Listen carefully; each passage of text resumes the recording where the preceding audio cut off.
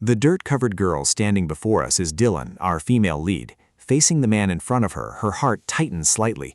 With just a single glance, she knows exactly who he is. His slow footsteps draw closer, his deep voice echoing in the silence. Is this the way to Viscount Langton's estate? As the evening light sweeps across his face, revealing those familiarly sharp features, a shiver runs down Dylan's spine. This man. Growing impatient after waiting so long for a response, he asks coldly, "Why are you staring at me like that?" Cedric Brighton Hayworth, that insufferable man, is none other than the one who caused her younger sister's death. In the quiet room, an old, commanding voice rings out. An heir past the age of 25, perhaps the charm of bachelorhood is wearing thin, making you easily overlooked. Therefore, you must marry soon. Viscount Langton has a daughter named Haley. Marry her. His irritation immediately flaring up, Cedric fires back with gruff defiance. Are you senile in your old age? Even if you aren't, you must be overworked to suddenly bring this up.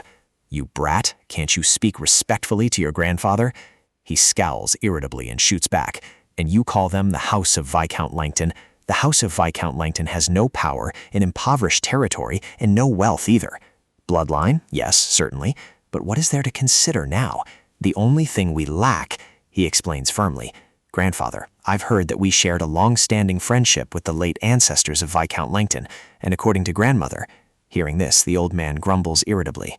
Yes, your grandmother's words. Lila Langton, the late Viscountess and ancestor of the Langton family, was already exquisitely beautiful in her youth, despite her innocence. Consequently, there was a hopeless fool who harbored a passionate infatuation for her, suffering from such intense lovesickness that he could neither eat nor drink. But Lila already had a fiancé who loved her dearly. However, perhaps because her betrothed was not only the fool's best friend, but also his arch-rival, the poor idiot could never once confess his feelings, left only to nurse his deep heartache and lament in silence. Cedric shook his head in exasperation. I also heard that on the wedding day of the Viscount and Viscountess Langton, that very same fool, even though he possessed the body of a grown man, was still sniffling and wiping his nose on one side, and sobbing and whimpering on the other. Graham held his head in agony, looking as though he had completely broken down. It was incredibly difficult to beat some sense into a blockhead like him. If it were to happen a second time, absolutely not. It would be better to live alone, just as the folks had said, damn it. Cedric let out a mocking laugh. Do you know where this cowardly crybaby of a half-wit lives? Suddenly, Graham bolted upright and shouted in anger. That's right, that fool is me. What does a punk like you want? On his way back, his mind was still preoccupied with the story of the engagement. Even after that, Viscount and Viscountess Langton and his grandfather had kept in touch. And when the first child of each family was born, it seemed his old man had made a pact to have the children of the two families marry. In short, didn't his words mean that since the next generation of both families consisted only of boys, making marriage impossible, they had pushed it onto the late-born grandchildren to marry instead? Even if that weren't the case, since it was a rushed marriage, he had a bad feeling it wouldn't lead anywhere. What first love of that old man? That little devil, do you even know what love is? It seemed the peaceful chirping of birds in the quiet air interrupted his train of thought. Cedric looked around to get his bearings and sighed wearily. Finding his way was rather difficult, likely because this was, after all, the countryside. Suddenly, a rustling sound from the other side of the woods caught his attention. It was Dylan, her dirt-covered body carefully carrying a large sack on her shoulder. Spotting her, Cedric approached and called out loudly, "Hey kid, over here!" Although she heard him, Dylan ignored him and kept walking. Seeing this, he quickened his pace to catch up, shouting in a harsh voice, "Hey, you over there, the one with the rolled-up trousers and the brown hat. Is this the way to Viscount Langton's house? Why are you staring at me?" After the barrage of questions, Dylan replied coldly, "You called for a kid, so I didn't realize you were calling me." Feeling apologetic, he softened his voice and said, "My apologies. May I ask for directions to Viscount Langton's house now?" She questioned him back skeptically. "May I ask what business you have at Viscount Langton's house?" Cedric replied nonchalantly, "Is it necessary for me to tell you?" Naturally, hearing this, Dylan let out a dry laugh to hide her awkwardness. "There's no need. Anyway, a filthy guest like you has, for some reason, come to this precious land." What? My mistake. It should be, "A precious guest like you has, for some reason, come to this filthy land." He frowned, looking confused by what she said.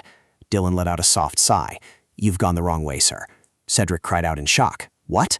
Her face darkened as she snapped. "You are on the wrong road, sir." "Sir, this is the correct way. If you wish to visit Viscount Langton's family, just follow that path, sir. He looked at her with suspicion, wondering if he was mistaken, yet she still enthusiastically guided him. Go in that direction and you will see a ginkgo biloba forest. Just follow the trail through the woods straight to the end and you'll arrive. Finally, Cedric gave a slight nod. Thank you.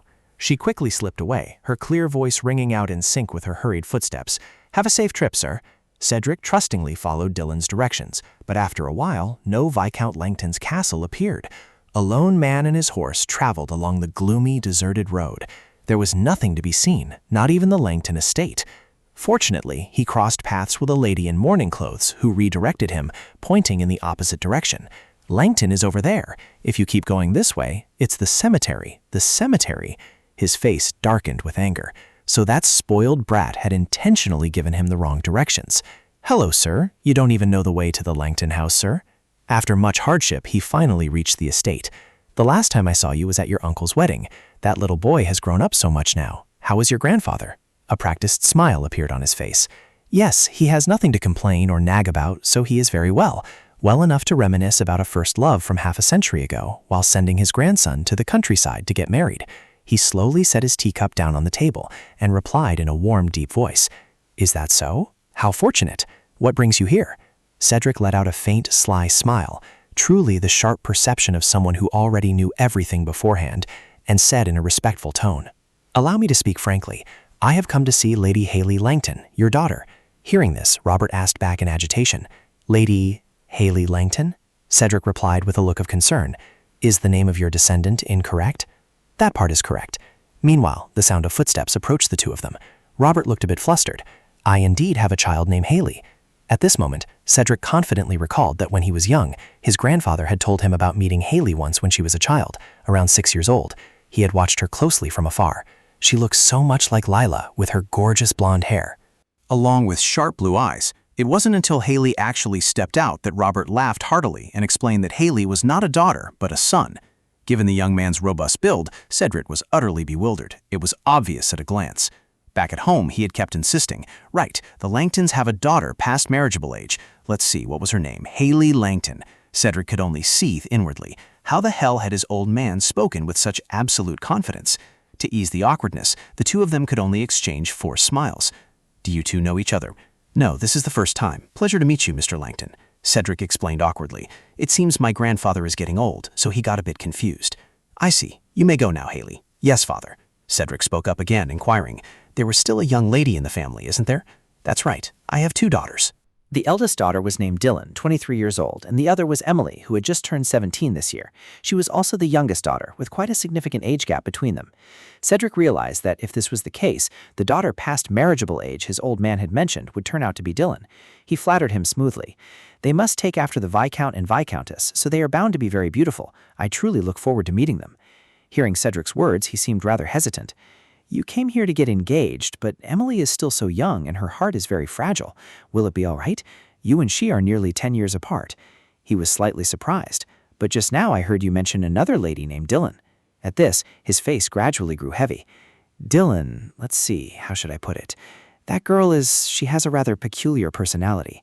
Seeing this, Cedric grew worried. After all, the man's attitude made it seem as though introducing his daughter was a highly embarrassing matter.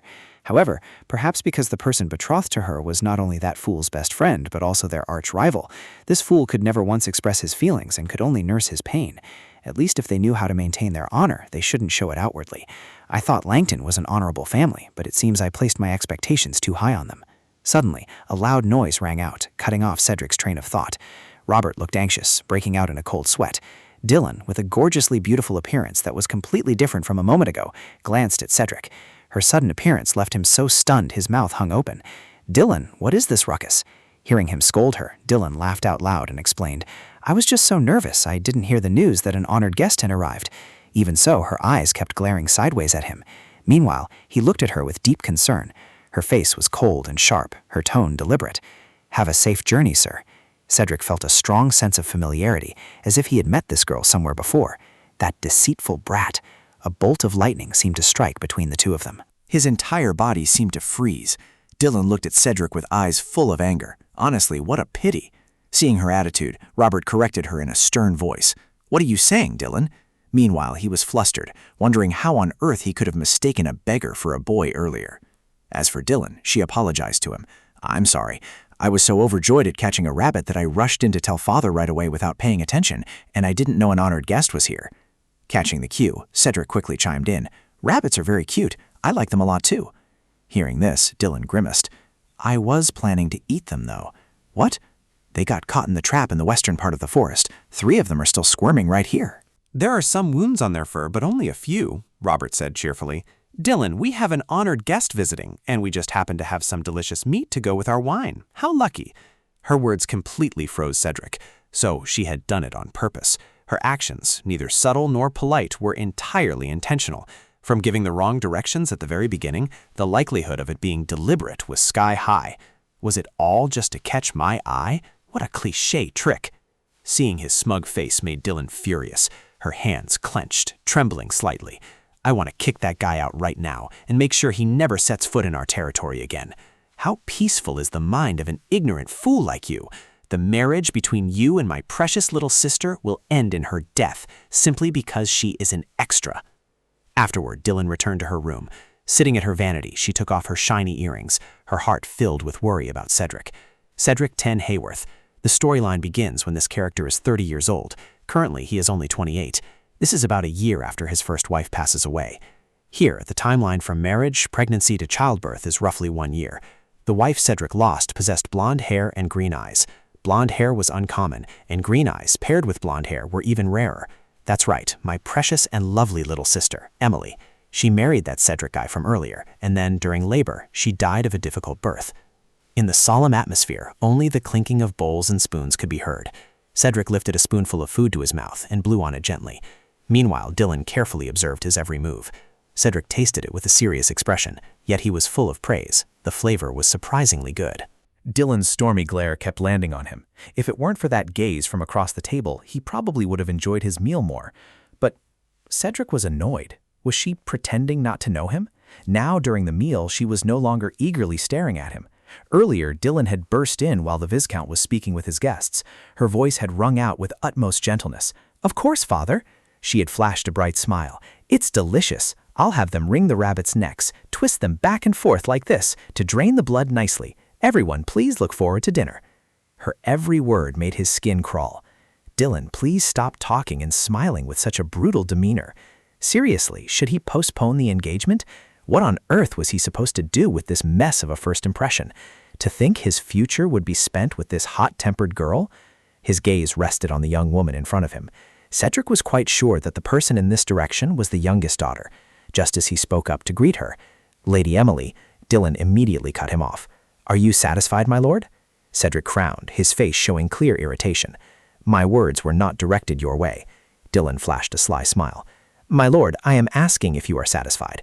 I meant with the rabbit stew." Though slightly taken aback, he still politely replied, "Yes, of course." "Then that is fortunate. Why are you speaking so formally? I heard you caught them yourself. It must have been hard work for you." She smiled, speaking with a knowing look. "I didn't do that. It was all thanks to the animal traps. The traps that came out recently are incredibly sturdy. Once any small, naive, and weak prey gets snapped up, there's virtually no way out." Every word she spoke made Cedric uncomfortable.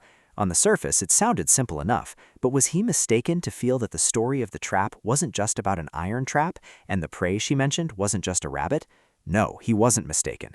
Even if she wanted to get his attention, this was going too far. Why on earth was she treating him like this? Didn't she have feelings for him? If so, Dylan shot him a knowing look, and Cedric met her gaze. Meanwhile, sitting across from the two of them, Emily's heart fluttered wildly. What was she to do? The chemistry between them was so incredibly sweet, and the way their eyes locked was so intense. Though not a single word was spoken, that brilliant gaze seemed to say it all, even though, in reality, they actually loathed each other. Emily covered her face, blushing with embarrassment. Dylan, typical Dylan. "May I ask if you are satisfied, sir?" "Yes, of course." And the noble Duke Cedric, they were clearly in love, absolutely smitten. A few hours before the meal, Emily had asked, "Sister, what's wrong? Wow." And Dylan slumped onto the bed, looking gloomy. Her voice carried a hint of irritation. "I heard someone is coming here for an engagement." Emily gasped. "Oh my goodness, sister. Earlier, I heard an uninvited guest had come to our house and was curious who it was, and it turned out to be the famous Duke Cedric. What's going on, sister? How did he end up here? Oh, sister, you really are something. Is that why you told me not to leave my room? Isn't this great? My sister will be a marchioness. No, the future duchess, right? She replied with a dark expression. We'll see, but it's not necessarily a marriage proposal for me. Hearing this, Emily froze in shock. Of course it's you, Dylan added. Emily gradually became agitated, her cheeks flushing red. Me? Why me? Even if we consider age, aren't you more suitable than me? Dylan confirmed firmly. No, believe me, he came for you, Amelia. Still, Emily was a bit skeptical. How could, without letting her finish, Dylan asserted, I've said it, but of course I must object. The age gap between you two is too large, and the inability to nurture a romantic relationship makes it even more complicated. As your sister, I simply cannot approve of a marriage to that man. Emily was flustered. Dylan, what if they hear us downstairs? Right? Besides, didn't you say you weren't the one getting married? She placed both hands on Emily's shoulders. Her voice became unusually serious. Emily, they say fate cannot be absolutely changed and rewritten. Who said that? Mother? She was a bit skeptical. My sister? When Mother died, she was only 6 years old. Emily's stunningly beautiful emerald eyes widened. In a panicked, rushed voice, she said, But why does it have to be me? Can't it be my sister? Your sister? She asserted firmly.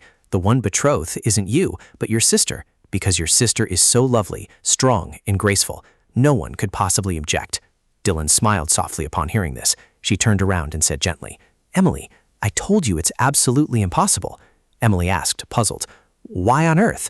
Dylan frowned. Loathing. No matter what, even if he really is the best man in the world. Dylan cupped her lovely face and told her, Emily.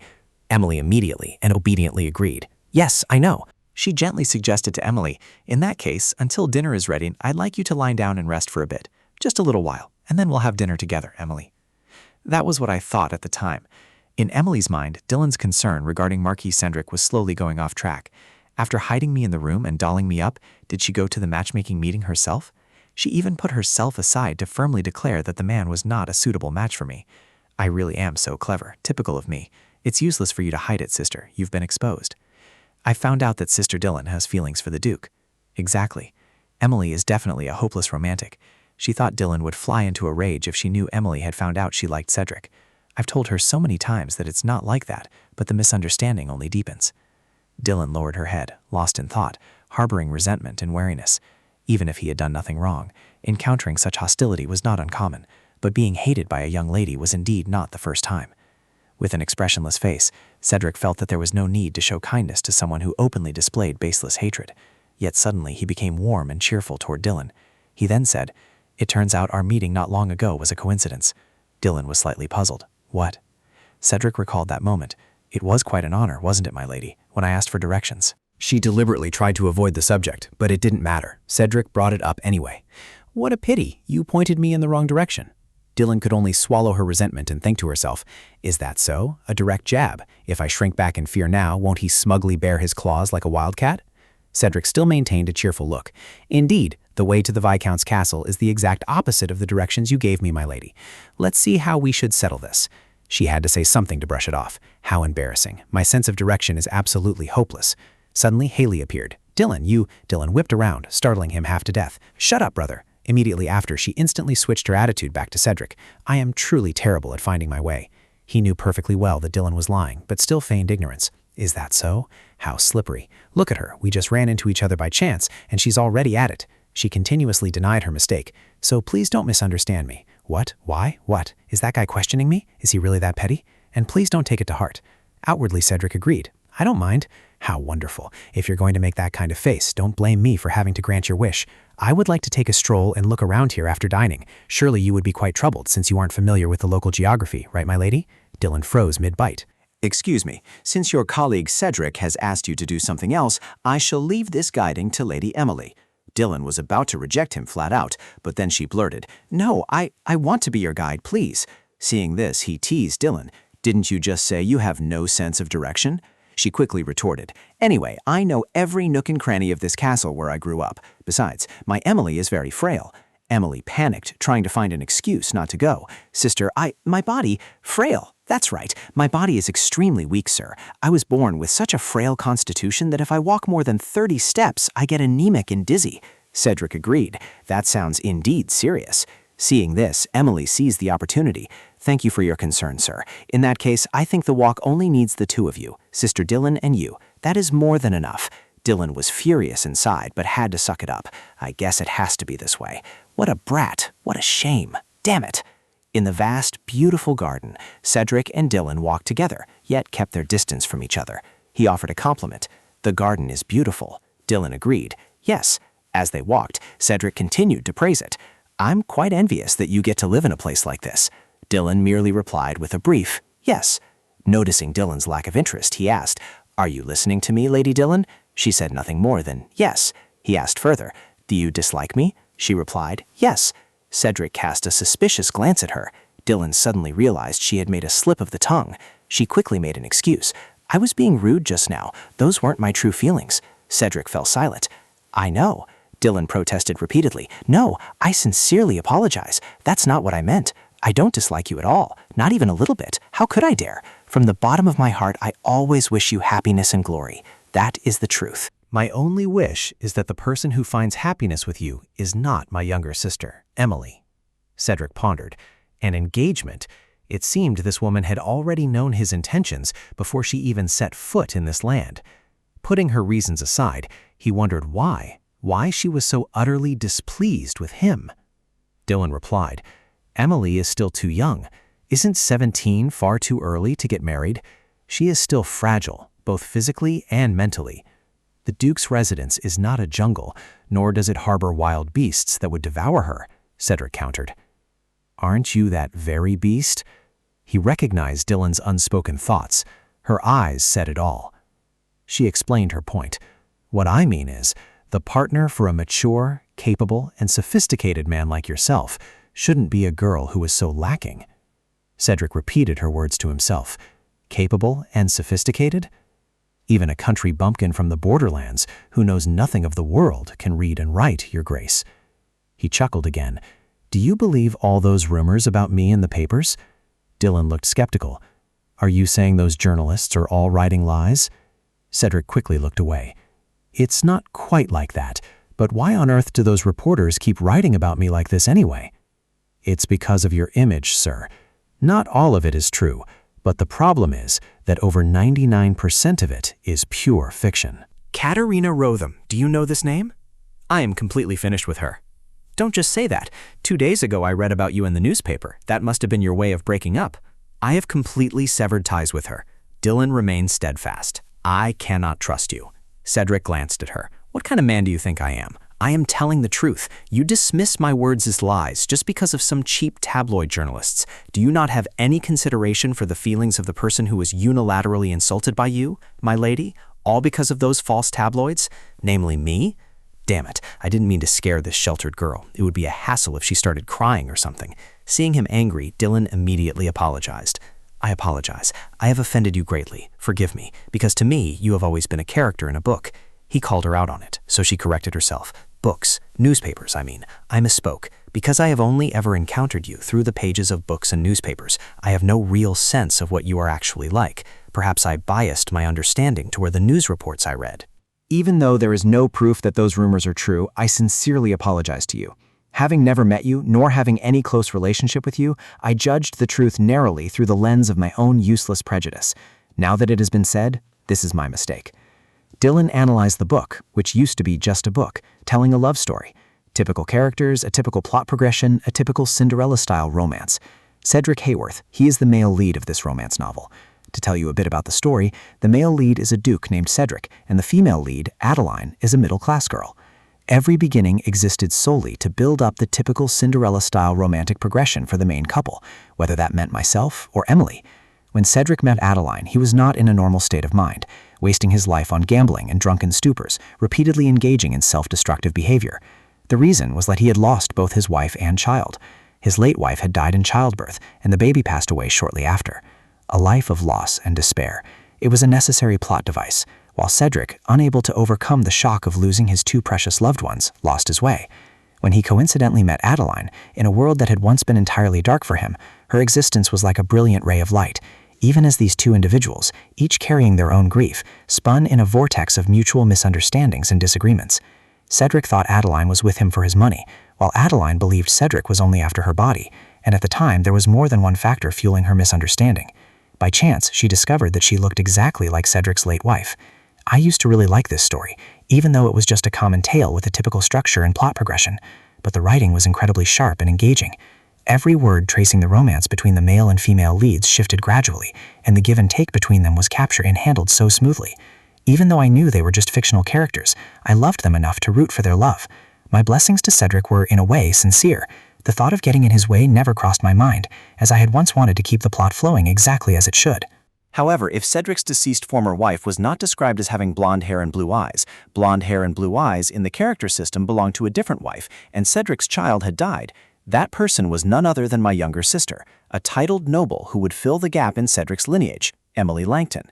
Dylan sat on the chair, intently reading the snippets, tracing back through Dylan Langton's past, and recalling her memories of the book she had read a few years ago. When rumors about Cedric Stent Hayworth flooded the newspapers, she had found and pieced the connecting links together. First was the Marquis of Northern Land from the Ducal House of Southwark. Although she did remember the details of the book, for a long time she hadn't realized that the world she was currently living in and the world encapsulated in the book were one and the same, so she immediately looked into the male lead's title. However, as curious as she was about how things had unfolded, she still couldn't have guessed that the male lead's late wife was Emily, her very own younger sister who had sowed so much bad karma, only for peace to return to the world once the female lead arrived. Suddenly, Emily approached. "Sister, what are you doing? Is it fun?" She continued to quietly analyze it bit by bit. Originally, the character list had never mentioned the name Emily Langton. Cedric's deceased wife, the Duchess of Southwark, her and all that other stuff, how could she have known the name of the male lead's late wife? Even though the memories of her past life and the novel's plot had rewound time, she was still, first and foremost, Dylan Langton. For nearly 20 years of her life, she had always enjoyed living as Dylan. No matter how chaotic this world became with one thing or another, to her, the ordinary daily life she had always known was the only reality. Of course, family was also a precious thing beyond words. The mother of the Langton siblings had passed away forever after giving birth to their youngest sister. The newborn, less than a month old, was incredibly frail and weak, looking as though she might follow her late mother at any moment. At 6 years old, Dylan resolved to protect her baby sister at all costs. As both an older sister and a guardian, even at such a young age, little Dylan was always terrified that Emily would die in her sleep. She didn't even dare to sleep, standing watch beside her sister's crib all night long. Here's some num-nums, and some more here. Because Emily was frail and frequently fell ill with minor ailments, Dylan raised her on nothing but healthy things. Even now, when her sister's health had improved, Dylan remained the same, still occasionally placing her finger under Emily's nose while she slept to check her breathing. She could not lose Emily. She had to prevent it, even if it was a predestined future. Even if deliberately interfering was considered improper, she was determined to meddle and throw a wrench in the works. You have taken the wrong path. This child, who was smiling joyfully before my eyes while calling me sister, I didn't want to lose her in such a painful way. And so, Emily's older sister Dylan would play a character inside this novel. The Dylan in the novel was always destined to become Baroness Samuelson, but the name Dylan Langton had never been mentioned even once. Returning to reality, Cedric respectfully placed his hand over his heart. "I accept your apology, my lady. Please, do not bow your head any longer." Dylan still did not stop. "Thank you, sir. Once again, I am truly sorry. Nothing like this will ever happen again." He stared at Dylan. Why? It was so natural. It turned out she also knew how to smile like that. She vividly recalled that in the original novel, the male lead, Lord Cedric, hated Dylan so much that he didn't even want to utter her name. To him, she was a character harboring a terrifyingly deep-seated hatred, who constantly cast ridiculous, seductive glances at Cedric, Emily's former husband. Even after Emily passed away, even at her funeral, this character refused to give up. I must be going crazy. Right now, I can't think straight at all. Anyway, for that very reason, Cedric utterly despised Baroness Samuelson. I remembered vividly how terribly he glared at Dylan in the novel. Glaring eyes filled with dark clouds, a gloomy and foul-tempered gaze, a face sticky with filthy desires, and a shallow smile. That was how her appearance was bluntly described. In the way he stared at Dylan, goodwill was something that had never existed. In contrast to her sister's husband, she had always envied her sister and rejoiced at her death. Even though she later married Baron Samuelson, Cedric naturally still showed his usual hatred toward the woman who had once clung to him. That's right, Dylan Langton is me. Returning to the present events, Dylan still flatly refused the marriage proposal. But whatever you say, I still oppose the marriage between you and Emily, which was nothing other than the behavior of a former filthy, wicked villainess. The next day, to commemorate Cedric's visit, Viscount Langton's family hosted a simple ball. They only invited the upper class, including the nearby nobility, and because it was prepared on short notice, the ball was also kept brief. The ballroom was small, and there were few attendees. Emily and Dylan, dressed in beautiful attire, chatted happily with each other at the party. Cedric was extremely annoyed. He was tired of this. Emily, just how much more did he have to say before she would lower her defenses? The more he thought about it, the more of a headache it gave him. After that conversation in the garden, Dylan with a bright face, pleaded, "Please do not get engaged to Emily, and please go back quickly." Cedric did not want to give up. That might be a bit difficult. Dylan was also determined not to be discouraged. "Is that so? But I will absolutely stop you from getting engaged, Lord Cedric. Please call off the engagement with Emily." I wish you would just slip away and go home immediately. Cedric imagined himself giving up and going back. Yes, indeed, I shall obediently go home. I have caused everyone enough trouble.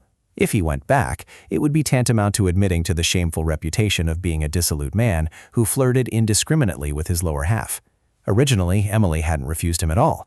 People approached him to ask, "Are you all right, sir? Do you have a bad headache?" Besides, he had written a letter to his old man not long ago. Going back now would only result in a scolding. "To my dear father Haley Langton, your son cannot get married. The Langton family has 3 sisters. Understood." The letter was short and simple, and of course that was not enough of a reason to return. If he went back, as she said, and failed to get married, there would be no excuse whatsoever to return to this house. Since this was the impolite content of the letter delivered to the Langtons, he would have to return to this land anyway. What if, right now, he walked over to the opposite side and asked her for a dance? Refusing the first dance is a major breach of etiquette, especially when the host of the ball refuses a guest, which is absolutely unacceptable. Let's see how they dodge this move. A plan suddenly flashed in his mind. Emily wondered, should we? Dylan had hardly anticipated this. How could this be? Cedric approached slyly. "Pardon me." Dylan angrily took her sister's hand. "Emily, let's go." Cedric came over and greeted them. "Good evening, Lady Dylan, Lady Emily." He smiled warmly at the 2 sisters.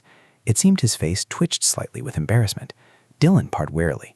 What's with that eager expression and cheerful smile? He's always smiling. "Good evening, or should I say something to make things even more difficult for him? Just wait, the best is yet to come." Cedric intended to invite Emily to dance. "Lady Emily, excuse me, but may I—" Before he could finish his sentence, Dylan interrupted. "Sir, I truly, truly, truly beg of you, please dance with me. It would be so miserable if no one danced with me. Whatever shall I do?" Cedric was skeptical. Is it true that no one has asked her to dance? Dylan's eyes welled up with tears. If only some kind gentleman would come and ask me for the opening dance. That would be wonderful. How wonderful! He extended his hand in agreement. "If so, will the young lady dance?" She happily placed her hand on his. "With pleasure, sir. Oh, you are so friendly." Only Emily was truly happy about the situation. The gorgeous white dress fluttered. Everyone joined the party and danced together. In the middle of the hall, Dylan and Cedric were dancing together. The 2 of them swayed to the melodious music. Suddenly, Dylan stepped on Cedric's foot. She quickly stopped. I'm sorry. Cedric thought to himself. Was Lady Emily's cheering earlier directed at me? The moment they started dancing was a complete disaster. While Dylan was calculating, Cedric already had a premonition about the future of his feat. Expanding social connections with the capital is for prestigious families. Emily doesn't necessarily need to care about that. He immediately refuted. Of course she does. The young lady is a daughter of the Langton family, so it is necessary. If it were anyone else, I wouldn't be so sure, because we need the Langton bloodline. Dylan angrily scolded Cedric. Speaking like that is disrespectful to Emily. Don't your words imply that you view her as nothing more than a simple, easily manipulated tool? He knew he had slipped up. My apologies, Cedric retorted. Calling her a tool is a bit unreasonable. In aristocratic circles, marrying to foster alliances between families is not uncommon. Am I wrong? The Langtons had once been a prestigious family with a rich history. However, in Dylan's memory, concepts like prosperity or wealth were far too distant for them. There were 2 criteria to measure a family's power: lineage and financial resources. While no family could match the Langtons in terms of lineage, when it came to wealth, they were so lacking that they could only be described as destitute. Noblesse oblige. In years of poor harvest, even if they reduced their revenue by lowering land taxes, those taxes remained low and never rose again. Even if you stripped the Langtons bare, the only thing left was their lineage. Pierce their veins, and there was only the blue blood running through them. Scrape their bones, and there was nothing to eat. Dylan could not deny that this was true. Indeed, a noble who was merely a beautiful empty shell sustained by their remaining precious bloodline, even if it was just an observation, it was still irritating. Emily is different. I'm sorry. She is still so full of dreams, still obsessed with romance novels. Even though she denies it, day after day, she dreams of a fated love. Cedric asked in return, "Don't you?" Huh? She didn't even know why she was like this. Why on earth did she suddenly start confiding in him like that anyway? She could only give a dismissive answer, subtly trying to warn him. Why was he suddenly acting like this? I do read, but only bestsellers. Whatever the case, if it's about bloodline, even if they don't compare to the Langtons, other places also have noble bloodlines.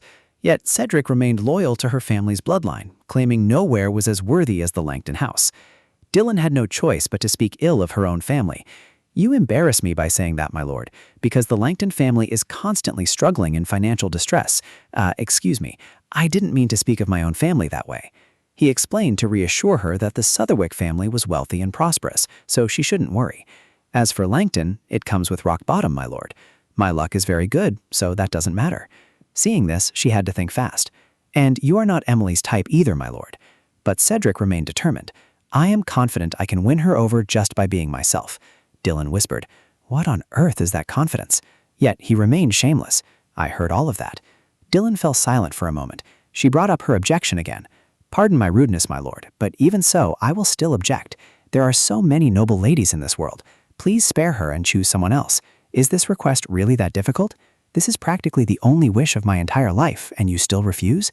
Cedric redirected the conversation to her. If not Lady Emily, then is it you? Dylan was annoyed. Why her again? This was ridiculous. If you would kindly back off, I would be delighted. I'm sorry. He teased Dylan. Even if you step on my feet dozens of times like this, I won't disappear from the Langton house. She defended herself. It has only been 7 times. Besides, it wasn't on purpose. I just don't dance much normally. If you would disappear, I would thank heaven and earth. She stepped on his foot yet again. Sorry. Cedric asked a question that made her hesitate slightly. Is your heart truly entirely devoted to your sister? She asked again, what are you talking about? He continued, aren't you of marriageable age yourself? You've got jealousy written all over your face regarding the engagement of your sister who was years younger than you, don't you? Only then did Dylan intentionally stomp hard on his foot. Damn it! Cedric felt the pain, not from the toe of her shoe this time, but from her razor-sharp heel. He endured the pain, covering his mouth to keep from making a sound. Cedric, with a resentful look. This girl. Dylan smiled, leaning in close to Cedric. Gritting on teeth, she whispered. That last one was on purpose. Dylan gave him a push, shoving him away from her. Cedric stood there, dazed amidst the whispering crowd. He stammered, looking after her. That, Lady Dylan, except for the last time, was all of that really just bad dancing? Dylan went out to the garden to sit alone. Suddenly, Cedric approached. Lady Dylan. Before he could say anything, she spoke first. You don't need to apologize. Both of us were at fault just now. Cedric retorted. You said you did it on purpose. Dylan was at a loss for words. Well, but she swallowed her anger and endured it. No, it's not. Restraint. The sound of rushing water from the garden fountain echoed in the silence. Dylan calmly gazed into the distance. Please listen to me. I must seem strange and incomprehensible to you, right? Your words were harsh, but I understand that to you they are the truth. It is easy to see my stopping the marriage between you and Emily as jealousy. Don't get married. But that is not the truth. I only care about my sister's safety. You are not a bad person. On the contrary, you are a great man. I only wish Emily wasn't the one you were marrying. Cedric blurted out. Then would it be fine if it were you instead? Dylan glanced at him confused. Cedric asked her bluntly, if it's not Emily, would it be fine if I got engaged to you? Dylan frowned. What? You wouldn't do that, would you? He smiled and joked casually. You don't know that. Dylan turned her face away, wondering. Please don't say that. Leaving Emily to choose me, you have no reason to do that. With Emily around, why would he ever care about me anyway? Cedric looked at her, lost in thought. It sounded like, why does she always put herself down like that? I don't like it. Frowning, he asked her, why would there be no reason? Dylan admitted her fault. First of all, I was very rude to you. He seemed rather amused. A rude and defiant girl could also be my type. Realizing she was being toyed with, Dylan flew into a rage. You creep, are you messing with me right now? But Cedric turned serious. Look, I am not playing with you. Let's just assume this scenario could happen. Your passion, your relentless attitude in stopping me has deeply intrigued me. Dylan was highly skeptical. Cut the crap. Cedric went on to list all the virtues he perceived in her. Even your decisive way of speaking is charming to me. And even your high heels that kissed my feet so many times when we danced together. She was shocked and bewildered, unable to believe him.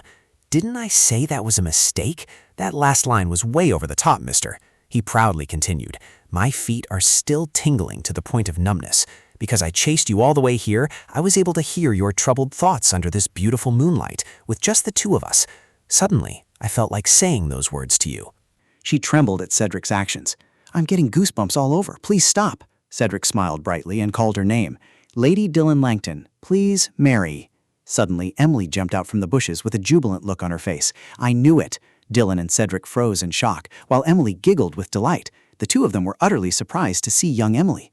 Emily piped up, I told you so. Her arms and legs flailed about as she wept tears of joy.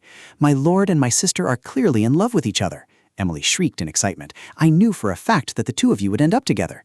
Dylan turned pale and tried to explain. Wait, Emily, listen to me. It's not what you think. Before she could say another word, Emily lifted her skirt and bolted. Brother, Sister Dylan has accepted the Marquis's proposal. Seeing this, Dylan panicked even more. Emily, no, wait! Her hand trembled as she watched Emily's figure recede into the distance. Emily, wait! Tears streamed down Dylan's face like a waterfall, her voice shaking. I told you to wait! Standing beside her, Cedric couldn't help but chuckle. Didn't she say that walking just 30 steps would make her anemic? Dylan growled in frustration. Please, just shut up. Meanwhile, inside the villa, everyone was buzzing with excitement. Robert was stunned by what Emily had just told him. He asked her skeptically, What did you say, Emily? Emily replied enthusiastically, It's true. I heard the Marquis propose to Sister Dylan in the garden. Cupping her face in sheer delight, she squealed, Oh my goodness, it's the first time I've ever witnessed such a romantic proposal. Dylan, you are both a seductive potion and a provocation that leaves me numb. No, he didn't say that. Under this exquisite moonlight, tonight I wish to propose to you. No, he didn't say that either. Emily was completely making things up as she recounted the event to everyone. That is exactly what his lordship said. Hearing this, everyone believed her, and the chatter grew even louder. Oh my goodness, oh heavens, is it really true? Meanwhile, Dylan was feeling a sharp pain in her side. She walked in, gasping for breath as if she were on her deathbed. No, that wasn't right. When did we ever say that? What on earth was wrong with that girl? Dylan walked over to Emily in frustration, cursing inwardly. This kid used to be so naive. Do you want me to play rough? Is that it? Running so fast had made her ribs ache terribly. Since when did her little sister become as swift as a deer? Emily also noticed Dylan behind her at this moment. Her eyes lit up. Emily eagerly asked her, What I said is true, right, Dylan, right? Dylan, completely out of breath, weakly waved her hand. No, that's not it. Thinking back, she told herself that she had already felt something was off back at the drinks table, but who would have thought the girl would sneakily follow them? Dylan looked up, smoothing her messy hair. Come on, I told you no. Suddenly she froze, turning around with a start. Right. Seeing the scrutinizing eyes on her and hearing the buzzing whispers, Dylan suddenly felt a wave of fear. She hung her head, anxious and afraid. Damn it, I hate this feeling of being stared at by everyone. Just then, Emily stepped in front of Dylan to shield her. I'm not lying, Father. I really heard it loud and clear with my own ears. Dylan pulled her back and forced a smile. Emily, yes, what you heard did happen, but it was just a joke. Hearing the word joke, Robert trembled with rage. A joke? He roared in anger. He wants to marry you as a joke? Dylan gasped, realizing she had made a slip of the tongue. I'm doomed. She knew for certain that this time she was truly cornered, having caused trouble yet again. A man of honor, of course, should not propose so recklessly to a naive country lady, and even less so if she happened to be the daughter of Robert Langton. Dylan stammered an explanation.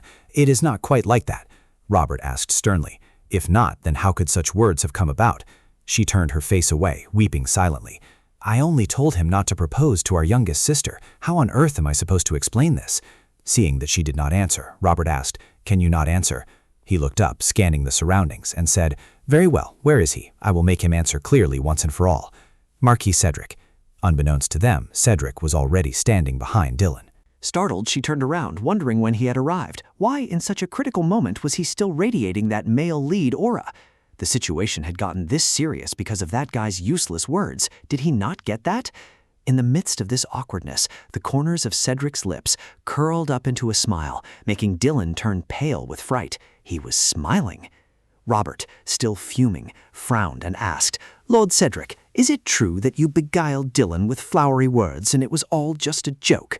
Seeing that things were going south, she quickly intervened. Father, what do you mean beguiled?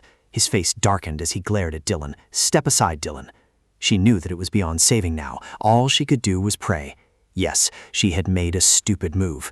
To someone who valued honor as much as her father, her excuses held absolutely no weight. Robert asked Cedric again, Is what Emily said true? He tilted his head slightly and replied with a smile. The specific details might differ, but for the most part, it is true. He looked straight ahead and said, If you say so. Amidst the whispers of the crowd, Cedric clarified, However, I did not propose to her formally. Seeing the situation look up, Dylan's eyes lit up. That's right, that's how it should be. Just apologize. Apologize and end it right there, and absolutely do not say another word. Cedric continued, First, I would like to offer my deepest apologies to the Viscount. She looked at him expectantly, silently cheering him on. That's right, amazing, good job, man. But at that very moment, Cedric did a complete 180 at the last second. I shouldn't have proposed in a place where there were only the two of us. It should have been in the presence of the Viscount as well. Hearing those words, Dylan froze, as if struck by lightning. Cedric calmly pulled something out from his coat and knelt down in front of her. Holding up a ring box, he proposed, "Lady Dylan Langton." His face was beaming with pure joy and happiness. "Will you marry me?" Everyone present melted at the sight, squealing in excitement. "Oh my goodness, Lord Marquis, look at that courage! How can anyone be so romantic?" Emily turned to stare at Dylan, screaming inwardly at her. "Dylan, what is wrong with you? Hurry up and say, 'Of course!'" Meanwhile, Dylan was still in shock. Oh heavens! Staring blankly at him, she felt herself crumbling inside, unable to believe what she had just heard. "I'm totally doomed." Tonight, a thunderstorm raged outside with roaring thunder and lightning, becoming a perfect Miles, the signature way of cursing for members of the Langton family whenever they ran into trouble. Robert looked at the gloomy weather and sighed wearily. Great, the weather is like Miles again. Hallie, holding a newspaper, also lamented, "Today's luck is just like Miles, too." It was maddening. Everything was Miles, or something along those lines. The reason for this went back to not long after Dylan recalled her memories of the novel. At that moment, Dylan was deep in thought. "It seems," she pondered, evaluating the situation, "the Dylan in the story and I do share one thing in common." Miles Whitehood, the eldest son of Baron Whitehood, belonged to a family that had been close to the Langtons for generations. Once Dylan's fiancé, this bastard pulled an utterly outrageous stunt at the year-end ball welcoming the new year. Dylan recalled the words Miles had said to her back then. "I have truly never loved you, not even once. I've only ever seen you as a friend." He babbled on, leaving her utterly bewildered. "That's why I can't kiss you." Dylan cursed inwardly. "I never asked you to do that anyway, you prat." Lost in his own delusion, Miles said, "Because the one I love isn't you, it's Emily." Hearing this made Dylan want to punch him. He spoke so loudly that everyone heard every word, which naturally resulted in a public calling off of their engagement. Following that, looking both wistful and deeply moved by his own words, Miles bared his soul to her. "I don't intend to do anything with Emily. I just wanted to express my true feelings. Deceiving you has been an agonizing torment, and I don't want to do it anymore." The more Dylan listened, the more disgusted she became. What on earth was this? It was as if he had been possessed by the tragic male lead of some melodramatic romance. Dylan wasn't even angry that he had called off the engagement. She screamed internally, cursing Miles up and down. "I'm telling you, my sister Emily is only 15 years old, do you hear me?" That brainless idiot. In the end, because of his utter nonsense, that grown-up Miles had to leave this countryside, and ever since, the name Miles had become a curse word on the lips of the Langton family. And now, Dylan was in a state of utter collapse, her face so pale that not a single drop of blood remained. She was completely Miles. Dylan had truly overdosed on Miles. The Duke of Sandwich's family was not only admired and envied by everyone, but they were also the financial benefactors of the Langton family. The moment Dylan refused, the daughter of Viscount Langton, publicly rejecting and humiliating Cedric Hayworth, such news would undoubtedly be plastered across every newspaper and magazine by tabloid journalists. Dazed, Dylan shifted slightly, but she still had to reject him. Frowning as she looked down, she quietly steeled her resolve. She had to refuse.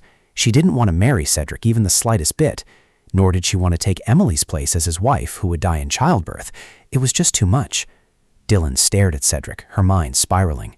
Furthermore, what if she ended up falling in love with Cedric later on? The female lead, Adeline, was bound to appear eventually, which meant she would. The more she thought about it, the more she couldn't bring herself to agree. Dylan lowered her head, her spirit sinking. "Absolutely not, but what on earth am I supposed to do now?" Just then, a voice rang out, interrupting Dylan's train of thought. "Well, I know you are anxious, but stop teasing him, my dear, and give my grandson an answer, young lady." Hearing the voice, she turned to look. Dylan wondered, "Who is that? Who is this gentleman?" Cedric stood up and spoke. "Grandfather." Hearing him call the man grandfather, Dylan cried out in shock. "What?" She looked at Graham in confusion, thinking, if he calls him grandfather, then, right, he's Cedric's grandfather. Dylan forced a smile and greeted him. "Your Grace, the Duke." Graham Norman Hayworth. In the novel, this man, she recalled, had only ever appeared as a deceased character. Cedric stepped forward and asked Graham, "Grandfather, how did you get here?" He chuckled warmly and replied, "I came as soon as I received your letter. How else could I have witnessed such a wonderful sight with my own eyes?" In the original story, just before Emily died in childbirth, the previous Duke had passed away, and Cedric inherited his title. The late Duke had cherished and doted on Cedric deeply. Thus, losing both the grandfather who loved him and his wife and child was what ultimately plunged Cedric into an ocean of despair. Dylan stared at Graham, lost in thought. Since this character is still alive and well, Cedric is currently referred to as Marquis Cedric. Just then, the old Duke noticed her staring at him. Graham awkwardly said to Dylan, "This old man has gone and gotten in the way of such an important moment again." Hearing him say this, she felt equally awkward and replied, "No, not at all." Then Graham pushed Dylan towards Cedric. "My apologies, Cedric. Why don't you give the young lady another chance to answer?" She turned pale as she looked at him, screaming inwardly, "No, there's no need, sir." Cedric's cold gaze swept down to look at Dylan. Then he uttered words that terrified her even more. "Of course." Once again, Cedric proposed to Dylan. "Will you marry me, Dylan?" She looked awkwardly at the emotional Graham. Seeing his expectant eyes only made her feel even more put on the spot. Twice. If once wasn't enough, he proposed twice. Dylan let out a helpless sigh. "There's no way out of this anymore. Cedric Brighton Hayworth, what on earth are you trying to do? I'm not the female lead of this story." A moment later, she spoke up to reply, "Yes." Everyone witnessing the proposal was deeply moved, exclaiming, "How wonderful." They clapped in unison to congratulate the happy couple. Cedric reached out his hand and said to Dylan with a smile, "I don't know if this ring will fit your finger, as it is an heirloom she left behind for future generations." She placed her hand in his, crying as she replied, "What?" Cedric slipped the ring onto Dylan's finger. It was quite loose on her petite hand. Looking at the ring on her finger, Dylan said through her tears, her voice trembling slightly, "Even if it doesn't fit, it doesn't matter." Glancing at Emily, who was overjoyed for her, she quickly brainwashed herself. "That's right, Dylan. As long as Emily doesn't die, that's all that matters." Dylan secretly wiped away her tears. How on earth did it come to this? Seeing this, the onlookers assumed she was crying tears of joy. Everyone gushed. "She's so happy to receive the proposal ring that she's crying. What a touching sight." Meanwhile, Cedric looked at her expression and assumed Dylan was crying out of sheer resentment. Does she hate the idea of marrying me so much that she's crying? She lowered her head, remaining silent. Dylan sank into her thoughts once more, telling herself, "No, I shouldn't lose hope. Emily didn't die, and I will find another true love who isn't Cedric. That way, Cedric can be with Adeline." Dylan brainwashed herself once again and jumped to her own conclusions. "That's right. I should make Cedric's side take the initiative to call off the engagement before the wedding. This is the only way." Seeing her like this, Cedric could only feel helpless, sighing. It seems she is cooking up something again. Cedric looked over at Dylan, the girl who still had not given up. After that lively ball ended, Cedric temporarily stayed at a neighboring mansion owned by the Duke's family.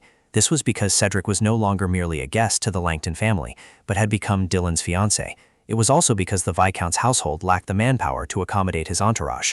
Holding the ring box, Cedric announced proudly, "I will send this ring to the jeweler to have it resized to fit you, so I shall be off." At this moment, Emily, standing behind Dylan, exclaimed with sparkling eyes, "What a pity. I wanted to look at the ring a bit more, but we'll be able to see it often in the future anyway, so it's fine, right, sister?" Honestly, I knew it would be like this from the very beginning, didn't I, sister?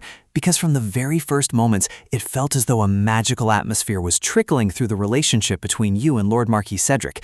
The plot is exactly like the opening of The Unwanted Marriage, that romance novel I told you about. You have no idea how much it made my heart flutter. Dylan, are you listening? I'm just so excited. Dylan was completely speechless at her overexcited younger sister. "I'm listening, Emily, but it's late. Let's go to sleep." As the night wore on, only the chirping of birds echoed in the silence. Dylan's eyes remained wide open while Emily slept soundly beside her. Her gaze was blank as she silently calculated, what should I say to get Cedric to call off the engagement? Then she tossed and turned in bed, unable to suppress a sigh. To her surprise, Emily suddenly sat up and asked, "A sigh of love?" Startled, Dylan raised her voice to command her sister, "Go to sleep now." This girl, whenever it came to romance, she would get completely obsessed, diving in like a moth to a flame. Dylan continued to glance around. Finally, she gave up with a sigh, thinking there was nothing more she could do, so she might as well go to sleep and deal with it tomorrow. A new day slowly dawned. Sunlight shone upon the flowers. Dylan sat dazed on her bed after a long night. Her face was contemplative, heavy with thought as she made up her mind. perhaps it would be better to just speak frankly. The carriage slowly rolled to a halt. The door rattled open. Beating around the bush would only complicate things. Cedric slowly stepped down from it. The servants in the house moved swiftly like ghosts, successfully styling Dylan's hair into graceful locks. The maid anxiously asked, "Lady Dylan, what do you think of this hairstyle that's been trending lately?" But Dylan only lazily replied, "No, I don't need it." This blunt refusal made the maid's maiden heart weep. "Our lady is at it again. You must look beautiful to meet Marquis Cedric." In truth, Dylan was thinking to herself, "I don't think so, nor is it necessary." She walked slowly down the hallway, the hem of her long gown lightly brushing the floor. Cedric glanced over when he heard footsteps and was stunned by the sight of her. She smiled warmly, keeping a polite distance as she spoke. "Good morning, my lord." Cedric turned to look at her, his face brightening as he replied, "Indeed it is." A brief conversation ensued between them. "Would you care to go for a walk with me?" "I would be delighted."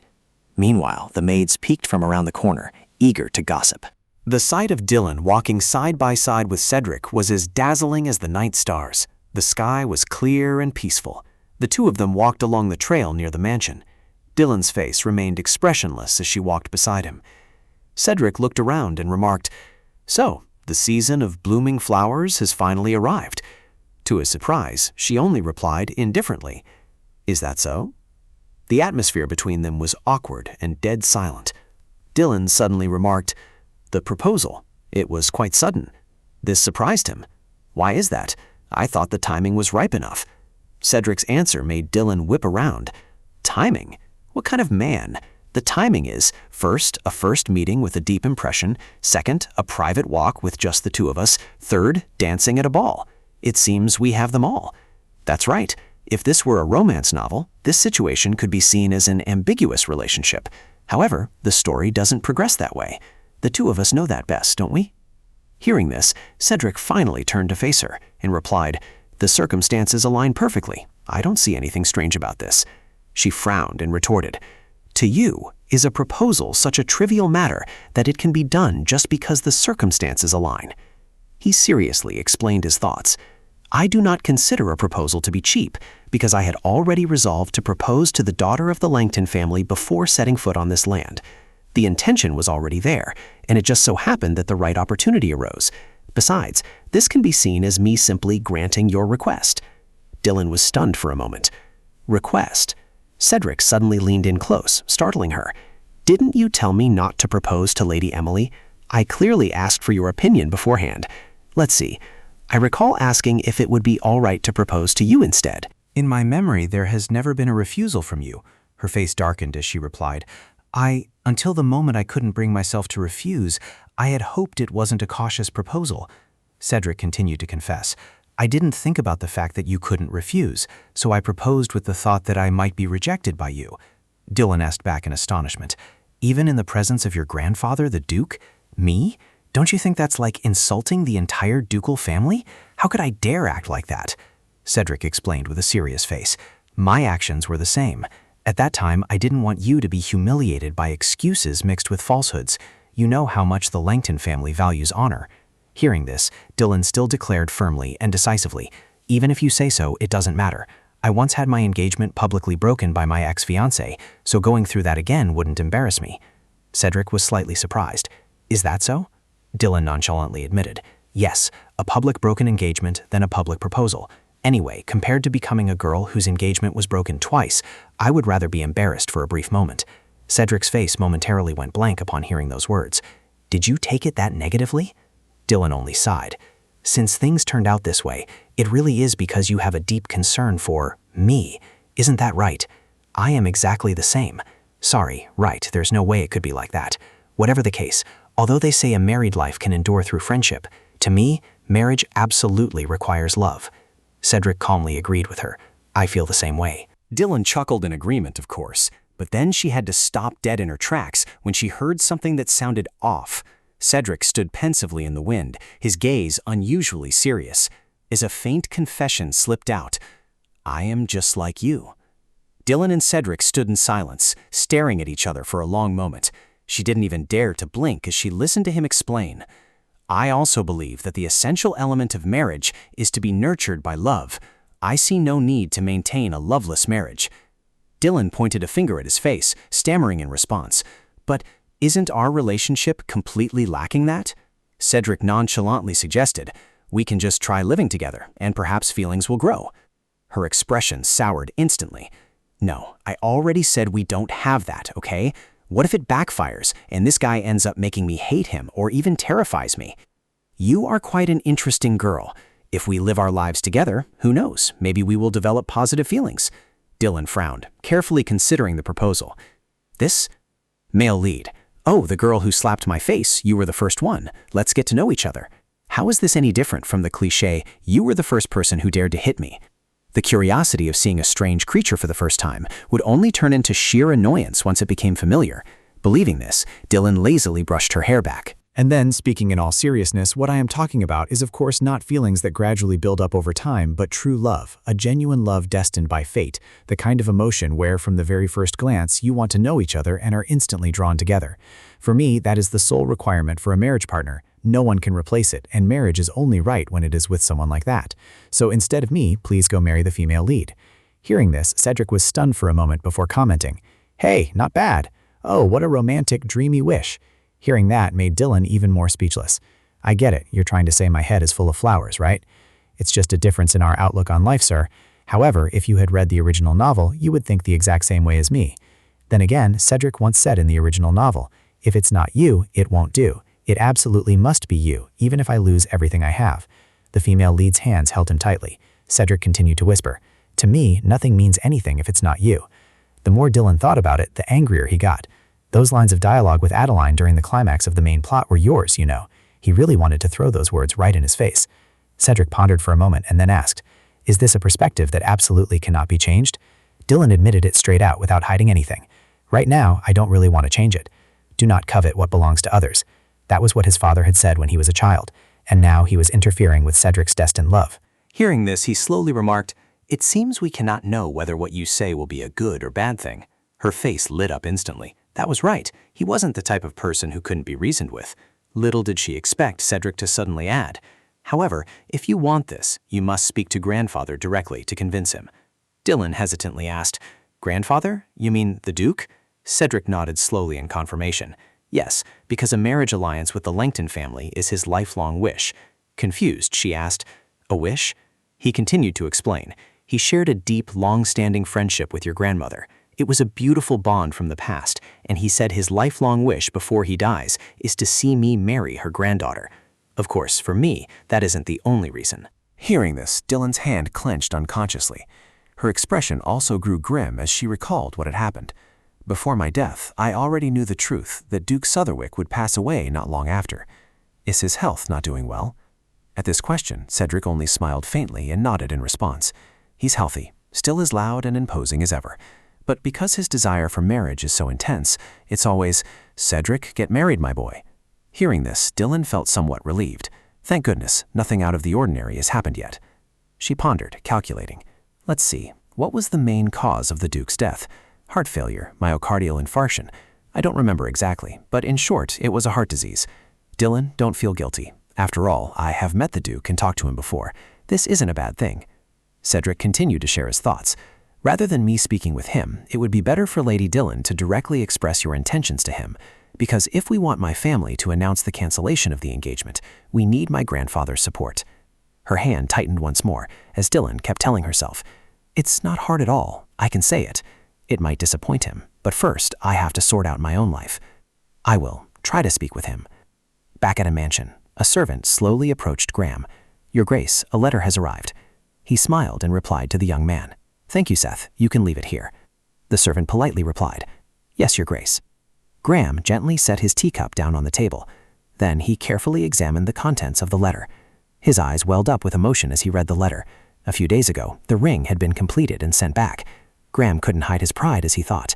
Indeed, all it takes is putting pressure on the jewelry shop using the Sutherwick name. "I'm only waiting on you, Cedric. I will prepare your wedding so meticulously and grandly that it will be praised for a long, long time to come." Meanwhile, Dylan, who was in the carriage on her way to the villa, let out a loud sneeze when Graham mentioned her name, prompting Cedric to ask, "Did you catch a cold?" The carriage carrying Dylan and Cedric rolled slowly. She sat in silence on her seat. Dylan's face grew contemplative as she reminded herself, "It's fine. You must be strong and determined, Dylan. Think about it. He is the Duke of this world. He hasn't passed away yet, so that's saying—" Cedric's voice from the opposite seat cut through her thoughts. "We are almost there now." Flustered, Dylan replied, "Ah, yes." Then she looked back outside. In her mind, Dylan silently pondered how the novel she had read and the current reality had drifted so far apart. She frowned helplessly, then cheered herself up. "I can do this. Hang in there, Dylan." A knock on the door caught Graham's attention. He turned his head and asked, "Are they here?" The servant politely reported, "Your Grace, Lady Dylan Langton is here to see you." Graham replied enthusiastically right away, "Just in time. I'll be right there. What a pleasant surprise from the kids. I suppose we'll be discussing the wedding today."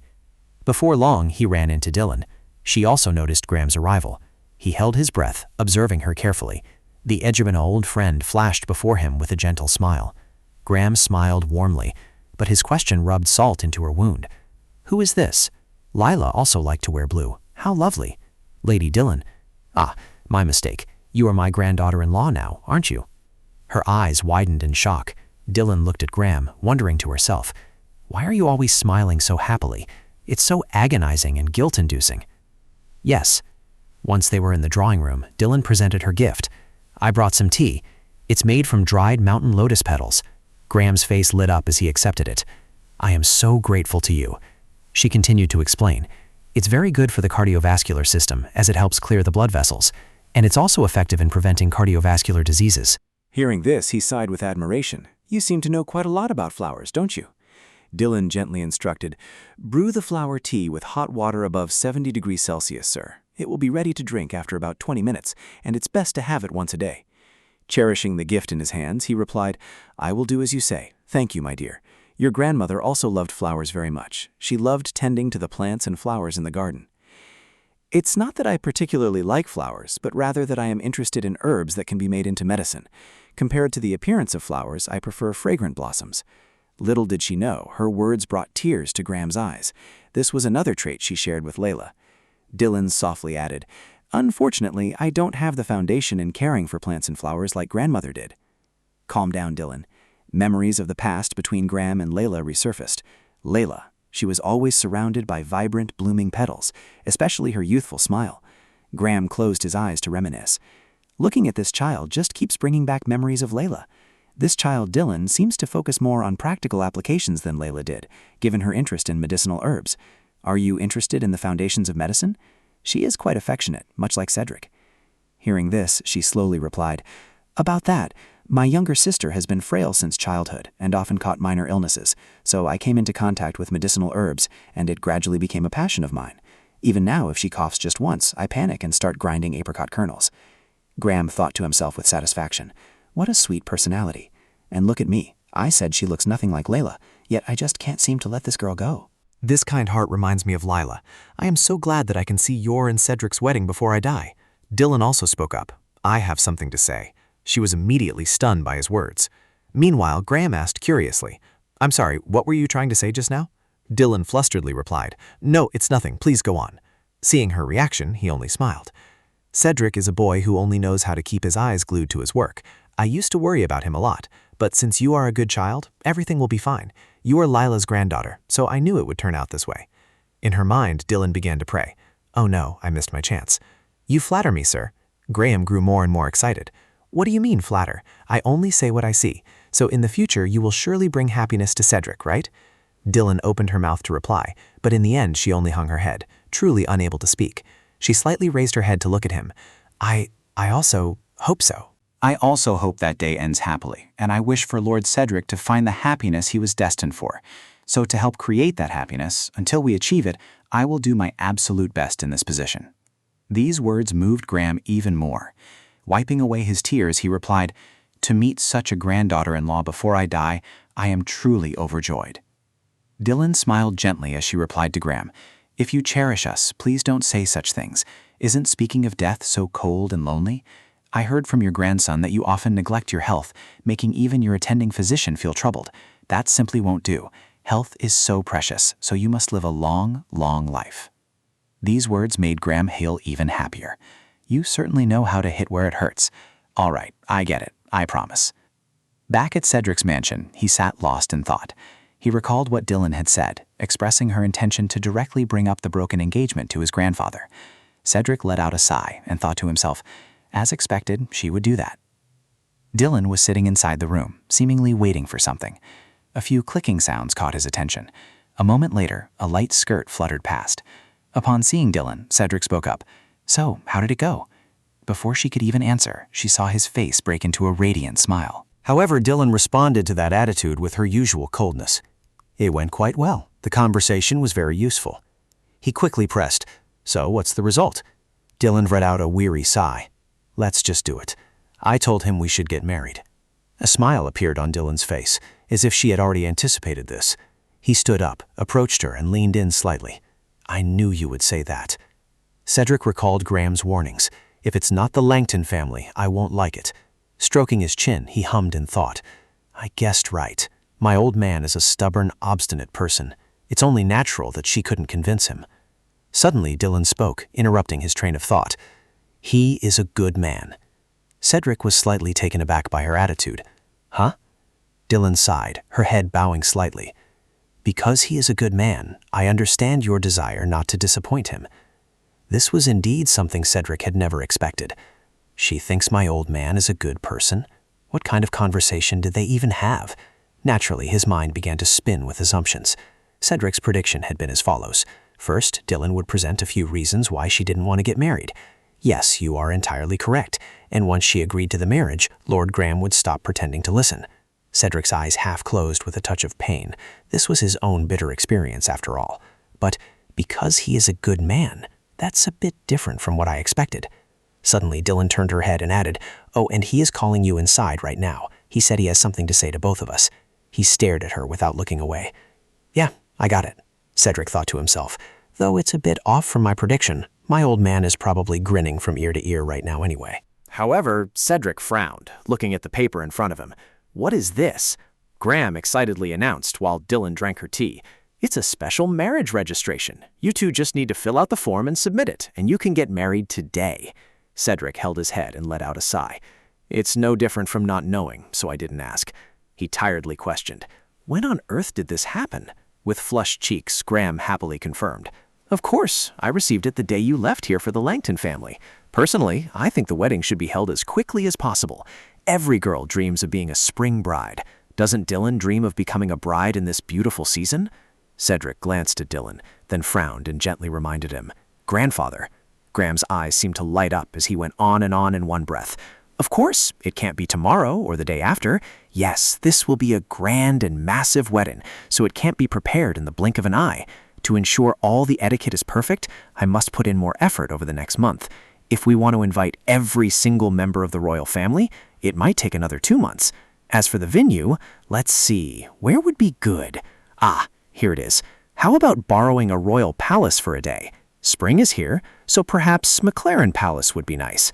Dylan gently set her teacup down on the table, interrupting him. "I would prefer a simple ceremony." 4 eyes silently stared at her. Dylan offered a brief explanation.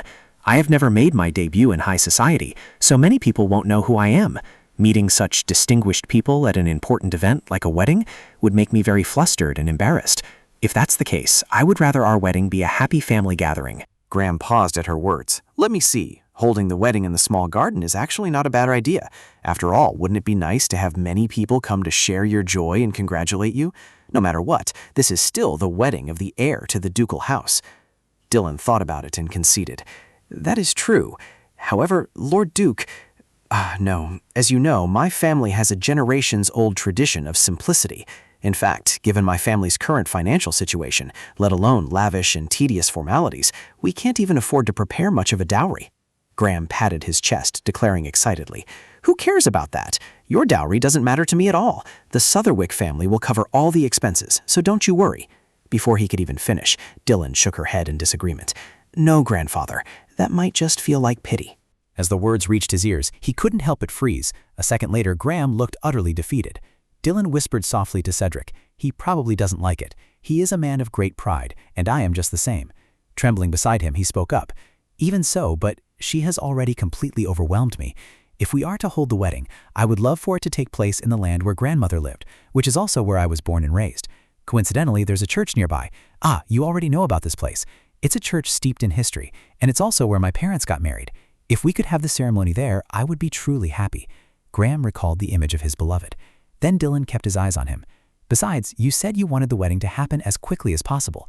Compared to a large-scale wedding, wouldn't a simple, intimate ceremony with just close friends allow us to shorten the timeline? Deeply moved, Graham stammered slightly. I know that, but… She smiled, understanding his intentions, and went along with it. Perhaps grandmother would also be happy with my decision. If we hold the wedding at the Langton estate, everyone can visit her grave right after the ceremony. What's more, if it's a simple reception, I can alter and wear the wedding dress she once wore. I'm sure you know that dress, grandfather. It is truly beautiful. Graham's eyes lit up, as if recalling a beautiful memory. Dylan concluded, I want to show you what I look like wearing that dress. Cedric gently raised his teacup, the corners of his lips curving into a slight smile. Beside him, Graham nodded, unable to hold back his tears, bringing an end to the game.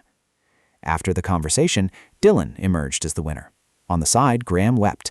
Lila, are you watching? What a gentle child she is. Dylan's visit ended on a successful note, with half the victory belonging to her. However, even until the very end, Lord Graham refused to back down on his stance of pushing the wedding forward as quickly as possible. Before his tears had even dried, he briskly reminded them that regardless of the circumstances, the wedding must be held swiftly and urgently. According to rough estimates, if they rushed the preparations, it would take about a week. After consulting with Viscount Langton regarding the exact date and time, the wedding date for the two of them was finally set. A gentle breeze blew, rustling the leaves. Under the glow of the sunset, Cedric spoke up. It takes a whole hour of walking to get to the end of this road. Are you all right? Her expression remained unchanged as she replied calmly. I'm fine. Besides, while we walk, there are a few things I would like to discuss with you. Let's go. And so the two of them strolled together, step by step, matching each other's stride.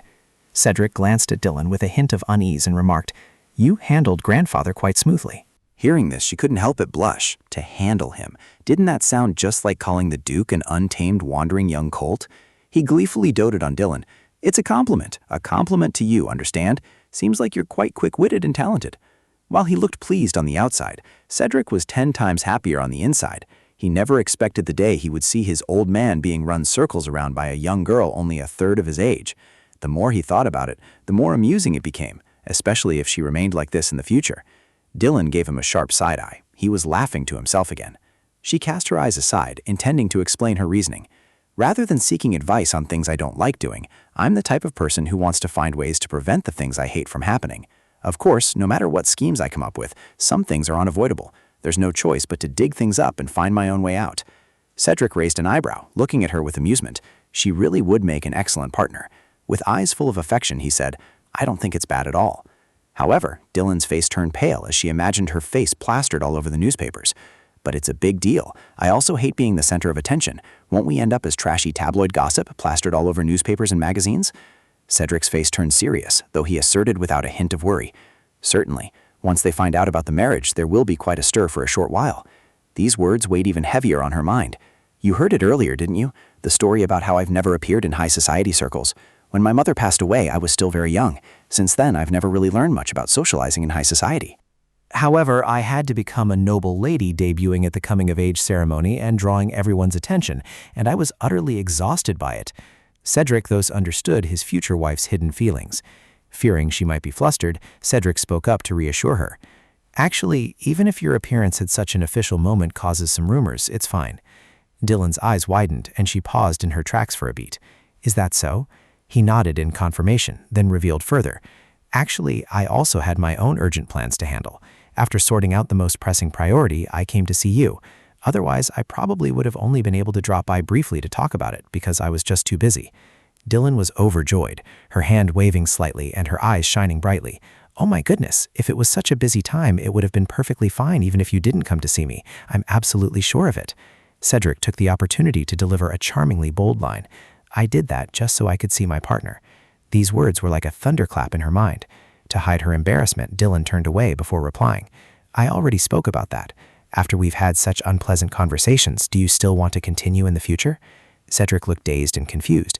You mean continuing in the future? Dylan's footsteps grew faster and faster. About what I said, that there must be love in a marriage. I told you that we have a difference of opinion, didn't I? I believe I already told you that. Cedric fell silent, his gaze landing on her back. The two lapsed into silence. Dylan's lips parted as if she wanted to say something. After a moment, she finally spoke. "It is absolutely impossible for me to fall in love with you." For a split second, Cedric's eyes wavered slightly. A gentle breeze fluttered the hair framing Dylan's face. "I told you that I believe I will have a destined love." I know you are not the man of my life, and I am not your destined woman either. It was a simple reason she knew all too well in her heart, having already read the novel. Pausing for a moment, she continued, "Therefore, the day I fall for you will never come." Cedric's eyes darkened slightly as he watched Dylan's solitary back. What reason made her so certain? She would never love him? Why did she say such a thing? Was there a story behind that reason? That reason, he turned his head, his voice laced with jealousy. "You say that. Is it perhaps because of your ex-fiancé?" She whipped around with a dumbfounded look on her face. Huh? Cedric cast a cold glance at her and questioned, "Do you still think that person called your ex-fiancé is your destined love?" Dylan was thrown into doubt because this scene wasn't in the original novel. Look at his heart, Dylan. Can't you see it? It was utterly absurd, but he loved Emily. After thinking for a moment, her face turned pale as she played along. "Yes, that's right, exactly. Your guess is incredibly accurate and sharp. Even in my dreams, I never expected you to find out like this. I believe he is my destined one, and even if I live out the rest of my life, I will never meet anyone else like him. That's why I can never be your partner." Ignoring her reaction, Cedric's face darkened. If it was a deep relationship that lasted from your first love to your betrothal, perhaps it wouldn't easily disappear just because of a betrayal. He hesitated before speaking, as if making an assertion. But as time passes, perhaps your heart has already changed by now. Dylan turned her head, not a single flicker of emotion in her eyes. What if this heart remains unchanged even as time passes? What if my feelings stay exactly the same? Cedric immediately countered her words. "Even so, it seems you are saying this too early, when our marriage hasn't even begun yet." She lowered her head, knowing the truth all too well. "It's not that I won't put in the effort, I just want to make things clear." The sky was tinged with a pale orange. 1 year, how about that amount of time? 1 year isn't that long, but it's enough for both of us to understand each other. If we are meant to develop feelings, I am sure love will blossom within that time. But suppose that by the end of the year, one of us still hasn't developed any feelings, then... Without waiting a second, Cedric immediately pressed, "Then what?" Dylan calmly declared, "Perhaps both of us will end it there. Isn't that right? Didn't you once say that you couldn't maintain a loveless marriage?" For a brief moment, he showed his agitation. "What?" She smiled, her cheeks flushing slightly. "There's nothing wrong with that. Even if you fall in love with someone else someday, your meeting her has nothing to do with me. If you were to break things off with me instantly right then and there, it would be perfectly fine. Everything would be okay." Faced with Dylan's expectant expression, Cedric blurted out, "You sound rather generous." She didn't hesitate to assert, "That is what I want." Inwardly, he realized that this girl possessed both immense self-esteem and strong self-confidence. While Cedric stood there dazed, Dylan continued to ramble beside him. "If one day you fall in love with someone else who isn't me, I wouldn't want to stand in the way of that opportunity." Standing before her, he couldn't help but wonder what kind of man could make this girl unable to let go to the point of such deep sorrow. Even so, Dylan still carried a burning affection in her heart, because destined love is usually an emotion that unexpectedly finds you. Hearing her go on, Cedric couldn't take in any more. "I understand. Just do as you wish." She patted her chest a few times and let out a sigh of relief. After taking just 3 more steps, Dylan seemed to remember something. "Ah, my lord, I'm sorry, but there is one more thing I'd like to ask of you." He replied cautiously. "I'm listening." She brought up her concern. "About the wedding ceremony, there will be a vow kiss, right? But I'm not used to that kind of thing, and I don't have any experience either." To her surprise, Cedric nodded directly. "You want to save your first kiss for the one you love." Dylan blushed furiously, pretending he had read her mind. "Though I might seem blunt and curt, I'm actually a very sentimental person. I wonder if you could kiss my cheek instead, or somewhere close to it." Cedric turned to look at her, a hint of amusement in his voice. "I don't mind, but everyone around us will find it strange if the vow kiss is on the cheek." An idea suddenly struck Dylan. "Ah, in that case, why don't we give it a try right now?" Cedric froze for a moment. "Huh?" he asked hesitantly. "Practice?" Dylan confirmed calmly. "Yes, so I've seen other people kiss, tilting their heads this way and that so their lips touch like this. Ah, right, around here." His expression went blank at her words. "Huh? To that extent? I see." Dylan made a bizarre face and beckoned him. "Then hurry up and get it over with. There's no one here, so come on. Right here." He watched her, silently wondering if that was really the face of someone about to practice kissing. Dylan looked up at Cedric. He remained silent, lost in thought, until he couldn't help but point out, If you keep staring wide-eyed like that, it's going to be very awkward and embarrassing. Startled, she quickly replied, "Oh right, of course. How about now?" Cedric looked down at Dylan thoughtfully. He observed her, silently noting that this was the first time he had ever looked at her closed eyes from such a close distance. Her eyelashes were longer than he had expected. Were there freckles like that on her nose too? He suddenly caught himself, his attention entirely focused on the mole on Dylan's eyelid. Cedric was momentarily dazed. He reached out and poked it, making Dylan cry out in surprise. "You startled me." Seeing her reaction, Cedric quickly apologized. "It looked like something was stuck on your eyelid, so I'm sorry." Rubbing the spot, Dylan explained, "You scared me too. That's just a mole. You can only see it when I close my eyes." Cedric quietly observed Dylan. "So that's it. Her skin is so fair that any mole or freckle is easily visible." Dylan looked up again and suggested, "Shall we try again?" Cedric reached out to touch her face. "Yeah." His hand lingered on Dylan's skin. A cool breeze swept past. Cedric slowly brought his lips closer. Dylan's eyes closed shut, revealing the mole on her eyelid. Staring at it, he thought to himself, "Once again I get to see this tiny dot near your eye. Right here, I'll just lose myself in your eyes." Cedric's fingers slowly brushed over Dylan's lips. He slowly leaned down, then kissed her. By the roadside, the flowers were blooming beautifully. The sun was gradually setting. Cedric ended the kiss. His hand gently caressed Dylan's cheek. She slowly remarked, "Compared to what I imagined."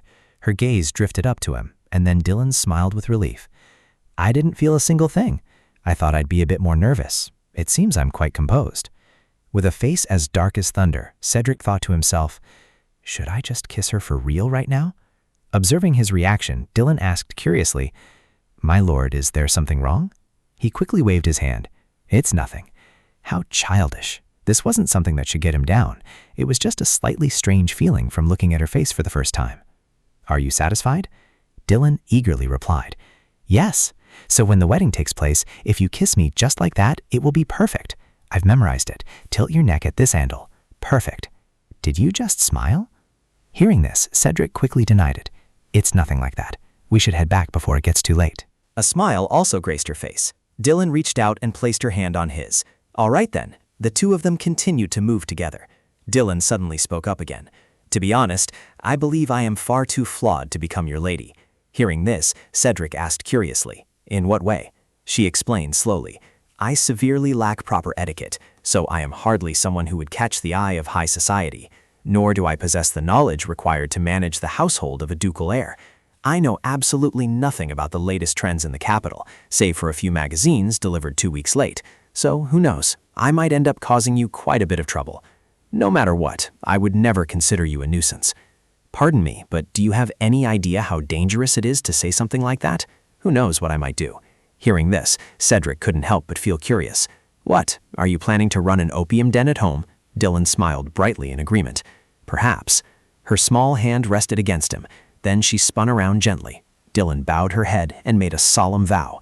"I, Dylan Bately Langton, on the honor of 13 generations of the Viscount Langton family, swear that I will never engage in any illegal activities that would tarnish the reputation of the Sotherwick ducal house." Her antics made Cedric chuckle. "What are you doing?" He smiled. "I too shall swear. I, Cedric Renton Hayworth, on the crest of the Sotherwick ducal house, swear that I shall expect nothing of Lady Dylan Langton." Dylan gasped at his words. "Are you blowing hot and cold, sir?" He reached his hand out to her and asked.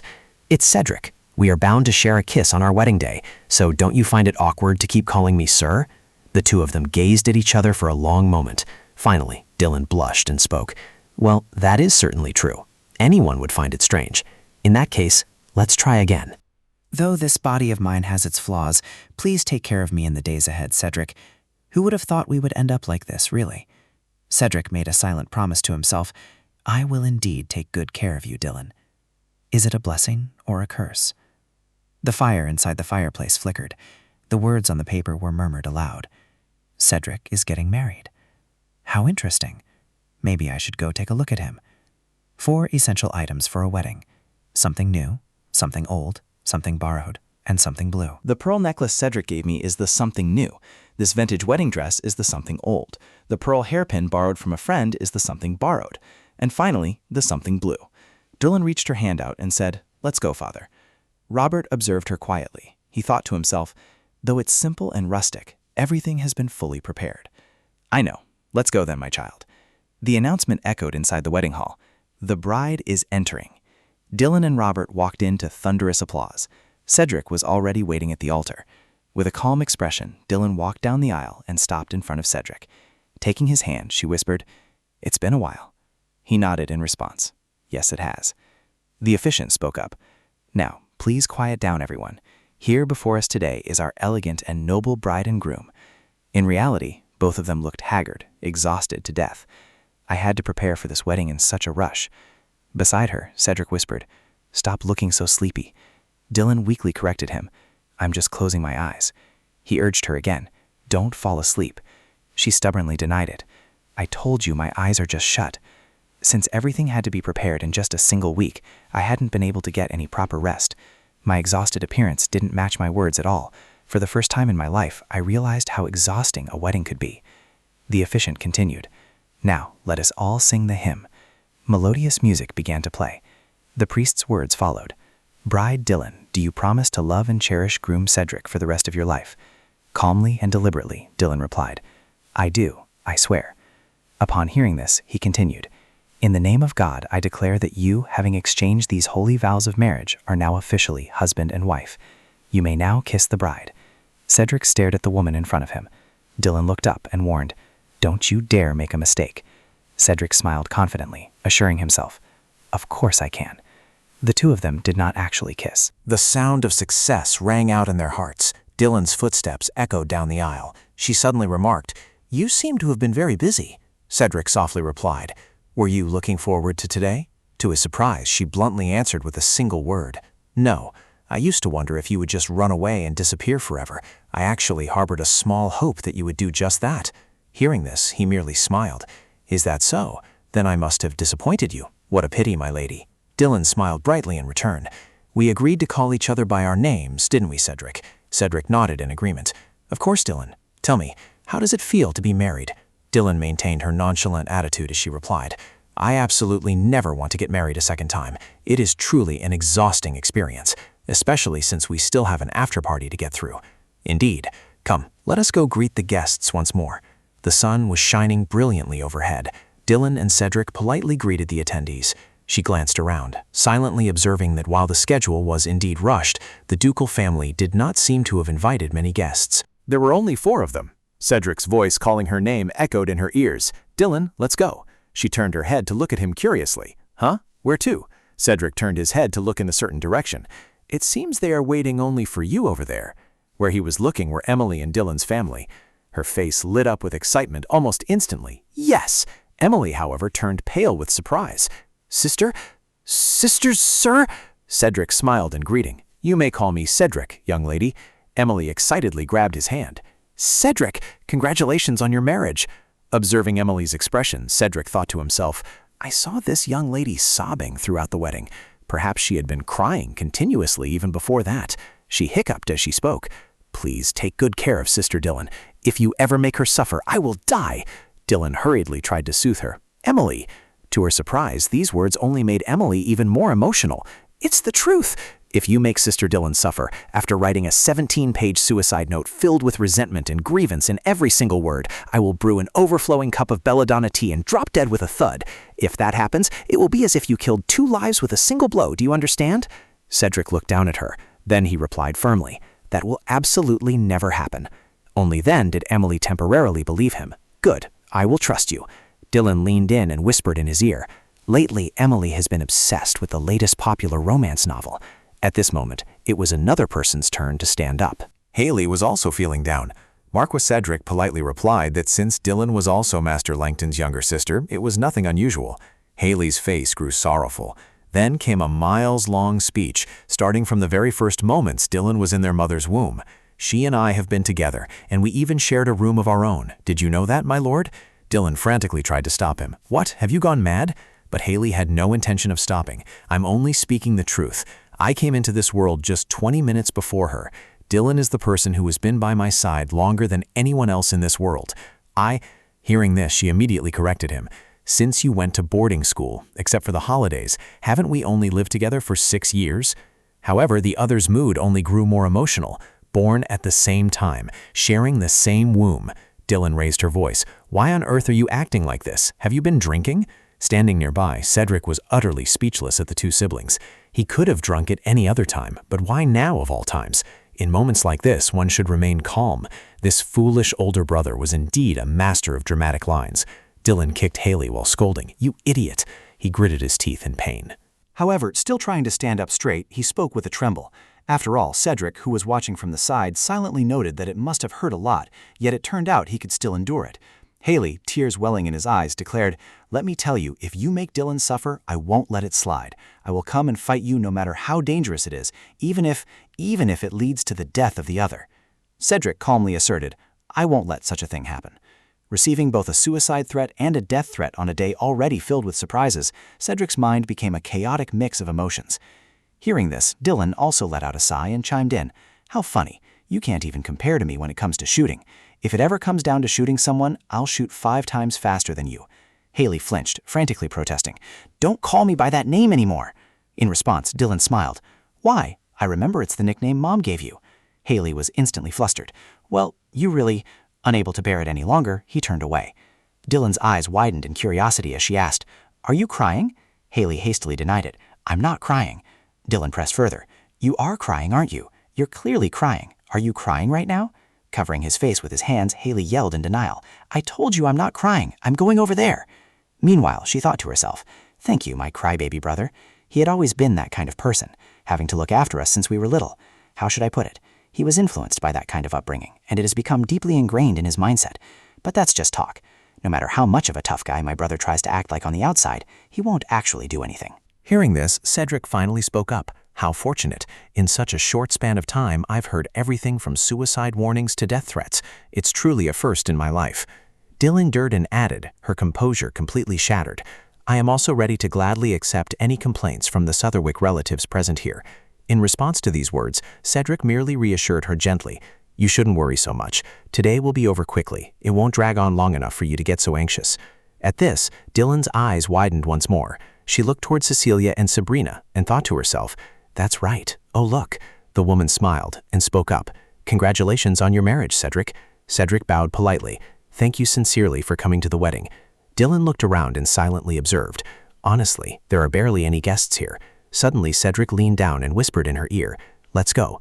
Though taken aback, she still followed him. "No way, we just got here. Is that it for greetings?" Dylan curiously looked up at Cedric. His expression was unusually gloomy right now. A question arose in her mind. Could it be that their relationship wasn't very good? Robert politely entrusted Cedric with taking care of her. Hearing this, he only politely replied, "I will do my absolute best, sir." With a stern expression, Robert stared at him. "I hope that effort of yours will be more genuine than what I saw at the wedding today." Dylan, standing to the side, also forced a smile. She had just taken a hit there, too. Graham was the one who stepped closer to her and spoke. "You should also take proper care of Cedric, Dylan." She smiled and nodded. "I will do my best, just as you've instructed." Only then did Graham show a satisfied smile. He took her hand and replied gently, "In that case, of course I believe you." Later, Dylan spoke up when it was time for the bouquet toss.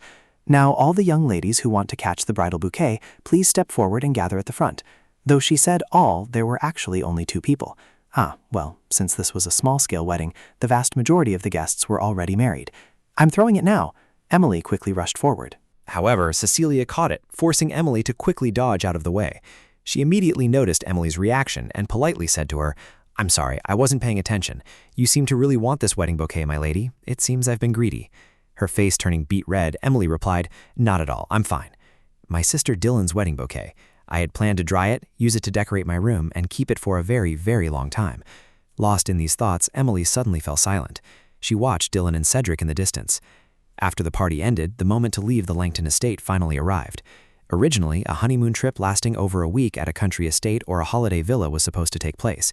However, due to Dylan's wishes, this plan vanished into thin air. Dylan said disappointedly, "Cedric still has a mountain of unfinished work, and I am in no mood to travel either."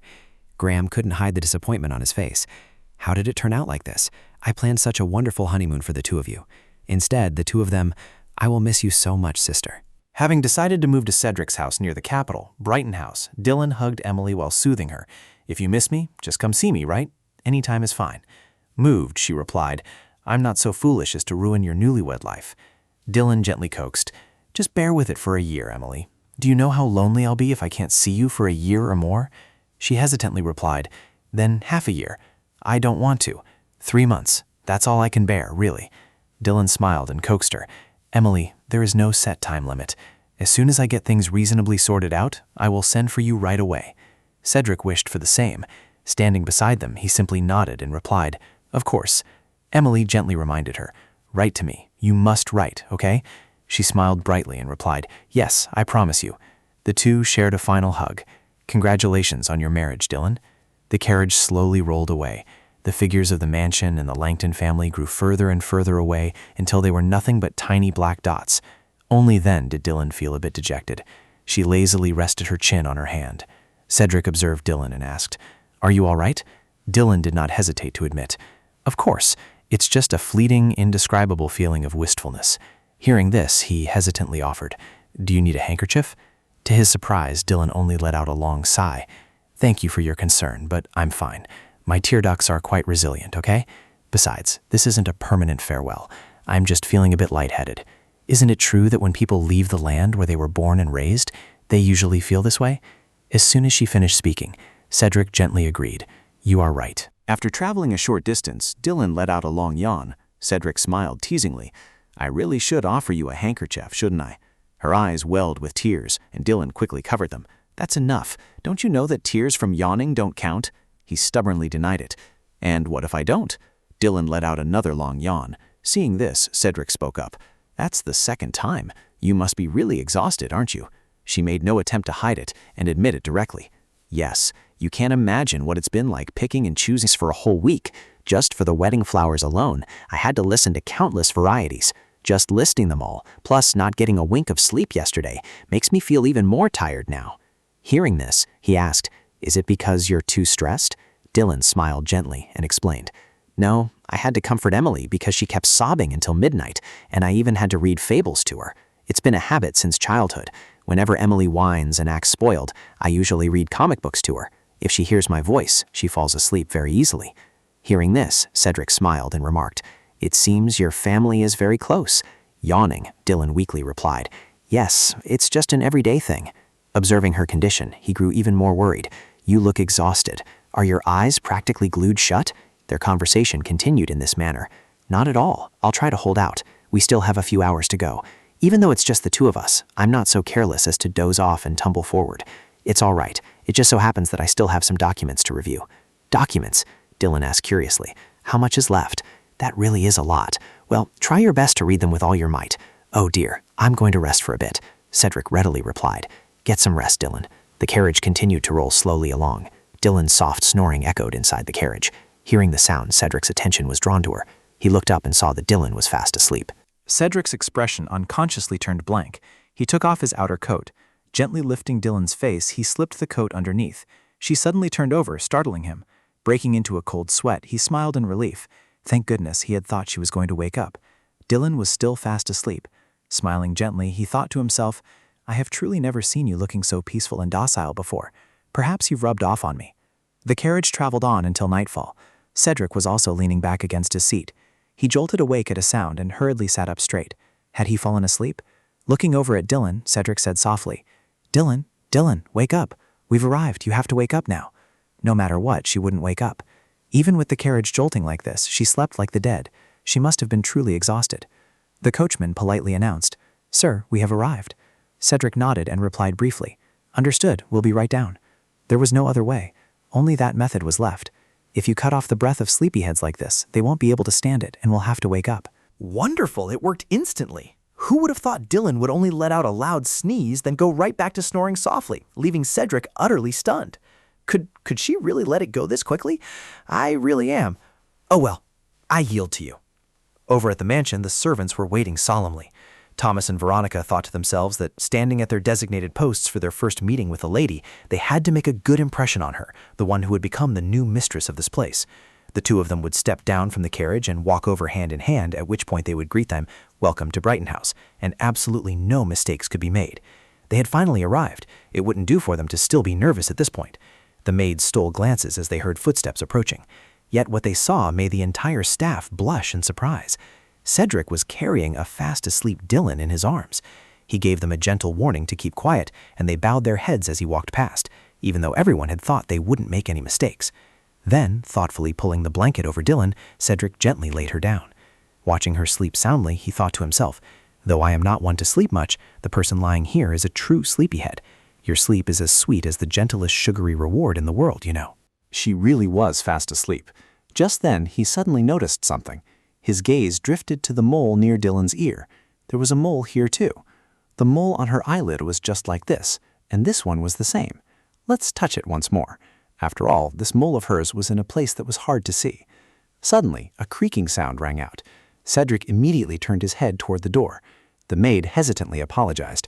I'm sorry, I only meant to close the door." Blushing, Cedric quickly stood up. "No, there's no need. I'm going out for a bit. She's tired, so don't do anything and just let her rest." Peony obediently replied, "Yes, my lord." After taking a few steps, he suddenly turned back. "And one more thing." Peony flusteredly replied, "Yes, master, you remembered my name. Oh my goodness." Cedric began to instruct her, "Tidy up my wife's clothes and hair accessories so she can be comfortable." She politely replied, "I will take care of everything, sir." In Dylan's dream at that moment, she was seeing a bee. Yes, a bee. What a positive and hardworking little bee. Fighting little bee, making a funny face for you. But it was a bit strange. Unlike when they were in the carriage, why was the little bee so quiet, as if it had stopped flying? Ah, so that was it. It turned out the hardworking little bee seemed to be chatting with her. "Keep it up. Let's both do our best. Little bee, where are you flying, Joe? Today I got married. I got married. I got married." Dylan gradually opened her eyes after a long sleep. Her vision became clearer. A groggy voice followed. "Where is this?" Life at Brighton House began. It took Dylan a moment to fully wake up. She immediately sat up. "Oh no, where on earth am I? This bed, the furniture, and this mansion, none of them belong to the Langtons." Unable to hide the startled look on her face, Dylan looked around and muttered, "I'm married now." Then she lazily flopped back down. Dylan thought to herself, "I'm actually quite exhausted. The only memories left in my head right now are of the little bee and the time in the carriage." She averted her eyes, then hurriedly sat up, and the entire room before her was incredibly dazzling and sparkling. She recalled yesterday, while the carriage was still moving, Dylan had asked curiously, "Brighton House, you say? How big is it? Is it about the size of the Langton House?" Hearing this, Cedric remarked, "Let me see. No, it's rather simple." Dylan turned pale, half surprised and half indignant. Didn't he say that? That liar. A simple house? This place was clearly so spacious and luxurious. Hearing that, Cedric nonchalantly replied, "Compared to the Helen Castle of the Duke's family, it really is simple." Those words left Dylan even more speechless. Who knew how massive and magnificent the Duke's castle was? They were all incredibly wealthy. After all, enjoying this luxurious lifestyle wasn't meant for me. Most of the stories that made up this world revolved around the relationship between Adeline and Cedric. Since they were destined for each other, even if time flowed backward, they would still end up happily together, wouldn't they? With an ending like that, now that I've disrupted the plot, will the characters who died still disappear? No, what I did might actually be a good thing. Yes, I've already stopped worrying. Right now, the footsteps of a maid echoed down the hallway. Peony knocked gently on the door. As soon as Dylan heard the knock, she replied, "Come in." Peony entered and bowed politely. "I heard you coughing, my lady." Dylan smiled in response. "Raise your head. What is your name?" She politely replied, "Yes, my lady, I am Peony Sov." Hearing this, Dylan replied, "Peony Sov, that's a beautiful name." Peony shyly accepted the compliment. "Thank you. Please spare me, my lady. Hearing such high praise from a master like you makes me so embarrassed." Dylan smiled in agreement. "Then you should get used to it from now on. Even if it's a bit inconvenient, I hope you'll bear with me." Peony excitedly added, "Of course, my lady. I will do my best to live up to your words. You seem exhausted after traveling such a long way to reach this mansion. Would you like to have a meal first, or would you prefer to wash your face?" Hearing this, Dylan replied, "First of all, I'd like to take a bath. I feel sticky and uncomfortable." She thoughtfully arranged, "In that case, please head to the bathroom, my lady. I will bring the bathtub to you. Would you like it placed in the bathroom or the dressing room? Whichever direction makes you feel more comfortable." However, these words froze Dylan in surprise. They could move the bathtub? "I will go to the bathroom." Peony smiled brightly and replied, "As you wish, my lady. Please let me escort you to the bathroom." Dylan's jaw dropped as she thought to herself, "Right now? If I want a hot bath, does she have to boil the water? I should ask her to show me. Could hot water be available instantly? This wasn't a regular occurrence at the Langton House." "Calm down, Dylan. In this position, during my time as the Marchioness of Northumberland, I must do my best. The Marchioness of Northumberland will not be shaken just by taking a bath." However, all the worries in her mind vanished the moment Dylan sat in the bathtub. Her entire body relaxed completely as she thought to herself, "Ah, this is heaven. My body feels like it's melting. This is what life is all about. Wait, what am I saying? As a Marchioness, I shouldn't be so easily swayed by a mere bath, right? the relaxing scent of chamomile, the porcelain bathtub that kept the water warm, and I will massage your scalp, and then your hands, my lady. Those fingers felt like magic. Oh, these talented people. It was simply impossible not to be swayed. At this moment, Peony, who was standing nearby, spoke up. "Excuse me, madam. There is a message from the master. Please read it while you warm yourself up." Hearing this, Dylan snapped out of her daze. Right, the bath had been so heavenly that she had completely forgotten his existence. Oh well. Still, having such attentive people serving her during her bath was truly irresistible. Where should she look first? The content of the letter was so cheesy that it made Dylan flinch. "My dearest Marchioness of Northerland," to Dylan, who was probably startled by me addressing you with that title. "First, please forgive me for leaving a letter instead of speaking to you in person. Although I wanted to wait until you woke up, I was unable to do so, and can only leave my regrets in this letter. The reason is because Eden Lacker, my friend and business partner, made a mistake that landed him in debt. If you wish to blame me, I will gladly accept it unconditionally." Hearing this, Dylan paused. Eden Lacker. In the original novel, this man was Cedric's best friend. Whenever Cedric lost his way, he was always there to stop Cedric from making mistakes. He was also an excellent supporter who steered Cedric's actions in a positive direction, even in his relationship with Adeline. So that meant he was a good guy? I have instructed the staff to watch over your sleep and prepare your meal and bath for when you wake up. What should I do? Perhaps I am imagining this side of a Marchionist leisurely enjoying herself, and that person is you. Look at you, how do you know me so well? You don't need to worry at all. The servants will always be happy to fulfill any request you make, no matter what it is. They will treat their new master, you, well, unlike this cold master who never comes home.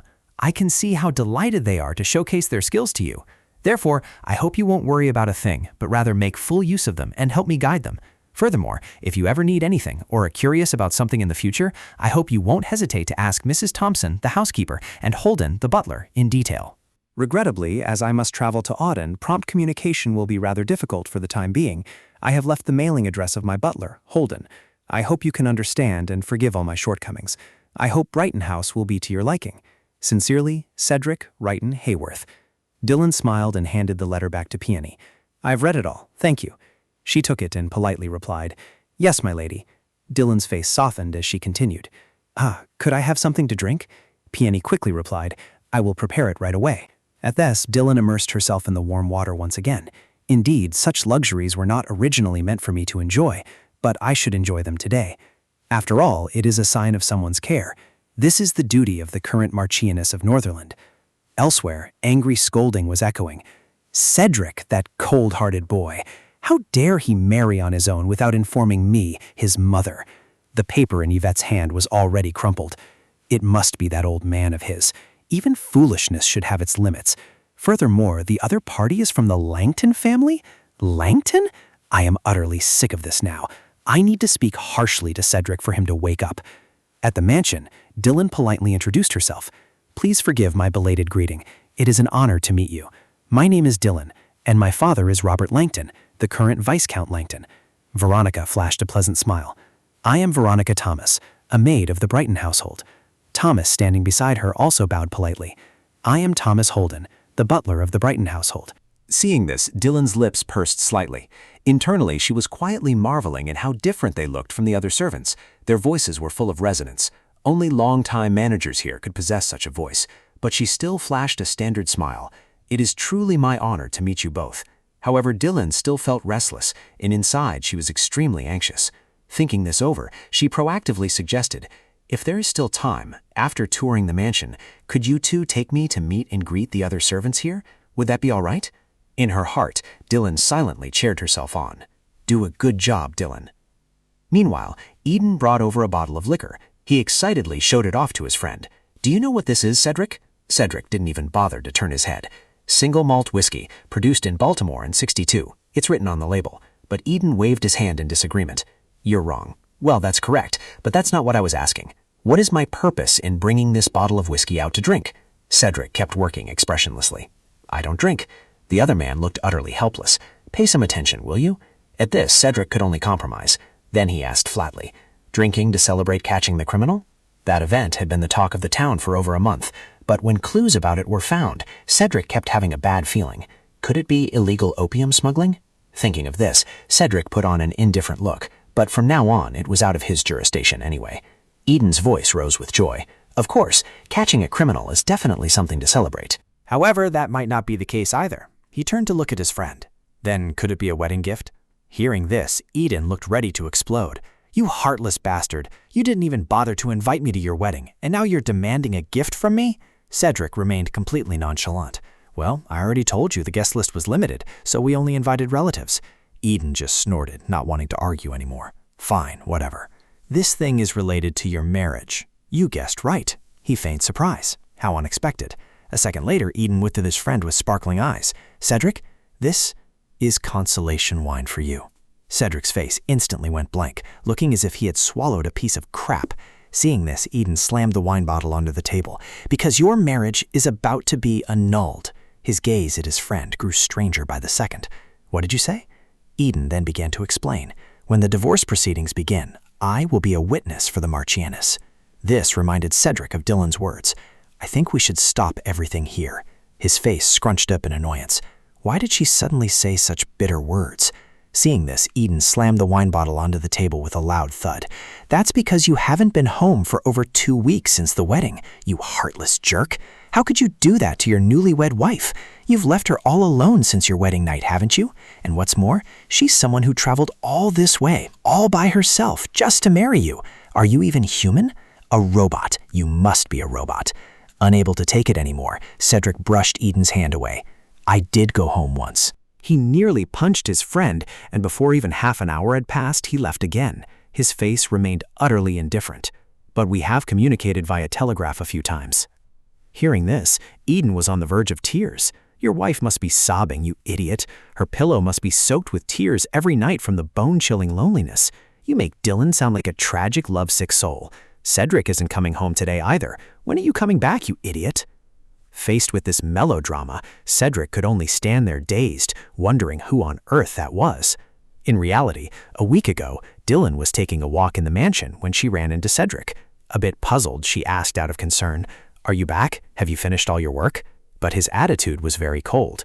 Unfortunately, no. I just stopped by to grab some clothes. Suddenly, Dylan let out a long yawn like a cat. Anyway, you seem to be doing well. Even if you weren't, I still have a few things to say. Can I redecorate the house a bit? I want to plant some more trees.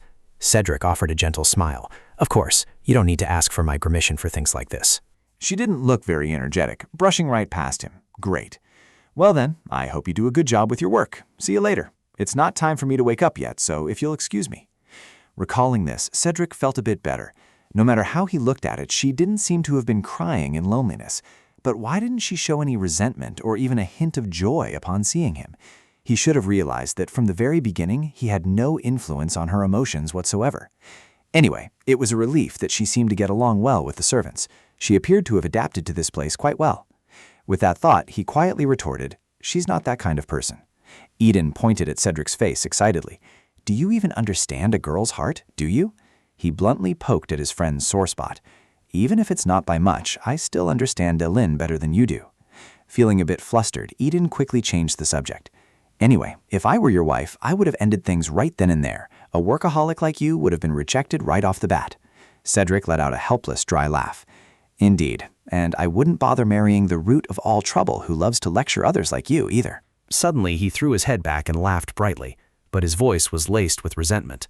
If you hadn't gotten into a brawl at the police station, I would have been able to go home right after the wedding, wouldn't I? Exposed like that, Eden felt even more guilty. About that, someone took my ID and tried to dig up some charges against me, so it was hard to avoid. Cedric bluntly laid out the truth. After all, if you hadn't used force to resist, you wouldn't have ended up detained, and I wouldn't have to be here. Only then did he mumble an admission of guilt. Well, that was my fault, yes. His expression remained as bright as ever. If I really end up divorced, you will be the cause. Feeling a pang of conscience, Eden cried out, I'm sorry, I'm really sorry. Fine, I admit it, but at least I would never leave you to deal with this alone.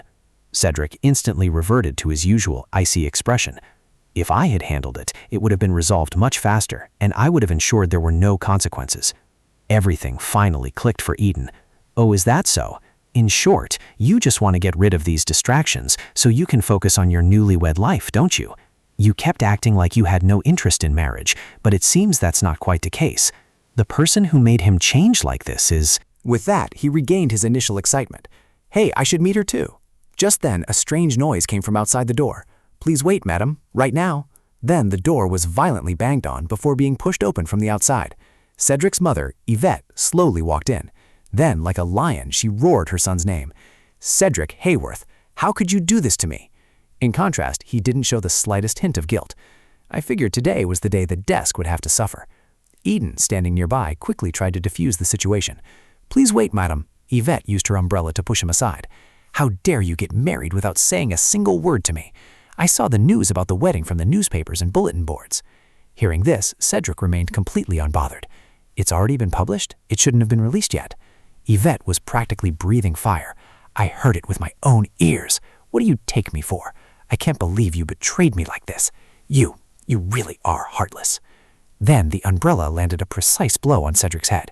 Eden hurriedly caught the umbrella. "Please calm down, Duchess, please calm down." On the contrary, Yvette was furious. "Don't stop me, Eden." But he still tried to dissuade her. "This is between Cedric and me. Today, madam, you look so beautiful that I couldn't stop myself from getting involved in your business." Hearing this, she frowned, stating the obvious again. "Is there ever a day when I am not beautiful?" Seizing the opportunity, Eden flattered her further. "Of course, madam, but today you look exceptionally beautiful.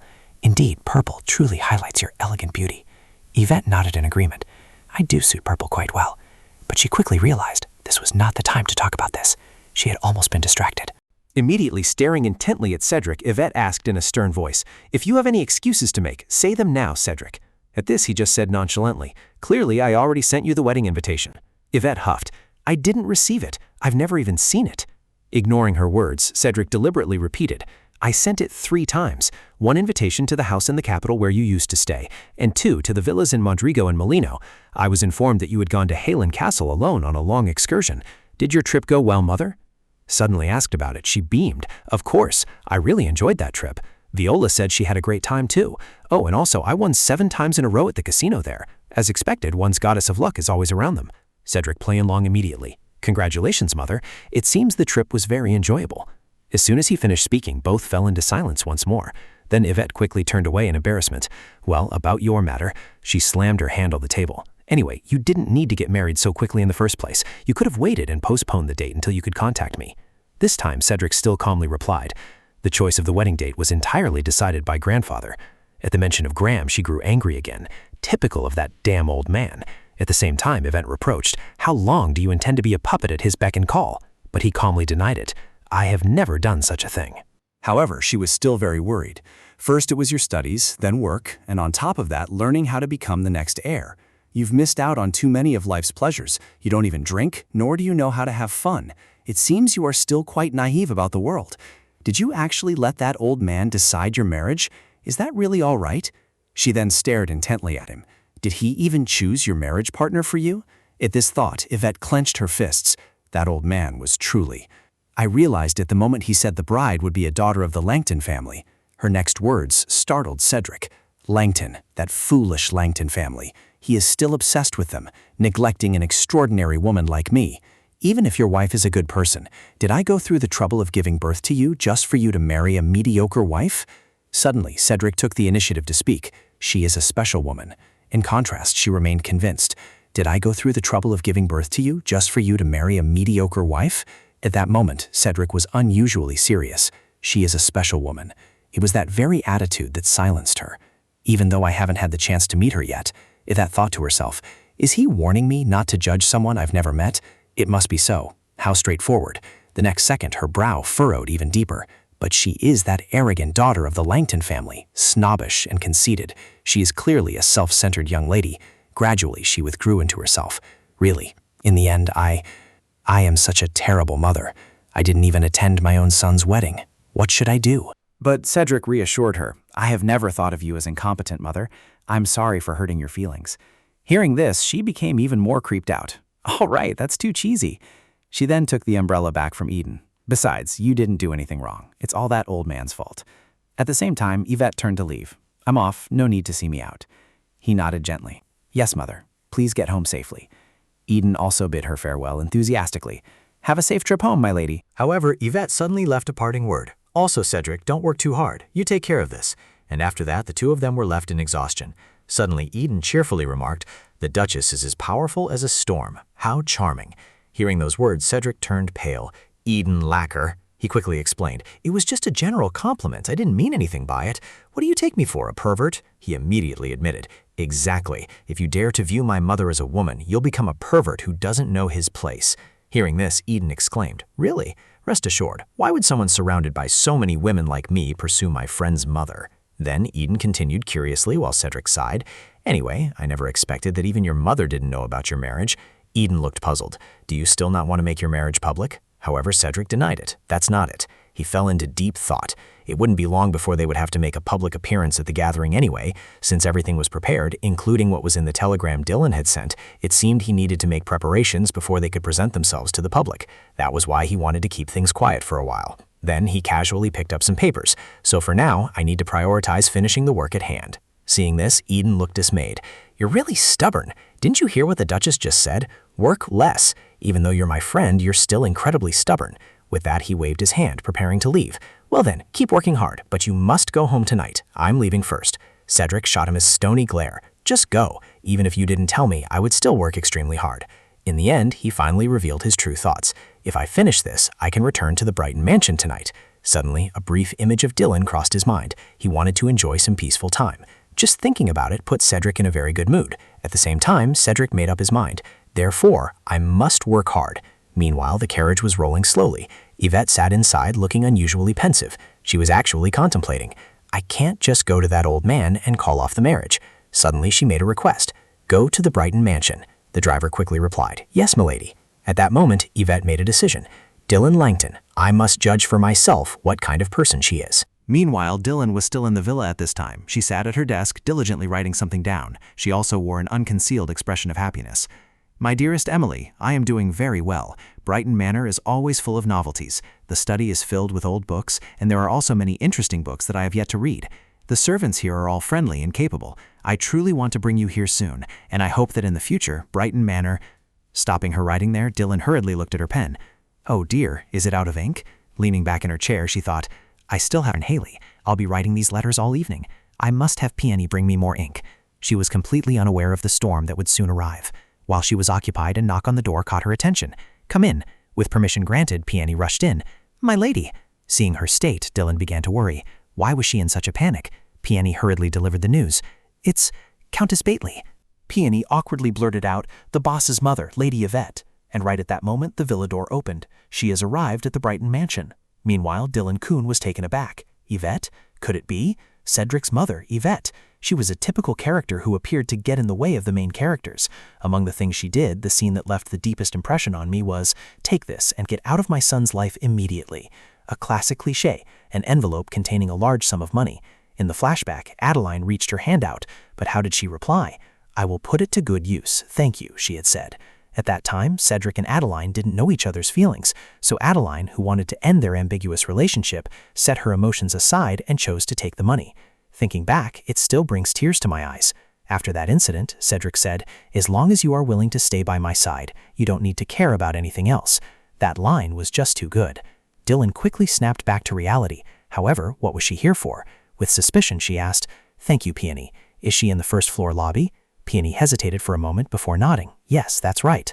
Receiving the answer, she nodded. Since she had become a part of the male lead storyline, constantly running into other characters from the novel was only natural. She would personally go and greet her. That's right. Meaning other characters in the story was because she chose to marry him, so she had to deal with the consequences herself. Dylan silently reminded herself once more. So I must not be afraid. However, seeing her eyes light up, oh my goodness, she was so beautiful. Was she really over 40? Was she really that old? I can see who he inherited his good looks from. Genetics are truly amazing. But she wasn't looking in my direction. Was she in a bad mood?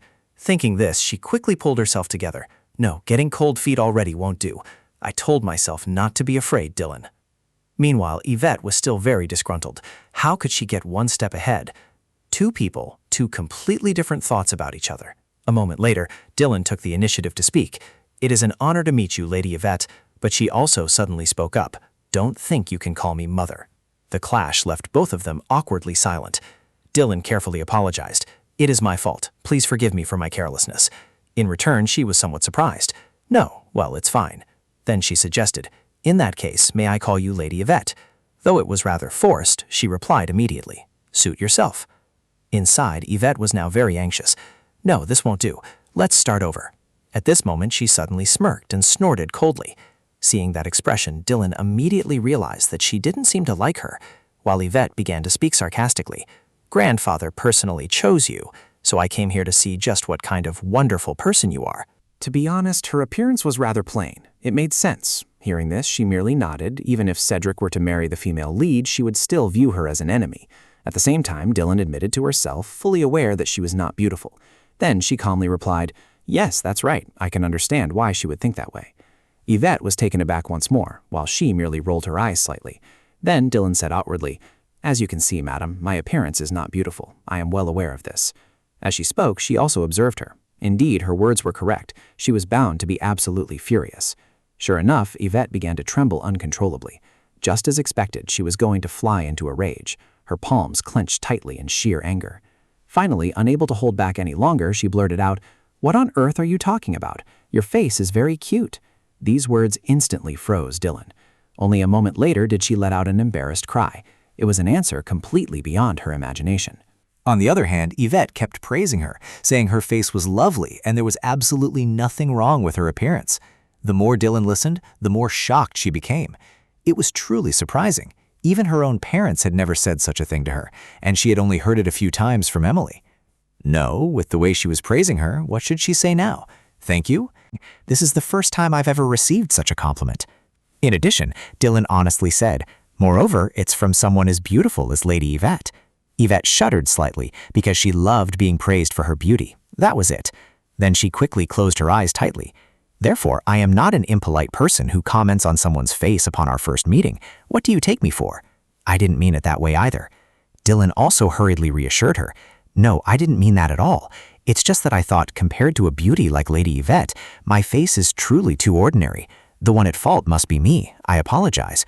However, Ivette snorted in dissatisfaction. "No, it's not," and she pointed directly at her. "Your appearance is not bad at all." Along with that, her tone was slightly hesitant. "There's only a tiny little flaw."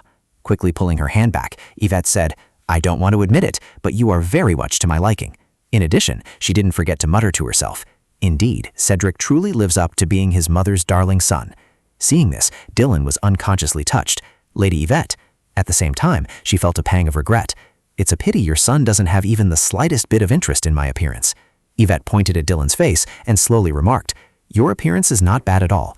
There's only a tiny little flaw. I don't want to admit it, but you are very much to my liking. Indeed, Cedric truly lives up to being his mother's darling son." Hearing this, Dylan stared blankly at her. Lady Ivette. "It is a pity that the lady's son does not have even the slightest interest in your appearance." Hearing these words, she thought to herself, "To be more precise, Cedric's type is blonde, blue-eyed girls. I am far from his type." Seeing Dylan's dazed reaction, Ivette sighed and spoke. "I wonder if you understand what I mean." Pointing at her face, she remarked, "When I said you look poor, I didn't mean your looks, but rather your attire. How can you wear clothes made of such coarse materials?" Hearing this, Dylan froze again. "What is it?" She slowly continued. "You are barefaced right now, aren't you?" "Yes." "Well, since you were at home, that is only natural." However, even so, this is the first time I am meeting you. Shouldn't you have spruced yourself up a bit?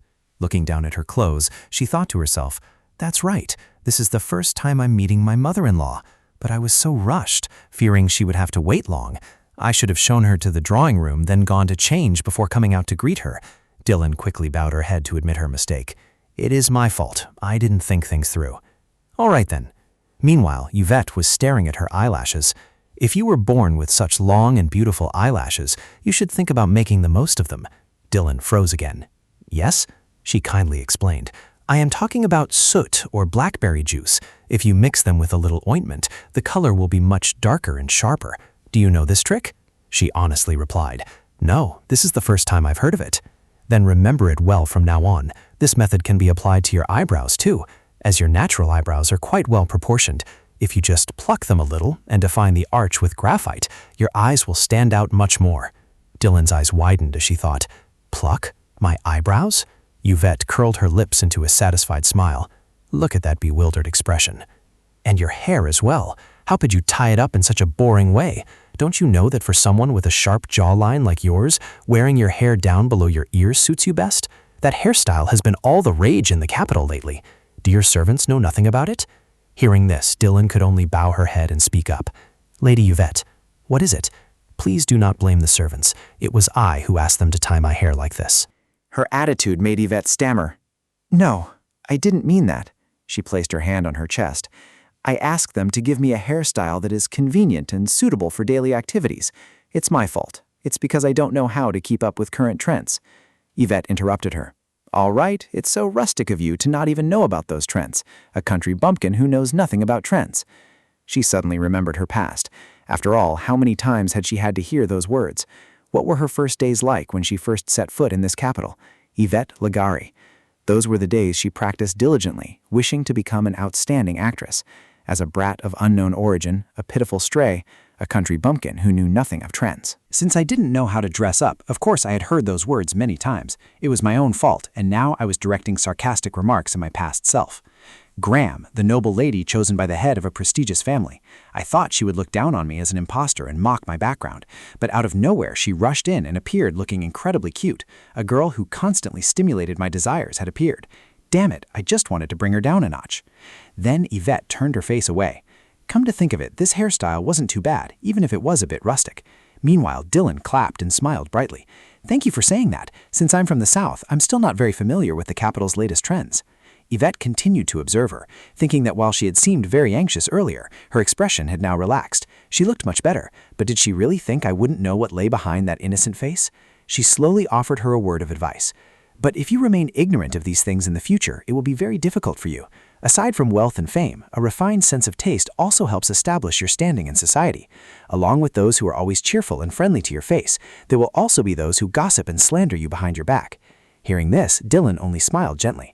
"I am truly grateful for your advice. I will make sure to learn more from now on." Seeing her smile made Yvette's inner self explode. "Oh no, is she smiling? Am I turning into some kind elder giving her advice? This won't do." Yvette quickly regained her composure. "All right, do what you must." Upon hearing this, Dylan beamed. "Then shall we continue our conversation in the drawing room?" She was dazzled by Dylan's smile. Even her personality is incredibly good. No, get a grip, no matter how cute she is or how much she cares for the household servants. We have a lot to discuss, so on top of that, she was highly patient and exactly my type, but I wasn't someone who could be easily fooled either. Got it? I'm not that naive. Dylan turned to instruct the servant. "Could you please bring us some linden flower tea?" Meanwhile, Yvette observed her surroundings. A moment later, tea and pastries were served. Lady Yvette haughtily picked up her teacup. Peach lemon tea? And here I was, wondering what linden flower was. Dylan hurriedly explained, "That's right. In Langton, we call it by a different name, so out of habit, this tea has a wonderful aroma, and it also has a calming effect, so I ordered it." Hearing this, she said huffily, "Are you saying that I need to calm down?" Seeing Yvette's change in attitude, Dylan quickly corrected herself. "It's not what you think. This tea is to help me calm down. I'm not used to receiving guests, and moreover, this is the first time I felt so nervous hosting such a beautiful guest." Yvette was completely appeased. A beautiful guest? Well, of course. After all, rumors of my beauty have spread throughout the capital. Dylan looked a bit embarrassed. "I have spoken impolitely. It was very rude of me to speak so carelessly to an elder. Please, allow me to take it back." Internally, she fumed. An elder?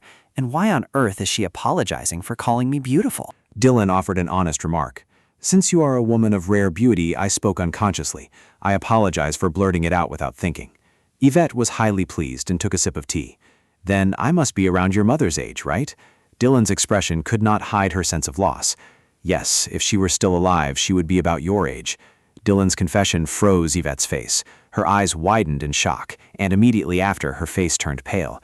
Oh dear, what on earth did I just say? Not only had she forgotten that the Viscountess had passed away, but the cruelest part was bringing up her long-deceased mother. At this thought, she stammered, trying to find the right words to explain. "No, well, it's also possible to not have a mother. Not having a mother is just a minor thing." "No, Yvette, please, it is not a minor thing." Her face is darkening. "I didn't mean to say that to hurt her. In any case, I have to fix this." With that thought, Yvette began to rephrase her words. "It's not like that. I am the same. My mother also passed away when I was 4, but I still grew up just fine." "Grew up just fine? Why can't I say anything right today?" So what I wanted to say is, Alexandra, the thing is, Cedric's father was also like that when the boy was 6. He passed away too, but hasn't Cedric grown up so well? It was quite difficult for me too, but I got through it anyway. Saying this, she reached out to take her hand. What I want to tell you is that when someone incredibly important in our lives leaves us, we will eventually get over it and move on, but it is that very pain that shapes who we are today. Only then did Dylan speak up. Yes, indeed, it is thanks to these experiences that you have grown into such a kind girl, so I want to express my gratitude. Thank you, madam. Also, this feels just like talking to an older sister. I'm sorry. She rubbed her eyes sheepishly. And older sister. I think I've let my tongue slip again. Ivette was already blushing at those words. Damn it, I lost. I completely lost. As time passed, evening set in. A faint light filtered in from the outside. Alone, Dylan approached the desk and let out a tired sigh. She slumped into her chair and muttered, "So tired. My first meeting with Lady Ivette was a bit awkward, but in the end it ended on a good note. See you later, little girl. Since the first day I set foot in this capital, why have I met nothing but good people? It really is a blessing in disguise, but I'm so afraid of what's to come." Shortly after, she quickly uncapped the inkwell and prepared her pen. Let's finish writing this letter. So much has happened, so I have to write more about it. Only to find that there wasn't a single drop of ink left inside. Huh? Right, I forgot to ask Peony. What should I do? Summoning Peony at this hour just to write a letter is a bit... Dylan frowned as she tried to think of a solution. Come to think of it, I think there's some ink in the study. The surroundings gradually fell into silence. At the same time, outside the door, Thomas bowed respectfully. "Welcome back, master." Cedric handed his things to him and replied, "Yeah. Did anything happen in the mansion?"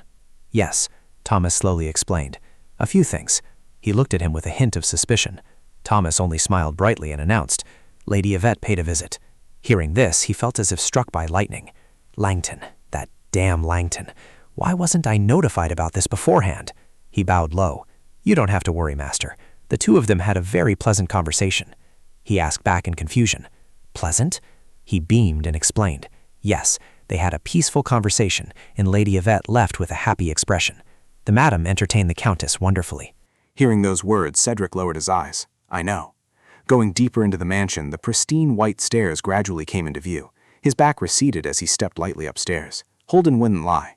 Cedric stood silently before the door. Would the person lying inside be a victim of today's disaster, or merely the lady of the house fast asleep after a harmonious conversation? No need. He could listen to her tomorrow. He still had a lot of work to handle. An image of Ivette screaming flashed in his mind. "Stop working!" Cedric casually pushed the door open. He slipped his hand into his pocket, fumbled for something, and approached the desk. Soon, Cedric lit a flame. Exhausted, he sat down at his desk. Something startled him. Something was missing from the desk. There was no ink. Cedric searched around. Huh? Where did I put it? Finally, he found the inkwell. Had the servant moved it while cleaning the study? But how strange. Besides the scent of sandalwood, there seemed to be another fragrance in the study. Jasmine? Ylang ylang? Did I leave the door open? Just then, a voice suddenly rang out. "Hey!" Startled, Cedric bolted upright, but unfortunately he carelessly tripped. Seeing this, Dylan was also startled. Outside, the sound of birds chirping echoed in the night. Cedric grimaced in pain. Damn it. He looked up. In the dark night, amidst the faint moonlight, the curtains were blown wildly by the wind. Hidden in a small corner, Dylan was curled up, clutching the curtain tightly. Dylan! Dylan was still standing there, clutching the curtain. Opposite her, Cedric stared at her blankly. Dylan! Her hands didn't let go of the curtain, her expression extremely uncomfortable. Anxiously, he rushed over to Dylan and spoke in a worried voice. "Are you okay? Did you hit something? Or are you crying?" "Dylan, are you okay?" He looked at her in surprise. To his surprise, Dylan just burst out laughing. She said between laughs, "I'm sorry, it's not that funny, but I really didn't expect you to be so startled. I really didn't think you'd fall backward like that. I really didn't. The look on your face when you saw me was just so desperate. My stomach hurt so much. Anyway, I'm sorry for startling you so late at night." Cedric said nothing, grabbed both sides of the curtain, and pulled them shut to cover her completely. "Oh my God!" Without a shred of mercy, he twisted it, ignoring her non-stop cries. "Cedric, wait, hold on. No, why are you being so childish? I was just laughing at you a little." He retorted, "So hiding to scare someone is an adult thing to do?" Dylan had no choice but to surrender. I'm so dizzy. I surrender, okay? I'm sorry, I was wrong." Slow down. She collapsed to the ground. "You are so cruel," Cedric merely said with a serious expression. "I thought there was an intruder." Her face pale, Dylan raised her hands. "An intruder, yes, that's me. I surrender. I'm sorry for barging into your room like this." He questioned her back. "Then why did you hide?" she explained sheepishly. "I didn't want to be some intruder invading someone else's private space, so I just did it on instinct." Cedric's face darkened. Someone else's private space? Using the term someone else for us? Are we really that distant? Dylan looked at him in confusion. What is he so upset about? What's with that expression? He continued to press. "And what brings you here, anyway?" From outside, a worried voice called out, "My lord, are you all right? That loud noise just now was—" He glanced at her as she giggled, then sighed. "It's nothing. I just tripped. Go back to your room and don't worry about it." Dylan suddenly smacked Cedric. "Nothing? You almost killed me when you spun me around in those curtains." He gave her a peculiar look. No one dies in such a ridiculous way. At his remark, Dylan merely smirked. "Oh, really? If you had panicked and pulled it out back then, it would be a completely different story right now." Cedric replied nonchalantly. "I'm not such an amateur that I would point a gun and shoot someone out of panic." Taking the opportunity, she curiously asked him, "You seem quite confident in your marksmanship. It's really stirring up my competitive spirit." Hearing this, Cedric couldn't help but ask, "You know how to use a gun too?" Dylan proudly explained, "While I grew up surrounded by forests where hunting was a regular thing, so my marksmanship is far better than Haley's." He smirked and remarked, "You're quite confident in your skills yourself." The comment made Dylan burst into laughter. "I'll let you see for yourself when we have the chance. Anyway, it's been 10 years since I was last spun around and curtained like this. I didn't expect you to be so childish." Cedric sat down across from her. "I used to play with my little sister a lot. She loved playing with the curtains." "Is she still young?" "My sister is only about 8. With eyes shining like stars, Dylan blurted out, "She must be so cute. Emily was adorable at that age too." Suddenly, she paused. Then she looked up at him and explained, "Speaking of Emily, that reminds me. The reason I went into your study was because I was writing a letter to my sister but ran out of ink." Cedric asked, puzzled, "Then why did you hide?" She tilted her head innocently. "Didn't I already tell you? I panicked at the thought of being caught intruding on someone else's personal space." He frowned and said angrily, "Why? Why do you keep calling it someone else's personal space?" Countless question marks popped up over Dylan's head. Then, as if realizing something, she said, "Well, this is your private study, so it is your space." Cedric turned his head away, sulking. "It's just a study, not my bedroom. Whether by law or social convention, you have every right to do so." She settled into a comfortable sitting position. "If you think so, then I'm very grateful. Honestly, I had a great impression of it the first time I came here. Roger de Cabron, Jeroni Maupeng, Cameron Morgan. I like the way you arranged the books chronologically instead of by name. And I was extremely impressed by your classification of hardcovers, first editions, revised editions, and translated versions." Cedric suddenly asked her, "Do you like reading?" Dylan answered honestly, "I'm not sure if that counts as liking it. Entertainment in Langton was scarce, so I spent my time reading all the books in the reading room. More than reading them, I suppose I prefer the feeling that books give me. The scent of paper and the book covers lined up side by side is truly a beautiful sight." Didn't that sight stir his heart? Looking at her like this, his heart suddenly skipped a beat. Seeing her look so happy with the things she liked wasn't bad at all, really. "If you're interested in any of these books, feel free to take them and read." Dylan cheerfully replied, "Thank you. I was actually planning to ask you about this, but I don't think I'll be able to come here for a while, so I'll have to put off reading until later." Hearing this, he couldn't help but ask in confusion, "Why is that?" Dylan slowly explained, "Lady Ivette paid a visit today." Cedric was startled to hear that. He had completely forgotten. His mother. He had intended to ask her when they met. Did everything go well? Her expression was extremely cheerful. "Huh? What do you mean?" That made his face darken. "Meeting my mother." Cedric's sulky attitude made Dylan smile brightly. "Of course. It's such a relief that Lady Ivette is a very affectionate person. Not only is she affectionate, but she also has a powerful charm." Cedric's entire body went stiff, and goosebumps broke out all over him. Affectionate? An actress famous for her natural beauty and overwhelming stage presence. Before marriage, her name was Ivette Ligari, and her stage name was Ivette Diamond. Normally, if you weren't the daughter of an earl or higher, you wouldn't be called a lady. Despite that, people praised her by calling her Lady Ivette. After marrying into the Sotherwick ducal family, she became the Marchioness of Northumberland. Following the Duke's death, she married for the 3rd time to Marquis Bately. Charming, like a whirlwind, like fireworks in the sky, powerful. That was how people usually described her. But hearing his mother praised like that, Cedric felt as if he had been struck by lightning. How touching. It was the first time someone had described their first impression of his mother in such a way. "Do you know how much I had to suffer carrying and giving birth to you just so you could meet a good person?" The person who had said those words and then walked away, what on earth was with her attitude? Looking at her expression, it seemed she really wasn't lying. It made sense, since both he and the servants here seemed to like Dylan very much. Dylan smiled brightly and exclaimed, To be honest, I didn't have the confidence to live in the capital, but Lady Ivette said she would personally help me, so now I feel much more at ease, you know. He looked at her for a moment and thought to himself that Dylan seemed to think of them that way too, and Mother wouldn't change a bit. This marriage wasn't a bad decision, it was a real relief. Dylan clenched her fists again and said with great motivation, "Anyway, I'll probably be busy learning many things from Lady Ivette during this time. I still have many shortcomings, so I need to study more." In Cedric's mind, the image of Eden with hot tears streaming down appeared. The young lady is going to cry, I knew it. No, there's no way that's happening, Eden. Why, even though this was a good thing, did he still feel so conflicted? Shouldn't the person closest to her be him? He leaned against the wall. "Do you need my help with anything?"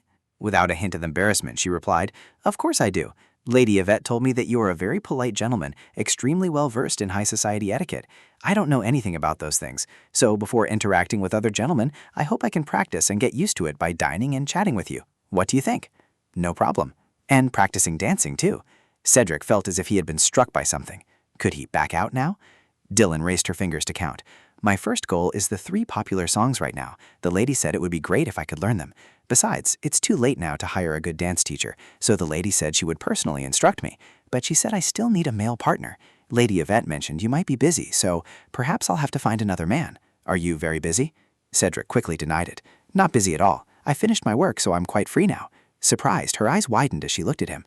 "I thought you were going to turn me down again. That's great. In that case, please let me know after you check your schedule. I'll also inform Lady Ivette so we can find a suitable time." He said, "I understand." Dylan lightly hopped down from the table. "All right then."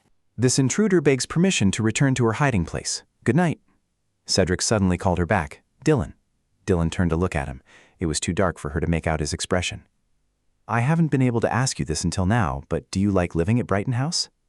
Dylan was slightly taken aback by his question. She smiled brightly. "What's this? You're doing that again. Of course, this place is the best."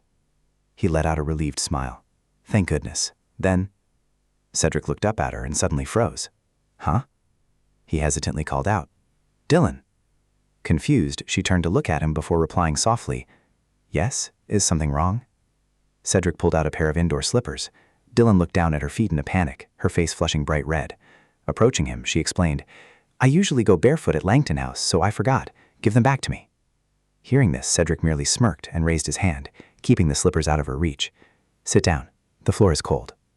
She cried out, "I'm fine." He turned his face away as he insisted, "Sit down. I'm not laughing at you." This made her blood boil. "Honestly, you're still bitter about me laughing at you, aren't you?" Dylan extended her foot toward him. Cedric carefully slipped the slippers onto her feet. "Your left foot, too." She watched him and couldn't help but marvel. "You're so skilled." He replied honestly, "Is that so? This is the first time I've ever put slippers on a woman." Hearing this, Dylan immediately retorted, "Liar." As he looked up at her, Dylan hastily pulled her foot back. "Then it must be a natural talent." He lowered his head and chuckled, not denying her remark. "Then that's quite fortunate. Who knows, perhaps I'll have many more occasions like this in the future." She hopped down from the table. "You don't need to worry about that. I'll never forget again." Cedric followed up in agreement. "That is also what I look forward to." Blushing, Dylan walked away, but then suddenly stopped. "Good night, Cedric." He looked at her with a gentle smile. "Ever since she arrived." "Good night, Dylan." This place had changed noticeably. The living room and the hallway decor had become brighter, and the servants in the house also looked very cheerful. Somehow was I too tense? I didn't expect to be this nervous. His heart unconsciously beat faster. Tonight was truly a strange night. Birds chirped incessantly. At the tea table, Ivette asked Dylan, "Are you ready for the next answer?" "Yes." Her words made Dylan gulp, her expression tensing up. "Be strong, girl." Lady Ivette fulfilled her promise of mentoring her almost every day. Compared to the 2 tutors who had taught her so far, Lady Ivette was the strictest. Her current test was to memorize articles about high society gentlemen from the past year. The articles contained the names of all the nobles, their origins, ages, territories, marital status, and number of descendants. The lady would pour the tea. If Dylan could correctly answer all of Lady Yvette's questions before the tea went cold, she would succeed. However, of the 2 cups, one was a limited edition royal rose tea handpicked by Lady Yvette. The other was an extremely peculiar drink containing gentian, an ingredient highly beneficial for digestion, brewed with hot chili peppers to aid blood circulation. "You can't even call this tea. Do you want to drink it, Dylan? Even if a demon personally brought a cup of eternal fire from hell, it wouldn't taste this terrible." Yvette spoke sharp words. "In that case, tell me about the house of Viscount Bladen from this year's High Society article, as well as the other houses in his bloodline, including those without titles." She answered seriously, The Jaden family, the family of Baron Capros, the Paxis family, and I understand that the Kingston family. Ivette stared at her. Dylan tried to elaborate. Are also related. Hearing this, she fell silent in thought before replying. Good, they are all correct. Thank heavens. It's too early to breathe a sigh of relief. Next, tell me what you know about the current Duke of Maynard. Dylan raised a finger. The current Duke of Maynard is named August Lorenzo Grace, 28 years old and single. He has no siblings, and his territory is within the country of Maynard. He graduated with honors from Somewhat boarding school during his university years. He has won countless swordsmanship competitions. Now he is a shareholder in several newspaper companies, including the Central Times. He is extremely popular with women. She slammed her hand on the table and stood up. Good, perfect. Dylan forced a smile and thought to herself, I might not know about other things, but when it comes to August, I definitely have to know. The madam has mentioned him several times. She often said that brat August kept picking fights with Cedric all the time. Ivette gracefully lifted her teacup. You have a good memory. Thank you. Dylan silently cried tears of joy in her heart. Madam, you did it. Thank you, both of you. This is all thanks to not just me, but also Peony and Rebecca all this time. The test is over, so I can finally relax and rest. How wonderful. Ivette suddenly spoke up. After you finish your tea, we will begin the dance lesson in the ballroom. Hearing this, she thought to herself, this is also for Emily's debut into high society, so stay strong, Dylan. I should just enjoy it now. Ivette and Dylan then practiced dancing together. She strictly demanded, again, didn't I say it's a 4/4 beat? Your spin is too fast. Again, where's your right arm? You're like a puppet with cut strings. Again, do it over. She groaned inwardly. Please, if you're not satisfied, just control my entire body for me. Ivette then stared at her. Take a short break. Yes. The two sat in silence next to each other. Ivette was the first to speak. Very well. I now understand that what you have been telling me all this time was not a lie. You truly are an absolute beginner at dancing who is utterly clueless. Dylan's tears streamed down endlessly. Yes, I am sorry about that. However, she also cheered her up. Why was she so gloomy? After all, her Southern Roses Waltz and Robert Hall's Gavotte had improved a bit. You are very good at memorizing the footwork sequence. Thank you. Suddenly, Yvette's face fell, but the problem lay in the mazurka. If you can get used to a fast dance like the gavotte, surely you shouldn't have any trouble with the others, right? Why is that? She confessed with difficulty. Perhaps because I didn't have many opportunities to dance the mazurka in Brighton, and the skill level of the partners I was paired with wasn't very good either. Miles, of course, was of no use at all. Hearing this, Yvette frowned. It turned out she had lacked the basics from the very beginning. That might be the reason. It seems you need a suitable male partner to practice rigorously. It would be better if he had the same height and build as Cedric. To find such a person, she stroked her chin, pondering, before nodding. Dylan opened her eyes wide to look at her, then hesitated. If Cedric agrees to practice with me, everything will be resolved. Hearing this, Yvette frowned again. Cedric? If he helps, that would of course be wonderful, but he's busy working every single day. No matter how much I nag him, he never listens. Dylan replied with utter nonchalance. What if he says he has time? Yvette's face went completely blank. Then Dylan suddenly stood up. Realizing her abruptness, she said sheepishly, The last time I spoke with Cedric, he mentioned he had finished all his important work and was quite free. He even said he would help if there was anything I needed. She gritted her teeth. Him? No way. She recalled her son's usual attitude. I'm busy. I've put off so much work already. Mother, could you please leave me be for now? Even on his days off, that boy always finds something to do. Yet he said he was completely free? Well, if he said so, then it must be true. In that case, the two of you should prepare and arrange your time accordingly. Dylan replied honestly. We've already sorted it out. I heard he's returning home this morning. That boy. She raised a hand to cover her mouth in surprise. Well then, let's just do some light practice today. You need to save your energy for one Cedric wives. She happily agreed. Yes, you're absolutely right. Dylan had no idea what was going through Lady Yvette's mind. Just then, the sound of a door opening echoed. Cedric walked in at a measured pace. He asked softly, Where is Dylan? Thomas hurriedly replied, The lady is waiting for you in the ballroom, my lord. He rushed inside. Thank you. Thomas stood behind him, merely smiling. Cedric opened a door and stepped inside, his eyes widening at the sight. Dylan's hand was raised as she hummed a song. She danced while murmuring the melody, the light around her sparkling brilliantly. Cedric couldn't help but applaud, which shocked Dylan greatly. Oh my goodness, if you were coming, you should have let me know, she shouted. Seeing this, Cedric quickly apologized. My apologies, it was my mistake. I was so captivated by your elegant grace that I completely forgot. Dylan's face flushed red with embarrassment. Unable to suppress her annoyance, she spoke up. I will definitely repay this debt in the future. Hearing this, Cedric only smiled brightly. A debt? I don't quite understand what you mean. Dylan thought to herself, what is wrong with me lately? I let him wrap me in a curtain and show him my bare feet. Now he even knows that I sing terribly. How truly embarrassing. Dylan, are you tone deaf? Since I am the one who needs help, I will let this slide. He tilted his head, a smile still on his face. Then how can I help? This is what I should do after all. Well, don't you need a piano accompanist? Dylan answered honestly. Until now, only Lady Ivette has accompanied me.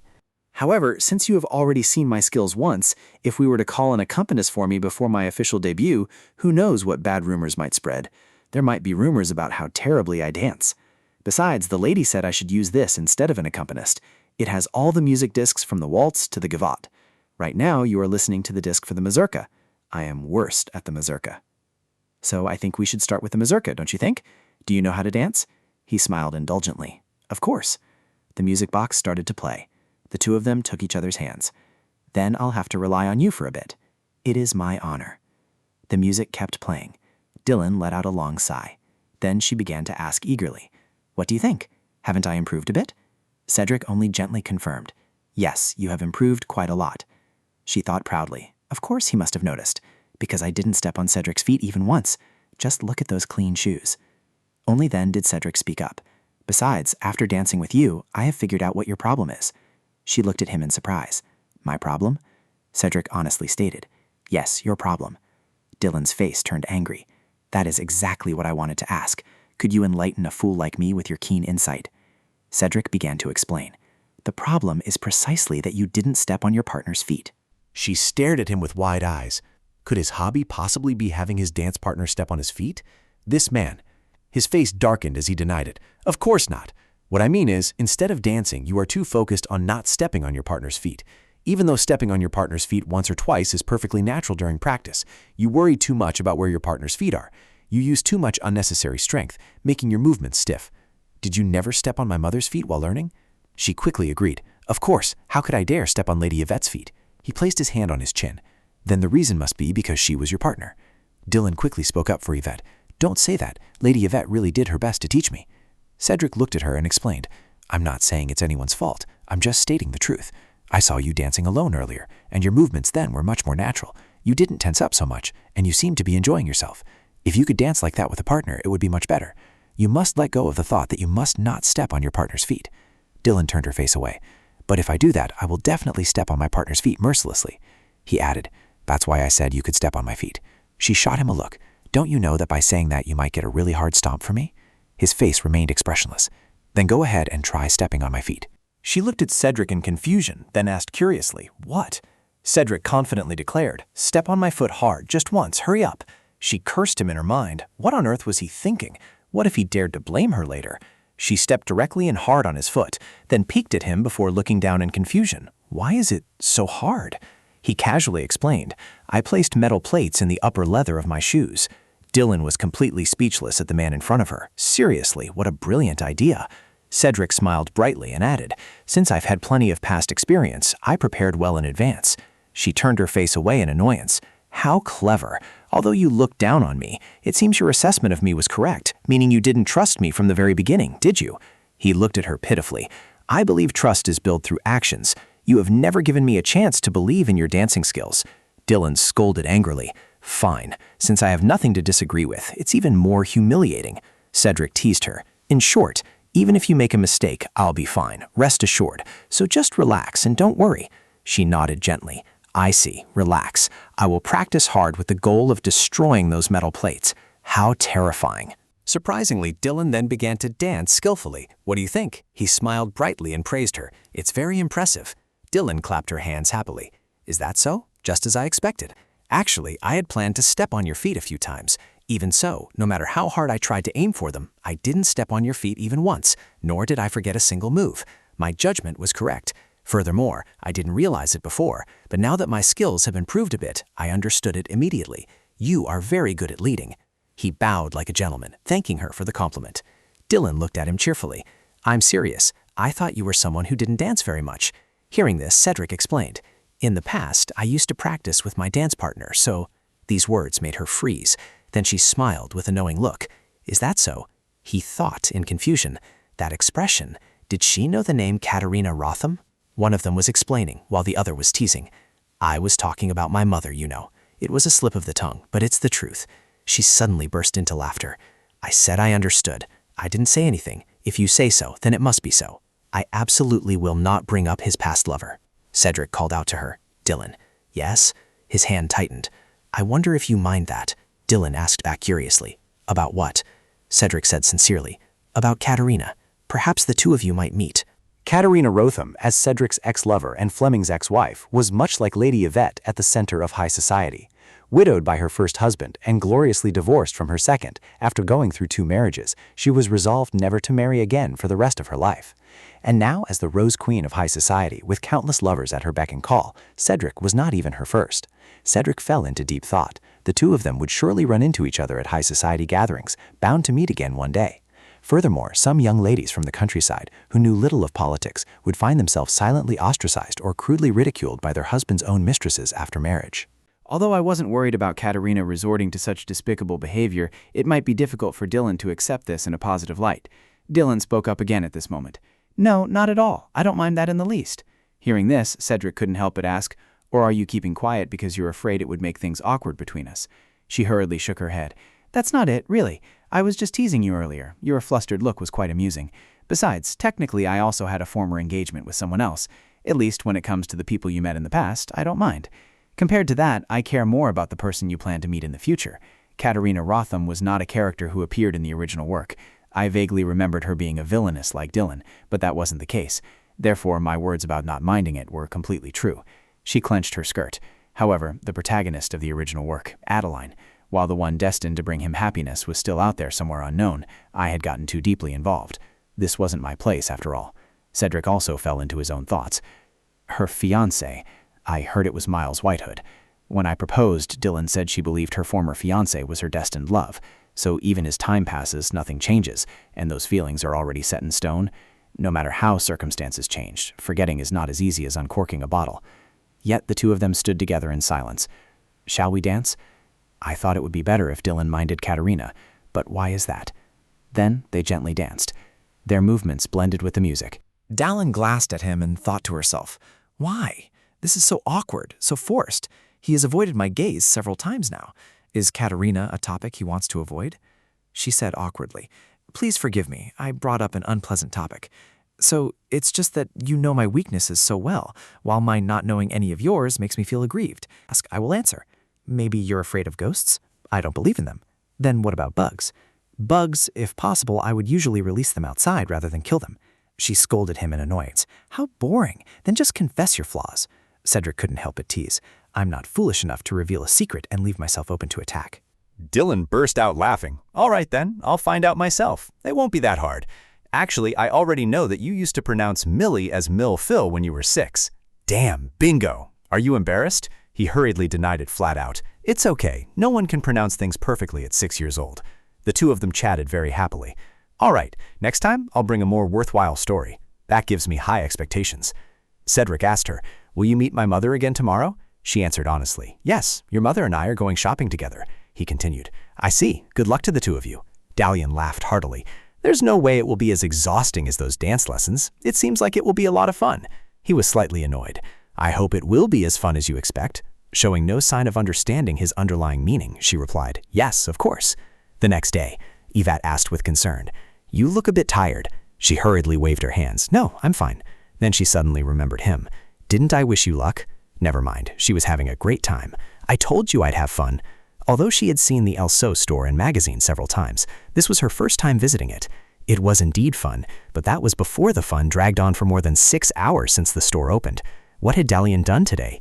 Getting measured for custom shoes and gloves, buying dresses, and eating so many sweets at the La Paradise dessert shop that she was on the verge of getting diabetes. I'm absolutely exhausted. How can I keep going? I'm not tired at all. I'm very happy to try new things. She observed her from head to toe. No matter what she said, she looked exhausted.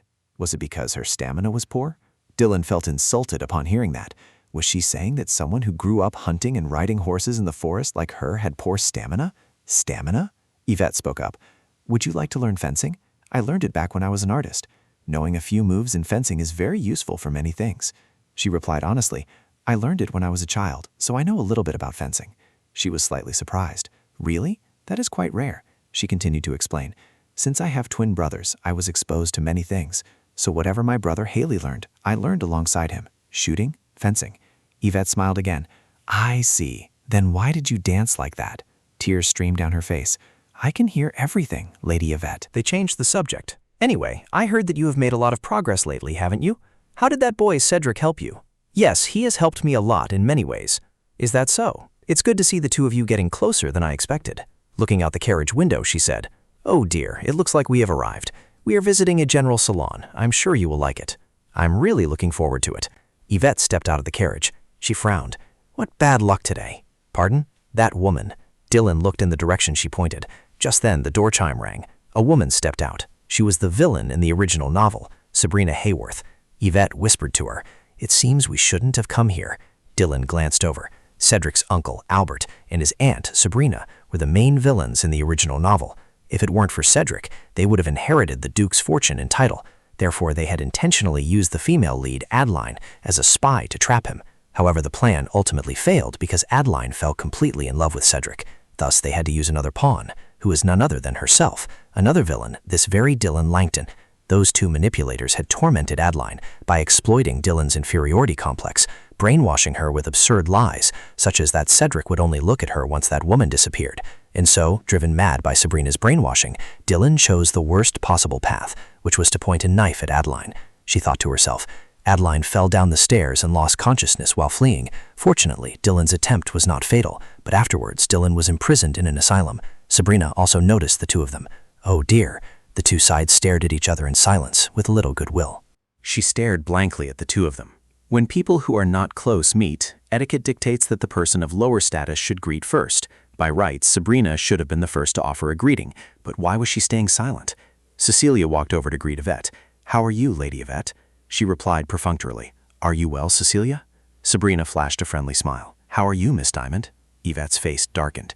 She had once been the Marchioness of Northerland and was now the Countess of Bately. Only cheap tabloids would refer to her by her former stage name, Miss Diamond. The implication was clear. "You are not a member of my family. You are merely a struggling actress and nothing more." Yvette curled her lips, also putting on a friendly smile. "How are you? After all, my son is the heir to the Duke. Lady Hayworth, your husband is not the eldest son. What right do you have to be so arrogant?" Sabrina replied with a smile. "Fortunately, I am doing well." "And the person next to you, could she be?" Yvette confirmed. "Indeed, this child will be the next Marchioness of Nazerland, Cedric's wife. Greet them, Dylan. This is Lady Sabrina Hayworth, the wife of the second son of Count Cetherwick." Dylan greeted awkwardly. "How do you do, my lady? Why is this situation so awkward?" Sabrina smirked. "Oh dear, it is a pleasure to meet you. So you must be the young lady from the rumors. I apologize, but due to my husband's situation, I was unable to attend the wedding." I'm completely speechless with her. So she means there's a lot of gossip behind my back? And you did receive the wedding invitation, but deliberately ignored it, even though we ran into each other at the wedding venue? You don't recognize me as the Marchioness either, do you? How baffling. Are you looking for a fight? Looking at Dylan's expression, Ivette thought to herself, how strange. Has she shifted her target from me to Dylan? Will she be okay? I should have warned her to prepare herself beforehand. Dylan flashed a brilliant smile. It is quite all right. All the important guests came and gave us their blessings. We are truly grateful. Sabrina forced a smile. Then she continued, "Come to think of it, I did drop by for a moment. It was indeed a simple and small wedding, very modest and lowly." She replied amiably, "Yes, it was grandfather's idea. He wanted us to get married as quickly as possible. That's why we only held a small event." Yvette had to look at her in a new light. What was this? She had thought the girl would just apologize and meekly bow her head as usual. "Don't even think about making a fool out of me. Hunting is my specialty." She certainly lived up to her reputation as a street fighter. It seemed she had hit the jackpot. Wouldn't this be fun? Dylan, on the other hand, felt a bit guilty. Was it okay for me to say that? It feels like I'm taking advantage of him. Sabrina continued to provoke her. So that's how it is. It was father's wish. Come to think of it, a wedding ceremony is rarely held so abruptly. Could it be a case similar to Alexandra's? Yvette was startled. That woman, her hands clenched into fists. It was one thing to insult her as a mere showgirl, but how dare she accuse a noble young lady of getting pregnant before marriage? No longer able to hold back, she struck back. "Of course it has to be just like my wedding with Alex. Since you brought it up, I'll show you what a true artist is like. After all, love at first sight does exist in this world." Fireworks erupt the moment their eyes meet. Their souls are drawn to each other, wishing they could pledge their very lives to one another from the very first instant. There is indeed such a deeply passionate love that exists in this world. Of course, not everyone who wants such a monumental romance in their life can find it. How could someone from an arranged marriage like you possibly understand, right? Dylan, startled, replied, "Yes." Oh, so she was acting. This was Lady Yvette's attack. I have no experience in romance, but I absolutely must not let it slip that I also only married for convenience. Think back, Dylan. Now, fill your mind with the sweet and passionate emotions from those romance novels you've read. She put on a cute act. You're making me so embarrassed. It's a secret, but indeed it is. Spread the rumor. It would be a waste if she were the only one who knew. During our first meeting, Cedric and I crossed paths by chance when he was on his way to see my father. He asked me for directions. Even though we didn't know each other, the moment our eyes met, I knew he would become someone special in my life, because he was the male lead who had come to propose to my little sister. It seems Cedric felt the same way as I did. During our next meeting at the mansion, I secretly overheard Cedric asking my father for permission to marry me. Throughout his stay at the mansion, we shared deep and heartfelt conversations. I still remember how desperately I tried to stop him from proposing to my sister. On the 4th day after our first meeting, I received the most romantic proposal in the banquet hall. In the banquet hall? Unbelievable, right? Even I couldn't believe it. With a deeply moved expression, Dylan continued, "Yes, during the ball, Cedric got down on one knee and said to me, 'Marry me,' even repeating it twice. Grandfather was also there at the time, and he was so happy. I just thought, oh no, I'm completely doomed." Ivette, her heart filled with excitement. My son, I should have seen that with my own eyes. She continued her act. "It's truly hard to believe, isn't it? My legs were trembling with joy. I accepted while holding back my tears. What do you think, madam? That is our love story. Sometimes my heart still flutters when I look back on it. I swear everything I've said so far is the truth." Cecilia suddenly spoke up. "That is indeed a romantic story. I've known Cedric for a long time, but to think he would do such a thing. That girl, I've never imagined this before." Dylan's mind exploded. Sabrina's daughter, Cecilia. Dylan silently assessed Cecilia. Obviously, I saw her at the wedding. She was the one who caught the bouquet. Is she doubting me? Should I say a few more words to make it more convincing? She shyly said, "Actually, he confessed that I am his first love." Cecilia's face clearly spelled out disbelief. "Cedric said that?" Dylan continued to act with all her might. "Yes, isn't that a bit too far-fetched? What I actually heard was that my grandmother Layla was the first love of Lord Graham, Cedric's grandfather. That was how the story went.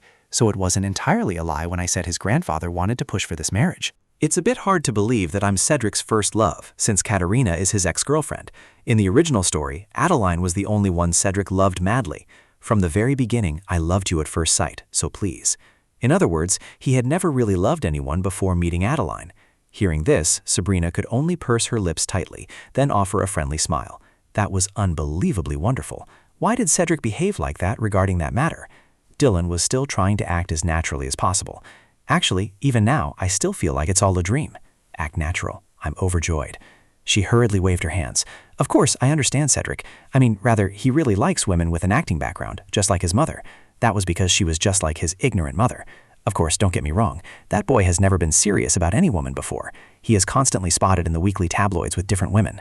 Do you believe all those scandals in the papers? For a boy like him, falling in love and settling down is truly an unimaginable miracle. Dylan thought in disbelief. She didn't even consider her feelings when launching such a one-sided attack, just because of the few false articles. She furrowed her brows tightly and muttered, "How annoying. Did they think she would doubt Cedric just like they did? It was truly unbearable. She really detested this woman. Regardless of principles or anything else, she absolutely hated people who put on airs and mock others' origins or status. Anyway, this was just a psychological war. No matter what became of her in the future, she would never like her even a single bit. If she kept pushing her boundaries, she wouldn't let it slide." Dylan quickly regained her composure and flashed a cheerful smile. "That's right. On the contrary, it only makes me appreciate Cedric's charm even more. My husband becoming the center of everyone's attention as if he were an eligible bachelor. To me, this is no different from winning a medal, isn't it? Thanks to the article, I now know he is the desire of so many people. Of course, that is also the burden of being charming. I am simply overjoyed because out of everyone, he chose me. As you said, madam, he is a distant man who only appears fleetingly in the newspapers. When such a man appeared, knelt before me, and willingly became mine, what woman in this world wouldn't be moved? At this moment, I am perhaps the luckiest woman in the empire." This was the logic taken straight from Emily's romance novels, the most notorious playboy changing his ways after falling in love with a woman, followed by a series of bestsellers with various plots, but the same trope of doting on the female lead. Was that how the love story of Cedric and Adeline in the original novel had begun as well? But among the countless women as numerous as the stars, only she was the special one. Compared to the contempt of others, self-inferiority was far more terrifying. Dylan curled her lips into a sly smile. The woman seemed to have forgotten that the Duke's nephew, Cedric, was not the only one who had appeared on the front page of the newspaper. Actually, premarital relationships aren't a big deal, but scandals that tarnish a family's reputation are a different matter entirely. Violence, gambling, and even drug scandals. He was a character who, despite not drawing much attention, constantly appeared in the news. Raised by ill-mannered parents, he didn't just live a pathetic life. A gambler living off his family's wealth, he squandered all his money at casinos and drowned himself in alcohol. In the end, he even kidnapped Adeline to steal her away from Cedric. He even had to stand trial for repeatedly assaulting the servants. He smiled so brightly that no one would ever think such biting remarks came from her. Those are truly terrifying scandals indeed. A character so insignificant that he was created solely to serve as a foil for Cedric, the eldest son of Albert and Sabrina Morgan Hayworth. Forget about university, he was expelled twice even during his boarding school days. He was just an idiot who didn't even have what it takes to be a real villain. If he had any redeeming qualities, his innocent face was probably the only one, but his looks couldn't possibly compare to Cedric's. Even so, for some reason, his parents doted on their eldest son, especially Sabrina Hayworth. Money covered up the countless troubles he caused. Yet, why did a piece of trash like him have his eyes on the female lead, Adeline, even when she was pregnant with Cedric's child? I still remember that dialogue. Adeline had pushed him away in utter disgust. Playing hard to get like that is quite amusing. I, however, really enjoy subduing rude girls, quite brutally. Anyway, Albert Hayworth and his wife discovered Adeline's pregnancy after bribing a servant at the Brighton estate. Fearing that the inheritance would go to the child once it was born, they tried to cause her to miscarry, but their plan failed. So what did Morgan Hayworth do? He posed as Adeline's father and sent her a short note. He threatened to demand money from Cedric if she did not meet him at the designated location. Not wanting this to be revealed to Cedric, Adeline left the estate. What happened next went exactly as expected. Caught red-handed by Cedric, Morgan and his parents faced the judgment of the law. Dylan continued to make Sabrina tremble with rage. One had to wonder who he inherited this wicked personality from.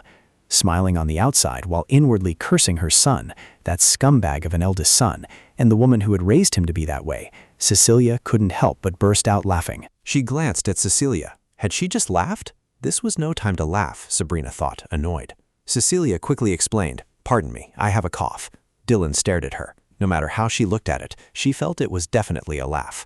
Ivette finally stepped in to defuse the situation. "Perhaps it is because we have been standing outside talking for too long. You were on your way back, yet we held you up to chat like this. I am truly sorry." Sabrina had to back down. "Madam is absolutely right. I am very sorry that our first meeting turned out like this. Therefore, to make amends, how about an invitation to a ball, Dylan?" Ivette and Dylan exchanged glances. "A ball?" she explained. "Yes, I am planning to host a ball in 2 weeks. I would be very grateful if you could grace the event with your presence." Ivette smiled brightly, signaling her to agree. She had no choice but to accept. "I will be there. Thank you for the invitation." Sabrina continued with a smile. "I will take that as a yes then." She smirked. "Goodbye then." Once the other two had left, Ivette and Dylan began to talk. "Dylan." "Yes." Then she suddenly hugged her. "You did so well. I feel extremely gratified." She spoke up awkwardly. "Thank you. You really controlled your emotions, Lady Ivette." Inside the room, Yvette's face looked incredibly cheerful. It's not easy to tell, is it? However, I have dealt with that witch so much that no matter how hard she tries to hide it, I can still see right through her. It's been a long time since I last saw that furious face of hers. I truly, utterly detest people like that. Out of everyone in the Duke's family, I despise that woman the most. Dylan spoke honestly. I don't like her either. Hearing this, Yvette was stunned. Oh my, that is quite an unexpectedly bold answer. Dylan herself had already been fuming with anger. How could she possibly like someone who casually insulted others upon their very first meeting, especially when the target of those insults was her own family? Yvette's heart couldn't help but skip a beat. She stared at her. Family? Is she saying that because that woman insulted her Langston family? Or is the family she is referring to Cedric and me? Hearing this, Dylan blushed and scratched her head. If she looked at it that way, wasn't Sabrina also a part of her family? Although they didn't want to admit it, the two of them were getting along in perfect harmony. I have never considered that woman a part of the family, not even once, so don't worry. As I thought, you feel the same way, madam. Yvette crossed her arms, her brow furrowing. People who think like you are the normal ones. Isn't Graham the strange one for fussing over everything? Dylan curiously asked her, is he really like that? Yvette confirmed. Indeed, his way of thinking does not align with mine. That's why I hate that old man, though it actually started back when he opposed my marriage to Alexandra. No matter what a family member does, he always forgives them just because they share the same blood. I am sick and tired of it. Do you know what is even more infuriating? He always tells Cedric to endure and let everything slide. Does that make any sense? Dylan fell into deep thought. Cedric had always had to remain silent and endure everything, just as he was told. It's absurd, isn't it? Yvette's eyes sparkled. Cedric will always be Cedric. Why does he have to obey his grandfather so blindly, telling him that even if they mess with him, he still has to be understanding and let it go? It's ridiculous. The boy has to do all the work by himself and is always the one cleaning up after those fools. And do you know what he told me? He told me to just ignore it. He wanted me to do as his grandfather said. He said the best way is not to react to them and just let everything slide. What could I possibly say? I must have become an outsider to the ducal family by now. She looked at her and thought to herself that if a widow remarried and bore children for her new husband, she would no longer be considered a family member by her former husband's relatives. After Cedric, Lady Ivette had 2 other children, which was why she couldn't criticize them directly. She suddenly raised her voice. "But how can I not care? No, if it were you, you would do the same." She calmly replied, "If someone close to me were in such a situation, I wouldn't stand by and watch either. After all, they have been like that from the very beginning." Yvette was extremely excited. "Right? Exactly, right?" Dylan looked at her seriously, then declared in a calm, measured voice, "From now on, I will vent Lady Yvette's anger on them. If they rudely try to cause trouble again, I won't let it slide, and I will go crazy on them. I have the ability and the right to do so. After all, I am the wife of the Duke's heir." Hearing this, tears welled up in Yvette's eyes. So that was why everything about her, from her appearance to the first impression she made, perfectly suited Yvette's taste. How fortunate it was that a child like her had become Cedric's partner. She was indeed a kind child. Her intuition had been spot on. "What's with that expression?" Dylan replied, a bit exasperated. "See?" Hearing this, she immediately encouraged her. "Actually, I'm worried about whether I can prepare well for the ball." That's right. Although her dancing skills had improved slightly, it would be fine since there were still 2 weeks left. If she accidentally made any mistake that others could nitpick, they would surely use it to ridicule her. There was still plenty of time to practice. As long as she worked hard, everything would turn out fine. Besides, if you decline Sabrina's invitation and make your debut on another occasion, there will be unpleasant gossip. And on our part, the remaining time is too short to organize a ball. This ball is extremely suitable for us in terms of both timing and scale. Even so, the truth is that this ball is putting you in a difficult position. Are you worried? Dylan managed to reply, "Yes, a little." "I trust you, Dylan. Please know that I don't," Yvette squeezed her shoulders comfortingly, "usually tell others that I put my trust in them, but I am telling you this because I believe you will do well. So you should also trust me, the one who trusts you. Put in enough effort so that they won't even think of criticizing you in the future. Show them what you've got." Hearing this, Dylan felt deeply moved and softly replied, "Yes." In the sauna, the 2 were relaxing and pampering themselves. "Oh, actually, I've been meaning to ask you this," she politely replied. "Yes, what is it?" Yvette asked directly. "Why do you call grandfather but don't call me mother?" "Well, it's not that I'm upset about it. If you call grandfather, then shouldn't I be called mother as well? Am I wrong?" This from the person who had a "don't even try to call me your mother" attitude during their first meeting. Dylan blushed and stammered in response. Can I really call you that?" Her face also turned red as she replied, "Of course it's fine. Didn't you say before that we are family?" She cheerfully chimed in, "Then I will do so in the future, won't I, Mother?" That's right, she really is a lovely person. They moved to another room. Dylan happily enjoyed the delicious food, feeling completely revitalized. "This is so delicious. Our kitchen staff are indeed geniuses. Today's dessert is nougat. After going to the beauty salon, I had to choose decor for the mansion, and arranging them exhausted me. Eating this has made me feel so much better. I'm sorry, Donna. I was so focused on eating that I didn't notice you. You may leave now. There must be a lot of work for you to do in the kitchen. Thank you for your hard work." Donna blushed and replied, "Yes, my lady." Dylan cheerfully explained, "And I am very grateful to the chef for constantly making such delicious dishes for me all this time. The same goes for Madame de Bois. Please help me convey my gratitude to her." "Yes." Donna hesitated slightly. "Actually, my lady, the next time we meet, I would be very grateful if you would drop the honorifics. Now, please excuse me." Dylan turned to ask Peony, "Does my speaking so formally make the servants uncomfortable?" She respectfully replied, "Well, it seems some of them do feel that way." She waved her fork. "I know this isn't a good habit, so I must quickly correct this bad habit of mine. After all, I only recently stopped using honorifics with you all." Her personal maids, Peony and Rebecca. Peony smiled and said, "I don't think you need to force yourself to change the way you speak." Rebecca, standing beside her, agreed. "I agree, because it makes us feel more special." Even so, Dylan was still a bit downcast. Anyway, if I keep speaking that way, it seems I'll be putting pressure on everyone. The Marquise smiled reassuringly. "That's not true. The others say so because they adore you, my lady. Please do not worry." She was a bit skeptical. "Really?" They confirmed. "Yes, indeed." "Well, I should be grateful for that, but how fortunate it is that a child like you became Cedric's partner." Hearing those words, this was the first time I had received such great recognition, even though partner is a term that should be reserved for Adeline. Should I behave more rudely? But I can't do that. Everyone is so kind to me. How could I reject their kindness? This is so delicious.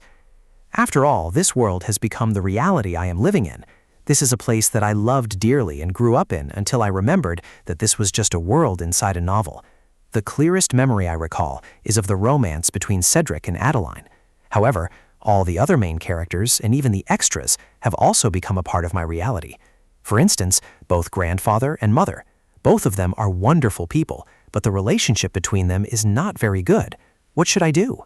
As expected, this was something I shouldn't have gotten involved in. I should try some new tea to clear my head. Peony spoke up again at this moment.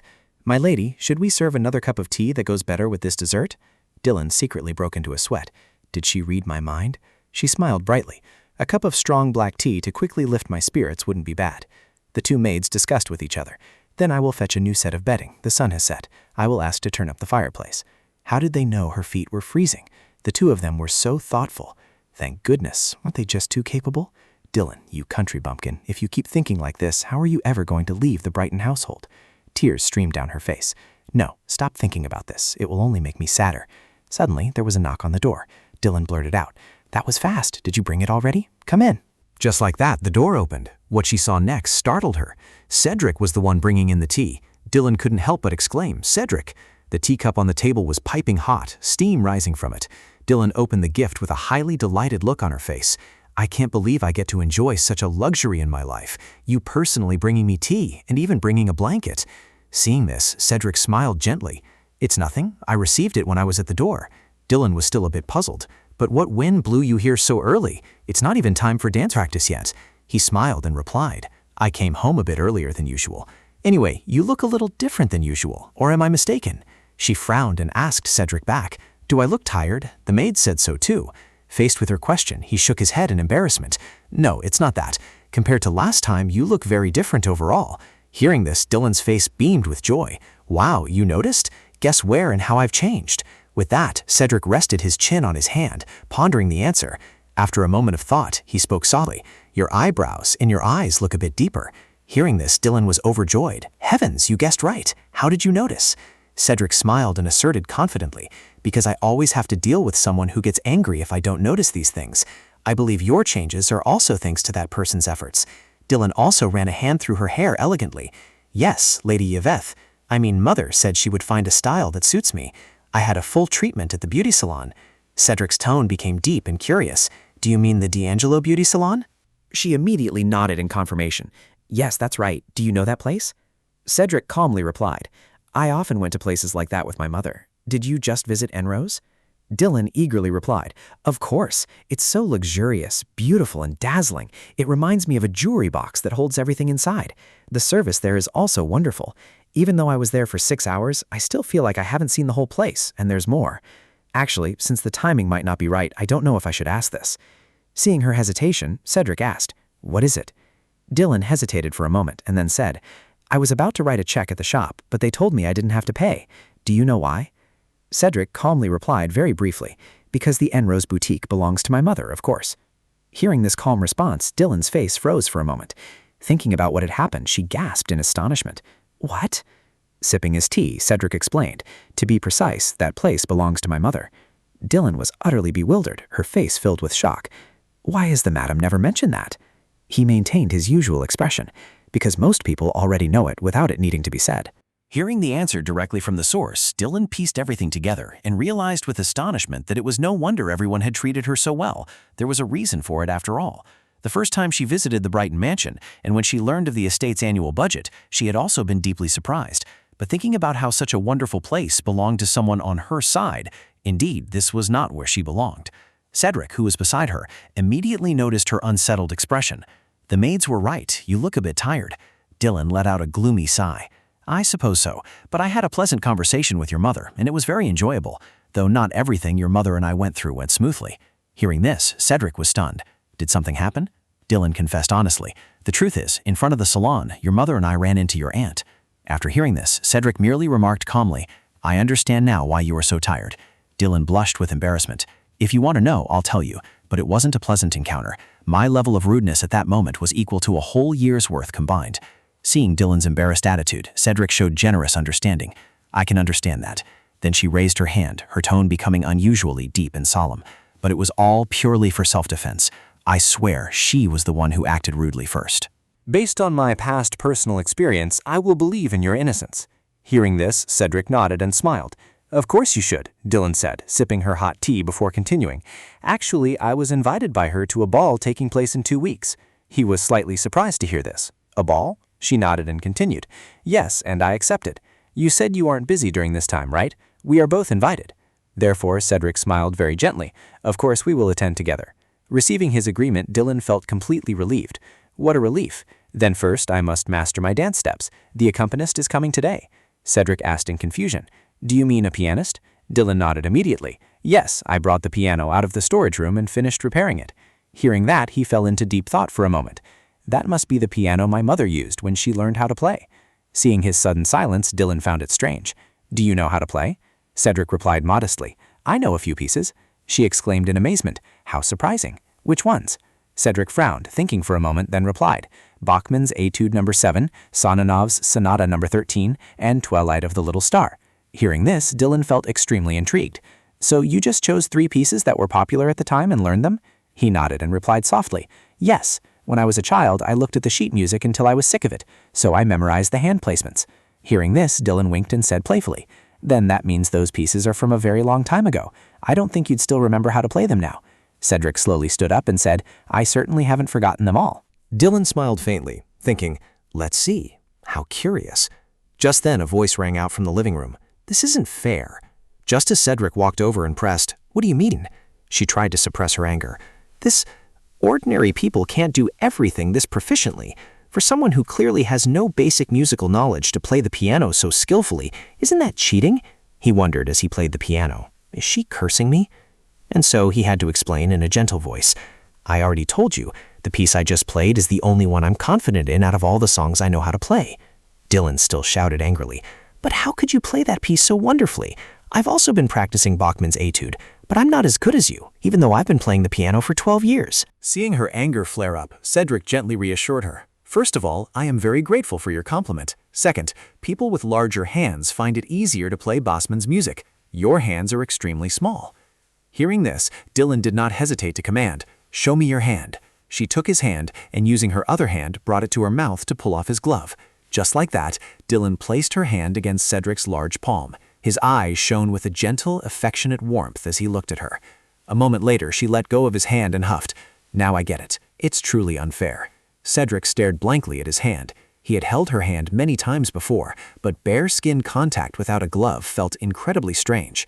Dylan asked loudly, You don't know how to embroider, do you? Cedric clenched his fist and confirmed, I have never done that. Hearing his answer, Dylan was overjoyed. All right, then I win. I know how to embroider, even though I don't like it. Seeing her overly delighted reaction, he could only sigh helplessly. I thought we were talking about playing the piano. Isn't it your turn to show what you can do? Dylan spoke up timidly. I would be a coward if I refused this offer, wouldn't I? I will put my trust in your conscience. With that, she turned her face away. Don't mock me. Cedric walked over and gently coaxed. Have I ever done that? Hearing those words, Dylan's cheeks flushed crimson. You're quite the sweet talker.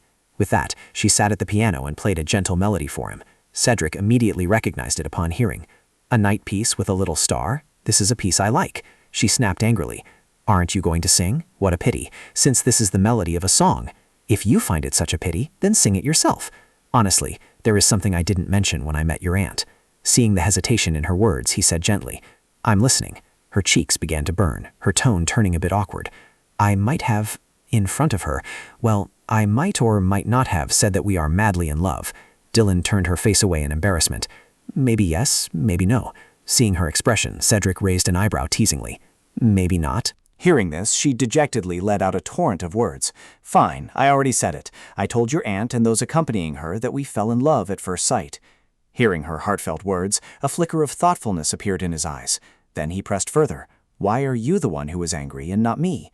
Dylan yelled in frustration. I'm angry at myself for saying those impulsive things, but it was clearly a retort to her mockery of you and me. Cedric kept his voice gentle. I can understand that. Dylan tried to regain her composure. So what I mean is, I want you to pretend that's how it is. Cedric frowned and asked bluntly, Pretend how? She looked at him, hesitating. Do you want me to be blunt? Fine. Since things have come to this, I'll be direct with you. Dylan's lips parted slightly, a sparkle appearing in her eyes. I want you to act as if you are completely infatuated with me at the ball we're going to attend. Hearing this, Cedric was quite stunned. Standing there with his arms crossed, he remarked, I can try, but since I have no experience with this sort of thing, I'm not very confident. Dylan's voice faltered slightly. Then, how about you just behave the way you do with Lady Rotham? Hearing such an outrageous idea, Cedric immediately brushed it off. That wouldn't make me look like a man deeply in love at all. Really? Dylan began to complain in frustration. Then we have no choice but to rely on our ability to improvise. He asked a single serious question. Are you confident? Clenching her fists, she summoned all her courage to reply. Of course not, but I'll just have to do my best. Standing beside her, Cedric asked again. How? She frowned, pondering for a long moment. I'm wondering how to do it too. What if we suddenly compliment each other? Hearing this, he merely smiled and replied, That shouldn't be too difficult. I was already thinking of a compliment for you earlier. Dylan was instantly taken aback. Really? About what? He chuckled softly and explained, The shape of your eyebrows suits your face very well, Dylan. Faced with such a cheesy remark, Dylan blushed as red as a ripe tomato. She tried to push past her embarrassment and muttered, I know. Seeing her confidence, Cedric was stunned, finding it hard to believe. Huh? Soon after, she shook her head vigorously. Don't say anything. This is also part of my practice, practicing to act nonchalant when praised by others. Cedric stared at her expression and asked in confusion, Why does it seem to me that you're a bit more flustered than someone who just said that should be? Having her mind read by Cedric, Dylan stammered in embarrassment. Maybe it's because the sales clerks at the mall showered me with too many compliments. That's why, even though it's nothing special, my face keeps turning red and I get shy. But Mother said that rejecting compliments is no different from lowering your own self-worth, and it's also a bad habit. So first of all, I'm going to practice how to react naturally to compliments, step by step. Listening to her, Cedric sighed and thought to himself, She's already blushing all the way to her neck. That is definitely going to take some time. Do you need my help? Dylan was momentarily taken aback. What? Help? He leaned in close to her and praised, You look exceptionally beautiful today. That compliment made Dylan's face flush bright red. Really? She began to turn her face away. Is that so? Of course you are beautiful. Cedric, still standing there, spoke every word from the bottom of his heart. To be honest, when I first stepped into the room earlier, I thought you were an angel descended to earth. As soon as he finished speaking, Dylan snapped. Enough. Stop talking like that. You say it so casually that it makes me feel like I'm being toyed with. Cedric merely smiled and said, It's not just a feeling. You guessed right. Dylan thought angrily to herself, Look at him. She growled in frustration. I really wanted to tease you back this way, but no matter how flowery the words I use to describe your handsomeness, it won't affect you at all, because you've heard it countless times before. It's so unfair. Standing beside her, he gently thought to himself, But I still want to hear you say it. Dylan paused for a moment, and then spoke in a soft voice.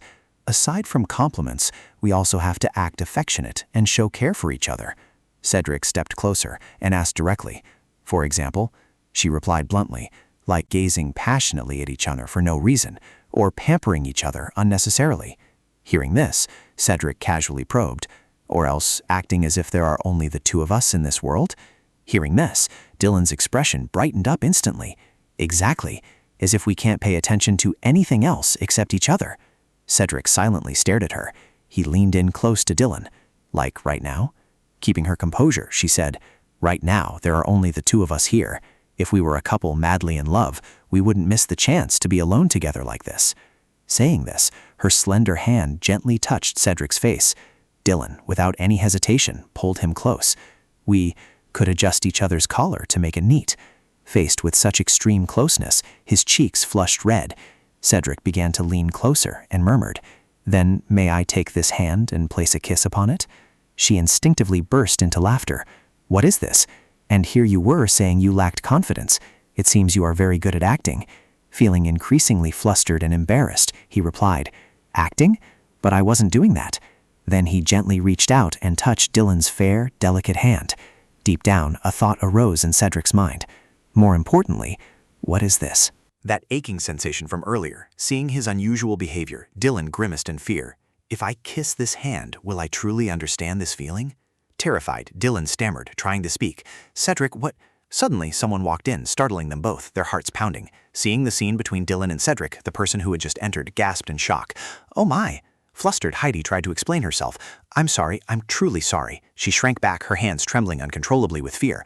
I didn't mean to peek. Oh my goodness, the butler told me the young lady was waiting for me here. I am sincerely sorry. Seeing this, Dylan forced a polite smile and asked, Are you today's accompanist? Heidi stood up and bowed politely. Yes, it is an honor to meet you, Marquis and Marchioness. I am Heidi Rosen, the accompanist. Terrified, she desperately explained, I am extremely sorry for interrupting you two. Dylan maintained her friendly demeanor, smiling as she said, No, you didn't interrupt at all. It's a pleasure to meet you, Miss Rosen. Then she turned to look at him, Cedric. He offered a gentle, friendly smile. There was no interruption at all. It is a pleasure to meet you, Miss Rosen. Hearing this, Heidi stood frozen, her eyes brimming with tears. Heidi Rosen, 21 years old, was a music tutor and also a talented pianist. She felt a wave of panic and guilt, realizing she might have truly come between them. With that, Heidi sat down and began to play a soft, soothing melody. Dylan and Cedric held hands, losing themselves in the rhythm of the music. Her feet glided effortlessly across the floor. Dylan asked Heidi, What did you think of the performance just now, Miss Rosen? She answered frankly, It was absolutely outstanding. Hearing this, Dylan smiled gently. Thank you. I didn't think she would be impressed. Then Dylan asked, What do you think? He calmly replied in a bland tone, I agree with Miss Rosen's remark. Hearing this, she let out a soft chuckle. Do you really think so? Prove it to me with your actions. With that, she angrily stomped hard on Cedric's shoe. Heidi was still sitting there playing, the voices drifting to her ears. The metal plates, have they disappeared? Since I trust you now, they are no longer needed. How touching. Dylan pondered for a moment and said, Now I am also completely confident with the waltz and gavotte. Actually, I think I can dance the mazurka passably now. Cedric nodded without hesitation. I agree. Dylan frowned and demanded in a low voice. Really? No way. Cedric stammered. Except for one thing. She nodded with a faint smile. I think so too. There is one part of the mazurka that I can't perform perfectly yet, and it's quite frustrating. Hearing this, he exclaimed cheerfully. It seems we are on the same page. Dylan then happily suggested. Then I'll count to 3, and we'll say it at the same time. And so Dylan began to count. 1, 2, 3, the climax spin. After speaking in unison, they both froze, their faces flushed red with embarrassment. Sure enough, a moment later, Dylan waved her hand dismissively. That movement is done in consecutive beats, but my steps aren't very graceful. Cedric crossed his arms and remarked, I don't think it's that awkward. Overall, the way you dance is quite elegant. Hearing this, Dylan pondered and said, If possible, I want to perform it as perfectly as possible.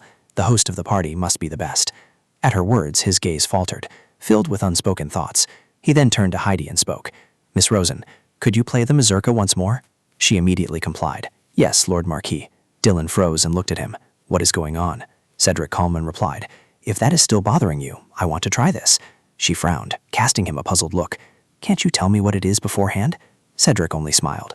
You'll find out soon enough. And so the melodious music continued to play. The silhouettes of Dylan and Cedric dancing were reflected in the window.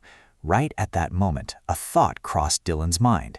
Now it was time for the spin. She stole a cautious glance at him. Cedric's hand gripped her waist tightly, catching her off guard.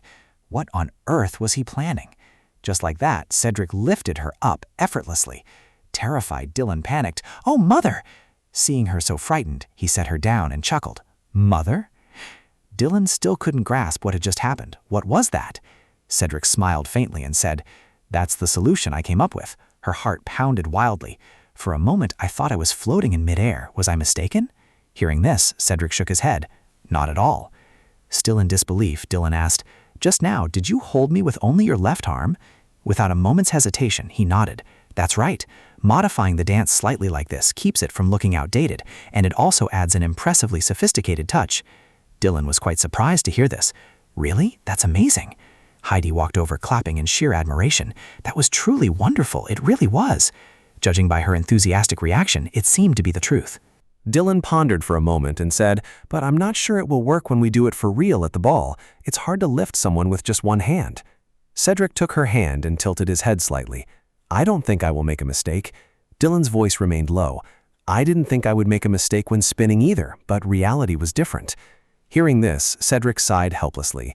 In other words, I'm used to lifting people, so it will be fine. Dylan was quite stunned. Do you usually dance so enthusiastically on regular days? He shook his head and replied, No, it's because I often carry and hold viola. Hearing this, Dylan immediately retorted, Oh my God, that child is only 9 years old. I'm twice the size of your younger sibling. Cedric remained calm. To me, you aren't much different from them. She shouted right in his face, "Don't you think your credibility will drop after making such remarks?" As soon as she finished speaking, Cedric turned and walked away. Dylan hurriedly followed him. Where is he going? Suddenly, Cedric stopped and reminded her, "Even if you run at full speed from over there toward me, I can still catch you, lift you up, and spin you around." And so the two of them bickered back and forth. "That's a lie. Do you want to try?" "I don't think you can do it." "I can." "What if I don't want to?" "Because the more you dislike it, the more determined I am." After arguing for a while, Cedric angrily declared, "I will not budge a single step until you do this move." Hearing this, Dylan said sarcastically, "Don't joke like that. You sound like you're actually serious." Standing a few meters away from her, he asked in a teasing tone, "I don't recall saying this was a joke." Dylan yelled angrily, "What if you can't catch me? What if you fall?" "You can trust that I won't let those things happen." He said that trust is built through actions, and she had yet to verify those actions with her own eyes. After another round of arguing, Dylan sighed helplessly. "Fine, if I do this move, you must grant me one request." He asked blankly, "What request?" She took a deep breath and said, "I heard that you don't like shopping, so I have a request. You must give me one of your days to go shopping with me. What do you think?" Hearing this, Cedric agreed without the slightest hesitation. "I accept." Seeing him agree so easily, Dylan paused. "You're not going to refuse me?" Although she was angry, she still showed a bit of friendliness. "Fine, I won't be held responsible if I crash into you and hurt you." Cedric only smiled and gently reminded her, "Don't stop while running. If you do, you might get seriously hurt." She nodded and replied, "I understand." As soon as she finished speaking, Dylan shouted fiercely, "Then here I come." Heidi, sitting nearby, slumped down in startle. For a moment, she looked up in astonishment. Before her eyes was Cedric holding Dylan's waist tightly. He gently lifted her whole body up. Confronted with this sight, Dylan herself was taken aback. Cedric's gaze upon her was filled with tender affection. After a moment, Cedric gently set her down. Dylan lowered her head, her mouth murmuring. Then she suddenly squealed with delight. It was truly exciting, absolutely unbelievable. With wide eyes, she said in a sweet voice, "Since I was 10 years old, this is probably the first time I've been lifted up so effortlessly. I had forgotten this thrilling feeling." "That's wonderful." I take back what I said earlier about doubting you. I didn't think Haley could perform that move even if I asked him to. Hearing those words, Cedric couldn't help but burst into laughter. "So will you accept my suggestion to dance the mazurka then?"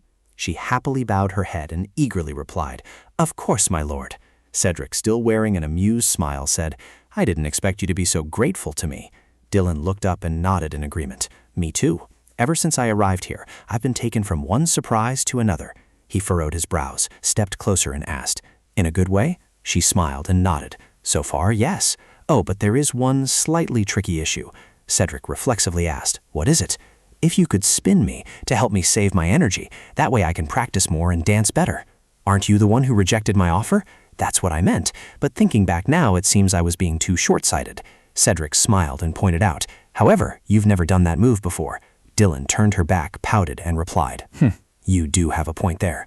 In another corner, Heidi was sobbing to herself, feeling utterly forlorn. "I am so lonely. The two of them are completely lost in their own world."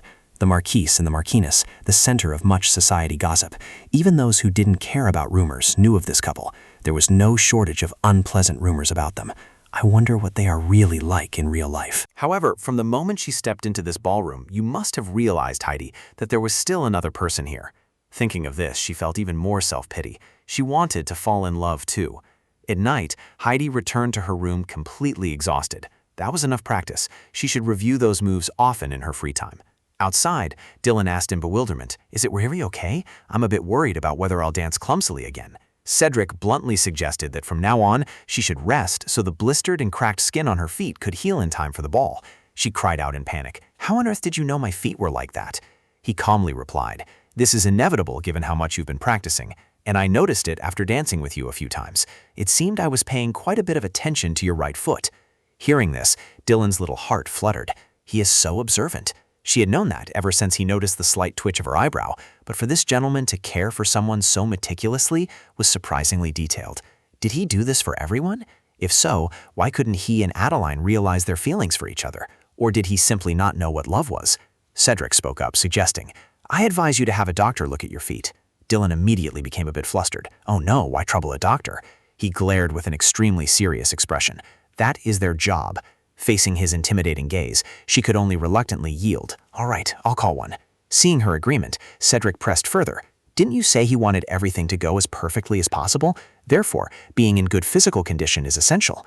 Dylan could only laugh wryly. "I'm defeated. His words make perfect sense. I finally have time to rest now. I should also write the letters I've wanted to send for so long." Just then, Cedric suddenly suggested, "We can also go shopping together, as you requested." Hearing this, Dylan paused. thinking, actually, you did agree to go shopping, but I never said we would go shopping together. Hearing this, he froze. Could it be? Dylan spoke up bluntly. Mother said she wants to take you shopping once before the party. She was afraid you would make an excuse to avoid her, so she asked me to ask you on her behalf. Cedric stood there, his tone slightly helpless.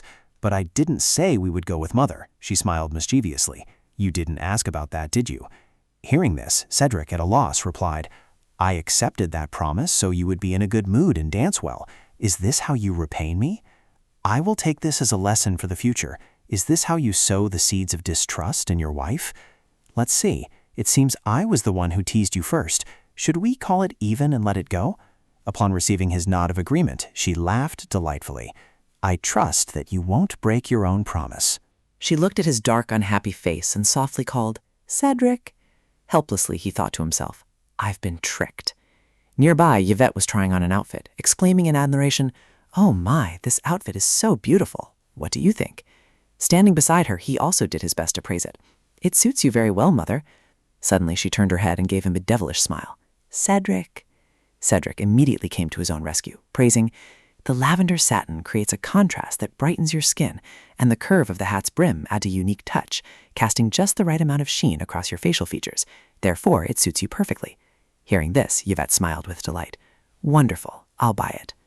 With that, the two of them went out to the balcony to enjoy the cool breeze. All right, let's see. Ivette sat enjoying her afternoon tea and inquired, I heard from Dylan that you were doing very well. He helplessly thought that if she said so, it must be true. Hearing this, Ivette smiled slyly. It seems you are really enjoying your newlywed life. I heard you've had a lot of free time lately. Eden said that recently, as soon as it's time to leave work, no, you even rush off before off hours. He let out a troubled sigh. Actually, I don't think it's strange for a husband to spend time with his wife. Seeing him sigh like that, Ivette smiled slyly. That's only natural, but for a son who was so busy with work that he only hurriedly sent a gift on my birthday without even visiting, to suddenly have so much free time, no matter how you look at it, that is highly suspicious. Seeing that scary expression, Cedric felt a bit helpless. It seemed his mother had memorized her lines before coming here. Then he spoke up to praise her. Your reaction is quite surprising, Mother. She asked back blankly. Why is that? Cedric immediately put on a look of pity and spoke in a solemn tone. When you saw me in the study, I remember you telling me not to work so much, but I never expected that you would be displeased when I acted according to your words. If that makes you uncomfortable, I will lock myself in my room once again. Seeing his mood sink further, Ivette immediately became flustered. No, that's not what I meant. It's good for you to rest, but…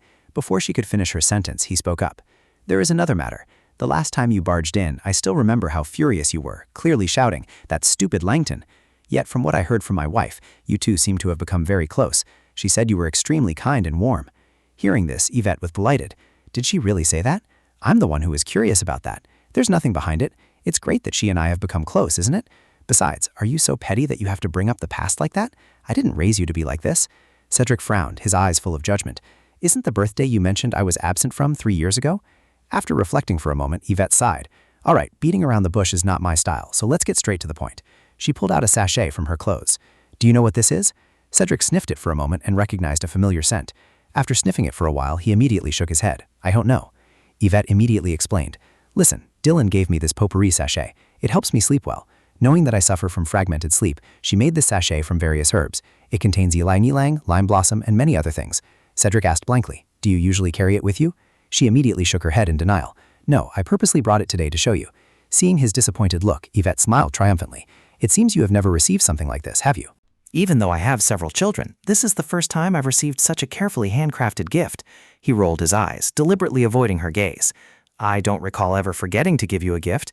Then Ivette handed him the sachet and carefully reminded him. It is a carefully handcrafted gift. Cedric replied in fear. Yes, Mother. Ivette took a deep, fond sniff of it.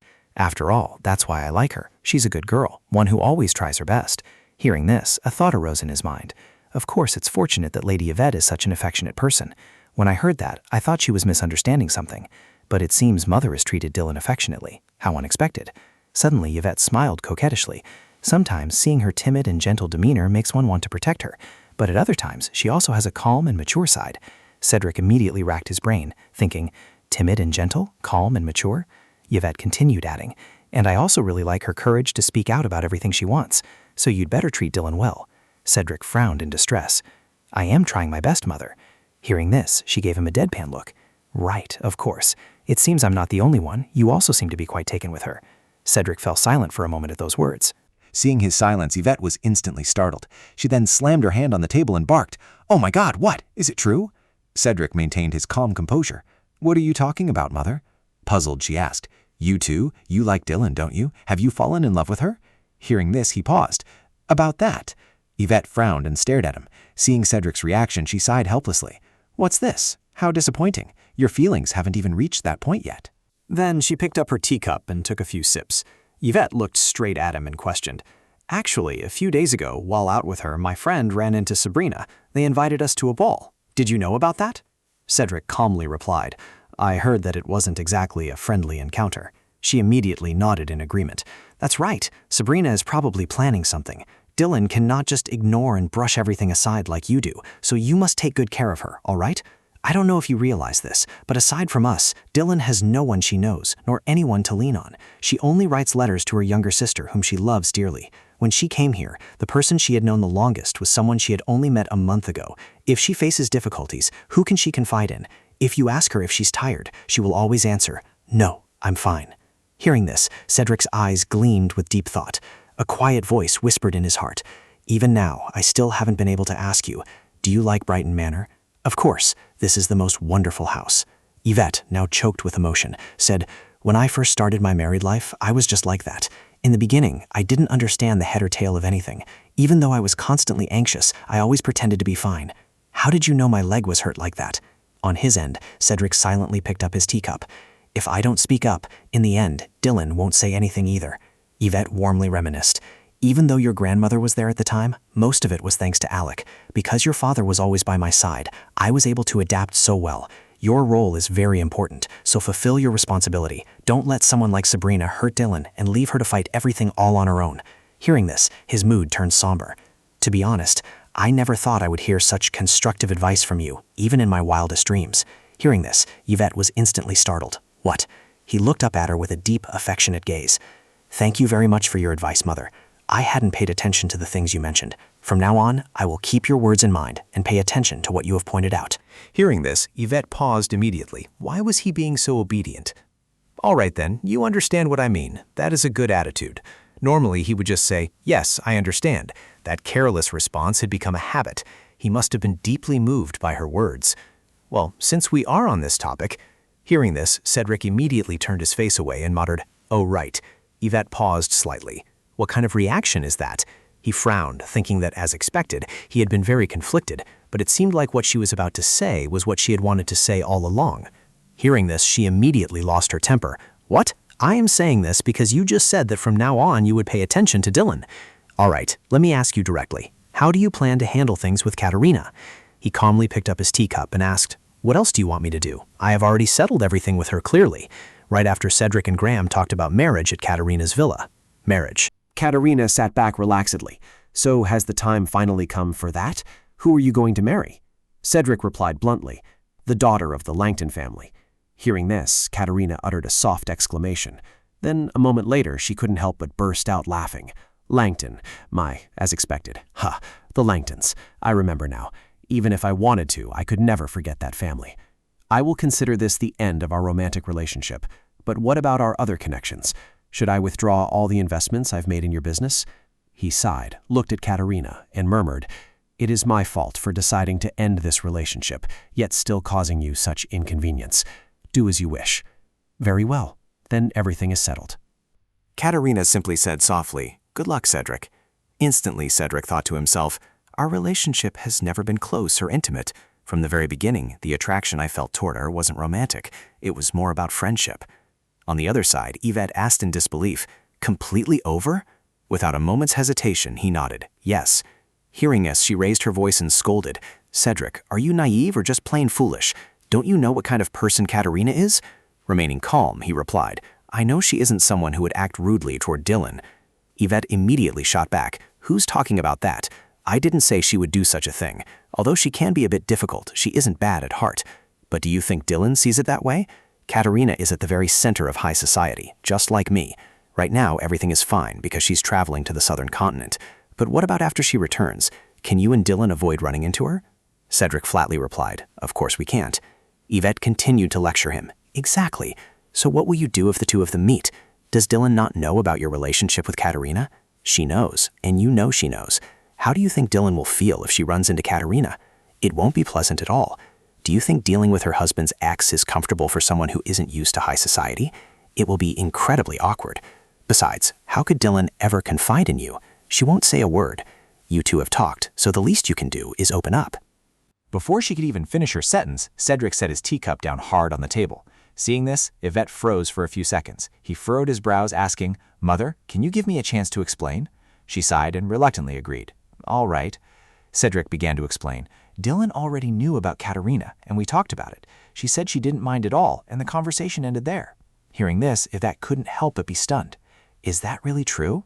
"Not really, although it might seem that way on the surface." He seriously continued to explain. "It seems she truly doesn't care. From the very beginning, she—" As soon as he finished speaking, his gaze fell, filled with distress. In a gloomy tone, Cedric said, "Because she already has someone else in her heart. I don't think she cares much about my dating life." Hearing this, Ivette sighed and exclaimed, "If that's the case, then that's a relief." Cedric looked up in confusion. "Why are you looking at me with those eyes, Mother?" She put on a loving and sympathetic look and attitude. "What kind of look?" "A look full of sympathy." Hearing this, Ivette immediately furrowed her brows and scolded. "Son, when did I ever do that? Don't just accuse someone so casually." "I've been caught." Hearing her, Cedric frowned and asked, "Are you going to keep lying to me so blatantly?" Ivette fought helplessly. Who could possibly fool him? But now, no matter how one looked at it, it was clear that he had feelings for his wife. However, it seemed that even Dylan didn't view Cedric as a man, thinking he only acted that way because he hadn't realized his true nature yet. From a mother's perspective, "My son, you are so pitiful. So you've taken an interest in her, but she has no interest in you. If I say that, he'll mock me, won't he? What a terrible son. I'll just see how things play out." After thinking for a moment, Ivette nodded slightly in approval. "All right, it would be wonderful if your relationship develops well. Not everyone has a passionate, burning marriage like Alex and I do. Most noble marriages start out like this anyway. And as you spend more time together, your feelings and bodies will gradually become more in tune. Once your two bodies merge into one." Hearing this, Cedric said gloomily, "Mother, you should watch your words." Seeing his mood plummet, she chuckled. "What? Why are you pretending to be so innocent? Since you're married, obviously." Yvette's eyes and smile still held a hint of suspicion. Then she immediately asked bluntly, "You two, don't tell me. You haven't yet?" Cedric pleaded helplessly. "Please, Mother." At that, Ivette jumped up and rattled off like a machine. "Is there something wrong with your body? Do I have to prepare myself for not having any grandchildren?" He slumped onto the table gloomily and muttered, "You don't need to worry about that, Mother." Hearing this, Yvette still pressed on. "Even if that's the case, I still have a chance to get grandchildren. Besides you, I have two others after all." Seeing that she still wouldn't stop, Cedric felt a surge of indignation. "Are you seriously talking about this? In public?" Ivette glanced around for a moment, then said nonchalantly, "It's fine, there's no one around." "But is your body really okay?" He growled angrily. "I swear on the Sutherwick name that I am fine." "Really? Then why?" Seeing that she had no intention of stopping, Cedric snapped angrily, "Please, Mother." At this, Ivette finally relented. "All right, I understand. Have some tea, dear." Cedric realized once again that going shopping with his mother was the absolute worst. In another part of the castle, a voice called out from inside a room. "What do you think?" Dylan excitedly boasted to the servants. "Light blue satin suits her beautifully, and the custom-designed sleeves excellently reveal the lady's shoulder line to create a remarkably elegant look." "Listen, your roles are very important. You must get Dylan used to receiving compliments." Hearing this, the two maids wore expressions of absolute confidence. "Trust us, Lady Yvette. We will do our best to make her sick of such compliments." Seeing their loyalty, Dylan felt extremely pleased. "Thank you, girls. I am quite pleased with it as well. Indeed, clothes make the woman." With that, she stepped forward to admire herself in the mirror. "Wearing a dress like this really makes my collarbones and shoulders look quite nice, doesn't it?" "Definitely." As she gazed at herself, she thought excitedly, "If you have beautiful shoulders, you should show them off. It was wonderful that I followed Mother's advice." The Dylan Langton of the Langton family would certainly not have made an effort to dress up. She had little understanding of personal fashion tastes. But now I've even made a fashion notebook. Have I really developed to this extent, and how much have I changed? After all, I will eventually have to leave this place. At that time, I will view these skills as useful assets, and above all, last time, her mind flashed with the memory of Cedric coming over to praise her. "You look incredibly beautiful today." Dylan's cheeks instantly flushed red. Even Cedric had said so. Although she knew he only said it to tease her, nevertheless, he had utterly despised Dylan at first. For someone like him to joke around with her meant there must have been some kind of change. It was proof that she was different from the original Dylan, and above all, honestly speaking, coming from a gentleman with such looks, those teasing words were actually compliments. She couldn't help but smile. Cedric was a wonderful person, and it was fun to talk to him. If they had met under different circumstances, perhaps they could have become friendly rivals, though it already seemed that way now. And as his relationship with Adeline develops, I might tease him with something like, "Oh my, look at how blind you've become because of love." Thinking for a moment, her hand paused slightly. However, once things progressed to that point, she wouldn't be able to remain close to Cedric as friends. Cedric didn't seem like the type to stay close friends with his ex-wife. As she spoke, her hand gently touched the gemstone on her necklace. Looking at it in the mirror, she thought to herself, have I ever cherished myself like this before? If I had never come to Brighton Manor, would I have been able to discover this side of myself? No, I wouldn't have. This marriage has taught me valuable lessons that I wouldn't have known even after living almost a whole lifetime. After pondering for a moment, Dylan asked, "How many more times should I try on the dress?" The two maids carefully calculated and suggested, "Until the banquet begins, you can change 2 or 3 more times, my lady." Hearing that, she smiled and nodded. "All right then, should we take a walk at the banquet venue? Or perhaps go to a greenhouse?" "That sounds wonderful," the maid exclaimed, her eyes lighting up. "Will you also be participating in the annual Noble Trivia contest, my lady?" Dylan nodded upon hearing this. Even if I had to participate right now in a contest about the contents of a gentleman's magazine, I would still pass the preliminary round easily. Rebecca also excitedly chimed in, "Although I'm not sure if I would win. If the contest is held, I will participate too, but if Becca is my opponent, I'll lose heart," the other maid remarked. "But even so, compared to you, my lady, is far superior." Was there something urgent enough to warrant knocking on the dressing room door? Dylan wondered as she walked over and asked, "What is it?" A voice immediately came from outside. "My apologies, my lady, but I have urgent news to report to you." Hearing this, Dylan gently commanded, "It's all right, come in." The person immediately entered to report. "It is nothing but, my lady." She hesitated for a moment before continuing. "Lady Cecilia has arrived." Hearing that name, Dylan froze. Cecilia. The person outside began to cough a few times as if issuing an order. Cecilia walked in, saying in a haughty tone, "Excuse me, I have a cold." The one who said those words was of the same bloodline as Cedric, and also the daughter of the villain, Sabrina. Why on earth was Cecilia visiting her? Hearing this, Dylan immediately stepped out of the room to receive Cecilia. As she walked, she thought to herself, Cecilia. On the bright side, she was Cedric's cousin, but on the flip side, she was none other than Sabrina's daughter. In truth, she didn't know much about Cecilia, whether in the novel or in real life. Then her eyes suddenly grew strangely serious. Standing before the door, Dylan hesitated slightly. If so, there was only one answer. Biting her lip, she thought to herself that somehow this reminded her of the time she met Lady Ivette. With that, Dylan raised her hand and knocked on the door a few times. On the other side, Cecilia paused for a moment. Almost immediately, the door was opened. Cecilia turned her head, and Dylan spoke politely. "I'm sorry for keeping you waiting. I have no choice but to—" She appeared with a smile on her lips. "Lady Cecilia." Nervous as usual and trying to ease the tension as usual. However, at least I should greet her properly. I ended up stuttering. The morning sunlight began to stream through the window, illuminating the lush green potted plants. Sitting on her chair, Cecilia spoke in a calm voice. "Please forgive me for visiting you so suddenly." She smiled politely and replied, "It's quite all right, Lady Cecilia." A profound look suddenly appeared in her eyes as she said, "You can call me Cecilia." She smiled back. "Then please, just call me Dylan." Cecilia chuckled softly and replied, "I was planning on doing so anyway." With that, a thought arose in her mind. For some reason, she seems to be a very straightforward person. Sitting opposite her, Dylan politely asked, "Do you have any allergies to tea or food?" She shook her head and replied, "I don't have any specific food allergies. Besides, even if I encounter something I don't like, I won't show it." Hearing this, Dylan gave a forced smile. She has a point.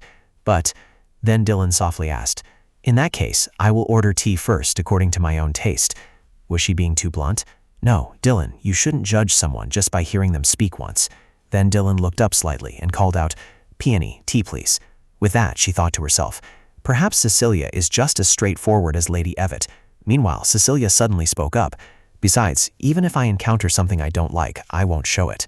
Hearing this, Dylan was quite stunned. Her saying that meant, what if she served Cecilia something she didn't like? Peony was also momentarily stunned. She had no way of knowing whether she liked it or not, wondering what she should do. Dylan immediately looked up with an awkward smile. Her usual tea? If she had known this would happen, she would have asked her mother-in-law. With that, both of them closely watched Cecilia's expression. After a moment, she said bluntly, "I have a cold." Hearing this, Dylan thought to herself, she said the same thing last time. I clearly heard a laugh, not a cough from a cold at all.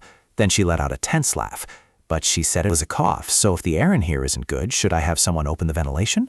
Cecilia frowned and said bluntly, No, the air here is fine, and the scent is pleasant. As soon as she finished speaking, she tilted her head slightly in confusion. Then Cecilia bluntly asked, Does it come from that planter? I put a lot of effort into repotting those flowers. Dylan nodded and introduced them in a bright, cheerful tone. Yes, I chose herbs that are both fragrant and beautiful.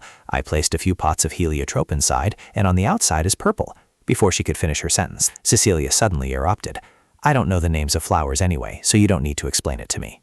Seeing this, Dylan suddenly felt awkward, thinking to herself that she had even intended to mention growing perilla outside as well. Yes, it was a relief that she liked the scent.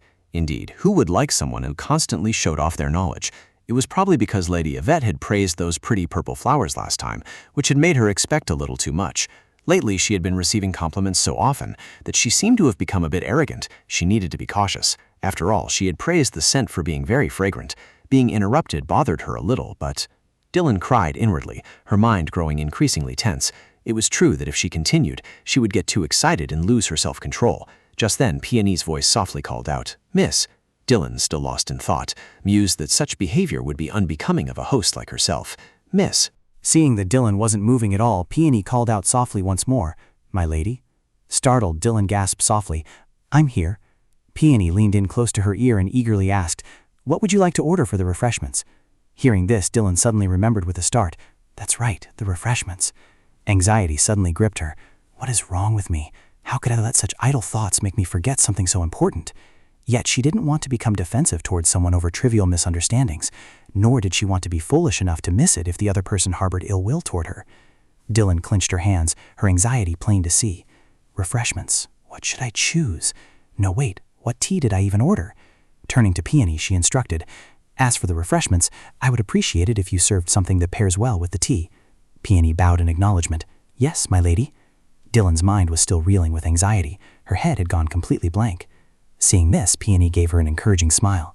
I'm entrusting this important task to you this time, Peony. Leave it to me, my lady. After she left, the room fell back into an awkward silence. The atmosphere grew stiflingly quiet. Driven by curiosity, Dylan kept stealing glances at Cecilia. Looking at Cecilia's solemn face, Dylan thought to herself, Those brilliant blue eyes, why do they remind me of Cedric? Strictly speaking, the two of them couldn't be more different. Cedric took after Lady Ivette, while Cecilia didn't resemble Sabrina at all. Or perhaps she looked like Albert? Yet that completely expressionless face, was it just because she had grown so accustomed to that look?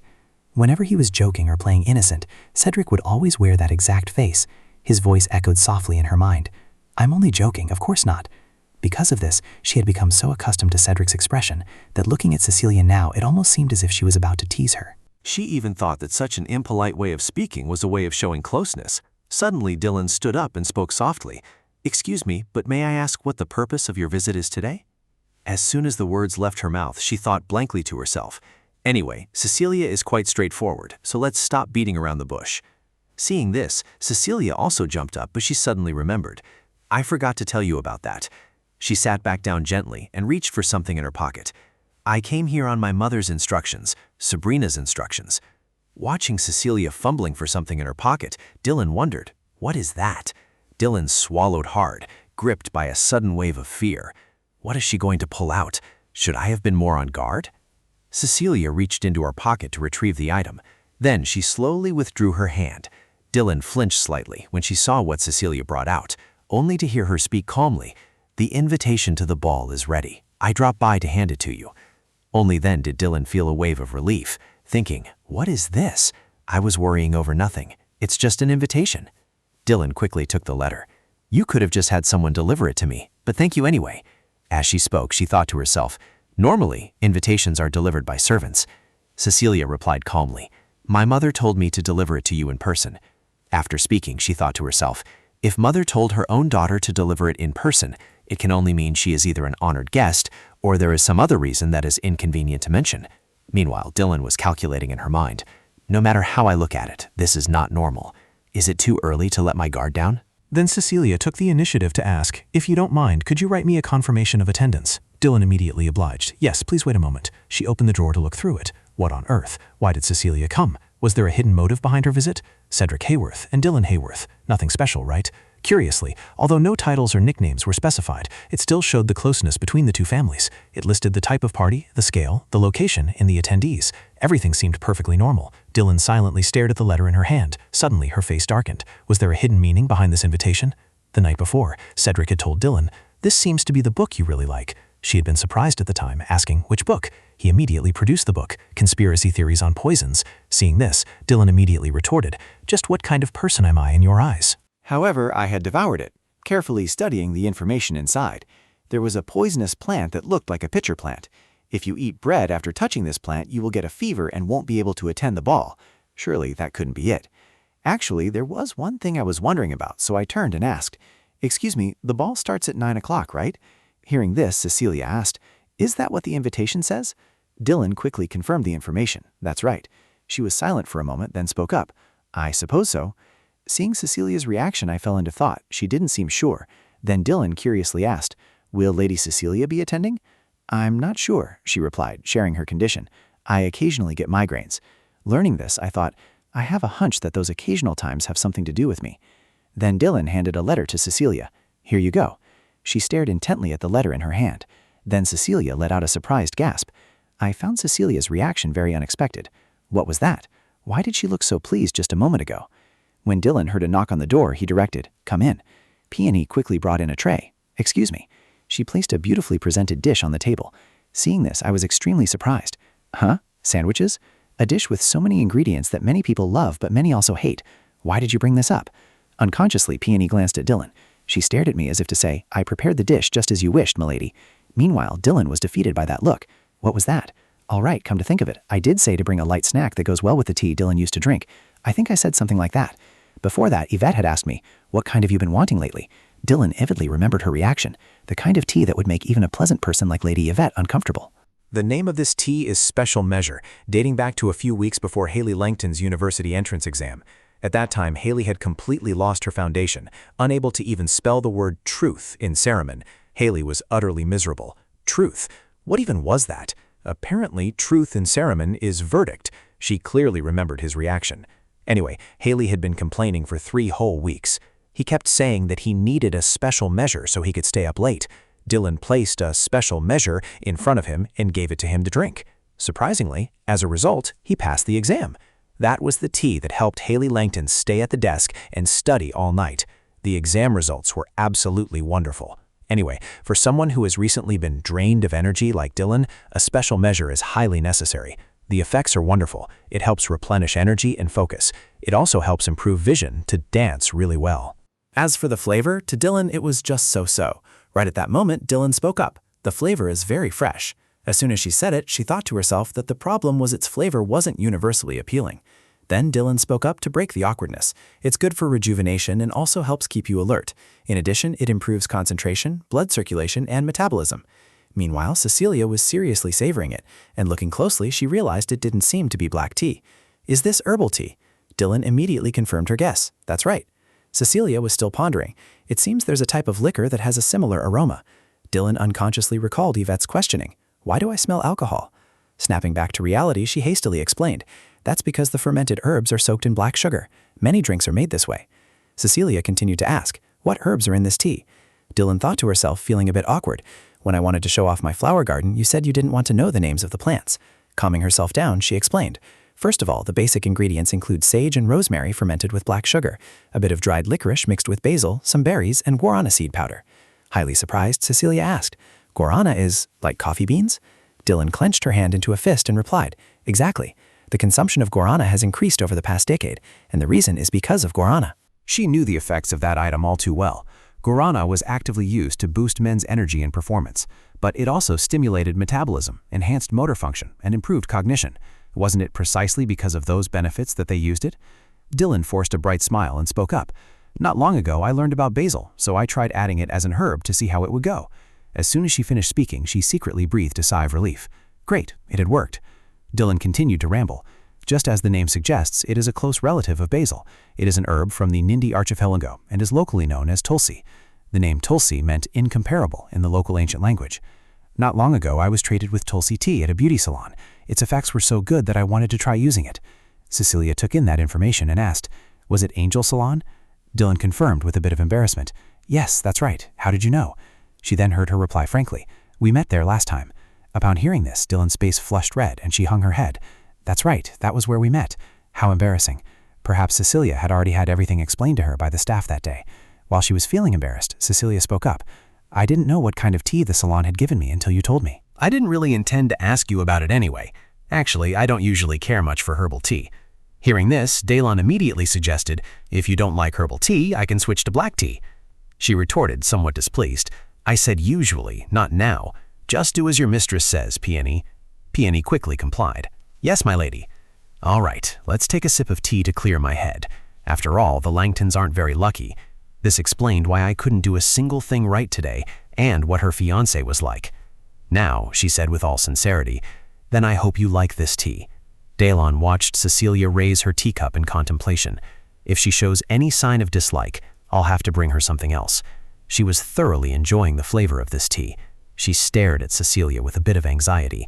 Then Daylon's heart thumped when she heard her praise. Oh, the tea is very good. Just now, for a brief moment, her eyes lit up. What did you say? Daylon's eyes shone brightly. Did she just say the tea is very good? Although her voice was very soft, I heard it all. She couldn't help but ask, do you like it? Cecilia stared at the teacup in her hand. Although this is my first time trying it, Daylon gasped slightly in worry. But I quite like it. Hearing this, she breathed a sigh of relief. That's a relief. This is also a tea that I really like. With that, Daylon thought to herself, it seems she really does like it. She was analyzing it, and only after tasting it did she realize they seemed very similar.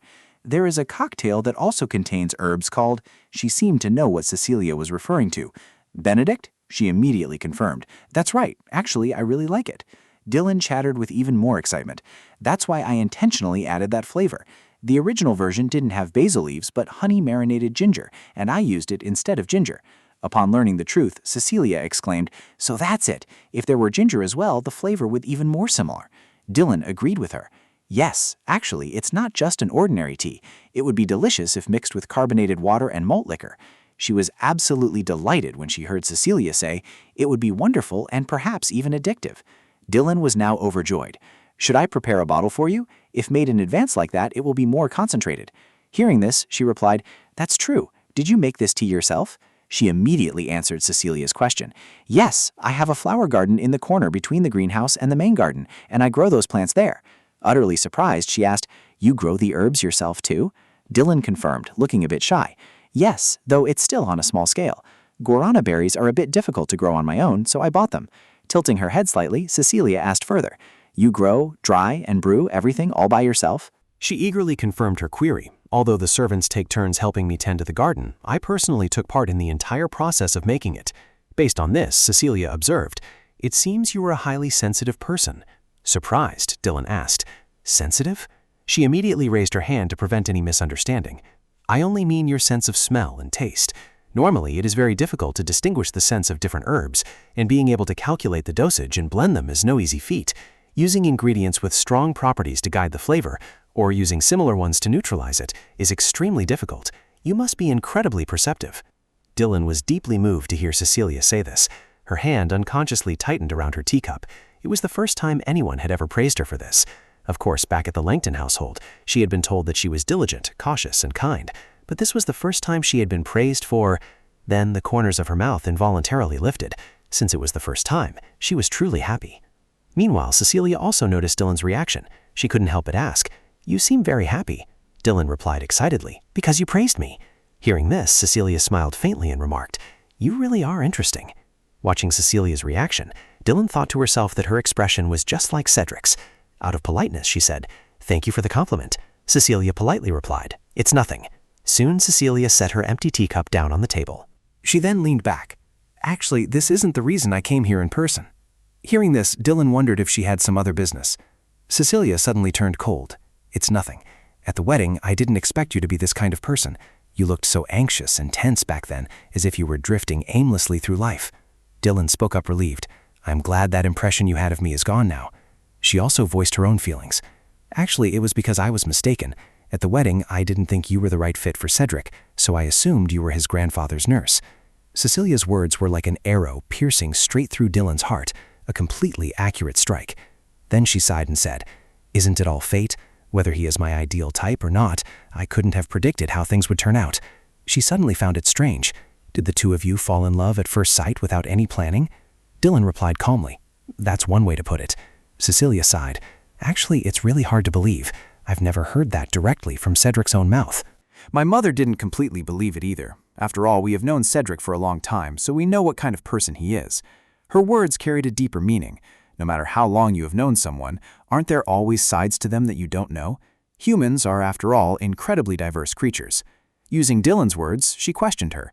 "Do you mean you know things about Cedric that we don't?" She frankly confirmed it. "Yes, it seems I know quite a lot." After that, Dylan didn't dare speak his mind, because I knew the rules inside out.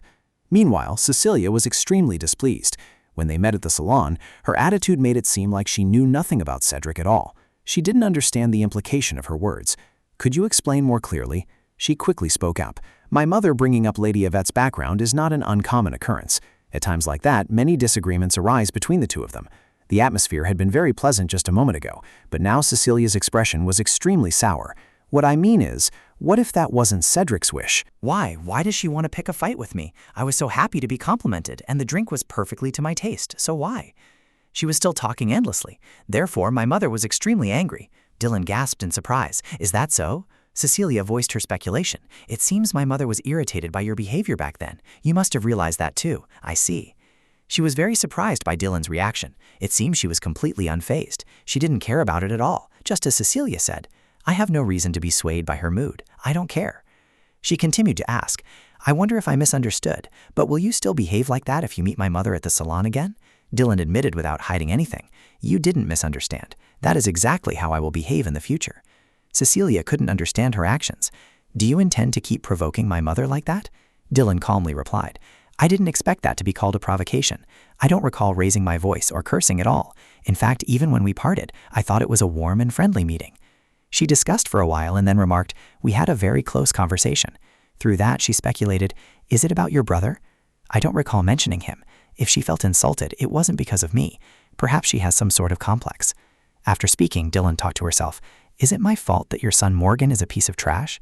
In the end, Cecilia concluded, "It seems you viewed that incident differently from me." She agreed with her. "It seems so. Even our way of distinguishing between a laugh and a cough is different."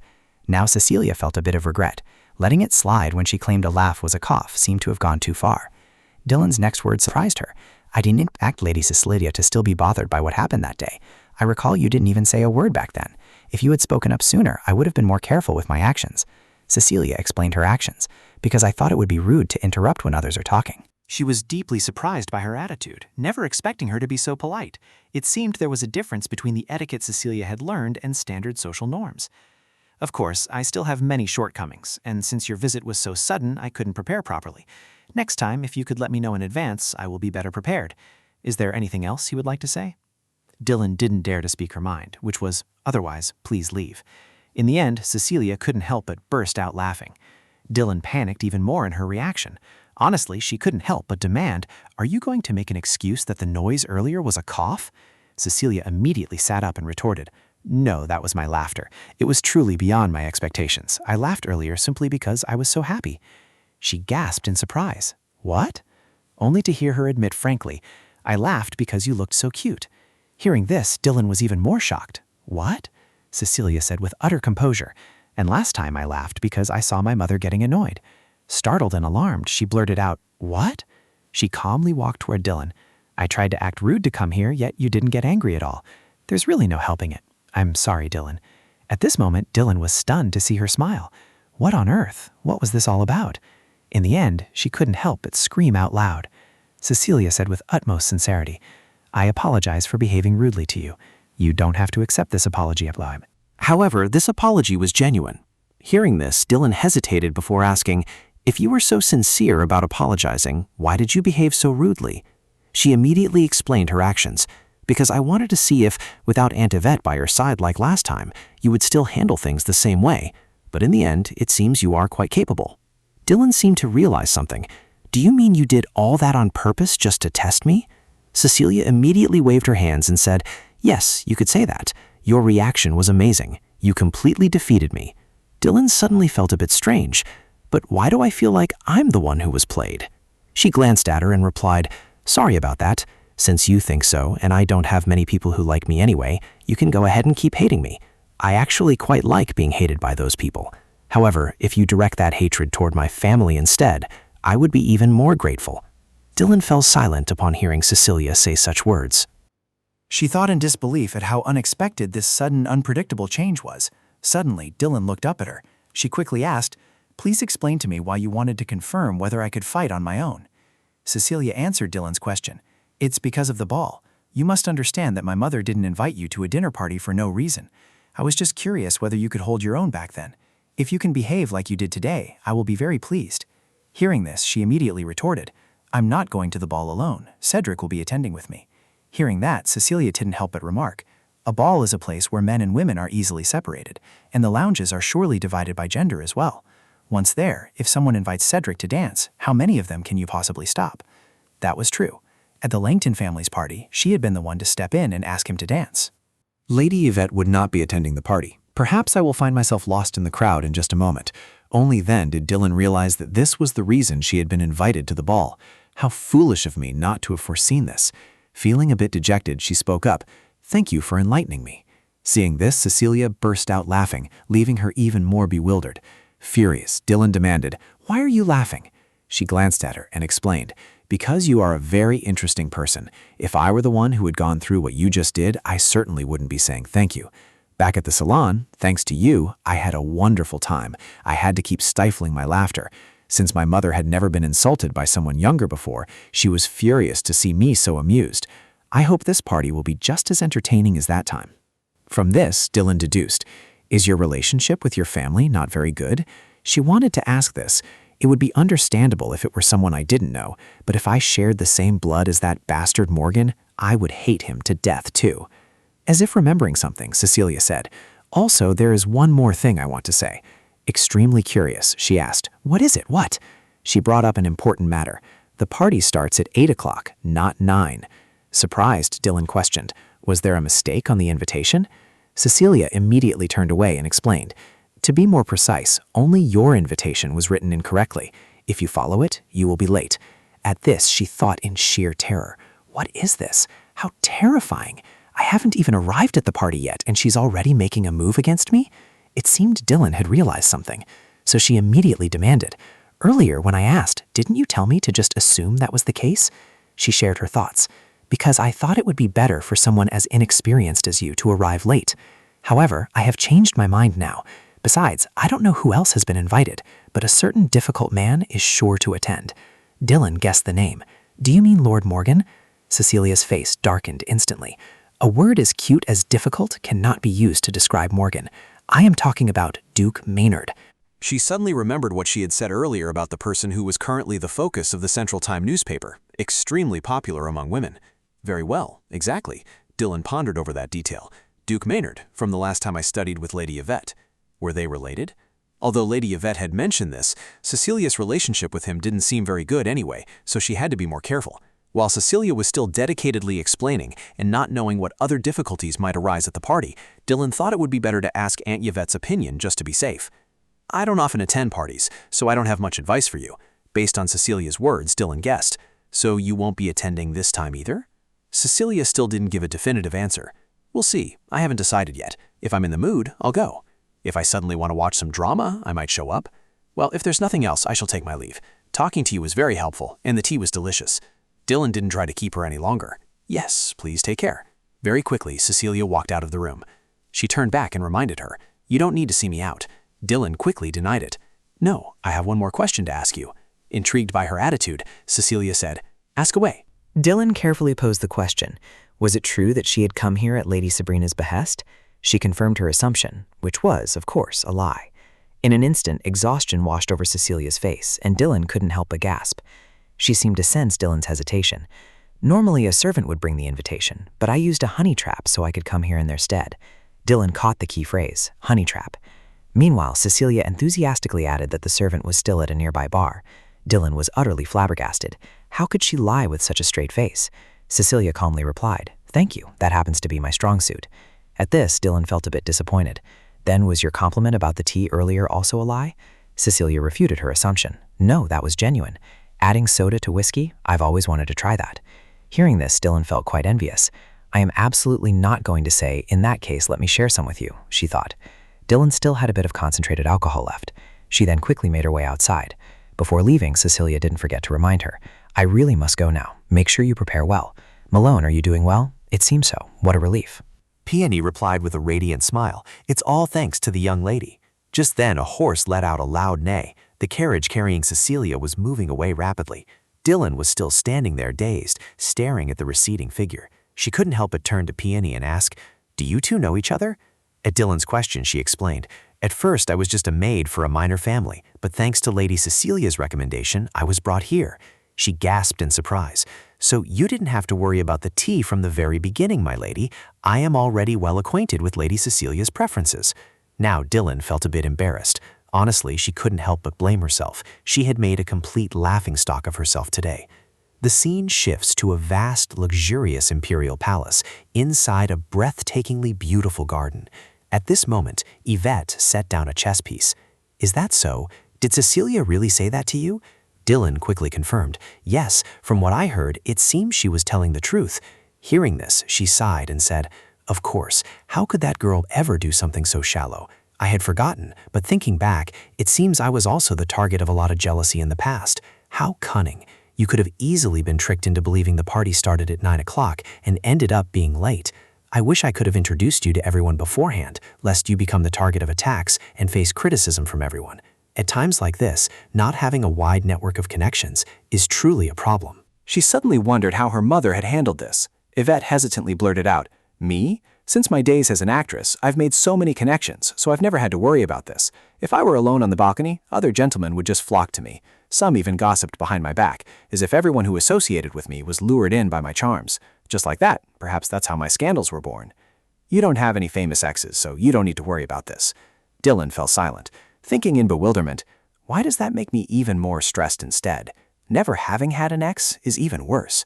She suddenly felt curious. Where does it say the ball is being held? Relying on the information on the invitation card, she replied, "Kensington Building on 4 Banner Avenue." Ivette suddenly became eager and hurried. "The guest list must be out by now. I'm very close with the manager there, so finding out that list will be a piece of cake. There, I win this round." Dylan muttered in defeat. "I'm out of moves." She was now extremely smug. "My luck is incredibly good. It's extremely rare for me to lose in games of chance. Though you did beat me in the last round." She couldn't help but blurt out, "I think I've heard this line somewhere before." Ivette asked curiously, "Which one?" Dylan immediately turned serious, cleared her throat softly, and her eyes grew sharp. "I rarely lose at games of chance." Seeing this, she couldn't help but burst out laughing. "Are you mimicking Cedric? Oh my, that's hilarious." Dylan immediately confirmed with Ivette, "Yes, does it look like him?" Now she was extremely excited. "It really is surprisingly similar. Try mimicking him in front of him. I want to see." She declined her request. "I already did, and he didn't like it at all." Recalling that time, Cedric's face had darkened as he said, "Stop copying me." Dylan pouted as she remembered his expression. "No way." Ivette suggested to her, "Try doing it in front of him next time. I want to see how he reacts." Dylan replied cheerfully, "If I get the chance, I will." Then she suddenly turned serious. Ivette voiced her assumption. "It seems you two love each other very much. That's a relief." She also frankly admitted, "Yes, we are gradually getting closer." Hearing this, she thought to herself, "It seems nothing has happened yet? When will they finally become a real married couple?" Then Ivette suddenly remembered something. "Oh, by the way, I heard that Troublemaker is coming too." Dylan found it rather confusing. "Troublemaker? Do you mean Duke Maynard? Should I be on my guard against him?" She quickly denied it. "No, he won't do you any harm, but his compliments are never sincere." Unable to fully process Yvette's words, she asked in confusion, "What?" Seeing Dylan's reaction, she sighed helplessly. Then Yvette stared at her and rambled on. "He is a man with a very flashy appearance, and his manners and style are extremely dignified. He knows how to use sweet talk to make girls fall for him. You must not fall into his trap." Dylan gasped in surprise. "What?" She stepped closer and continued to lecture. "He will act as if he would give you the entire world. You must absolutely not believe those lies." Now she replied with a hint of awkwardness. "I've heard about those rumors, but it seems he wouldn't do that to me." Yvette advised Dylan, "It's still better for you to be careful." Hearing this, she sighed helplessly. Seeing this, she glared at Dylan in warning. Needless to say, he would eagerly seduce any woman he knows is associated with Cedric. Anyway, you won't be targeted. Ivette suddenly recalled Cedric's expression. Dylan, you are everything to me. She sighed with a bit of dejection. If only Cedric's personality and that guy's could be split evenly between them. After a brief moment of thought, Ivette instructed, let me think about what you need to watch out for. First, pay attention to what you eat or drink. Observing her actions, she asked, could there be poison inside? Ivette was extremely surprised to hear Dylan say that. Her voice trembled slightly. What kind of books have you been reading lately? She frankly admitted to Ivette, lately I've been reading The Poison Conspiracy of it. She immediately warned Dylan, stop reading it. She blankly agreed, yes. Then she changed the subject. Let's think about one of the most common mishaps. What should you do if wine is spilled on you, and how should you handle your dress? Seeing Ivette bring up this issue, Dylan sighed in dejection again. Time passed and evening arrived quickly. It was extremely quiet around the building. In her room, Dylan lay in bed, preparing to sleep. She tossed and turned, unable to find restful sleep. Dylan anxiously opened her eyes. Tomorrow was the ball. Now she buried her face in her pillow in frustration. I can't fall asleep at all. I'm doomed. Dylan unconsciously recalled Yvette's reminder. Remember, you must get a good night's sleep. Peony had also chimed in quickly. Miss, you must go to sleep on time. She thought to herself in utter distress. Lady Yvette and the servants had all told her to get enough sleep. She had to sleep for at least 9 hours, but even with the sleep-inducing aroma oil lamp, the chamomile and fennel tea to aid sleep, and the scalp massage before bed, but she was still tossing and turning. Why can't I sleep even now? Dylan, you're just like an excited child about to go on a picnic. Dylan sadly didn't know what to do anymore. Finally, she thought to herself, should I get up and write a letter to my family? No, that won't do. Usually when I bathe, the servants always have a hard time scrubbing the ink stains off my hands, and tomorrow I have to wear Gray's gloves. Well then, how about reading a book? Choosing the most sleep-inducing one. Indeed, there is no other way but this. Why do I feel like I've experienced this once before? Whatever, let's hurry up so I can go to sleep. The scene shifts to the quiet study. Inside, a lamp was lit. Cedric sighed gloomily as he wrote, unable to sleep. Cedric suddenly remembered Dylan's words. We will be forced to stick together. Just this once, please help me, Cedric. I'm counting on you. He thought wearily, how did things turn out like this? Grandfather had said that a kind but slightly lazy person is better than someone who is ill-tempered yet hard-working. I only intended to spare a little time, but the ball is already tomorrow. I must quickly familiarize myself with the etiquette and conversational manners of the evening banquet. Cedric couldn't help but recall her words. That's why I need your help. Can you spare some time to have dinner and play games with me? At the time, he had agreed to Dylan's request. Of course, but I'm afraid chatting with me won't be of much help in practicing how to converse with high society. She immediately turned away and asserted, it's fine. Mother gave me a lot of advice. To be more precise, she said it's very rare to find someone who reveals all of their inner intentions with just a single word like you do. Hearing this, Cedric asked in disbelief, my mother said that? He recalled the moment Yvette had asked in astonishment, don't tell me you two still haven't? Now Cedric brooded anxiously, wondering if that was an absolute necessity when getting married. But I have no intention of demanding this as a mandatory obligation. I almost blurted those words out again. The image of Dylan asking in surprise flashed through his mind. What did you just say? The more Cedric thought about it, the more panicked he became. It was truly terrifying and embarrassing. Cedric disliked hearing those kinds of words from Dylan. Silence enveloped the room. He was currently focused on wiping his pen. After all, handling work in the study every evening did have its advantages. It's done. I don't like balls, but tomorrow will be Dylan's debut.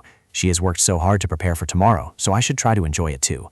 Just then, the door opened from the outside. Startled, Cedric stared at the door and saw Dylan quietly stepping into the room. As she walked in, she let out a surprised gasp. He was just as astonished as she was. Dylan gasped in disbelief. Her eyes were wide with utter astonishment. In the blink of an eye, her expression turned sour. She glared at him with eyes burning with anger. She stepped forward and whispered harshly to Cedric, I thought no one was here, but I really didn't expect this. Why aren't you asleep yet? We promised to go to bed early.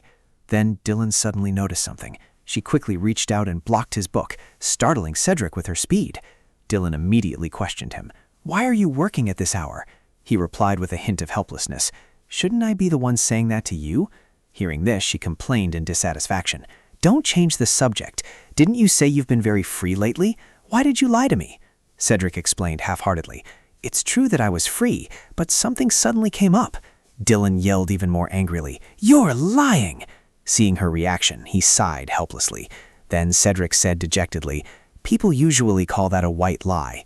Hearing this, Dylan immediately shouted, Even so, you still lied! Watching her reaction, he couldn't help but chuckle. Angered by Cedric's reaction, Dylan snapped, Why are you laughing? What's so funny? He backed down and apologized. I'm sorry. Then Cedric slowly stood up from his chair. Calming down, she complained, "If I had known beforehand I wouldn't have bothered you, you should have told me." He calmly replied, "I have never once thought that you were bothering me. That is the absolute truth. I would be sad if my sincerity were doubted." Dylan sat in a corner, pouting and huffing. "Still, you should have told me beforehand. Have you always been staying up all night working here without letting me know? That's against the rules." Cedric walked over to her and said, "Let's see. It's not like I'm the only one who needs to go to bed early, is it?" Dylan retorted, not wanting to be outdone. "I couldn't sleep, so I came here to deal with it." She intended to read a book to help her fall asleep. Realizing this, he proactively offered, "Would you like me to recommend a book to you?" To his surprise, she reacted vehemently, "No way, I can't stay up late anymore. The book series you recommended last time had me engrossed all night. Besides, Mother said I'm not allowed to read that kind of book anymore." Cedric calmly continued, "The author from last time also has a series on poisons in daily life." Dylan immediately turned away quietly. "I said no. Besides, I've already decided on the book I'm going to read." She quickly grabbed a book from the shelf. Cedric read aloud the title of the book Dylan held out, The Encyclopedia of Francis Lamble. "Do you like this author?" She immediately denied it. "No, quite the opposite, actually. I hate him more than I like him." He then remarked, "That's a rather strong reaction. Do you disagree with the author's ideas?" Dylan quickly clarified, "No, I don't completely disagree with his ideas. In fact, there are parts I actually agree with, but his writing style is too academic. It wears the reader out. Even though this book was only published 50 years ago, having to decipher the archaic words in it is truly frustrating." He nodded in agreement with her. "I completely agree. The author's word choice and paragraph length are a bit excessive. This book is indeed dreadful." "Now," Dylan said as she focused on reading, "when reading this book, blood rushes to the brain, making one easily tired. Yet surprisingly, so many people quote it." Cedric stood there and explained, "Just as you said, it's a book so incredibly profound that everyone just wants to pretend they've read it." She found this reasoning quite logical and rather convincing, much like successfully solving a puzzle. But look at this. This passage in Chapter 2 is widely cited. Childhood deficiencies determine human nature. Look, the next part is the real talking point. In some cases, tree roots draw out all the water, causing the base to be strained and the ground to sink. Good grief, who on earth would use these kinds of words? It really rubs people the wrong way. I wonder if the author can even remember what they wrote. Probably not. Turning his gaze away, Cedric replied, "I, on the other hand, don't think it's that hard to memorize." Hearing this, Dylan couldn't help but sigh. She complained irritably, "Are you showing off now?" He immediately denied her assumption. "Not at all. I memorized it instantly with just a quick glance earlier." She criticized him bluntly. "That's a blatant lie. Stop overdoing it." Then Dylan was startled to see Cedric suddenly fall silent in thought, but he slowly explained to her, "In some cases, tree roots draw out all the water, causing the base to be strained and the ground to sink." However, greed is not entirely harmful to humans, just as plant roots adapt well to dry environments. Compared to the easy-to-grow flowers in Bayonne, they are far superior. Sometimes the plants nurtured in Pacto even produce the sweetest fruit. Therefore, if children are trained in moderation with greed, they will grow up to be truly wonderful people. Utterly astonished, Dylan opened the book to read. It was unbelievable, completely absurd. How could he recite it without missing a single word? Just wait and see. Look at that expression. Is he trying to memorize it? He memorized it beforehand, didn't he? Huh? After she hit him, Cedric calmly said that it was the passage he had to research for his university graduation thesis, so of course he would remember it for the rest of his life. However, Dylan was still skeptical. "Seriously? Are you lying again?" He immediately asserted with certainty, "Unfortunately, I am not lying this time." She didn't stop there and questioned him. "Seriously, I felt like a fool for a moment. I thought I was Haley. After all, my memory is usually very good, but Haley right now..." Then Dylan helplessly raised her hands to cover her face. It was a while before she opened her eyes. Dylan suddenly felt extremely curious. But if he hadn't memorized it beforehand, would he be able to respond instantly like just now? Cedric thought deeply and then replied, "I have never tried." She suddenly suggested excitedly, "Then can we try it now?" He looked at Dylan with a bit of caution. Now? What was this? It felt just like déjà vu. Extremely excited, Dylan laid out the rules of the game. "We will randomly choose a book that neither of us has read. Then we'll open to a page. Whoever can memorize the second paragraph of that page will win." Hearing this, Cedric suddenly grew curious. "If so, what is the punishment?" She glanced at him, reminding him, "You're doing it again. I already told you we're not playing with punishments." At this, he felt puzzled. "Did you really say that?" Cedric recalled the words Dylan had once said. "If there's a bet, I will definitely lose. We just need to play and find the winner, that's enough." Perhaps she was like this because of her bad luck? My family is like that too, which is why they have never bet on horse racing.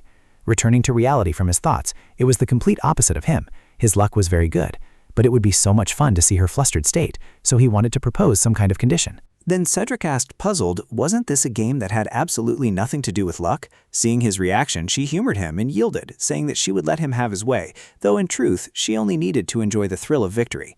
Looking at Dylan's confident demeanor, Cedric asked if she was really that certain she would win. Sure enough, she wasn't worried in the slightest about losing. I told you, my quick memorization skills are nothing to be scoffed at.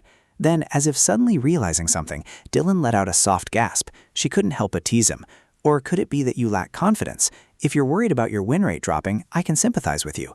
After all, everyone has a fear of losing.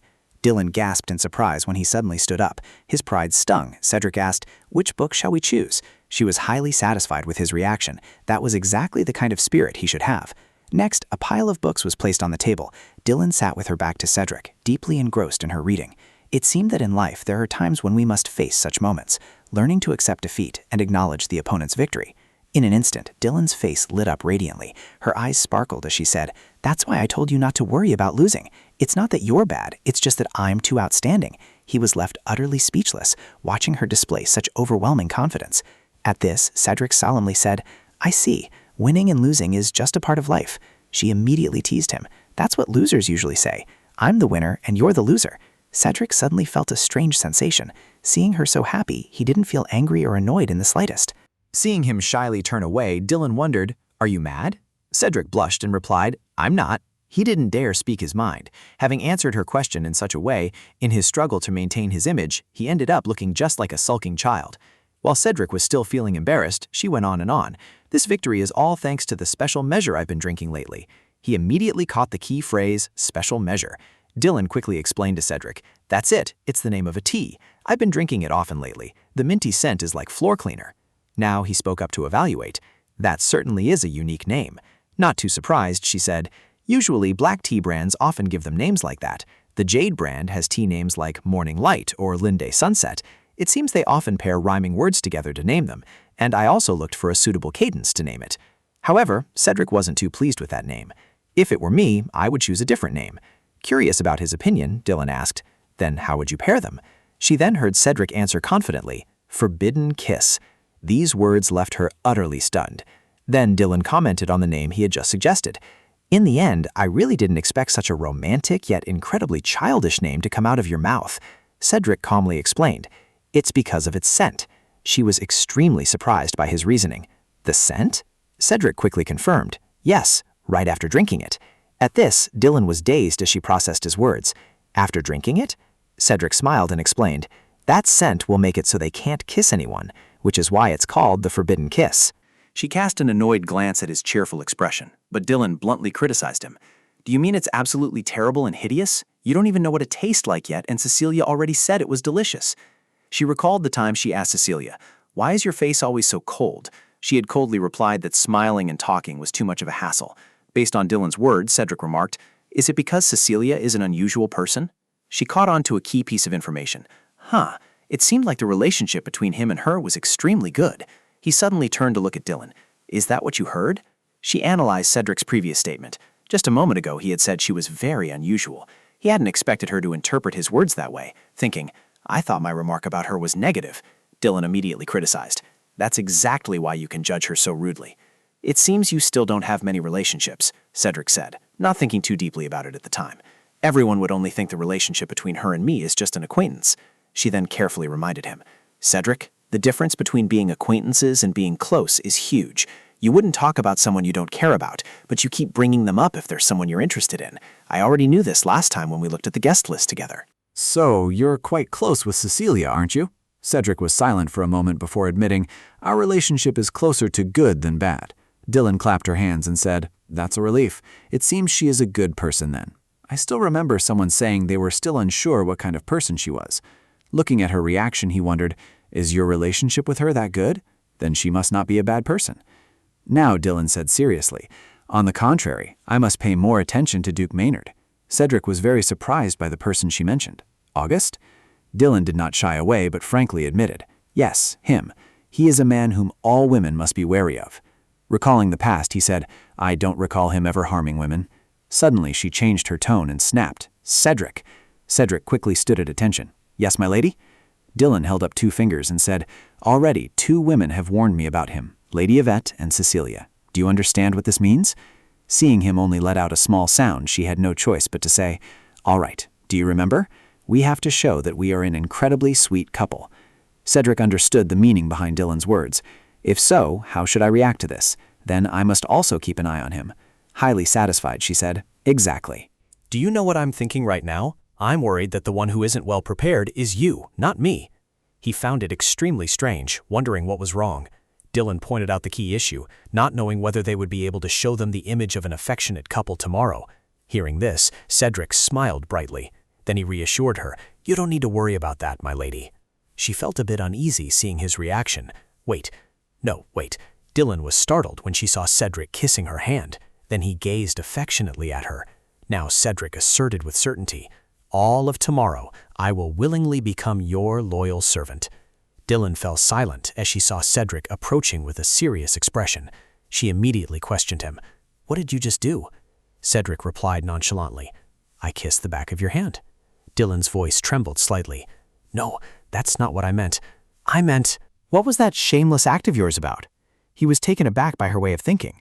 Are you saying my action just now was shameless? Dylan quickly confirmed. Yes, because I didn't feel any sincerity at all.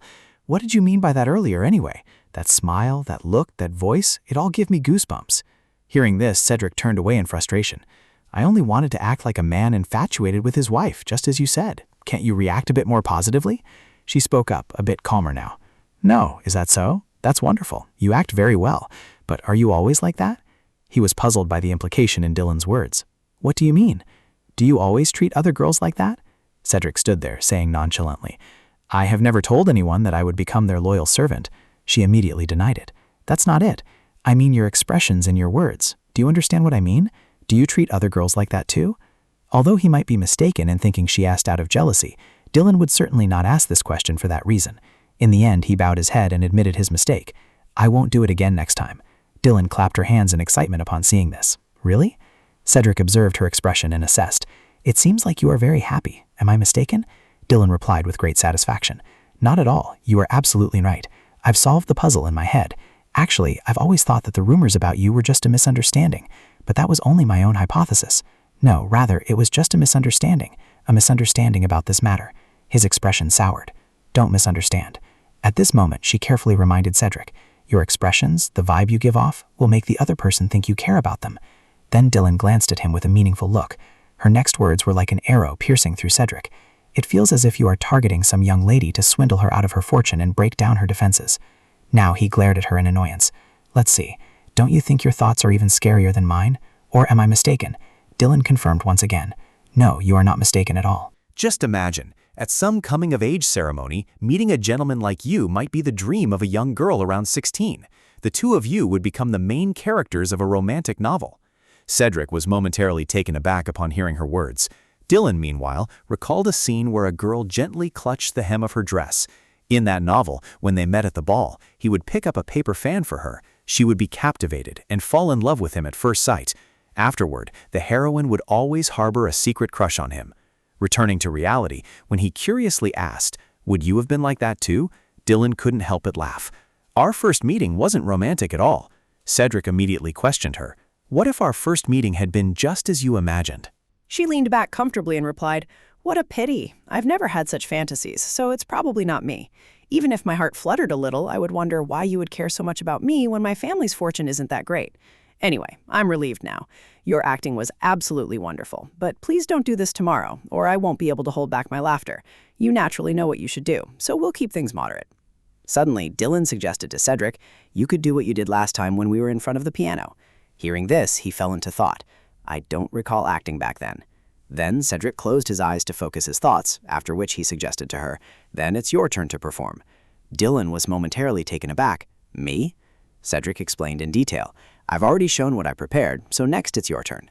She laughed at him. "I can't act as dramatically as you. If I did, I would burst out laughing." Cedric suddenly sat down on a chair and asked, "In that case, aren't you going to try to show everyone?" Only then did Dylan seriously think about it. What do married couples in the capital usually do in front of others? He analyzed seriously. Let's see, normally they wouldn't kiss in front of others. Usually they only kiss each other on the cheek. A lovey-dovey couple would lean in close and share a warm kiss on the cheek. She approached him and asked curiously, just like when we got married? Cedric assured Dylan, just like at the engagement ceremony. Finally, Dylan gave a faint smile and said, "All right, let's do that." A moment later, Dylan stepped toward him to assess the situation. "This position is a bit awkward. Could you sit up? Actually, no. Could you spread your arms out a little?" Getting into the mood, her eyes sparkled with deep emotion the very next second. Dylan leaned in close to Cedric and asked, "What do you think? Is this distance all right? What should we do now? Aren't you going to close your eyes?" Who had Dylan been thinking about just now? Was it the man who had broken off the engagement with her before? She was still determined to go through with it. Here I go. Thinking of someone else in this situation is against the rules, you know. In an instant, their faces were incredibly close. It seemed like this was the first time, the very first time she had initiated a kiss with him. Dylan pulled her lips away quickly. Then she couldn't help but burst out laughing, leaving Cedric surprised. Dylan said excitedly, "I'm sorry, I kept thinking about the forbidden kiss you mentioned earlier, so I couldn't go on." Actually, I had planned to drink it before coming to the party, but on second thought, I don't think I will anymore. Or should I just drink it and enjoy the pleasure of seeing your annoyed expression? You hate that tea after all. If I do, you'll have to fix your expression and won't be able to keep acting. Perhaps because we laughed too much, the atmosphere seems to have changed. Shall we start over? To her surprise, he turned away and declined. No need. Cedric thought with a hint of disappointment, is she playing with me? Seeing this, she tilted her head and said, well then, Cedric. His voice was somewhat cold. What is it? Dylan asked Cedric with concern. Are you hurting somewhere? He felt utterly bewildered. Why are you asking me this? She pointed out the anomaly. Your voice is a bit different. It seems like your throat is congested, so your voice is a little strange. Are you hurting somewhere? Do you have a cold? You seem a bit warm. Cedric quickly made an excuse. It's just because your hands are too cold. Hearing this, she checked her own hands. Is that so? My hands really are cold. But still, if you feel anything off, you must tell me. If so, I will call a doctor. He was taken aback. You want to call a doctor at this hour just because of this? Dylan calmly replied. That is their duty after all. Cedric immediately corrected her. That's not it. She began to find it strange. Or are you afraid of doctors? He said nothing, as he was already growing irritated. Extremely annoyed, Cedric spoke up. Could you stop following me? From that it was clear, at least in her view, that they didn't need to worry about that happening between the two of them. Cedric couldn't help but cough softly. He turned to Dylan and asked, perhaps it's because I was silent for too long earlier. Is my voice still strange now? She quickly gave Cedric an answer. No, your voice is perfectly clear. Fortunately, it was just a misunderstanding on my part. Suddenly, he changed the subject. I would rather know about the condition of your leg. How is it now? Dylan immediately checked her leg. Yes, it has completely recovered. Still skeptical, Cedric asked. Really? Hearing this, she replied, well, you've already seen it once anyway. Having said that, Dylan thought with a bit of awkwardness. Should I have said that? Then she unexpectedly sat on the table. Dylan kicked her slippers onto the floor. She then swung her legs in front of him. Did he see? Seeing her legs, Cedric's face flushed. So that was it.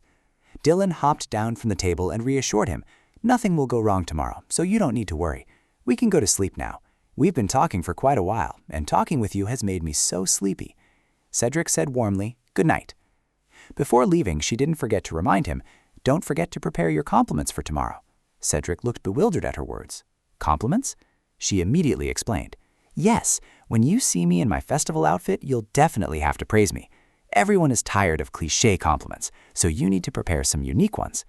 He said, feeling a bit helpless, I don't even know what the outfit you'll be wearing to the party looks like. Before Cedric could finish, Dylan interrupted.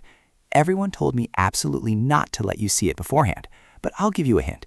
It's a blue dress, and it's going to be beautiful. A moment later, he smiled and praised her. Whether you dress up or not, you are still beautiful to me.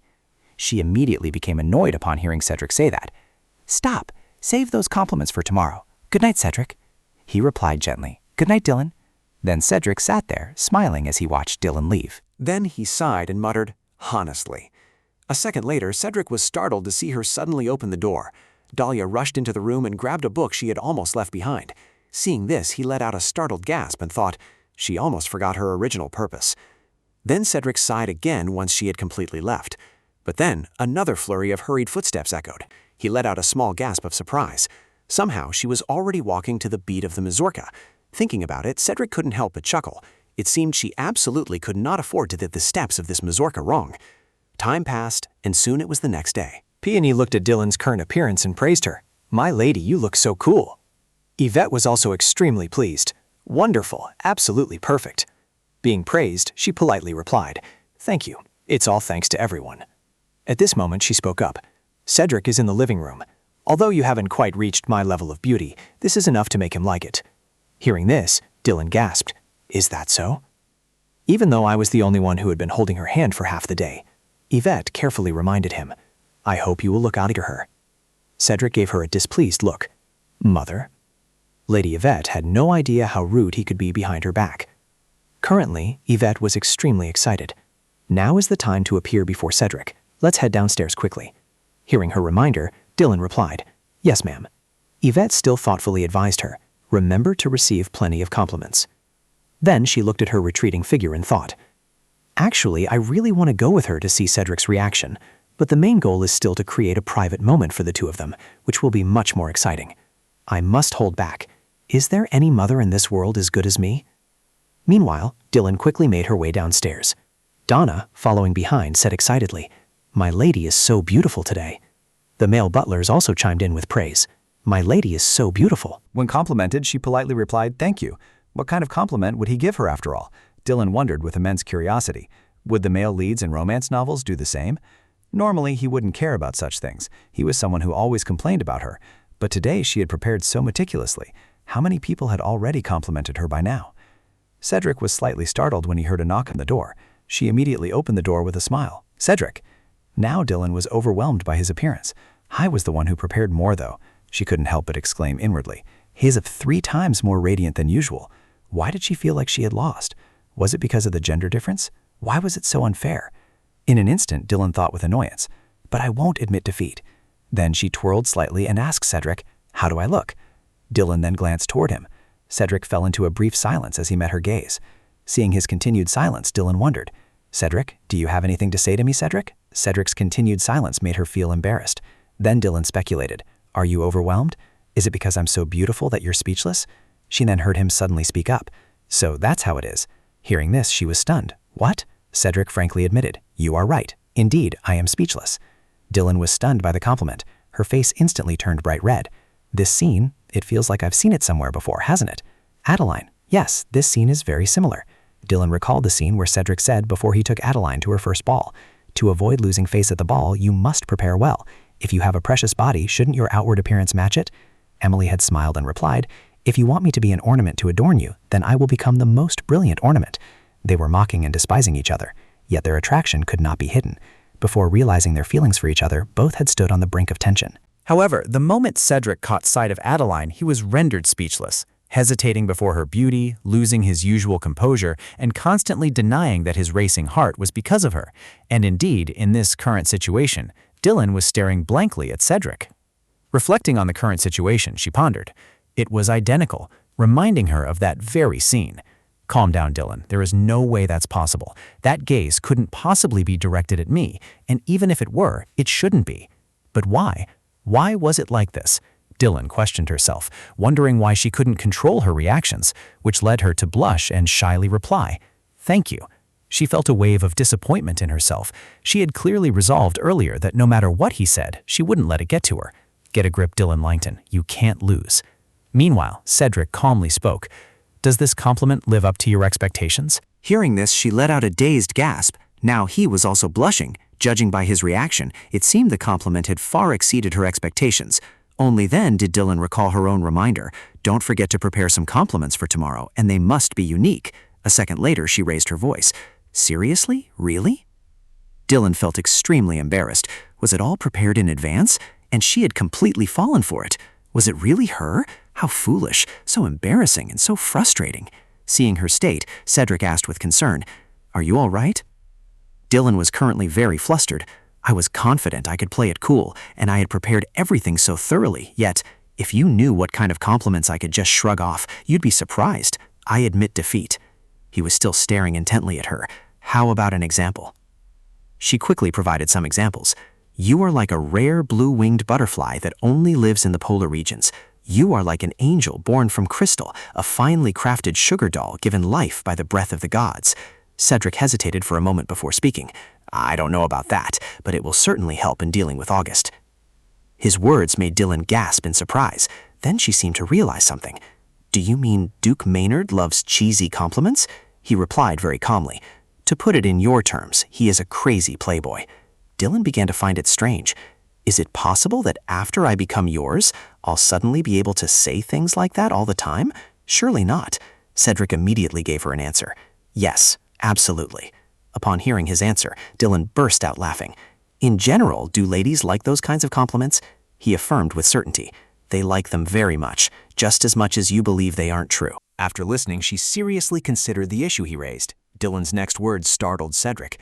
Then compared to what I imagined, he must be even more handsome. I'm so looking forward to it. The next second, she looked ahead in surprise. Dylan stared at him in panic. Why was he acting like this? Right now, Cedric's face had darkened. Why was she acting like that? As if realizing something, she gasped. So that's it. Is looking forward to another man's good looks in front of one's husband not a normal thing to do? At this, he glanced sideways at Dylan and said suggestively, "Do you still remember?" She, of course, understood the meaning behind Cedric's words. Forget about looking at him. Even being curious isn't allowed. I was wrong. But no matter how charming Duke Maynard is, he was somewhat surprised when he felt her touch his face. Dylan's hand gripped Cedric's collar tightly. He can't possibly compare to the handsome man right in front of me. She didn't forget to flash him a gentle smile. Cedric was stunned by Dylan's current appearance. His reaction took her by surprise. What's this? I was so confident I did a great job, though. Do you think I did well? Cedric let out a soft grunt in confirmation. Dylan lightly patted his chest, waiting for praise. Wasn't what I just did really good? You can praise me more, you know. Only then did she notice something. It's so hard. What is this? Could it be? Dylan couldn't help but ask. Is that what I think it is? Standing there, he calmly replied, I don't know what you're thinking of, but... She immediately raised her hand, mimicking a gun. That's right. Do you really want to bring a gun to the ball? Who are you planning to shoot? Cedric hesitated before replying to Dylan. Probably anyone who dares to flirt with you. Unconvinced, she continued to press him. Answer me honestly. He casually answered Dylan's query. I always carry a pistol with me, and today's destination is this ball after all. A precautionary measure. That makes sense. In the original story, I think he also fired a gun later on to save Adeline when she was kidnapped. She thought for a moment and then suggested, in that case, give me one too. Cedric was quite surprised by Dylan's request. A gun? She quickly confirmed it. Yes, since I'm wearing something worth an entire country house, I feel incredibly anxious, as if someone is going to run up and rob me. He accepted Dylan's request. I won't let that happen. She glanced at Cedric and replied, I know, I just want to be prepared, just like you. At this, he suddenly fell silent and did not answer. Then Cedric moved toward a cabinet. Was that the drawer she had once opened to get the squid? It looked like a gun. Dylan suddenly gasped in surprise when he opened the drawer. A second later, she rushed over to examine it. A secret drawer. I never expected this drawer to be designed like this. If I had known this was such a valuable item, I should have watched you more closely. Seeing Dylan's reaction, Cedric said, If you want, I can do it again now. She immediately raised her hand to stop him. It's fine. The reason it's called a secret drawer is because both its location and the way to open it are kept strictly secret. Therefore, it's like a puzzle. If you hear the solution beforehand, you'll definitely lose the joy of solving it yourself. Meanwhile, he was staring intently at Dylan. Seeing that expression, she thought, I see. Then Cedric handed the item to her. Here. Dylan quickly took it and replied, Thank you. Afterward, he watched intently at Dylan put the item into her bag. Cedric suddenly gasped in surprise. He found it incredibly bizarre. Why on earth are you carrying jam with you in a ball? Hearing this, she startled and asked, Huh? Jam? At that moment, Dylan's entire body froze. Then she smiled and explained, That's right, it's grape jam to replenish my sugar levels. Whenever I feel low on sugar, I secretly open my bag and swipe a little bit with my finger. But if I did this at a ball, I'd look like a fool, wouldn't I? That's what this is. Cedric still didn't quite understand. Suddenly, Dylan stepped closer and stared intently at him. She couldn't help but let out a soft gasp. Dylan suddenly asked, You still don't know? Still confused, Cedric asked, What? Only then did she helplessly explain, The forbidden fruit's kiss. Cedric found it utterly bizarre. Why did you bring that kind of tea to the ball? Dylan explained innocently, because who knows, maybe someone there might like it. He immediately blurted out a name, Cecilia? She glanced at Cedric with satisfaction. You guessed it right away. Even though I knew she might not come, I still hope she would. If there's one more person on our side, I'll feel more at ease. Somewhat surprised, he asked, Isn't Cecilia already on our side now, right? At this, Dylan poked her finger against Cedric's chest. Because Cecilia is close to you, and you are on my side. You are on my side, right? He had only one answer. Of course. Are you eagerly looking for someone on your side because you feel anxious? She fell silent for a moment upon hearing Cedric's words. Only after a while did Dylan speak.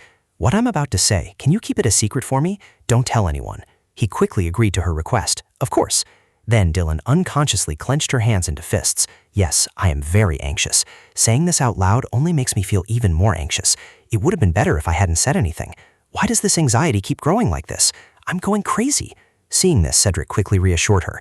Dylan, this is just a regular ball. She immediately retorted, insisting that it had to be her very first ball. This is the first time I have the opportunity to appear before the people of the capital. So many people have helped me look perfect today, and I don't want all their hard work to go to waste. I can't just settle for being passable. I have to be absolutely flawless, so that no bad headlines about my mistakes end up in the newspapers. They are all such wonderful people, and I must make sure not to make them worry about me. It would be so wonderful if the headline read, "The rumored wife of the Northern Marquis is even more spectacular than imagined." Everyone would be so happy, and I really want to see those joyful faces. Having finished her explanation, Dylan felt incredibly embarrassed. She suddenly glared at Cedric. "Are you thinking that I'm being too childish?" He shook his head, denying it. "I don't think that at all," Dylan said with a touch of stubbornness. "I don't care anyway. I've always been childish like this." Cedric tried his best to reassure her. "Dylan, I told you, I don't think that." Hearing this, she suddenly grew curious. "Then are you as anxious as I am? What if you were in my shoes?" "Probably not, right? I mean, look at you. Someone as experienced as you wouldn't feel this way."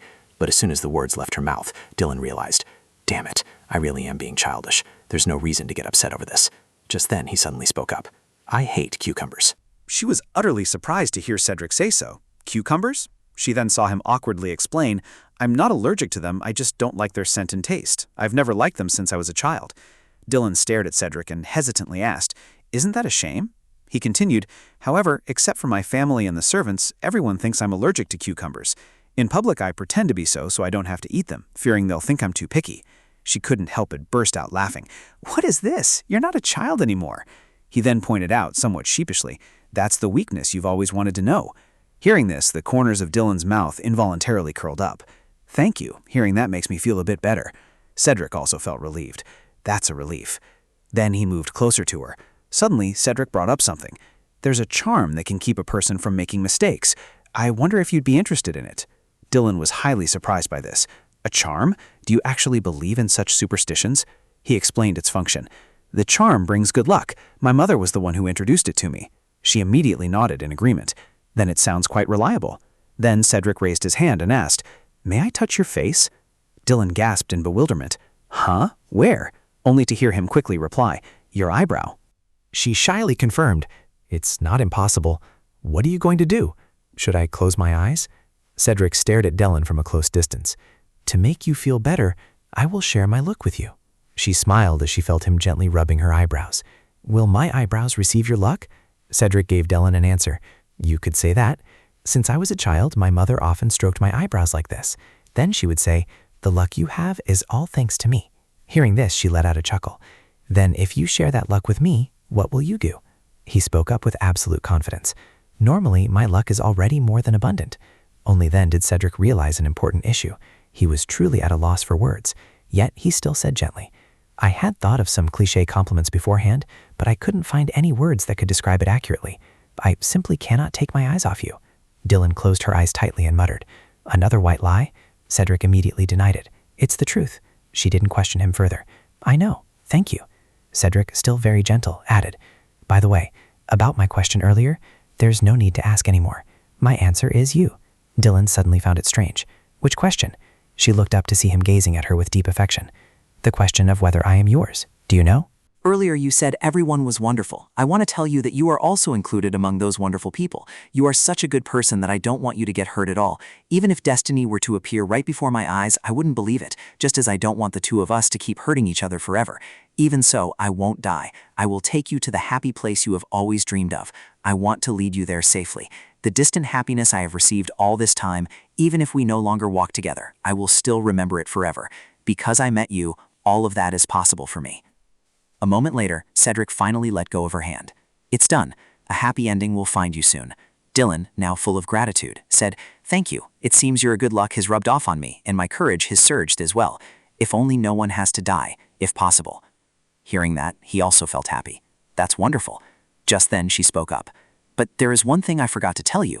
Cedric was suddenly startled to see that his fingers were pitch black. As he let out a gasp of surprise, Dylan reminded him, "Those were very meticulously drawn eyebrows, yet you went and smudged them. The maids are going to be absolutely furious, so I'll go fix my makeup and listen to them nag for a bit instead. Please wash your hands and I'll see you at the carriage later." Cedric felt a bit apologetic. "If I tell them it was my fault, the maids won't be upset." Hearing this, she stared at him in silence. Then Dylan suddenly flashed a smile so beautiful that it made his heart flutter. Was she always like this? Meanwhile, the carriage was moving swiftly, and the ride was about to reach its destination. Looking at the scenery outside, Dylan exclaimed, "I can see it, Kensington Hall. It's a relief that it's so close to the Brighton estate." Still, what happened earlier was quite funny. Rebecca had coldly asked her, "Did your makeup smudge, my lady?" She had nervously explained, "Cedric, we were so busy discussing important matters that..." Rebecca's expression had been incredibly sour. And then there was this. "I can understand the lipstick smudging, but how on earth did your eyebrows fade?" Hearing that, Dylan found it bizarre. If it were lipstick, she'd understand. The eyebrows were Cedric's fault, while the lipstick was because I kept biting my lips. But I didn't really need to explain this. I should have just let her figure it out herself. She was pulled back to reality when Cedric spoke up. "It seems we have arrived." She realized it too. Yes, it seems so. He then quickly got off the carriage. In his haste, Cedric accidentally bumped into Dylan. "My apologies." Seeing his reaction, she chuckled. "What's wrong? Is this carriage too small for you?" Cedric unconsciously recalled Ivette once telling him, "It's a rather crowded place, so you should take a small carriage." The culprit, the more he thought about it, the stranger it felt. Why on earth was she playing matchmaker so enthusiastically? Then Cedric quickly composed himself, smiled and offered his hand to Dylan. She immediately took his hand, thanking him. He politely replied, "It's nothing." Soon the carriage carrying the two of them quickly departed. Cedric asked Dylan with concern, "Are you nervous?" She confidently asserted, "Not at all. Tonight my eyebrows are absolutely perfect, so right now I am the luckiest person in this empire." He agreed with her. Indeed. Inside, the chandeliers shone brilliantly, and everyone had already gathered. The attendants politely welcomed the guests inside. At that moment, the clock struck 8. The host then loudly announced, "Please welcome Marquis Northerland and his wife." The Marquis and his wife walked in. Right after that, Dylan and Cedric entered. Everyone stared at them, whispering, "Is that the rumored girl?" "Yes, she's standing right next to the Marquis. I think I caught a glimpse of her once at the beauty salon, but her aura back then was completely different from now. My music teacher told me that she is more beautiful than we thought. She's really not bad, is she?" "What are you talking about? Doesn't Katerina still look better?" "When it comes to the Langdon daughters, I'd expect a more distinctive beauty. I've also heard rumors about the younger sister. It seems plausible. Usually the youngest child is the most beautiful. I hope we can meet that younger sister. What do you think, August?" Only then did August let out a soft, cold snort. He chided them with a hint of displeasure. "Hey, why are you belittling a lady's popularity like that? It is your pathetic habit of casually mocking others when you aren't even qualified to judge them. In truth, those who crave attention actually enjoy the scandals behind their backs. If they hear people gossiping, no matter how hard they try to hide their amusement, it will eventually show. Please, have some self-respect. Aren't you all supposed to be gentlemen?" The other two turned pale at his words. "Oh, right." August then smiled innocently and said, "I didn't mean any harm, so don't mind me. I only said that so everyone could relax and have fun." The other two quickly regained their composure. "Yes, of course." He then took a glass of wine from a server. August fixed his gaze on Dylan and said frankly, "Besides, I also have a great interest in the wife of the Marquis of Northerland. Or rather," Cedric politely greeted him back, "August." Meanwhile, August mused, "I wonder what kind of woman the Marquis of Northerland has chosen." He was still making conversation with the two of them. "It's been a while since I've seen you at an event like this." He quickly explained, "Because my wife was personally invited here by my aunt." Upon learning the truth, August smiled. So that was it. They were probably in the honeymoon phase of their marriage. Wasn't it about time they shared a glimpse of their married life with those who were dying of curiosity? Hearing this, she stared at him. August was secretly calculating in his mind. The initial impression didn't seem very welcoming. Then, with a meaningful look, he said, "I hope so. Would I have the honor of having you introduce your beautiful wife?" Cedric merely spoke coldly. "Perhaps you already know. This is my wife, Dylan." Then, August suddenly took Dylan's hand. "I am August Ray. It's a pleasure to meet you." At that moment, he was stealthily staring at her. Seeing this, Cedric's face darkened in annoyance. Meanwhile, August was thinking to himself. There were rumors that Cedric had fallen in love with his wife at first sight and rushed into marriage. Who knows?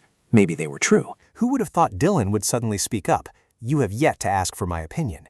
Hearing this, he was instantly startled. What was this? This oppressive aura?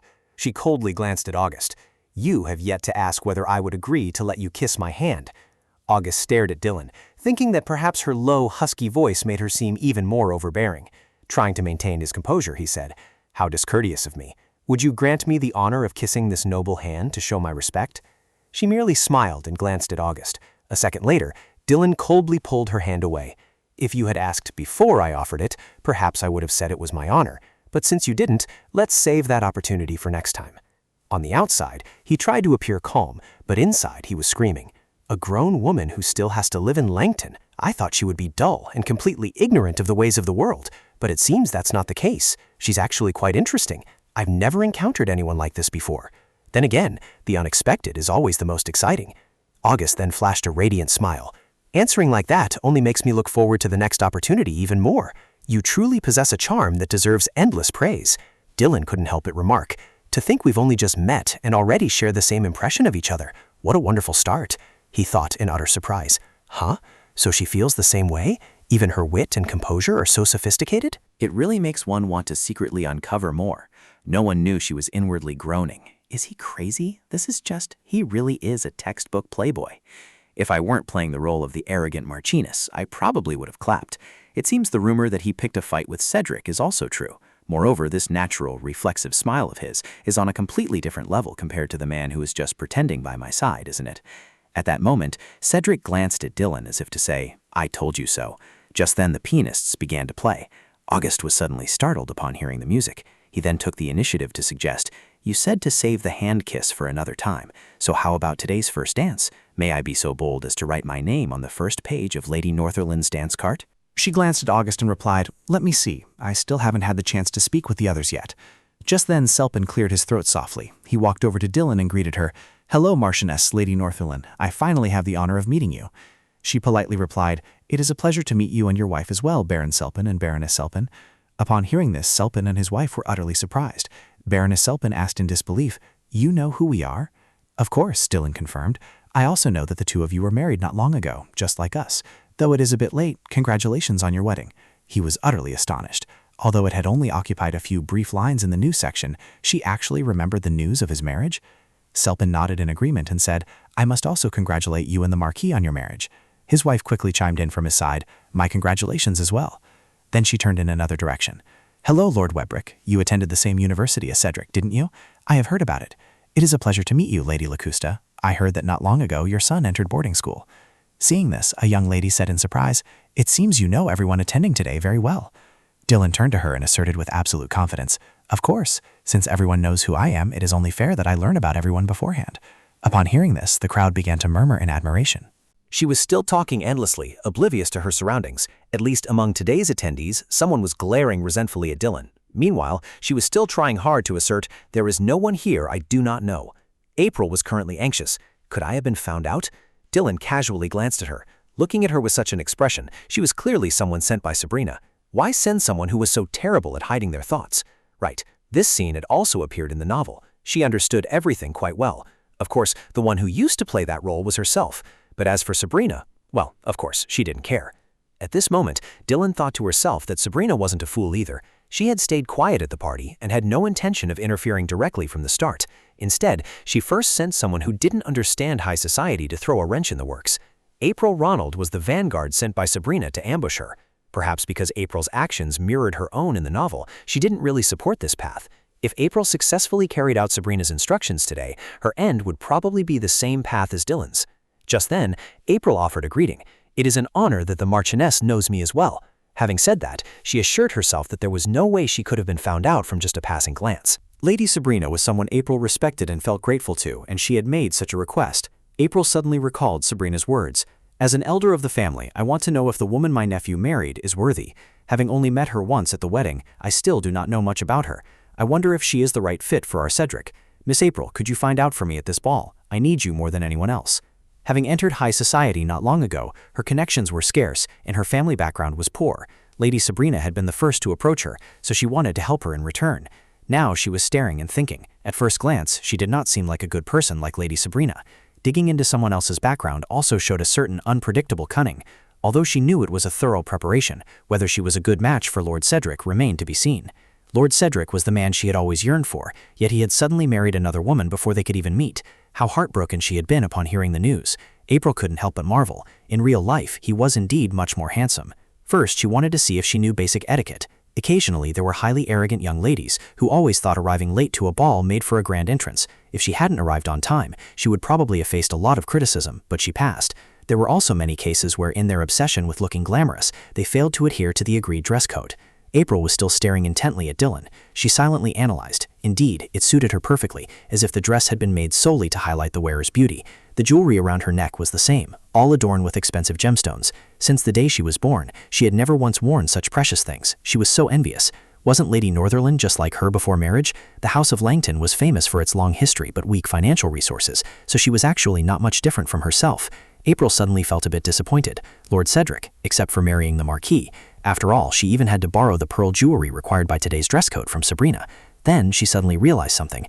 April kept staring at her. That's right, come to think of it, she wasn't wearing a single pearl. Although it wasn't clear what kind of stone was set in her headpiece, I was certain it wasn't a pearl. Perhaps it was zoisite or something similar. Then she let out a soft gasp, drawing everyone's attention. April went on to praise her. Lady Northumberland, your ability to memorize the backgrounds of today's attendees is truly remarkable. But isn't there something even more important that you should have remembered? Dylan remained perfectly calm. Excuse me, but could you explain what you mean by that? April immediately pointed out. Surely you know what the dress code for tonight's ball is, as it was written on the invitation. This gentleman has a pearl pinned to his boutonniere. This one has pearls on his bow tie, and the lady next to him is wearing a pearl necklace. Look, everyone, so why is it that I can't find a single pearl on Lady Northumberland's attire? She thought to herself with great satisfaction. Excellent, it worked. April continued her interrogation. Dressing up gorgeously is, of course, wonderful, but as a guest, isn't adhering to the dress code set by the host the basic courtesy we ought to show? In an instant, the surroundings fell dead silent. She looked around in bewilderment at everyone's reaction. Why was everyone reacting this way? Just then, a lady gently nudged April. Miss Corona. Lady Northumberland's headpiece is actually a pearl. Before April could even grasp what was happening, she continued. It's called a quahog pearl, and it's incredibly rare and expensive. When she realized the truth, she was deeply embarrassed.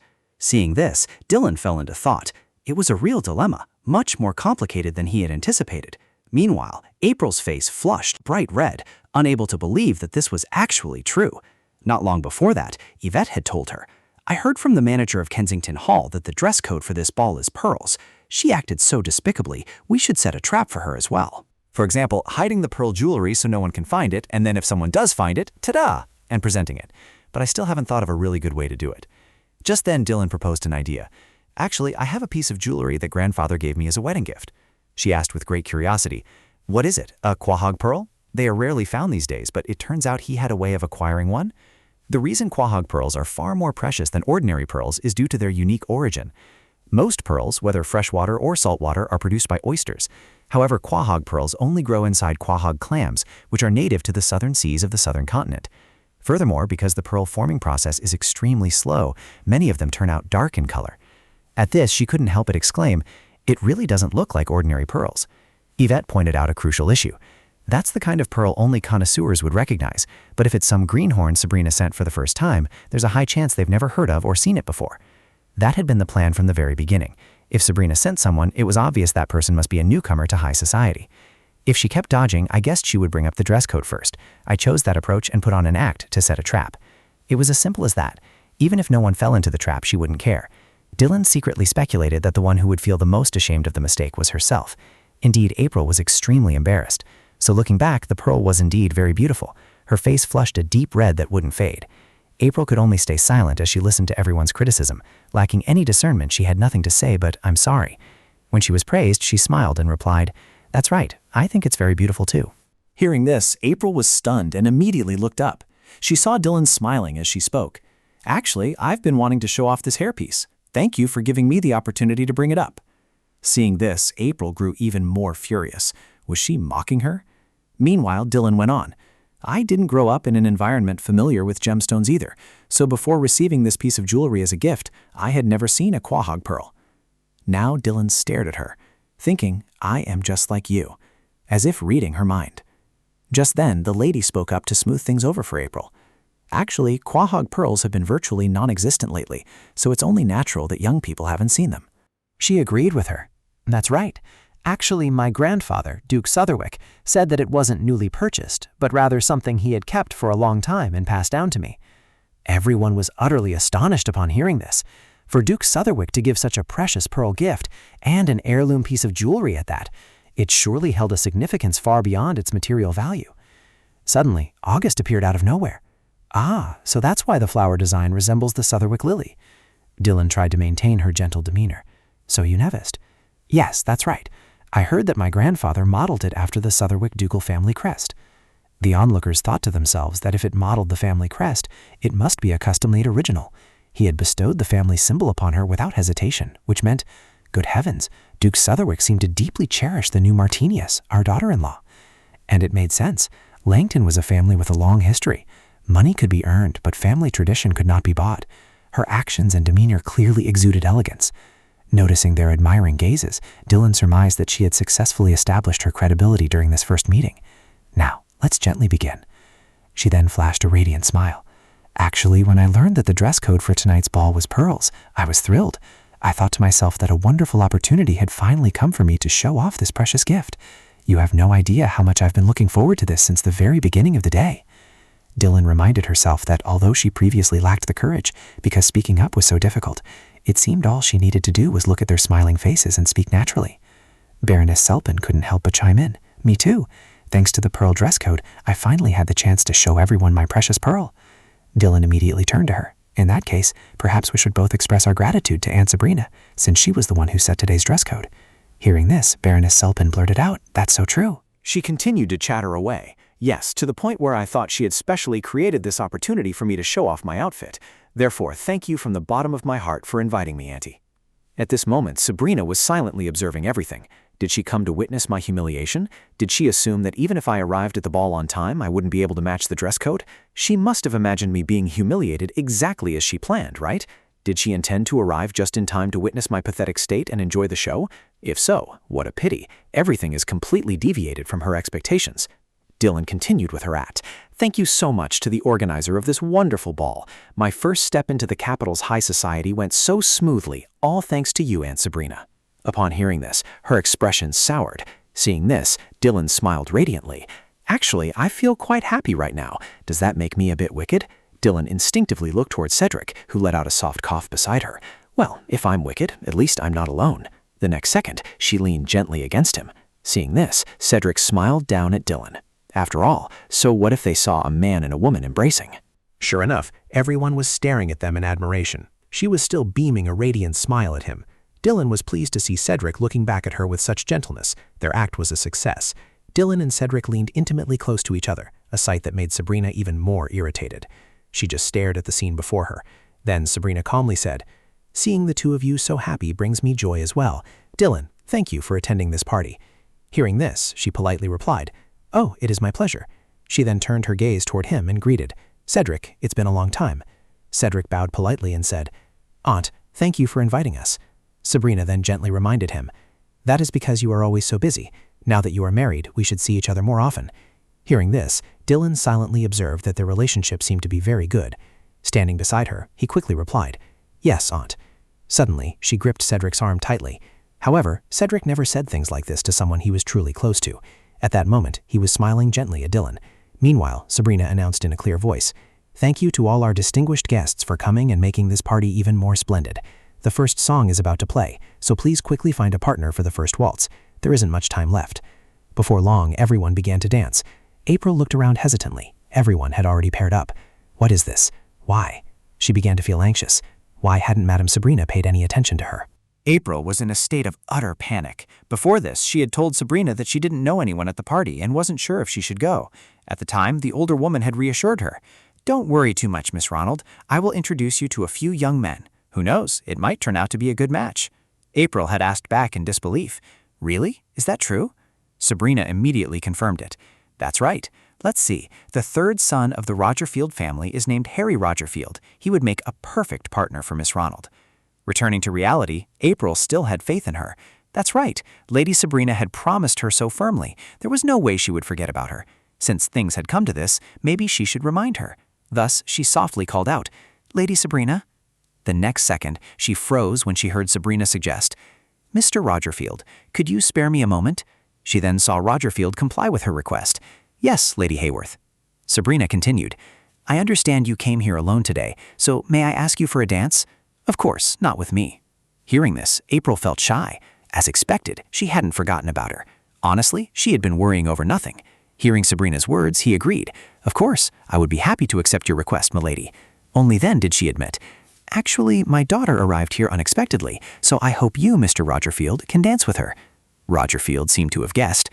Are you referring to Miss Cecilia, milady? Sabrina quickly confirmed. That's right. Honestly, I'm at my wit's end with that girl. She could no longer hold herself back and called out to Sabrina, but she was still engrossed in her conversation with him. I heard Cecilia's over there. Lord Rogerfield, why don't you accompany me there? April still tried to hold her back. Lady Sabrina, please wait. To her surprise, Sabrina sighed and said coldly, Miss Ronald. Her entire body instantly froze. Yes. She then heard the older woman give a careful warning. I think it's best if you behave, stay put, and stop causing trouble. The same goes for what happened earlier. You should keep this in mind. If you want to survive in high society, you must know how to keep quiet. So please, keep your mouth shut. Yes, if you don't want to run into misfortune again in the future, stop letting your mouth get you into trouble. April trembled and softly replied, Yes. Dylan observed the situation from her side and remarked, Look at them. Sabrina was urging Rogerfield, Come, let us go. Watching this, she thought in surprise, Is she really able to cast people aside so easily?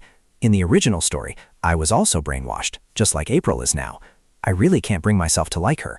Just then, someone spoke up. Miss Hayworth, you haven't forgotten that I asked you for a dance first, have you?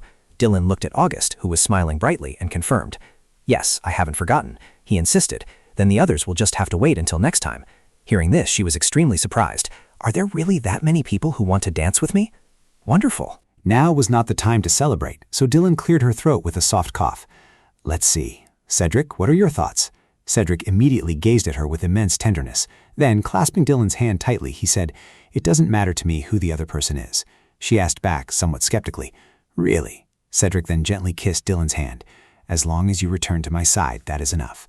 Everyone was utterly astonished. It was the first time they had ever heard Cedric Hayworth say something so cheesy. Observing the scene, August assessed, This is crazy. It really seems like they love each other. It has to be. This is insane. This is a true talent. Even I'm surprised, let alone anyone else. She was secretly calculating in her mind, but I absolutely cannot lose. Thus, Dylan asked seriously, Will you do as I wish? He nodded in confirmation, yes. Upon receiving his answer, Dylan praised him. What an agreeable husband. Then she gently pressed a kiss to Cedric's cheek. At the same time, Dylan whispered, This is what I want. She then kissed his cheek again. Cedric stared at Dylan as if to ask, Really? She gave a soft nod in response. Finally, he smiled at Dylan with pure adoration. Then we must follow the rules. Meanwhile, April stood all alone. Suddenly, a voice spoke up, startling her. Dear Miss Rowland. With tears welling in her eyes, April gasped in surprise. What? Just then a man reached out his hand. It was none other than Cedric. May I have the honor of the first waltz with you? Overwhelmed by the unexpected favor, she stammered. Of course. Cedric had told me, if we can make a friend and lose an enemy, then of course we should do so. At the same time, Dylan winked at April. I'm leaving Cedric in your hands. Her eyes instantly lit up. Thank you so much. If so, she would no longer be hostile towards me. If I had to face Lady Sabrina, she would side with me unconditionally. Dylan couldn't help but lament. When did I become so scheming? Still, as long as she didn't leave with a bad impression of today, I would be satisfied. Dylan was smiling as she watched Cedric and April. Just then a voice spoke up, catching her attention. Lady Northumberland is indeed a charming woman. Someone approached Dylan. It was August, who smiled and praised her. I quite like a flexible person who knows how to use such methods to win people over. She replied with utmost composure, thanking him for his compliment despite not understanding what was going on. He spoke up without the slightest hesitation. I also quite like people who are good at pretending like that. More and more I see other charms of yours that remind me of the fairy in the Lorraine forest. Dylan smiled, trying to maintain a polite demeanor. You flatter me, she said, immediately thinking to herself that this man could probably praise her as an angel born from pure ice. A second later, Dylan was surprised when August held out his hand. Feeling extremely puzzled, she asked, May I ask why you are holding out your hand? Seizing the opportunity, he proposed, You promised me, didn't you, that you would share the first dance with me? Dylan immediately flashed a fake smile. My apologies, but it seems you have misremembered. I said that I remembered Lord Maynard offering to dance with me, but I never said I would accept that offer. In an instant, August let out a disappointed gasp. Only then did he realize his mistake. Thinking back, it was indeed true. In that case, can I hear a positive answer from you this time? After all, I am the only man left now. But she still tactfully declined. What a pity. It seems we are not a good match. Therefore, I must decline to dance to this song with you. Perhaps next time I will gladly accept. According to Sabrina, Cecilia would be arriving late to the party. Dylan silently reasoned that this meant one girl would be left out. It was a pity, but she was destined to be the last to dance and capture everyone's attention anyway. Who would have thought that August still hadn't given up? We are a good match, and Ceci won't be able to dance anyway. Actually, I don't believe she will even attend this party. Hearing this, she let out a confused gasp. He then patiently explained that since Ceci despised social gatherings, she would never agree to dance with Harry Roger 5. He might have already brought another girl. Dylan was utterly stunned. What on earth was going on? August was somewhat surprised by her reaction. He couldn't help but ask, "Why are you so surprised? I mean, Lady Hayworth's words are highly likely a lie. Seeing you like this only makes you more intriguing to me." Dylan didn't answer August directly, but mused, "No, that's not what surprised me." She couldn't help but ask, "You seem to know Lady Cecilia very well." He was rather surprised by her question. "Do you think so?" She quickly pointed out, "Yes, you even called her Ceci just now." Only then did August realize, "So you're curious about our relationship." He suddenly flashed a peculiar smile. Then, extending his hand once more, he said, "If you take my hand, you'll find out." At that moment, Dylan felt a bit flustered. What should I do? I didn't foresee this. But then again, in the end, my curiosity always gets the better of me. Afterward, everyone began to dance in the ballroom. Couples swayed to the music. As she danced, she couldn't help but think, I'm still half believing, half doubting. Dylan unconsciously glanced at Rogerfield in the distance. She finally realized the problem. It was a lie. August was smiling brightly. Am I right? Dylan's expression was currently a bit grim. If lying was considered a cowardly act to April, then wasn't his pretending to spill wine on himself the same? She must not let her guard down until the very end. Now she leaned back slightly to the beat of the music. Dylan thought to herself in extreme annoyance.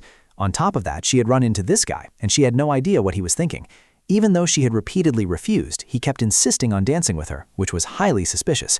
Was he acting on Sabrina's instructions? She also realized her own state. She was suddenly getting tense again. No, pull yourself together. Instinctively, Dylan raised her eyes. She was suddenly startled by the sight before her. He was looking at her. Dylan couldn't help but admire him. Today, he shone even more brilliantly than usual, looking handsome even from afar. Just then, Cedric raised his hand and pointed to his eyebrow to signal her. Seeing this, she understood his meaning and smiled. Then Dylan whispered softly, "You do your best too." That's right. Today, she was the luckiest person in this empire. She was dancing while lost in thought. Besides, the first song would be the Thousand Roses Waltz. The Thousand Roses Waltz. Meanwhile, August was still smiling as he looked at Dylan. He praised her talent, remarking that Lady Northerland seemed to be proficient in everything. Receiving the praise, Dylan humbly replied, "Thank you for your compliment. If one wants to dance well, the most important thing is effort." August's words carried a hidden meaning. "I'm not just talking about dancing." Playing innocent, she replied, "I will assume you are only talking about this." Observing Dylan's reaction, he mused, "I clearly heard that no special social events are held in Langton." August continued to smile gently at her. The next second, he suddenly pulled Dylan close. Leaning in near her ear, he whispered, "Cedric is staring right at us." Dylan turned and saw Cedric glaring in their direction, practically burning with rage. "Huh? He really is." August voiced his speculation. "It seems he feels uneasy leaving Lady Northerland in my hands." She tilted her head up slightly to protest. "I don't recall being handed over to anyone. It would be more accurate to say that I chose you." Hearing this, August couldn't help but think, how interesting. Then did Lord Cedric also choose his dance partner? Dylan dismissed his speculation. It wasn't a choice, but rather destiny.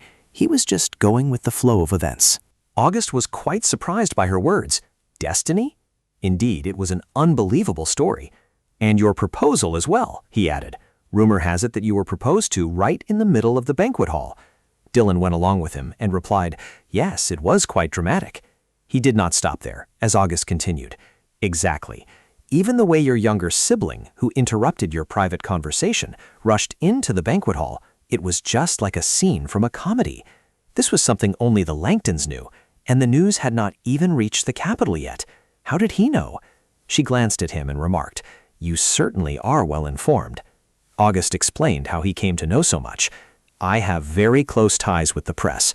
Only then did Dylan realize, of course, he must be a major shareholder of the prominent magazine publishers. She then spoke up, offering her assessment. "I didn't expect you to use those connections for your own personal interests." August immediately defended himself. "Normally I wouldn't do this, but this is such a shocking event, so I heard Cedric fell in love with you at first sight, and I wanted to know more details before publishing the official announcement."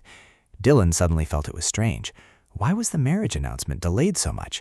He was still rambling on. But the more I hear, the more I feel there is something different from what I've gathered.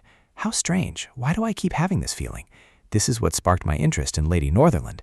How did you get married? This intrigued me so much that I had to try to get close to have an intimate conversation like this. Now it's just the two of us. August unconsciously glanced ahead, assessing the look on Cedric's face. Honestly, Cedric's expression looked dreadful right now. Having heard this, Dylan silently glanced back. Then she spoke up in annoyance. Even if he did that to his newlywed wife, there is nothing illegal about it. August immediately burst out laughing and replied, "Of course not, but I am highly intrigued by love stories. No matter what form love takes, it always carries a unique meaning." Dylan was overwhelmed by his words. So smooth. If I have to keep listening to him ramble on like this, I'll probably die. She fell silent for a moment, then asked curiously, "Are you interested in me?" "I too am highly interested in you, Duke Maynard." August was quite flattered. "Is that so? That is wonderful." Dylan also bluntly exposed him. "And I also know that the interest you have in me is indirectly directed towards someone else." August played innocent and said, "I have no idea what you were talking about." She simply offered a radiant smile. "Because your actions are very easy to read. That is not the interest a young lord has for me, but rather for Cedric." Being exposed, he was a bit embarrassed. "Well, about that." Before August could even finish, Dylan interrupted him. "Your Grace, I am not a fool. How do you know Cedric's expression is so terrible?" He quickly explained, "Because he and I kept making eye contact." She pointed out the anomaly in his words. "Exactly. For eye contact to happen, it can't just be one person looking. Cedric keeps looking over here to watch me, and you have no reason to look over there, yet you keep doing so. That's why you two keep making eye contact." August denied it, looking slightly flustered. "No." But Dylan continued to expose him. "It's as if you're trying to get his attention on purpose. You seem to care a lot about him." He came up with a perfect excuse. "It's just that we've known each other for a long time." Her words took August by surprise. "Yes, I've heard about that." Intrigued by Dylan's words, he asked, "What did Cedric say about me?" Quite surprised by his reaction, she said, "Are you curious about that? That's great. Then first, could you tell me something?" He seemed to have guessed what she wanted. "Do you want to ask how much I know about your marriage?" Dylan immediately denied it. "No, I want to hear about Cecilia. What exactly is your relationship with Cecilia? You promised to tell me when we danced the waltz." His expression suddenly changed upon hearing her question. August hesitated for a moment before saying, "Cecilia and I." I didn't know what Dylan saw that made his eyes widen. It turned out he was confirming that there was absolutely no relationship between them. I only took the liberty of calling her by an intimate name because that's just the way I am.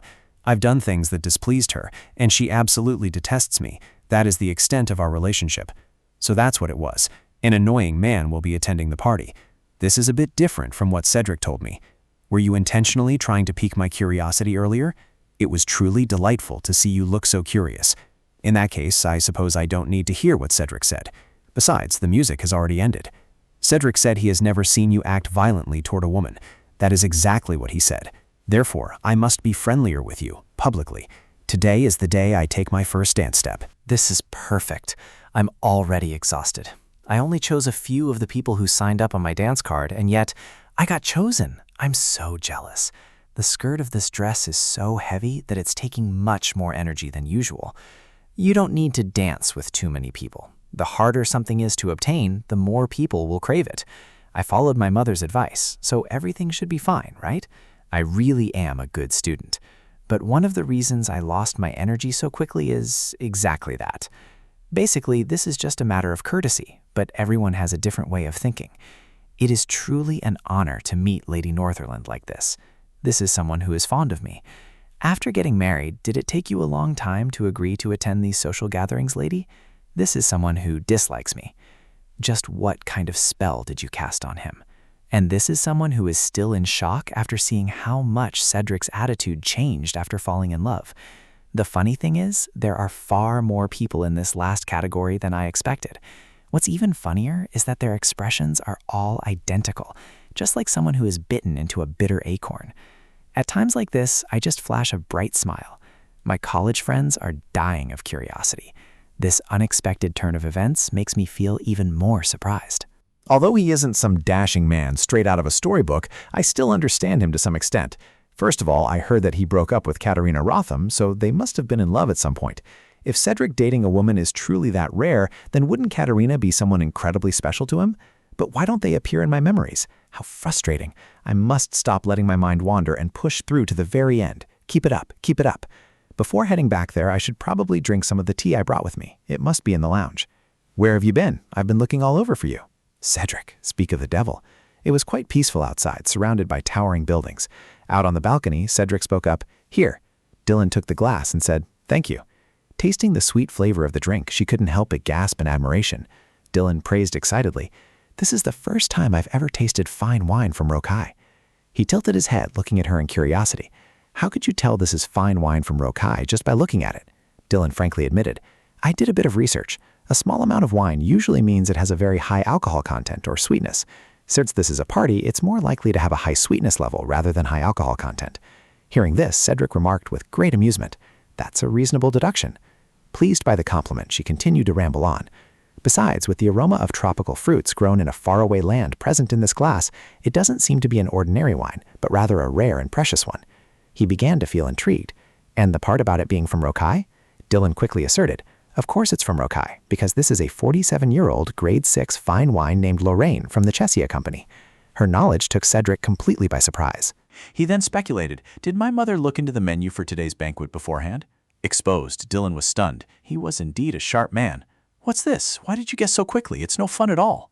Cedric bluntly exposed her. "How could you have guessed a wine you've never even tasted before on your own?" Dylan was slightly disappointed by his blunt honesty. "I was hoping you'd have a different reaction, but it's true that I researched it, which is how I knew this was such a precious wine. Its color is close to wheat, so I even looked into other types of wine as well." As someone who loved wine, she was highly motivated.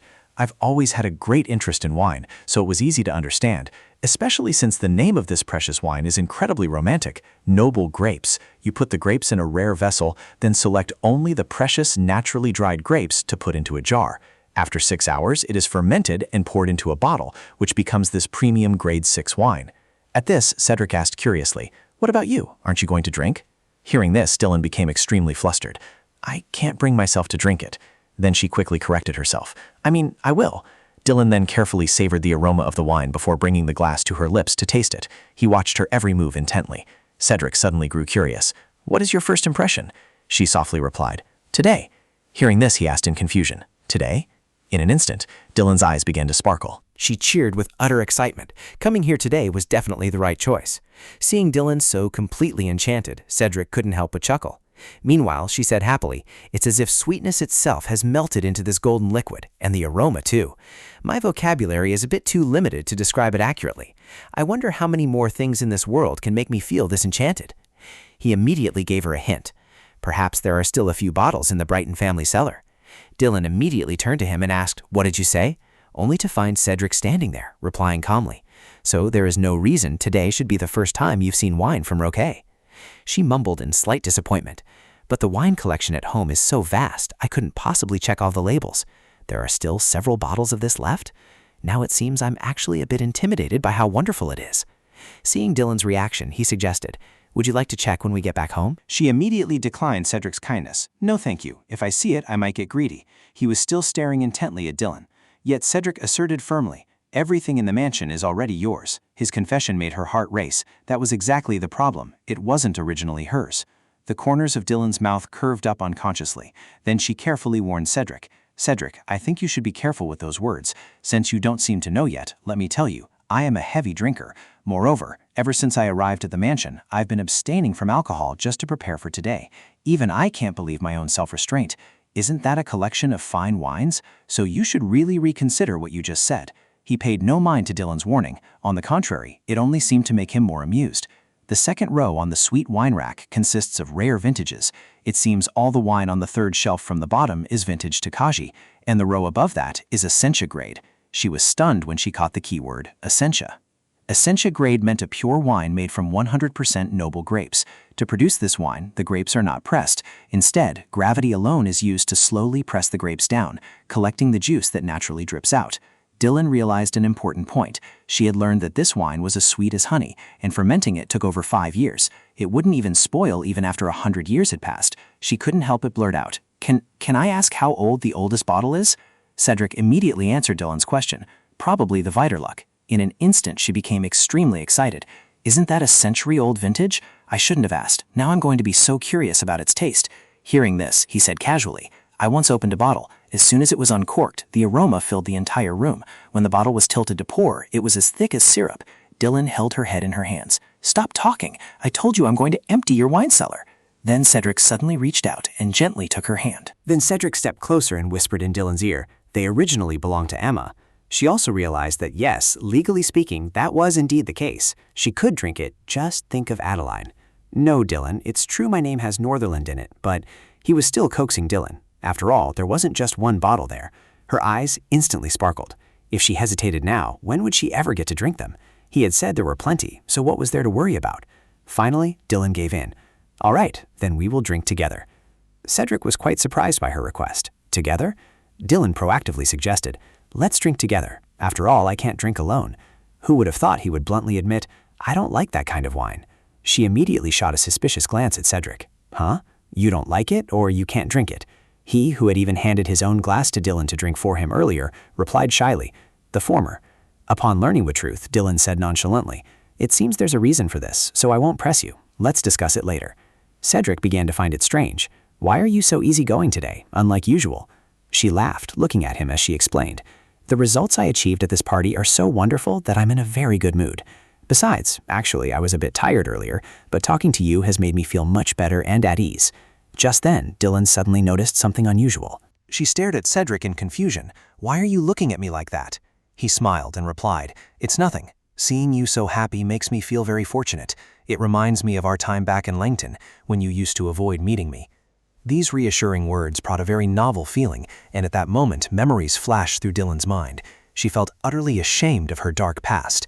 Back then, she hadn't known the Cedric of today, so Dylan's voice trembled slightly. I'm sorry about back then. My thinking at the time was too shallow. Everything was so rushed back then. The one who sowed the seeds couldn't control them, so they had to get married. Her present self spoke up. If I could go back to that time, perhaps I wouldn't have acted so rudely.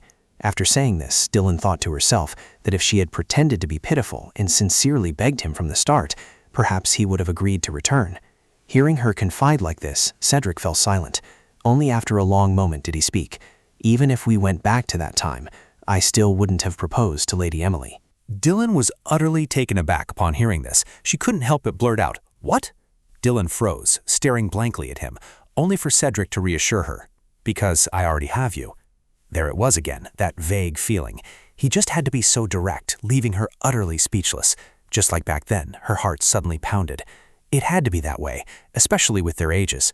Generally, sisters were supposed to marry in order of seniority. From Cedric's perspective, it didn't matter who he married, as long as she was a daughter of the Langton family.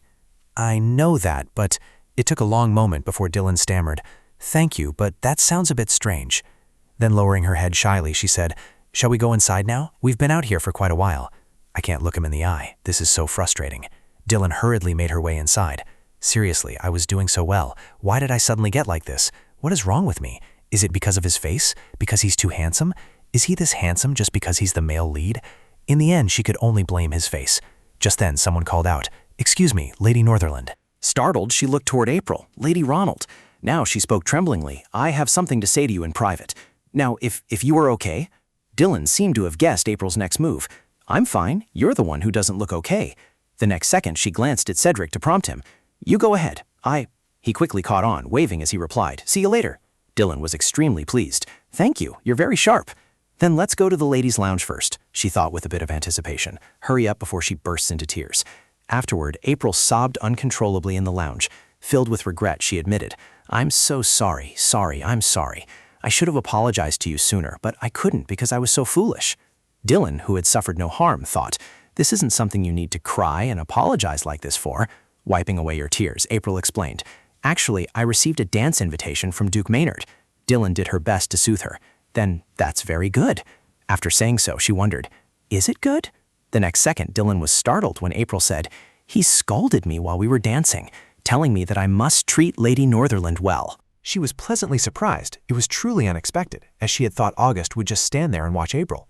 Although it wasn't something to criticize, the outcome wasn't bad at all, and she was extremely satisfied. Meanwhile, she was still sniffling. I was so rude to you, which is why I didn't have a partner. Yet you still took care of me, and I was even invited to dance by the two most wonderful men. Dylan tried her best to comfort her. Yes, it was indeed lucky, so you don't need to apologize to me anymore. Please stop crying.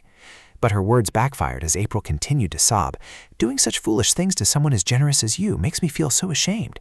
Dylan felt quite helpless.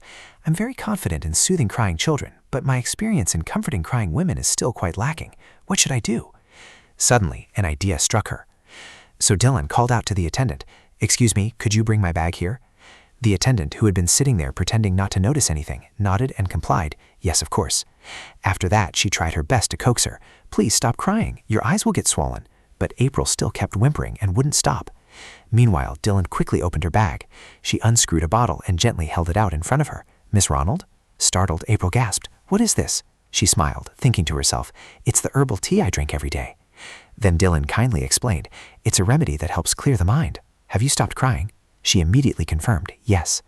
Hearing this, Dylan breathed a sigh of relief. Thank goodness. With that, she sprayed it into the air around them. The lingering fragrance made her unable to resist exclaiming in admiration. Seeing this, Dylan asked caringly, "Do you find it pleasant?" Gradually calming down, April replied, "Yes, it smells really wonderful." She kindly asked, "Do you feel any better now?" She quickly confirmed, "Yes. What kind of perfume is that?"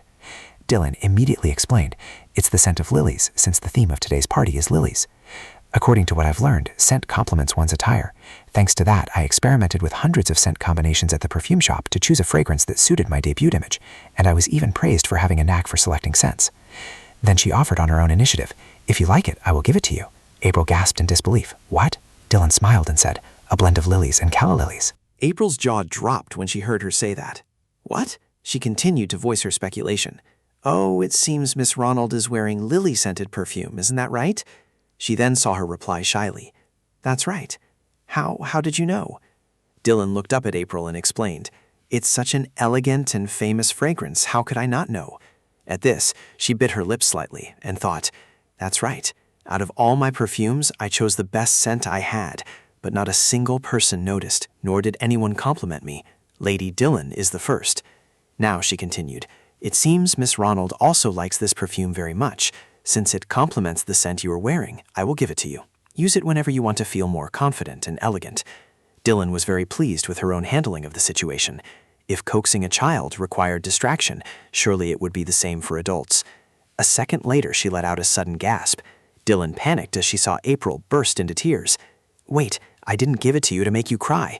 If you keep crying, I won't give it to you." Hearing this, she wiped away her tears and chuckled, apologizing. "Thank you. Lady Northerland is indeed a friendly woman. I will surely repay this kindness." Although she would later marry the man who first approached her and praised her scent as one that left a deep impression, that was still a long way in the future. At this, Dylan politely demurred, saying it was hardly a favor worth mentioning. It was nothing at all, and she didn't mind it, since it was just one small bottle among the countless perfumes she had at home. But April thought otherwise. It was indeed worth it. "Even though I have nothing to repay you with right now, would you like to know what Lady Sabrina said to me?" Dylan quickly caught the key word, Sabrina's words. She immediately confirmed to Dylan, "Yes, actually, she asked me to deliberately make things difficult for you, to see just how capable Lady Northerland is." Learning the truth, Dylan sighed and thought, "What should I do? I didn't feel like things were difficult for me at all." April continued, "I asked her what I should do, and she told me to criticize your attire or your behavior." Dylan wasn't particularly surprised. She had already anticipated this. It didn't stop there, as April continued. "And also, I don't know how you would cope when subjected to such a barrage of criticism." Only then did Dylan feel surprised. "Criticism? I'm curious about that too." April confirmed to Dylan, "Yes, when you are alone and dragged into the spotlight of the crowd, it seems they want to ridicule your background or your marriage." If it was about her background, her family was actually very innocent. They had been a respected family for 13 generations. And if it was about the marriage, it was no big deal for young people nowadays to quickly fall in love and get married. Speaking of the event, this wasn't much different from the clash at the beauty salon last time. At the same time, she realized, "No, I remember now. In the beginning, I just needed to protect myself."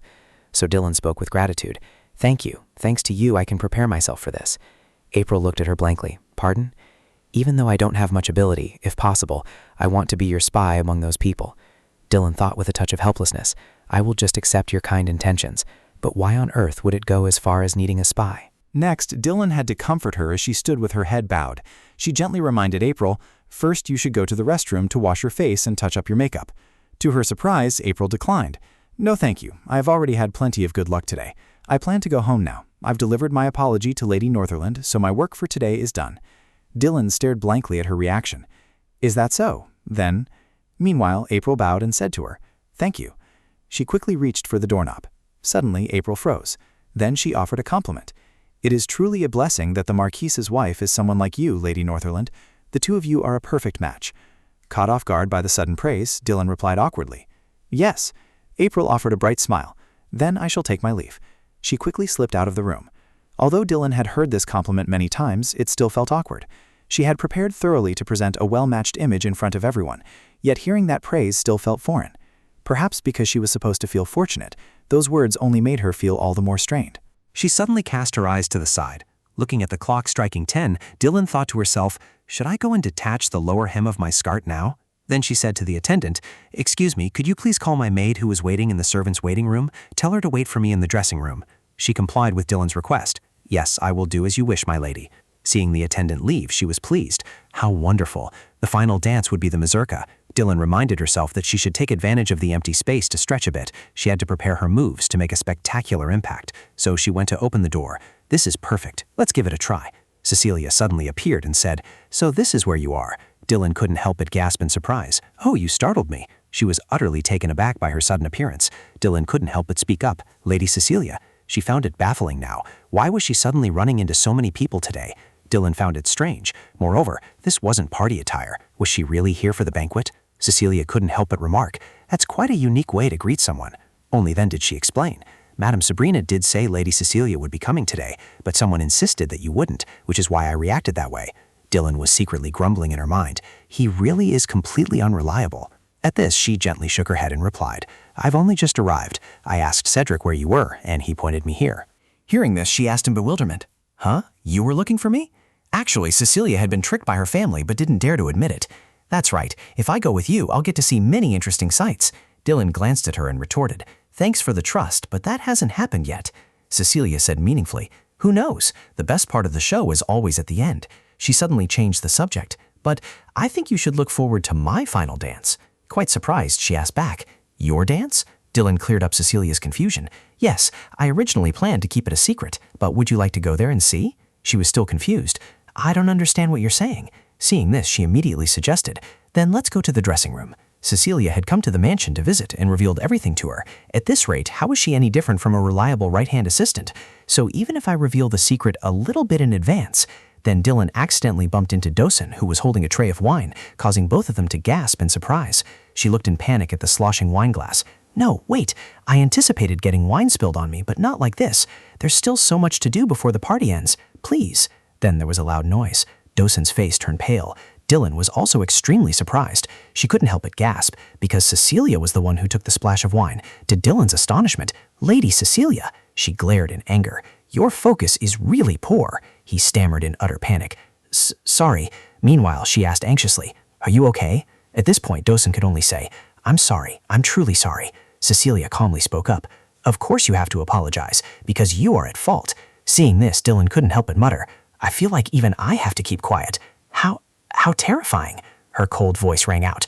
But holding you accountable now won't do any good, because you aren't the one who should be held responsible. He was at a loss, not knowing what to do. Cecilia was still glaring at Dosen. Say no more. You don't need to excuse why you suddenly appeared here. Leave, now. She suddenly found it strange. Why was she here, and what did she mean? In a panic, he hurriedly ran off, saying, I'm sorry. She sighed and complained, if I walk in looking like this, my mother will definitely not let it slide. Dylan quickly chimed in, I brought an evening gown. Although it's not perfect, I'm sure it will fit Lady Cecilia. Cecilia couldn't help but marvel. Don't you need a spare dress? You really are well prepared. She still tried her best to persuade her. No, it's fine. I want to express my deepest gratitude to you. It's a very important dress. She seemed to have guessed something. But is the secret you mentioned that dress? Dylan tentatively confirmed. You could say that. But first, please head to the dressing room before the bruise spreads. Meanwhile, Peony was sitting solemnly to one side. Now she looked at her, admiringly. The dress fits you better than I expected. What a relief. Cecilia also spoke up, quite pleased. Indeed, you are very beautiful too. When you walk, you look just like a bouquet adorned with jewels. Praised, Dylan chuckled. That's still a secret. Looking at herself, she added, I think so too. Oh, right, please take this. She tilted her head in curiosity, looking at the round object in her hand. What is this? Dylan quickly answered Cecilia's question. It's a thank you gift from me. I only just got it. She quickly recognized the item in her hand. Is this whiskey mixed with soda? She immediately confirmed her guess. That's right. You don't need to dilute it. If you mix it with hard liquor in a 1-to-1 ratio, it will taste amazing. Although the flavor is very strong, it would be perfect for sipping in front of a fireplace on a winter night. Cecilia accepted the gift with gratitude. Thank you. Another wine has been added to my list. She was somewhat surprised. Then she unexpectedly sat down next to Dylan. I sat down for a moment. It turned out she also liked wine. Our tastes really match. Cecilia seemed to notice something and gasped in surprise. She immediately called her out. That's Levice's LK2. Dylan was overwhelmed by Cecilia's reaction. You recognized it right away? She then spoke about her passion. I've always had a hobby of shooting because the people around me are so boring that I want to shoot them dead. She also admitted to her, I really like shooting too, though I don't have anyone I want to shoot. Cecilia couldn't help but exclaim, our hobbies are truly alike. Dylan suddenly felt curious. But do you know how to load it? She replied quite confidently. Of course. She also admitted she was quite unsure. Since I've never shot on a range before, I wonder if you could show me? Cecilia reassured Dylan. It's not that difficult. Finding someone with the same hobbies and passions is extremely rare. She really is a perfect match for me. Then she executed a series of practiced movements, simply clicking the cylinder into place.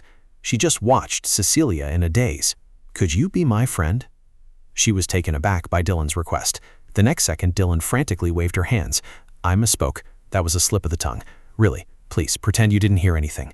Thank you for guiding me so enthusiastically. Cecilia kept staring at her and asked, Is that so? Then what did you mean when you said you wanted to be friends with me just now? Hearing this, Dylan startled in panic. Well, please just disregard that. In the end, she had no choice but to explain that in truth, since arriving in the capital, no one besides Lady Cecilia had praised this forbidden fruit's kiss wine. You also share my hobby of shooting. Cedric also told me you are a good person. She was momentarily taken aback. Cedric had said that? Dylan affirmed with certainty. Yes. What's more, you just helped me out of that incident earlier. You are a very interesting person. And you don't hate me, right? Or do you? The next second, she looked toward Peony for help. Fiona, save me. Only to see her smiling brightly in encouragement. My lady, hang in there. Dylan suddenly felt regret for her behavior. There was clearly a more polite way to put it. So why on earth did she mumble such a dramatic explanation? Cecilia, meanwhile, was deep in thought over her proposal. Her next words took Dylan by surprise. It's not that difficult, but I won't be of any help in raising your status in high society. I didn't expect much either, Dylan replied. Who on earth makes friends just to calculate how useful the other person can be? To her surprise, Cecilia directed a sharp gaze at Dylan. There are. Intimidated by her look, Dylan stammered, Is that so? But I won't be like that. Cecilia gave Dylan a skeptical glance. Really? She immediately tried her best to assure her. Really? Cecilia suddenly brought up an old story. Wasn't it thanks to me that you found out about my mother's scheme? She instinctively recalled April's previous offer. I also want to become an informant to help you. So Dylan said frankly, I hadn't thought about that, but since you've put it that way, I have no reason to refuse. Cecilia's eyes flashed, but it seemed Lady Cecilia was also quite a heavy drinker. She immediately stepped closer and whispered, Don't I also have ownership of the wine cellar at Brighton House? As you may already know, our collection has countless priceless wines, including local essentia, which took 4 years of recipe research. Hearing this, she couldn't help but gasp in admiration. Dylan continued to ramble on excitedly. If we become close, we can share these rare bottles of wine. Cecilia was now extremely excited. This is the first time I've heard such an appealing proposal. She was quite surprised by her reaction. Is that so? I think so too. At this, Cecilia smiled and said, Although it sounds very tempting, I would like to make my decision later. Dylan did not expect Cecilia's response. Decide later? Only to see her quickly confirm, That's right, I'm different from Aunt Ivette. I don't like going here and there, buying this and that, or attending parties. I absolutely hate troublesome things. Therefore, when it comes to making friends, I wouldn't be a good fit for you, as my personality leans more toward locking myself in my room alone in reading books. She still tried her best to persuade her. If that's the case, I also like reading. No, I also want to enjoy reading. Because I'm worried about my vocabulary, I have been reading a lot of books. Cecilia glanced at Dylan skeptically. Is that so? In that case, Do you like Francis Lample? She hadn't expected Cecilia to ask that at all. Dylan lowered her head in slight helplessness. What should she do? Should she lie and say, yes, I like him very much, and recite the poem she had memorized last night? But after thinking it over, she told the truth. No, I don't. Hearing that answer, she breathed a sigh of relief. Thank goodness, because I absolutely hate such an arrogant philosopher. I prefer reading books about business or practical science. Instantly, she became extremely excited. Like the Poison Conspiracy series, for example. Hearing this, she replied, "Exactly, that's the one. That book is so good. I wonder when the next volume will be released." A second later, Dylan grabbed Cecilia's hand. "We really are so compatible." Startled by this, she let out a gasp of surprise. Now she happily said, "I also think that book is great. I wonder if the poison Lady Marvel drank was strychnine or cyanide, and how she was poisoned. It ended right at the most exciting part." She then said earnestly, "Well, judging from the author's other works, it could be—" Before Cecilia could finish, Dylan cut her off. "Don't spoil it." "I haven't guessed it yet, so you mustn't tell me beforehand. Don't ruin my fun. I even shut Cedric's mouth." Seeing Dylan's reaction, she burst out laughing. She stared at Cecilia in surprise, as it was her first time seeing her laugh like that. Now she was very curious. "I'm curious to know how you managed to shut Cedric up." Dylan didn't expect Cecilia to say that. "Huh? What did you say?" She only saw her take Dylan's hand to reassure her. "I won't say anything, so don't worry." Then Cecilia suddenly linked arms with her. She took the initiative to suggest, "Tonight we will temporarily do this. After all, I will always be by your side."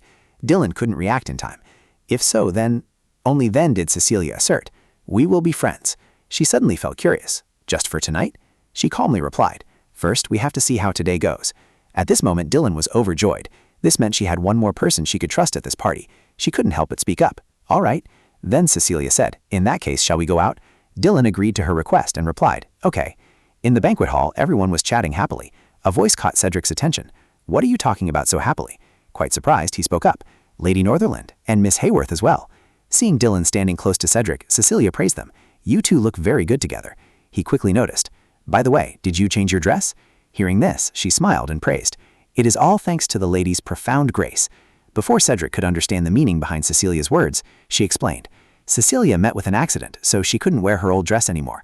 She nodded slightly in confirmation. "That's right, an accident. Would you like to dance with me?" He suddenly became a bit flustered. "Me? Dance? Is the sun rising in the west?" A second later, Cecilia gave Cedric a cold glare. He wasn't very happy either as he watched her. Finally, Cedric nodded in agreement. "All right." Suddenly, a man appeared and remarked, "Miss Cecilia, your personality is as unique as always. In that case, would you dance the last dance with me?" She coldly refused. "I'm afraid that might be a bit difficult. My knees aren't doing well, so I only plan to dance one song and then leave." "Instead, while Cedric dances with me, would you like to dance with Lady Northerland?" Hearing this, he shyly replied, "Yes, of course." Seeing this, Dylan quietly surmised that it was probably that simple. In the middle of the ballroom, Selpin and the lady happily danced together. At this moment, Cedric coldly asked, "What happened?" Cecilia calmly replied, "I told you, there was an accident. A staff member carrying a tray full of wine glasses accidentally stumbled towards your wife. As you can see, she is fine. I took the hit for her. What do you think? Grateful? I know, your wife has already thanked me, so you don't need to say anything. But there is one strange thing." Before she could finish, Cedric interrupted. "I would be very grateful if you would tell me." Cecilia immediately shared the details. That staff member carrying the wine tray had actually come from the direction of the dressing room hallway. As far as I remember, that hallway was clearly a dead end. Strange, isn't it? Why would anyone serve drinks in a place without a single soul? Did a miracle happen? Hearing this, he smiled and replied, "Sometimes money can create such miracles." Seeing Cedric's reaction, she praised him. "I really like your sharpness." Then Cedric's face darkened as he said, "What a pity. I'm afraid I must postpone my promise to dance with you until next time." Cecilia continued to feed him information, sharing one more detail. "That bastard's name tag read Dosen." "Grateful for the information," Cedric replied. "Thank you. I will put your information to good use." She smiled, looking up at him. "Well, you can give me a gift instead of a thank you." Cedric grew curious. "What kind of gift?" Cecilia paused to think. "Say, a bottle of Locate Ascenso's wine with 4 or 5 formula studies would do." He was annoyed to hear this. "Did you plan all of this beforehand?" Finally, Cedric relented. "I understand." "I'll consider it." She was somewhat surprised to see him compromise like this. How could an antique wine decanter, something that couldn't even be found at auctions, be given away so easily? For a brilliant businessman like Cedric to agree to such an unprofitable deal, Cecilia couldn't help but secretly wonder, had he really been utterly smitten by his wife? The corridor was crowded with people, yet it was strangely quiet. The man carefully lifted his glass. "Sir," he was the owner of Kensington Hall, and he offered an unnatural smile. "I don't understand what you mean." The man with sweat beading on his forehead was Geoffrey Newton. Cedric replied, "I mean to say that the scale of this banquet hall, as well as the service staff, are absolutely wonderful and splendid." Geoffrey relaxed slightly. "Thank you for the compliment, sir." He nodded with a smile. "Compared to the last time I was here, this place has truly changed a lot." He quickly replied, "Yes." Cedric's smile sent a shiver down Geoffrey's spine. It has changed to the point that it surprises me that this place was allowed to be renovated after the special construction law was passed. It is no easy feat for buildings in the city center to be granted permission for expansion or renovation. I can't help but wonder how on earth you managed to make this happen. Sweat poured down his forehead like rain. The permit. I obtained the permit legally. He tilted his head and asked, "The name of the approving official is—" Jeffrey grew even more flustered. "This is a bit—" A cold aura emanated from Cedric. "Surely you didn't bribe the officials." Startled, he waved his hands frantically. That's absurd." Out of Cedric's sight, the corner of Jeffrey's mouth twitched upward. Of course, a handsome reward had to be offered, but bribery was something tacitly accepted by everyone in the entertainment industry. Rather than calling it illegal, it was more of a standard procedure. The officials in the construction bureau all loved bribes, only a fool wouldn't offer them money. Cedric's voice softened. "So that's how it is. My apologies. Since I am often slipped extra money by clients, I was just making wild guesses." He suddenly felt awkward. "Well, this—" Turning his head away, Cedric continued, "That is not the main issue, but perhaps my mother has a more generous heart than Aunt Sabrina." Cedric's expression turned grim. "So you dared to accept money from both sources. Damn it." Jeffrey's face also darkened. How did the Marquis find out about this? He had long realized that Jeffrey Newton had taken money from both Ivette and Sabrina. One wanted to ruin the debut of the new Marchioness of Northernland, while the other wanted to help her shine. However, he did not interfere in the matter at all. Whether it was leaking the party's playlist or monitoring the Marchioness's movements, he had only done one small thing: turn a blind eye to his employees' clumsy actions. After a long silence, Cedric spoke. "True, those are just temporary side incomes. That money couldn't sustain you for long. Or perhaps the problem lies in the ledger." Throughout the conversation, he kept a close eye on Jeffrey's expressions. However, as the owner of a solid self-made business, Jeffrey's tax evasion was also highly discreet. Jeffrey's entire body trembled violently. I am sorry, my lord. I apologize for my poor judgment." Cedric looked at him thoughtfully. For a merchant, there was nothing in this world more terrifying than the tax office. He said coldly, "A mistake?" Jeffrey squeezed his eyes shut. "I have made a grave mistake and caused you trouble, so please—" Before he could finish his sentence, Cedric interrupted. "It seems you have misunderstood." "I didn't come here to hold you accountable. I have no right to punish you myself. Hasn't that era passed long ago?" Jeffrey forced a smile. So that was it. But Cedric's next words made his face turn pale. "Since the law has evolved, just an anonymous report would cause you endless trouble." Jeffrey gasped and cried out, "Please, I beg of you. I will do as you say, no matter what." Cedric said in a calm voice, "In that case, I hope you will pay more attention to re-educating your staff, because I am quite displeased by the clumsiness of your employee, Dosen." He gritted his teeth. "So you got caught, Dosen, you damn bastard." He leaned down slightly. "If one carelessly carries a wine glass around like that and happens to drop and break it, wouldn't the shards cause someone a very serious injury?" As soon as Cedric finished speaking, the glass fell to the floor and shattered. Terrified, Jeffrey quickly raised his hands to shield his face. Sweat poured down his forehead. I had absolutely no intention of hurting the lady." His eyes widened. "What a strange answer. I thought we were still talking about Mr. Dosen." Jeffrey was so terrified that he stammered, "Yes, that's right. I will make him be more careful, extremely careful." Cedric asked, "Can I trust you?" Jeffrey could no longer maintain his composure. "Of course. Today, no, from now on, I will never let something like this happen again." Having received his answer, Cedric turned to leave. "I will take your word for it." Jeffrey watched Cedric's retreating figure with hesitation. His footsteps suddenly halted. "If I get too busy, I might forget about you." However, in my spare time, who knows, I might recall your deeds, so I hope you won't be too quick to let go of your tension. The room fell silent once more, with only the ticking of the clock remaining. Cedric adjusted his collar. Should he tell his mother about shutting down a magnificent banquet hall? No, perhaps after hearing the story, she would be even angrier that he hadn't brought fire to burn the place down. He could already picture his mother's fury. "How did it go, son? Cedric, you should have burned them." Dylan suddenly crossed Cedric's mind. She was his priority now. She had to finish this party perfectly. He wondered what she was doing right now. Outside, the grand hall was bustling and noisy. Lady Southwick was indeed a very easy person to talk to, quite different from the first impression. Dylan's lips curved into a faint smile. "I'll take that as a compliment." Peter continued to shower her with praise, calling her a truly fascinating conversationalist. She could only offer a forced smile. He had been doing all the talking this entire time. The high society man, who was growing increasingly drunk and rambling about his own life, was named Peter Percy. He was the second son of the Eastern Bear Group, the very man Cecilia had tactfully rejected when he asked her to dance earlier. Furthermore, regardless of whether she cared about the internal vices of the nobility, in this place filled with nothing but aristocrats, Dylan stood beside him, looking up at him. Peter took a sip of his wine, an amused look appearing on his face. He suddenly spoke up. Actually, I don't really like Cedric that much either. Her expression softened. Is that so? Dylan fell into thought. She had heard from Cedric that this man wasn't very close to him, but would he openly admit his dislike like this? Peter stared into space. Because it's inherently a bit difficult to be friends with him. Why? Because it feels like he's always acting like he's so brilliant. He's not funny either, and he makes everyone feel self-conscious. He's someone who has everything, and there's nothing he can't do, so I feel a bit insecure. She stroked her chin in agreement. That's true, silently agreeing in her heart. I have to admit that's true. Since I spoke well of him, I'll let it slide. His voice suddenly grew low. So actually, the first thing I did after building my own information network was to dig into the dark side of Cedric's company. Dylan's expression remained unfazed. So, did you gather any information? Peter shook his head vigorously. No, not at all. His dark side is completely clean. It was a total waste of my time.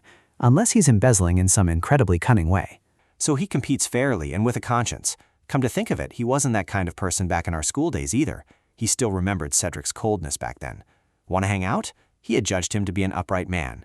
Cedric had replied to Peter extremely coldly. No, I have things to do. She tilted her head. Is that what you realized after investigating? If so, then even now Lord Eastern still doesn't truly understand Cedric. What a pity. Dylan turned her face away as soon as she finished speaking. He smiled sheepishly, gently teasing her, while at the same time sensing her unwavering faith in Cedric. It wouldn't be bad to marry someone who would support you like this, he burst out laughing. Still, thanks to you, my lady, I had a very pleasant conversation. I didn't expect him to have a human side. I thought he would be jealous. Anyway, the two of you make a great match. She was a bit flustered. Thank you, sir. Suddenly, a voice came from behind Dylan. You two look like you're having fun. Her face instantly lit up. Cecilia, are you done dancing? But why are you alone? Where is Cedric? Cecilia replied with irritation. Cedric said he was going to the restroom, or something like that. Dylan froze. Or something like that? She scowled. He definitely went to the restroom. She was dazed. He had to get here before the last song started, so Cecilia seemed to have noticed Dylan's anxiety. He'll be here soon. It'll just take a little time. She turned around. Are you trying to make me curious? She patted Dylan's back. Think whatever you want. So what were you two talking about? She and Peter locked eyes but didn't answer right away. He forced a smile. We were discussing Cedric's humanity and morality. Hearing this, Cecilia burst out laughing. That is indeed a very timely and interesting topic. The banquet table was fully set with wine and pastries. She raised her glass and drained it in one gulp. Dylan stared at Cecilia without taking her eyes off her. I want a drink too. Why does she make it look so delicious? As if suddenly realizing something, Dylan quickly turned to ask, excuse me, but may I ask what your relationship with Duke Maynard is like? She flatly refused. No, absolutely not. Just kidding. It's not a difficult question anyway. I hate that man. He shamelessly butts into everyone's business, no matter what it is. While Cecilia wasn't paying attention, someone appeared behind her. August spoke up. Ceci? Before even seeing his face, Cecilia had already guessed. Speak of the devil. He flashed a bright smile. I'm really here, Ceci, just when I was thinking of you. Are you happy to see me appear before you like this? She turned away, her voice icy cold. My feelings are quite the opposite, actually, Duke Maynard. August maintained his cheerful smile. It's been so long since we last met at a ball like this. Won't you share a dance with me? Cecilia replied without a moment's hesitation. I must solemnly decline, for as you can see, I cannot even dance under my own name. The smile on his lips faded. What a pity. It's not often I see you dressed like this. She replied reluctantly. I didn't dress up for you to look at. August's face instantly darkened. Then who are you dressing up for? Cecilia frowned in annoyance. You already know, so why ask? Her coldness made him feel dejected. Dylan stood to the side, stroking her chin, watching this. August suddenly appeared in front of her. My dear Lady Northerland. Dylan was slightly startled. Yes, please speak, Duke Maynard. He reminded her. There is one thing you should pay attention to from the conversation just now. Her expression became strained. Could you clarify that for me? August also lost his initial affable demeanor. Speaking to Cecilia, who was standing next to Dylan as her cousin and also Dylan's husband, he said, Perhaps you have not yet realized my compassion. Compassion? The air suddenly became strangely still. August's words were like a clap of thunder in Dylan's ears. Compassion? Did that mean affection? What on earth was he talking about? Cecilia said coldly, "Please watch your words in front of others, August Lorenzo Grace." August replied with a smile, "Your tone makes me feel quite strange, Cecilia Lynn Hayworth. I think you should reject the Marchioness first." She suddenly turned around. "My dear Lady Northumberland." Dylan flinched. "Yes," Cecilia continued. "There is one thing I hope you will pay attention to." She forced a smile. "What is it?" Cecilia warned her, in a serious tone. "You must know that the Duke standing next to you has a habit of devouring any girl who has feelings for Cedric." Hearing this, he could not hide his anger.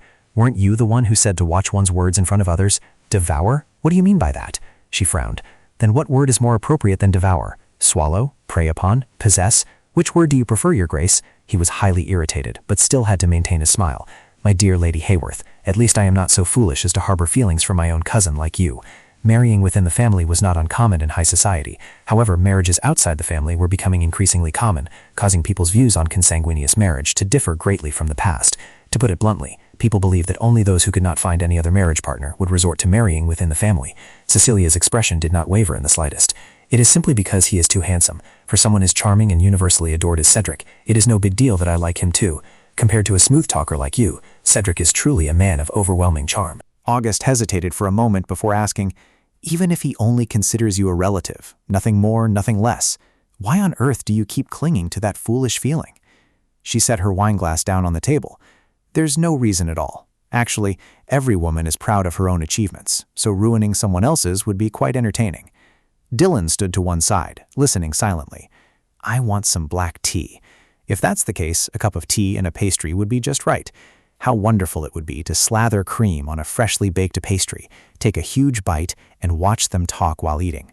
To sum it up, that was basically it. August believed Cecilia liked Cecilia, while Cecilia thought August was petty toward Cedric, which was why he flirted with women associated with him. He suddenly thumped his chest. "I simply asked you to dance. Does such a trivial matter really make you lose control and criticize me?" Cecilia retorted loudly, "Who is the despicable one dragging Cedric's name into this?" Dylan reluctantly stood between the two of them. "Stop it, both of you, stop it. I have to take a gamble. This is the best option for someone who hates taking risks like me." August shouted, "The truth I am hiding, but which the lady must know is—" The two of them simultaneously turned their gazes toward Dylan. She clasped her hands in front of her. "If you two keep arguing here, it will turn into a major scene. People around us are starting to look this way. I think you both should stop." Only then did their expression soften. He bowed deeply. "My apologies, Lady Northumberland. I did not mean to make you uncomfortable." She also became flustered. "I'm sorry, I shouldn't have lost my temper just because an idiot was looking for trouble." Even so, the looks they exchanged were still filled with irritation. Dylan couldn't hide her helplessness. "This is why people prefer romance novels or comedies over drama, though actually I find this quite entertaining and want to keep watching." "Right," she pondered for a moment, then spoke. "If you want to apologize to me, then agree to one thing." August was delighted. "What is it?" Dylan flashed a radiant smile. "The two of you, please dance together." He and Cecilia shared the same stunned expression. They felt as if a bolt of lightning had just struck right next to their ears.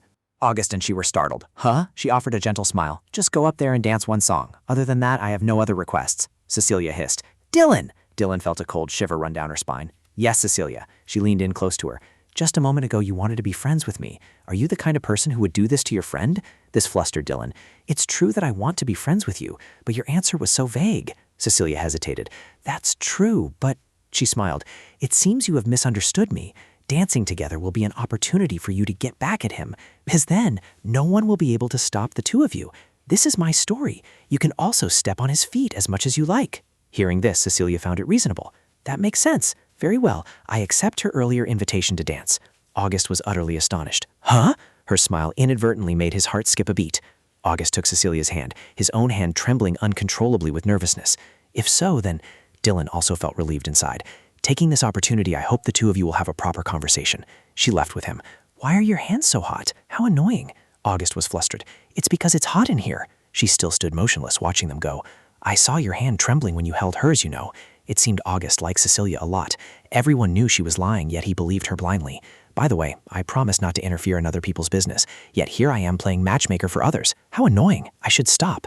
Dylan, the Marchioness of Northumberland, couldn't help but recall August's expression. She comforted herself. "But thanks to that, I've learned August is weakness." The image of him still lingered in Dylan's mind. "Her aura is so blindingly bright. This is truly an unexpected benefit." She stood there laughing to herself. "Next time he gets on my nerves, I'll bring this up." The sound of someone's footsteps drew closer and closer to Dylan. A voice made the smile on her face vanish. How noisy. The woman suddenly appeared in front of her. Dylan suddenly remembered. Ah, right. She forced a smile. Is that so? Dylan let out a long sigh inwardly. I still have things to do. Caspith slowly approached. This is the first time I've seen Lady Cecilia dance. She cast her gaze over each of them, the members of the Triangle Balance. Jack raised a fan to hide a smile. Indeed, she doesn't usually attend balls. Since when did you two become so close? Dylan tried to maintain her forced smile. They might or might not be close to Sabrina, so she couldn't let her guard down. Is she finally making her appearance now? The one who had caused the situation was the Grand Madam. Behind them stood another woman. That was what I wondered about the most. Could you answer me, Lady Dylan? She realized that Sabrina Hayworth could draw the crowd's attention even when standing alone. It seemed they were planning to mock her. Well, I had anticipated this to some extent, so I'm not particularly surprised. On the contrary, I was actually looking forward to this even more. Dylan tactfully replied, I happened to run into her in the lounge, but we haven't had a chance to talk much yet. Sabrina folded her fan. Just by chance? I see. In that case, the two of you should become friends. Then again, that child is a bit unusual, so she isn't easy to get close to. Her expression darkened. She is your daughter, after all. How could I possibly ignore her? The woman suddenly let out an ah. Speaking of unusual, isn't Lady Northerland's marriage the most unusual of all? That was truly a sensational event. The other woman chimed in. Indeed, I heard the two of you fell in love at first sight. If I hadn't met you today, I'm afraid I wouldn't have believed it either. The woman suddenly leaned in close to Dylan. I still find it hard to believe. What on earth did he see in you? Her eyebrow twitched involuntarily. Dylan had to try her best to keep her composure. The woman turned. Aren't you curious, Lady Sabrina? Sabrina held up her fan to hide her smile. Who knows? In my opinion, I actually think the two of them are a match made in heaven. Hearing Sabrina say this, Dylan froze in disbelief. She was utterly bewildered. What did she just say? What on earth was she plotting to be smiling so brightly? Before Dylan could even react, she continued. A famous philosopher once said that a miserable childhood affects human nature. Therefore, anyone would grow greedy if they found themselves deprived of food. Aren't the two of them just such a combination? That is what I think. The bewilderment on Dylan's face grew increasingly obvious. Huh? Sabrina continued to ramble on. After all, they are both drawn to each other's deficiencies, and as for what those deficiencies are, surely everyone knows, right? A thought suddenly flashed through Dylan's mind. Our estate is gradually crumbling. That girl is dirt poor, so she loves money, while that boy lacks an heir, so he must desperately want a child. Goss sneered. Of course I know. It's as clear as day. She fell into a brief silence. Is that really something everyone knows? Are you all confident you won't regret saying that? Everyone. A smirk she couldn't suppress was Dylan's true inner reaction. She remained silent, lost in thought. What should I do? I think I read about that in the study with Cedric last night. In a mocking tone, Sabrina asked, So, do you have any thoughts on my words, Dylan? An unfriendly smile remained fixed on the corner of Sabrina's lips. Dylan did not let herself be put at a disadvantage. I apologize, but I believe that if you want to avoid any errors, it would be best to quote the entire work. The smile on Sabrina's lips suddenly grew strained. Dylan's face now held only a sharp, piercing look. Is something the matter? Plants grown in arid places will grow countless roots to reach for water. This is the sentence right after the quote. Easy, arid, right, Dylan said, then fell into contemplation. That was true. Cedric had also said so. Because of the author's peculiar vocabulary, many people misquoted him. The people around them began to whisper upon hearing her words. This meant the trees planted in arid soil would seek out water and drive their roots infinitely deep. Francis Lample viewed human nature as akin to the laws of nature. But it is not necessary to state outright that such greed is harmful to human nature. Sabrina knitted her brows tightly. She had misspoken, and worse, she had done so in front of everyone. Around them, the murmurs of the crowd had already begun to rise. In front of Dylan, her face turned pale. This ball was hosted by Sabrina, who also realized that her nephew and his wife were planning to assert themselves with the final dance. All nobles entering the capital's high society went through a debut ball, but this was different. Some entered high society through marriage or by making a fortune. It was for such people that Sabrina always prepared a baptism first. Sabrina stood frozen in place. Distinguishing between the genuine high society and the newly fortunate was of utmost importance, because this high society was the sole possession of those born with blue blood. Lady Northerland had relied on her marriage to get in here. The Langton family was truly shabby. She was also someone with connections. As long as she did not behave arrogantly, she would gladly overlook it. However, tarnishing the family's reputation through newspaper articles is a different matter. How dare you drag my son's affairs out to ridicule him? Today, I will bring you to your senses to see if that arrogance of yours can survive in high society. She still paid no mind to the woman's expression. Roots in arid lands have excellent resilience. The flowers in Bayong are not only easy to grow, but also possess outstanding endurance. Sabrina observed everyone's expressions. But wait, what on earth was this situation? Dalen continued. Some fruit-bearing trees in Baektu produce the sweetest fruits. The woman suddenly felt bewildered. What was going on? She thought to herself, if you want me to make a mistake, you'll have to wait a long time. Dalen's mouth kept moving without pause. Greed, if for a righteous purpose, can make a person better. She mused, you are mistaken. Upon hearing this, everyone present clapped in admiration. Can you really memorize every single passage in that book so accurately? That is truly surprising. Dalen replied with a bright smile, because he is an author I deeply respect.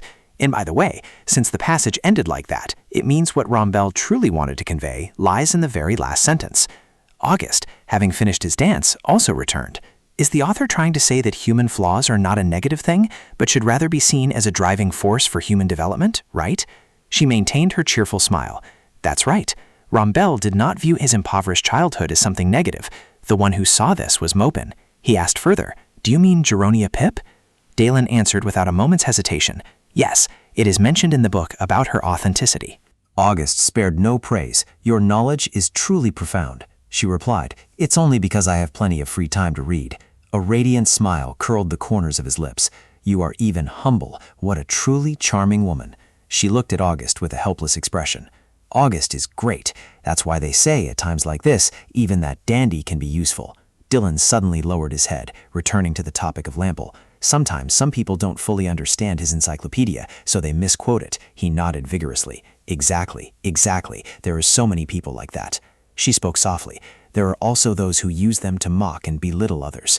Whenever I see this, I only feel sorry for them.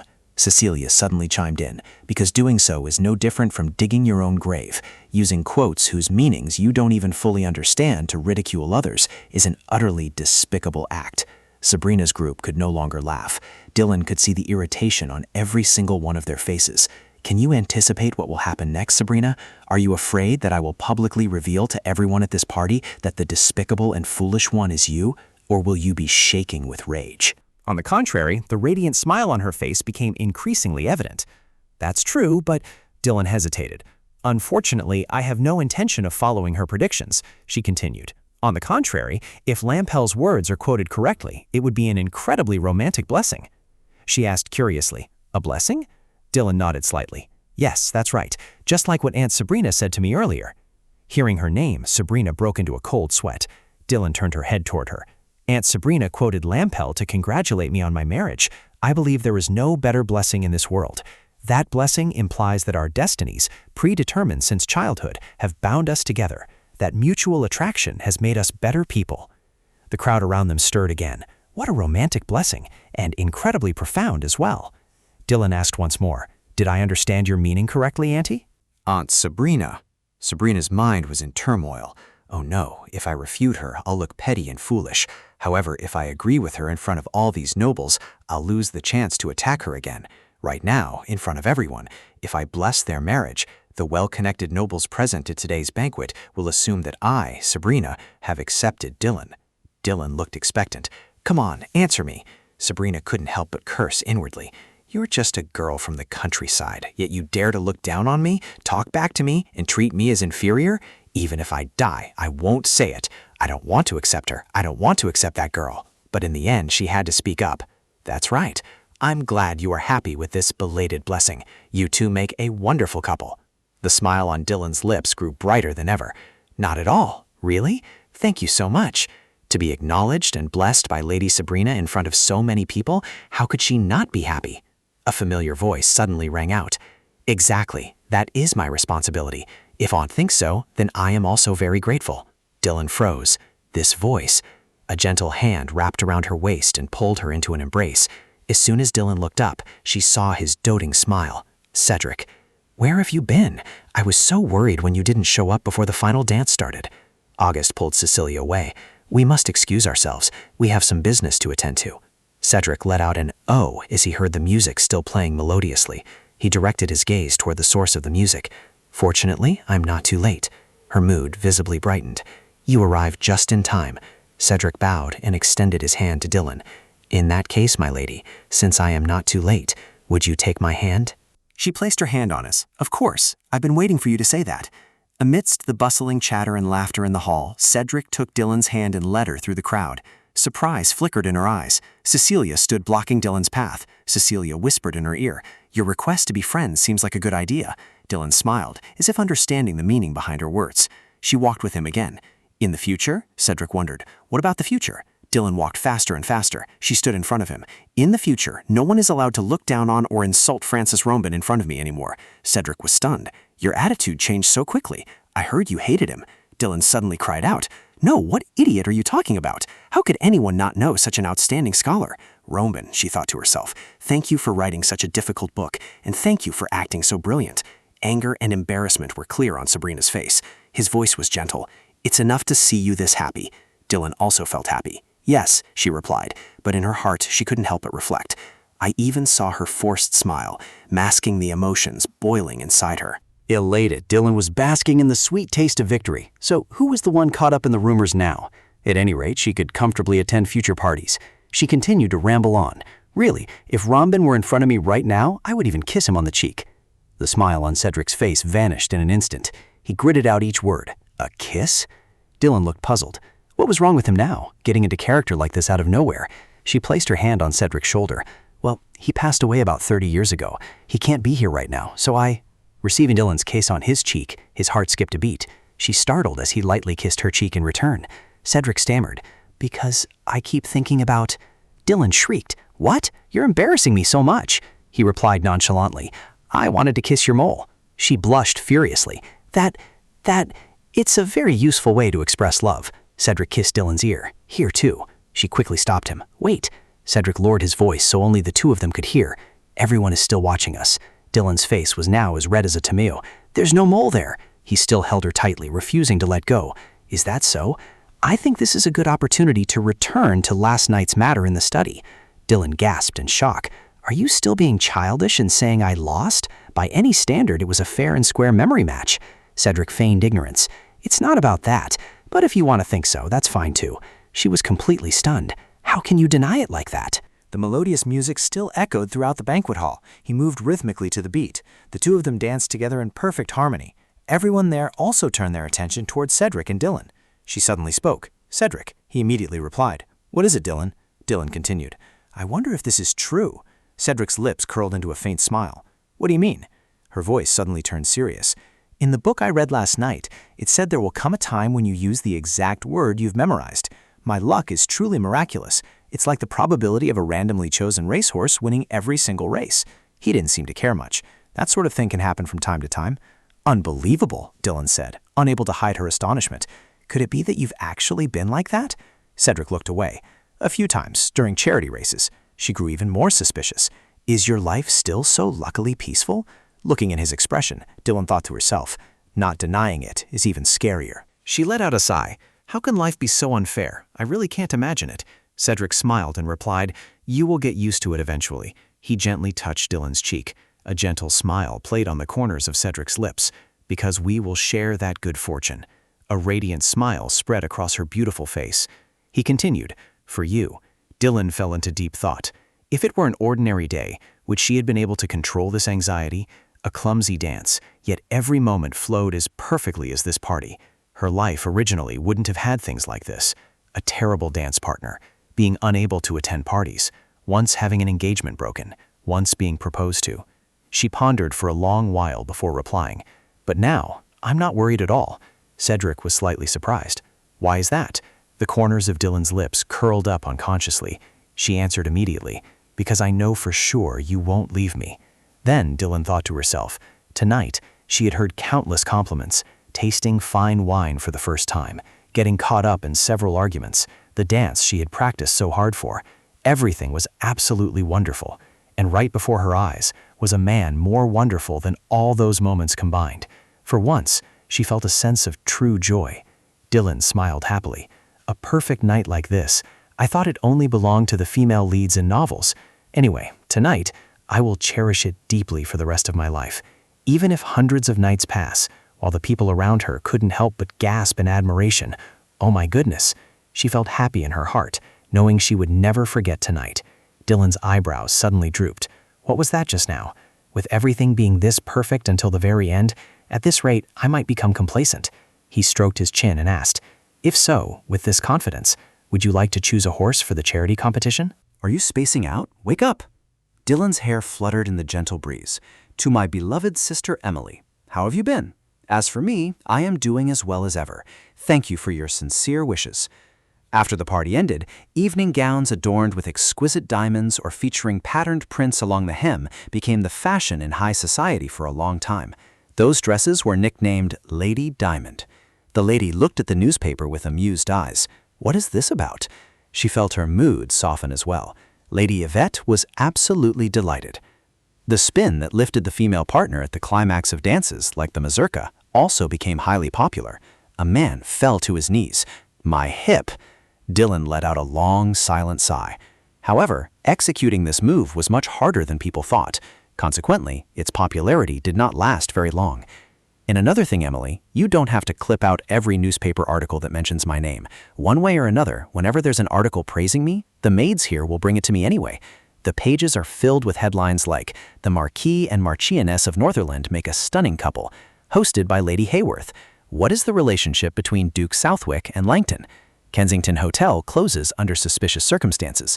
The rumored Lady Northumberland is even more wonderful than imagined. The wind swept the forest leaves toward her. I'm only telling you this, but actually, I'm terribly embarrassed. However, she also felt very proud. Although she pretended not to care on the outside, the corners of her mouth would occasionally curl up involuntarily. Cecilia asked suspiciously, "Why are you suddenly smiling?" Dylan was slightly startled.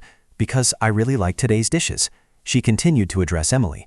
"I'm sure if you meet the high society in the capital, you will also get a lot of attention." She took her eyes off Dylan. True, looking at those targets, it seems she had gotten used to that pestle today. She stood in silent contemplation. "But don't worry, because I have learned everything." Cecilia glanced over. "At first, you didn't even know how to load it, did you?" Dylan replied with a smile. "I've practiced quite a lot." She asked curiously, "Haven't you been busy going to tea parties everywhere lately, yet you still have time to practice?" She loaded the gun skillfully. "Yes, on the contrary, shooting practice helps me relieve a lot of stress." Cecilia seemed to realize a truth. "You're right." She picked up the pistol and raised it, her willow-like eyebrows furrowed. "Bastard." Cecilia decisively fired a shot straight into the bullseye. Dylan's entire body shuddered involuntarily. If this continued, she would probably end up shooting someone else. She looked up at her, a radiant smile gracing her lips.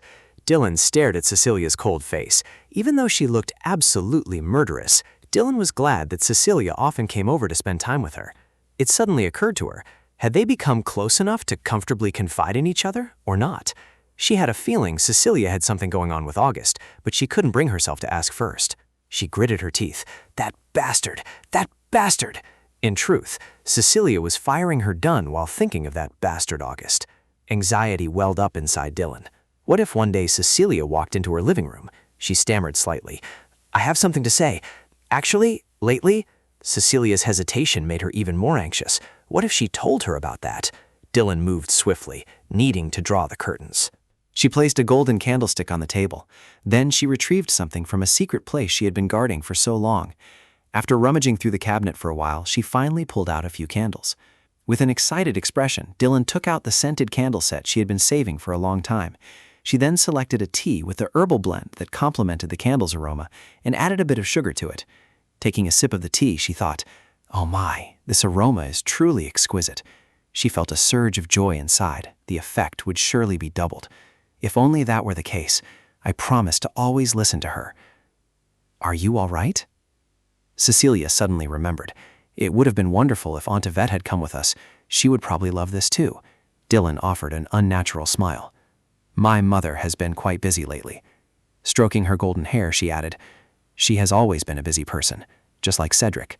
Her expression turned thoughtful. "Yes, he is very busy too." Dylan fell into contemplation. This was nothing new. Shortly after the party ended, Cedric had told her that he had urgent matters to attend to and would be very busy. She had been understanding, and indeed she hadn't seen him since. In fact, it was his being free back then that was unusual. From her very first day in the capital, he had always been extremely busy with work, and she knew that well. Yet for some reason, the feeling now was very different from back then. Considering his role in her life now compared to then, this should have been obvious. But then again, she could live perfectly happily without him. She had found a new hobby in making scented candles. She received endless praise. "You're so talented, boss." That book, Dylan thought. I've also read many new books. She had also started reading Poisonous Herbs in Life. penned by the author of a series of other volumes, such as Poison Conspiracy Theories. Even in this volume, there was a story about wild poisonous plants found in Langton Forest. She flashed a bright smile. I already know this one. But only silent darkness answered Dylan. If she suddenly got excited and unconsciously looked up, only to find no one responding as expected, with nothing but a strange silence filling the reading room. So for the time being, she decided not to go to Cedric's private reading room, at least until he returned. It was a strange feeling. It was a bit different from boredom or loneliness. How should she put it?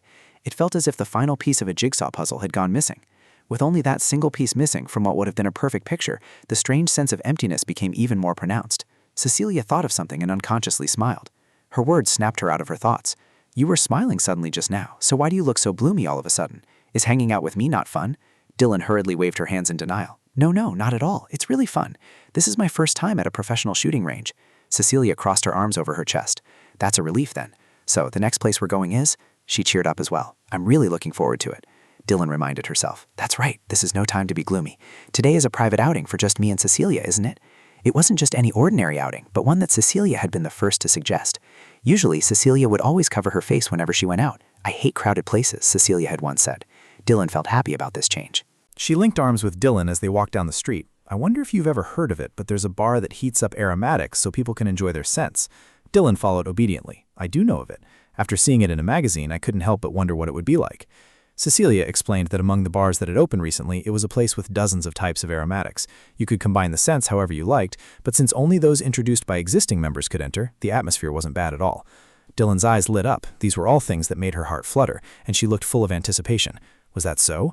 Both Cecilia and she were fragrance enthusiasts. Dylan looked up and asked, but how did you find out about a place like that?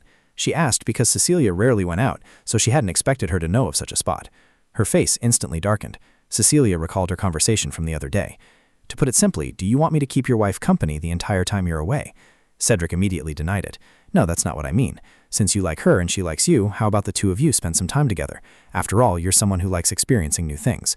She turned her face away and sighed. Spending time together is fine, but I hate going out. I detest crowded places. He pulled out a glass bottle. First of all, I had brought a bottle of Macmillan bought in '62. Cecilia quickly snatched it. I could enjoy looking at the scenery outside for a few weeks. In reality, she stood still in contemplation. That was it. I couldn't tell the truth, because I felt very happy too. Dylan remained silent, waiting for an answer. If one saw her enjoying every doll play or something like a glass oasis, but after a long while, she still hadn't received a response. Cecilia quickly made an excuse to explain. Here?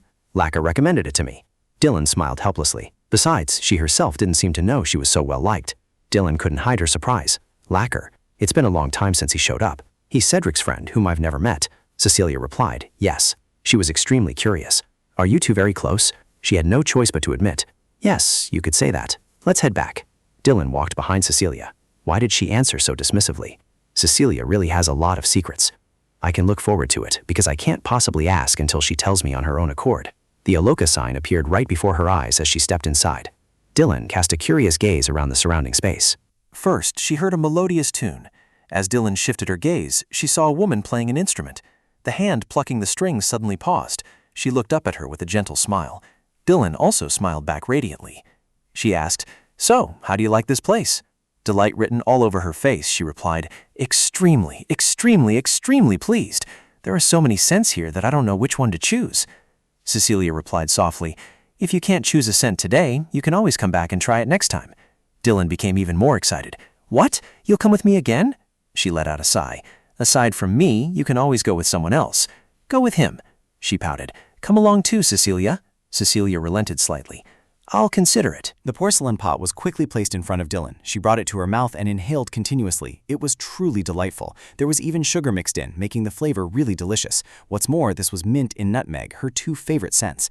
It felt completely different from scented candles. It was the sensation of drinking in the fragrance through steam. Dylan glanced over and was instantly surprised. She couldn't help but wonder why so many people were gathering over there. Cecilia looked in the same direction at the same time. It's because of her. Dylan stared intently. Is she an outstanding artist? Cecilia gently shook her head. No, that's an incredibly accurate fortune teller. Are you interested? Her answer made the expression on Cecilia's face freeze. Not at all. Cecilia was utterly surprised. How unexpected. This is the first time I've seen someone refuse so bluntly. Dylan, showing not the slightest bit of interest, murmured, Is that so? Cecilia was stunned. Yes, I'm curious to know why you don't like it. Dylan hesitated for a moment before replying. I don't like it when things might actually come true. Cecilia raised her eyebrows. This answer was a bit vague. Dylan immediately explained. I mean, I hate it when there is something I don't want to happen, and then some stranger comes out of nowhere and says it definitely will, even if it's just a coincidence. Cecilia was still bewildered. The more Dylan spoke, the less she understood, her comprehension level practically at zero. With sparkling eyes, Dylan added, I believe that nothing in the future is set in stone. Cecilia's eyebrows twitched slightly. I'm afraid it's the opposite, actually. She carefully observed Dylan's expression. Dylan had been drinking it too quickly and was starting to look dazed. Bringing the mouthpiece to her mouth, Dylan took a deep drag. That's why I don't like things like fortune-telling. Cecilia quickly tried to stop her. Dylan, I think you should stop drinking that. Dylan snapped her head away. No way. Ah, this is mine. Cecilia froze. Don't tell me that's not a fragrance in there, but drugs. She lowered her head, her voice serious. That really is my secret. Cecilia replied. Yes, now. She gently pulled the hose from Dylan's hand. Let's get it out first. She wrapped her arms around herself. Lately, I've been thinking that there is no such thing as destiny in this world. Everything is simply a coincidence. Cecilia glanced over. That's how I see it too. Dylan kept muttering. It seems I've been too selfish. She frowned. Are you even listening to me right now? She let out a laugh, but her eyes betrayed her deep worries. Dylan still felt a lingering melancholy. Somehow, I've been living my life believing everything is just a coincidence. Countless times people from my memories have appeared before me one after another. All of this is just a coincidence too. Since birth, I have been living in this novel world, because this is a silly novel, and now I seem to have actually come to believe it. It feels so good, to the point where I can completely forget that she is out there somewhere. Cecilia asked anxiously, Dylan, are you really okay? She smiled foolishly. Of course. Dylan's eyes gradually grew dreamy. Is she also happy like I am right now? No, probably not. As if relaxing, she leaned back in her chair, a wide grin on her face. Dylan shifted her gaze elsewhere. What caught her eye was a woman with a radiant smile. Dylan was momentarily stunned, the smile dying on her lips. She stared at her, green eyes, incredibly beautiful. These eyes, they were just like Emily's. And just like Adeline. Wait a minute. There was no way that could be. Seeing Dylan startle, Cecilia was deeply worried. If you're not feeling well, please tell me. Are you really okay? She waved her hand, forcing a smile. Yes, of course I am. Dylan calmed herself down. It had been over a year since Adeline met Cedric, so if Adeline was still here, she would probably still be beaten daily by her gambling-addicted father, who had run up a massive debt. Adeline would surely feel exhausted every day, unable to sit leisurely like this girl.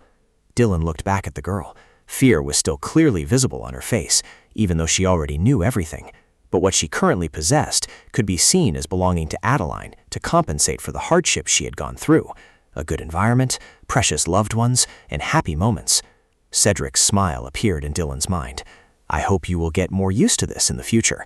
She sat lost in thought. No, my fate must absolutely not get used to this.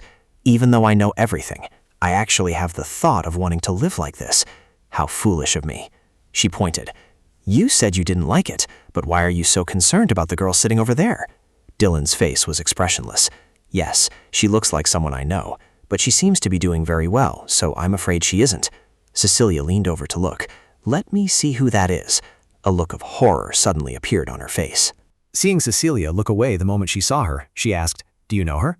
Averting her face, Cecilia replied, You could say that. Actually, now that she's here, you might even know her name. Dylan was taken aback. Is she a famous actress? Cecilia replied, She is indeed somewhat famous, but she's not an actress. She pressed on, So she's an acquaintance of yours. A bead of sweat rolled down her cheek. Yes, we just happen to know each other. Katerina pressed her hand firmly onto Cecilia's shoulder. What do you mean, just happen to? Saying that makes me sad. My feelings are hurt. And here I thought we had a very close relationship, Cecilia. Dylan silently assessed the girl in front of her. Her hair was black, not blonde. Katerina sat down opposite her. By the way, it's been a long time. How have you been? Cecilia, however, was not particularly pleased. It has indeed been a long time. She gasped in surprise. Lady Fleming. Only now did Dylan understand what she had meant earlier when she said this was someone she knew. This was indeed someone she couldn't possibly not know. Since newspapers and magazines only published illustrations rather than actual photographs of her, Dylan hadn't been able to recognize her right away. She smiled amiably. I told you that you could just call me Katerina. Dylan's eyes were fixed on Katerina, the former Countess of Fleming, Katerina Rotham. Besides, there was no one in the capital who didn't know she was. Her hand clenched unconsciously. Dylan felt a slight tremor in her heart. Cedric's former lover. She suddenly turned her gaze toward her. Aren't you going to introduce your friend to me? She reluctantly introduced them. This is Lady Fleming, and this is Lady Northerland. Perhaps the two of you have never met. Katerina maintained an elegant demeanor. You could say we've never met, or perhaps we could consider that we already have, right? Dylan smiled in response. On the contrary, I believe we have never met before. The other woman kept a polite smile on her face. She fell into deep thought. She had known beforehand that once she entered high society, she would inevitably run into her. She also knew there were people eagerly anticipating a clash between the two of them. The woman rested her chin on her hand.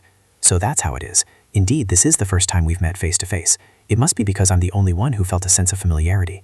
Dylan's brow furrowed slightly. She had resolved that if she ever met Katerina, she would act completely unfazed. No, actually, she had thought she wouldn't feel anything at all. But why was it that now, somewhere deep inside her, she felt so uneasy? Katerina picked up the hose. Actually, I've just returned from a long trip, so I might be a bit behind on the news, as it wasn't easy to get newspapers delivered to where I was. Even so, I still heard about Cedric's marriage. I never expected to meet you here. She raised hers at the same time. Likewise, Lady Fleming. Dylan thought to herself that his taste was indeed consistent. Images of the younger sisters flashed through Dylan's mind. Emily, Adeline, and Katerina. As for herself, no matter how one looked at her, she didn't have a single trace of blue. She spoke up cheerfully. I would be very grateful if you called me Katerina. She caught a look from Cecilia. I'd rather not, Dylan thought. But aloud, she still replied, All right, Katerina. Katerina spoke up. Then, may I call you Haley? She froze. Huh? Haley? How outrageous. Why did that damn bastard's name have to pop up here? Dylan, tactfully declined. That might be a bit difficult since my name isn't Haley. She covered her mouth in shock. Don't tell me. It's not? The smile on the corner of her lips became a bit less forced. Yes, my full name is Dylan Bately Hayworth. Dylan let out a silent sigh of relief. She had thought the other woman was calling her the wrong name on purpose, but apparently not. It made sense, though, since it wasn't rare at all for people who only vaguely knew the Langtons to mix up their names. Katerina smiled. So it's Dylan, she replied. Yes. Dylan felt a bit annoyed. I haven't given you permission to call me Dylan, but whatever. Her voice was sincere. I'm sorry, Dylan. I got your name wrong. Even she found herself hard to understand. What is wrong with me? Why does my mood keep shifting like this? What's wrong with me? After a brief pause, Dylan replied, It's quite all right. She questioned herself. I was so happy just a moment ago. Dylan tried to keep her voice as natural as possible. I don't mind at all. Katerina continued. Actually, I came here hoping I might run into you, which is why I came over to talk to you. She was surprised. Really? Can meeting an ex-boyfriend's wife make someone that excited? A smile played on the corner of Dylan's lips. I see. I hope I didn't disappoint you. She maintained her initial gentleness. Yes. If you don't mind, I hope we can become friends who can share more intimate stories. Hearing this, she didn't know how to react for a moment. Katerina immediately changed the subject. The siphon pot has cooled down. We need to refill it. The waiter immediately came over to their table to help them refill. Dylan nodded slightly. You seem to come here often, don't you? You look very familiar with everything here. She smiled radiantly. Is that so? I really like this place, and I often recommend it to the people around me. She cast a suspicious glance at Cecilia. Was it a lie that Eden recommended this place to you? Katerina added, I hope you like this place. Dylan replied immediately. Yes, I like it very much. Hearing that, she felt a bit happier. That's wonderful. You can talk to Cheery. She asked blankly. Cheery. Katerina pointed into the distance. Over there, Dylan recognized the girl, the fortune teller. She stared without taking her eyes off. Yes, she is very talented. Dylan asked curiously, You seem to really believe in fortune-telling. Katerina replied, You could say that. What about you? Dylan shook her head slightly. I don't really care much for it. Her movements and expression froze for a moment. After a while, Katerina smiled with amusement. How unexpected. I thought you would be the one who knows best about the spiritual things in this world that science cannot explain. She took a breath. For instance, the smile on the corner of her lips became unpredictable, or her marriage to Cedric, for example. Dylan froze, her willow leaf eyebrows twitching slightly. She angrily shouted, Katerina! Her gaze toward Katerina shifted. Earlier, she had thought she might have misunderstood her, so she hadn't dared to be sure. But indeed, even though the woman made her uncomfortable, she was glad her suspicion was correct. She had to say something in response. She immediately tried to cover for herself. I didn't expect a love story to be so romantic. Dylan scowled. Kata, her face suddenly turned pale. Once this is resolved, I must remember one thing very clearly. She cried out in extreme worry. Dylan! A wave of nausea surged up inside Dylan. Wait! Katerina ran over anxiously. Good heavens, are you all right? Her entire body trembled uncontrollably. Someone trying an aromatherapy vaporizer for the first time must absolutely not inhale too quickly. Inside, Dylan wept bitterly. What is happening? I thought today would be a wonderful day. How could this turn out so terribly? Time passed. In the evening twilight began to fall. The sunlight still illuminated parts of the mansion's courtyard. Yvette questioned in a stern voice, "Good heavens, I only took my eyes off you for a moment, and now you've fallen ill like this?" Peony spoke in a gentle, placating tone. "My lady, please don't overthink it. Just get some good rest. I've left some water here. Please drink it when you wake up." Dylan lay in bed with a gloomy face. "Thank you." She left in frustration. "For now, just get some proper rest. I will speak with you next time. I'm leaving." She bowed respectfully. "If you need anything, please call for me." She could only lie in bed pulling the blanket over her face. Dylan pulled the blanket over her head to hide her embarrassment. Her face flushed visibly. Oh, the sheer mortification. I thought my stomach worked perfectly fine. I've never been a picky eater, nor have I ever suffered from indigestion. Once, I even stole some of my father's liquor to try. Dylan had sampled the bottles of liquor kept on the cabinet. I wonder how delicious this liquor is for father to hide it here. That scene still lingered in Dylan's mind. The result was that I got dead drunk, but I absolutely never threw up. So why on earth did I have to experience this right in the middle of the capital? She recalled her actions back then. I am the Lady Hayworth everyone has been talking about. Dylan's cheeks flushed red with shame again at the thought of so many people gossiping about her. Worse, it had happened right in front of Katerina Rotham. Her former fiancé, Miles, had once told her, she still remembered his remarks, that she didn't seem to know the meaning of self-restraint. Dylan also remembered her reaction back then. At the time, she had snapped back at him. So what? But even now, that lack of restraint was holding her back. How frustrating. That Miles. Or rather, did that Miles guy actually foresee this? She rolled over and lay completely still. Dylan couldn't help but recall when she was brought back. But the worst part was how warmly everyone had cared for her. Falling ill was entirely her own doing, yet the servants had called her "my lady" with deeply worried faces. She would rather have actually been sick. What was the point of trying so hard to put on a good show at the party, only to let others witness such an embarrassing moment now? And of all things, right in front of the person she least wanted to see. She curled up and buried her head in her pillow, wishing she could just disappear. Amidst the silence, a familiar voice suddenly rang out. If that's the case, then what am I supposed to do? The expression on Dylan's face froze. Startled, she sat up abruptly and looked around. The window had been opened at some point. Standing before Dylan now was none other than Cedric. Dylan froze, unable to react. Only after a moment did she regain her composure. "Since when have you been here?" He smiled gently. "For a while now." Still stunned, Dylan asked, "When did you get back?" Cedric calmly answered each of her questions. "I just got back today." Dylan continued, "Is your work finished?" He nodded slightly. "It's all thanks to you." Cedric suddenly stepped closer and gently touched her forehead. He softly stroked Dylan's hair for a long moment. She blinked her wide, round eyes, looking up at him. Cedric's voice was tender. "Are you all right?" Dylan lay back down on the bed. "Yes." She glanced at him, wondering if he had heard why she had become like this. Cedric's silence was answer enough. Embarrassed, Dylan shrieked, "You heard all of it?" She pulled the blanket over her head. "I wanna die." Dylan turned her back to him. "It's all, absolutely all his fault." She silently blamed him. "Whose fault is it for being busy all day and never at home? Whose fault is it for having an ex? Why did I have to run into her right there of all places?" Yet thinking about it like this made her feel even more embarrassed. It's my fault. How could he be to blame? But sometimes I just have these petty and childish feelings, even though I really don't like this side of myself at all. Cedric continued to gently stroke Dylan's hair. "I'm sorry." Startled, she whipped around. "Why are you apologizing?" He replied softly, "Because it's my fault."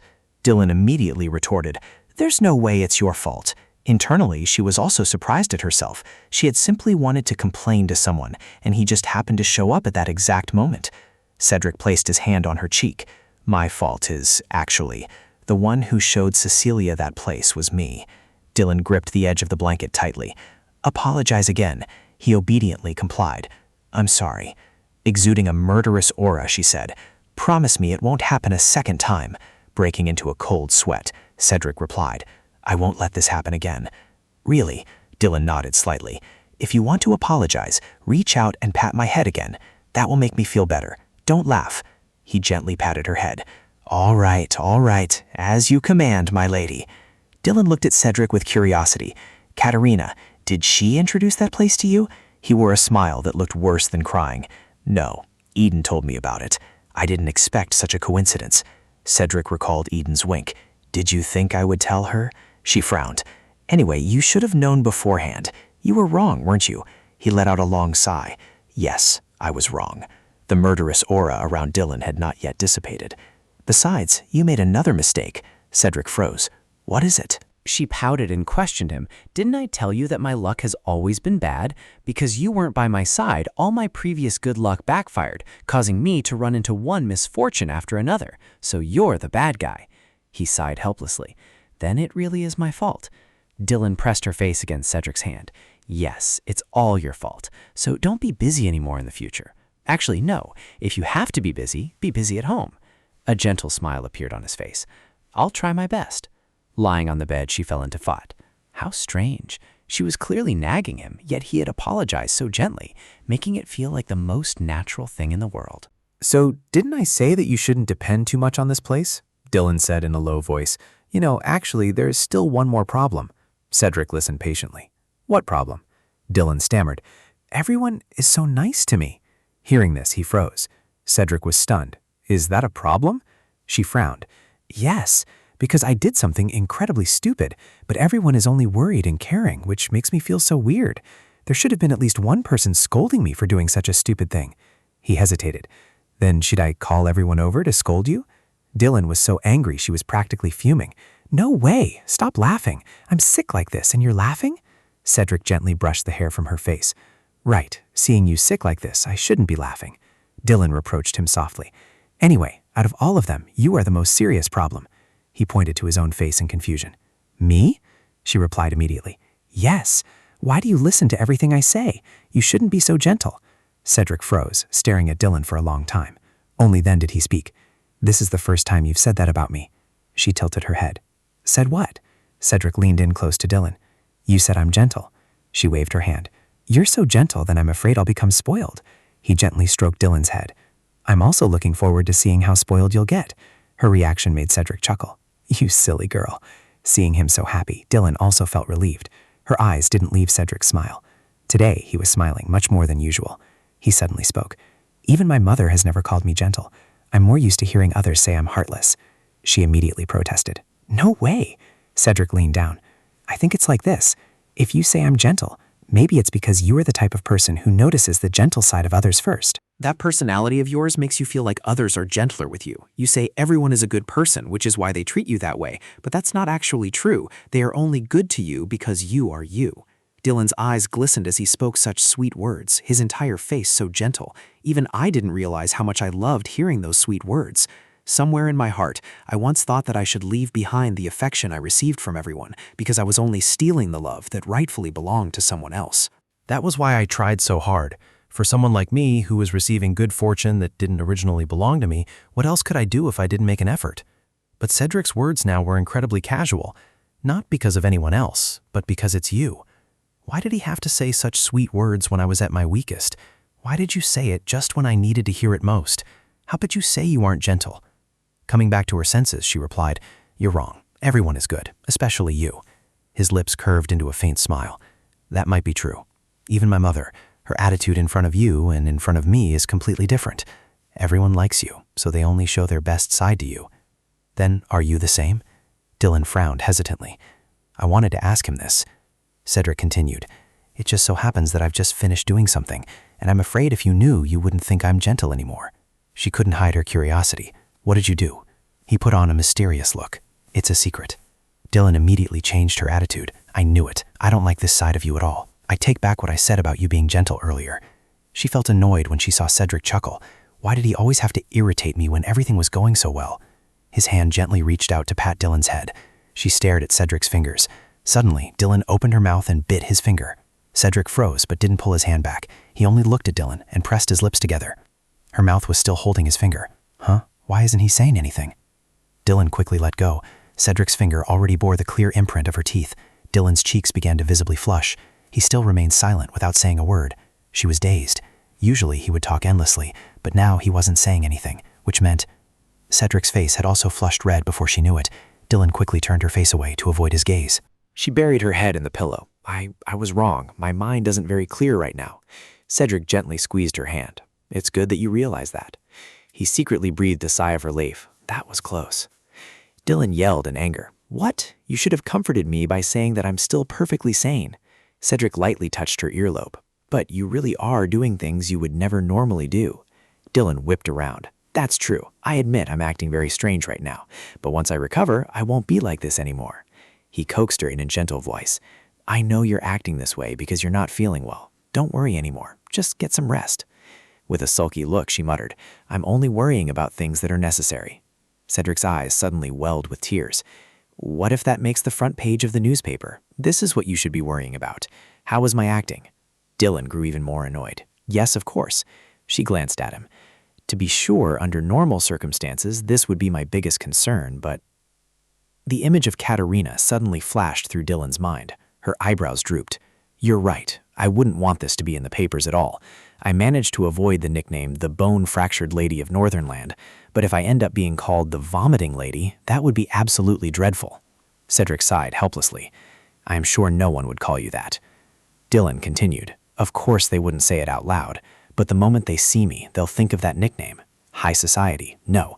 If it's a popular newspaper, the news will spread nationwide, even to the Langton family. I'm just assuming if the article actually gets published.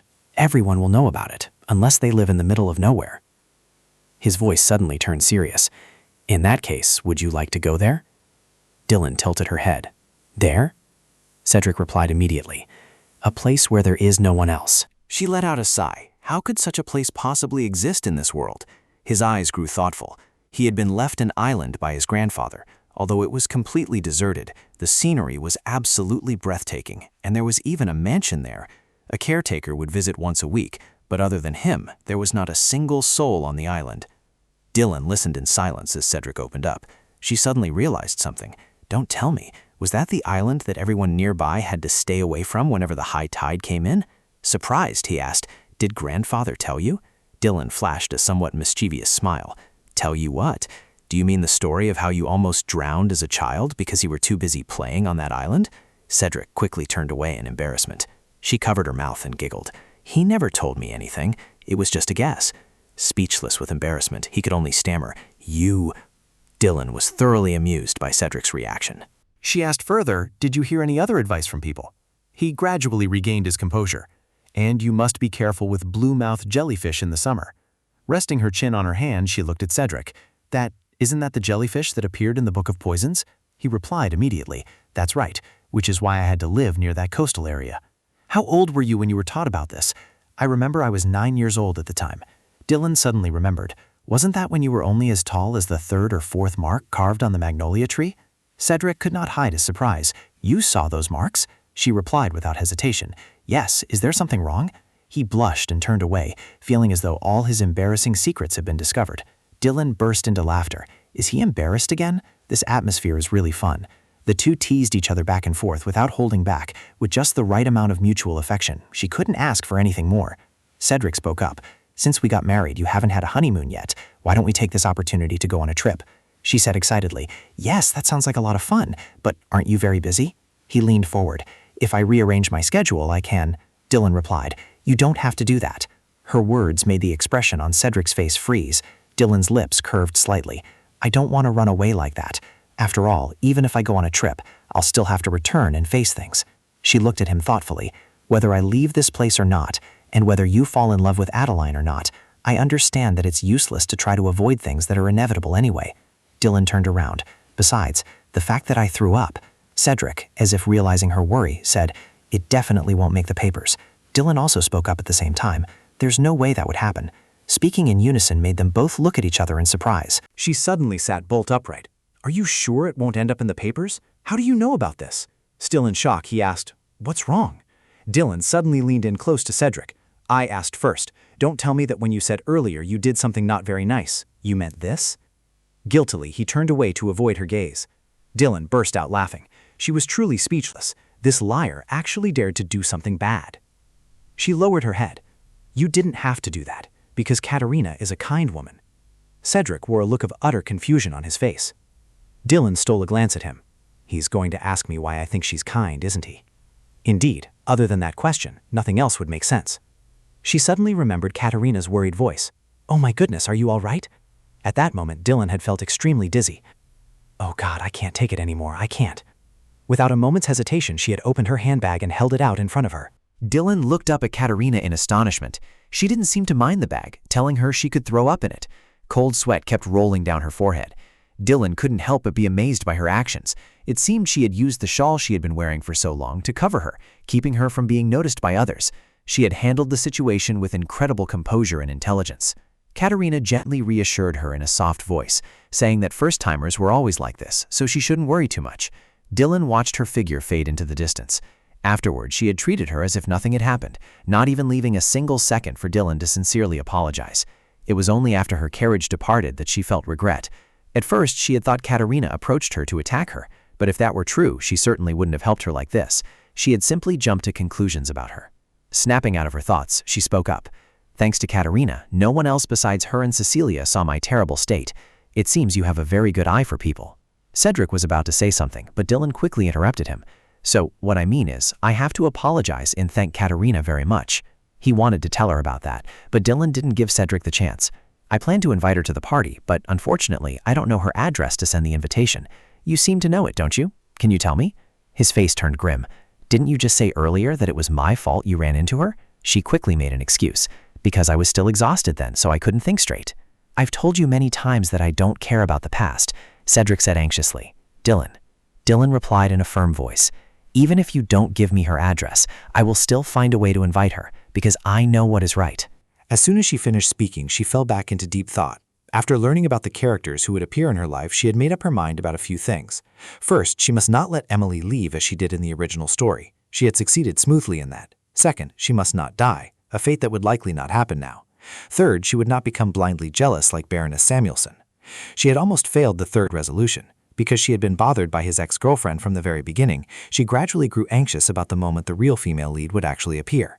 Adeline had appeared just as Cedric had appeared in Langton. A time would come when she would go to an uninhabited island and stay there forever. Therefore, to prepare for that day, she wanted to get closer to Katerina. If she could become close with Cedric's ex-girlfriend, then even if he abandoned her, perhaps the devilish side of Dylan trying to find a voice for itself would not manifest. But she quickly brushed that thought aside. She could be rational, couldn't she? Dylan couldn't hide her curiosity, wondering what the relationship between him and Katerina was now. Cedric had been indifferent when mentioning her, so there was nothing special there. She happily clapped her hands. How fortunate. Confused, he asked. Fortunate? Dylan replied, yes, so I'll have to trouble you to send the invitation to her. To Cedric, those words were like a bolt of lightning out of the blue. Me? The next day, the sky was a clear, brilliant blue. He sat sipping his tea, though his expression was far from relaxed. Katerina's hands moved gently as she spoke. I recall you saying that we shouldn't contact each other for personal matters anymore. Did I remember incorrectly? He slowly set his teacup down on the table. After a brief silence, Cedric finally spoke. This is not a personal meeting. I was asked by someone to deliver this to you. Startled, she gasped. What is it? Katerina's eyes fixed intently on him. He pulled out an envelope and said, an invitation. This took her quite by surprise. What could possibly be the reason for you to come here and deliver it to me in person? Cedric, remaining calm, took another sip of his tea. Open it and see for yourself. She swallowed hard, but obediently opened the envelope anyway. The contents inside left Katerina utterly astonished. A party invitation? He nodded in response. She wanted to thank you and apologize to you, so she asked me to deliver this invitation. Her voice trembled slightly. Apologize and thank me? The corner of Katerina's mouth curled up slightly. She thought to herself, it must be about what happened in Onloka, but why do I feel like she wants to thank and apologize to me for yielding my husband to her, even if she, Dylan, was suited for that position? Afterward, she smiled warmly. She doesn't need to concern herself with me to the point of inviting me to a party like this. Putting the letter back inside, Cedric calmly replied. According to her, she won't be able to rest easy unless you do, so she hopes you can attend the party. Her face showed an indescribable excitement. This is the first time I've seen this expression on you. His eyes narrowed as he asked, what expression of mine? Katerina said innocently, you look very annoyed. Is it because of me? He coldly brushed it off. No. She persisted. Why do I feel like it really is? Are you annoyed that your wife invited me to the party? Cedric replied curtly, not at all. Hearing this, Katerina calmly explained, it was just a coincidence. Since we ran into each other by chance, I couldn't pretend not to know her. It's not in my nature to live like that forever anyway. His expression remained slightly annoyed. I told you, I'm not blaming you. Besides, my wife was the one who recognized you first and was startled. At this, she finally smiled. Then she said nonchalantly, though I don't know what she recognized. Seeing his flustered reaction, Katerina couldn't help but find it amusing. How interesting. Does Cedric actually have moments when he looks this visibly annoyed? When I heard he was marrying the daughter of the Langton family, I thought it was just a marriage of convenience. I was looking forward to seeing how he would be after getting married. It seems to be even more interesting than I thought. She asserted firmly, I will definitely attend. Please pass on the message that I am very much looking forward to the party. He nodded with a faint, Then Katerina added, besides, relax a little. After all, this is good for you. I think it's the right choice. He raised an eyebrow in surprise. The right choice? She nodded. That's right. There are plenty of tabloids waiting to see how she and I get along just to exploit it for gossip. Those people will be absolutely thrilled. If we show everyone that we have a harmonious relationship, it will surely benefit you. I don't mind being talked about, but doesn't your wife hate being in the news? At this, Cedric was utterly shocked. How do you know about this? Katerina's expression remained nonchalant. When you've lived long enough, you just naturally come to understand these things. You're not old enough to say something like that yet.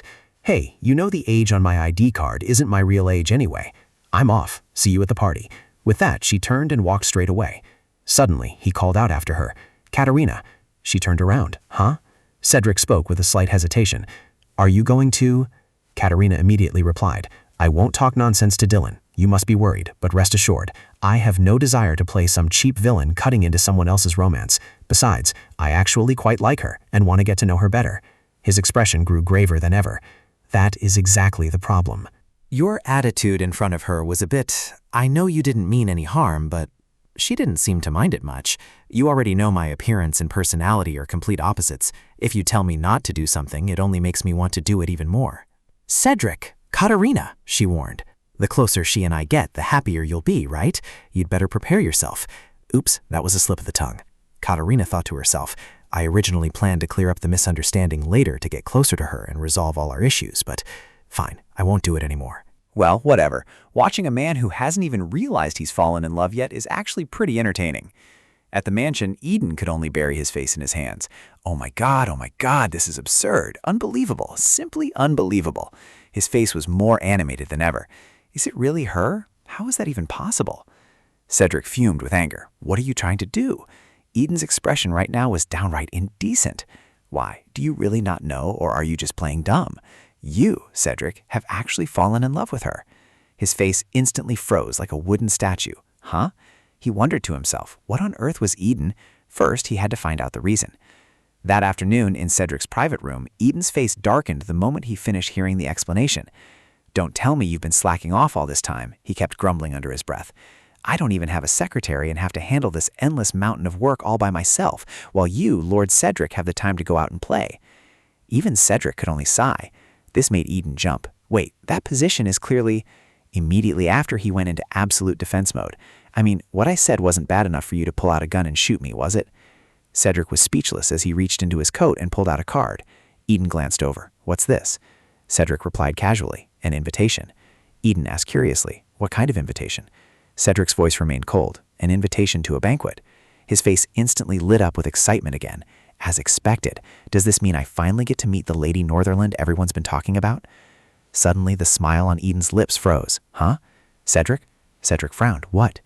Eden's entire body began to tremble. Why does the guest list look a bit strange? Did my eyes play tricks on me? Lady Fleming, aside from the Katerina Rotham I know, you must be talking about someone else, right? Immediately, he confirmed that it was indeed her. Eden's voice pitched up. Are you out of your mind? She's your ex-girlfriend, after all. At this point, he could only sigh. Dylan decided the guest list. I objected, but to no avail. He was surprised. Your wife invited her? Cedric confirmed. Yes. His eyes flickered with unease. Upon returning to their mansion, Cedric said softly, Honey, I still don't think it's a good idea. Dylan's eyes widened as she stared back at him. She didn't care in the slightest. I didn't ask for your opinion. Will you give me her address? Actually, instead of mailing the invitation, I think it would be best if you delivered it to her in person. At the mention of this, his face flushed red with embarrassment. We agreed not to meet for personal matters anymore. Dylan said cheerfully, But it's not like you can never meet again, right? I'm counting on you. Cedric's expression didn't look good at all. What made him feel completely helpless was that she was acting cute and holding his hand tightly. Eventually, he relented. I understand. The moment she finished speaking, her face lit up with a bright smile. Thank you, she said. That smile sent a brief flutter through his heart. In truth, it wasn't the first time she had stared off into the distance, no matter how cheerful the atmosphere was. Sometimes she would trail off mid-sentence, watching him with an unreadable gaze and a faint smile.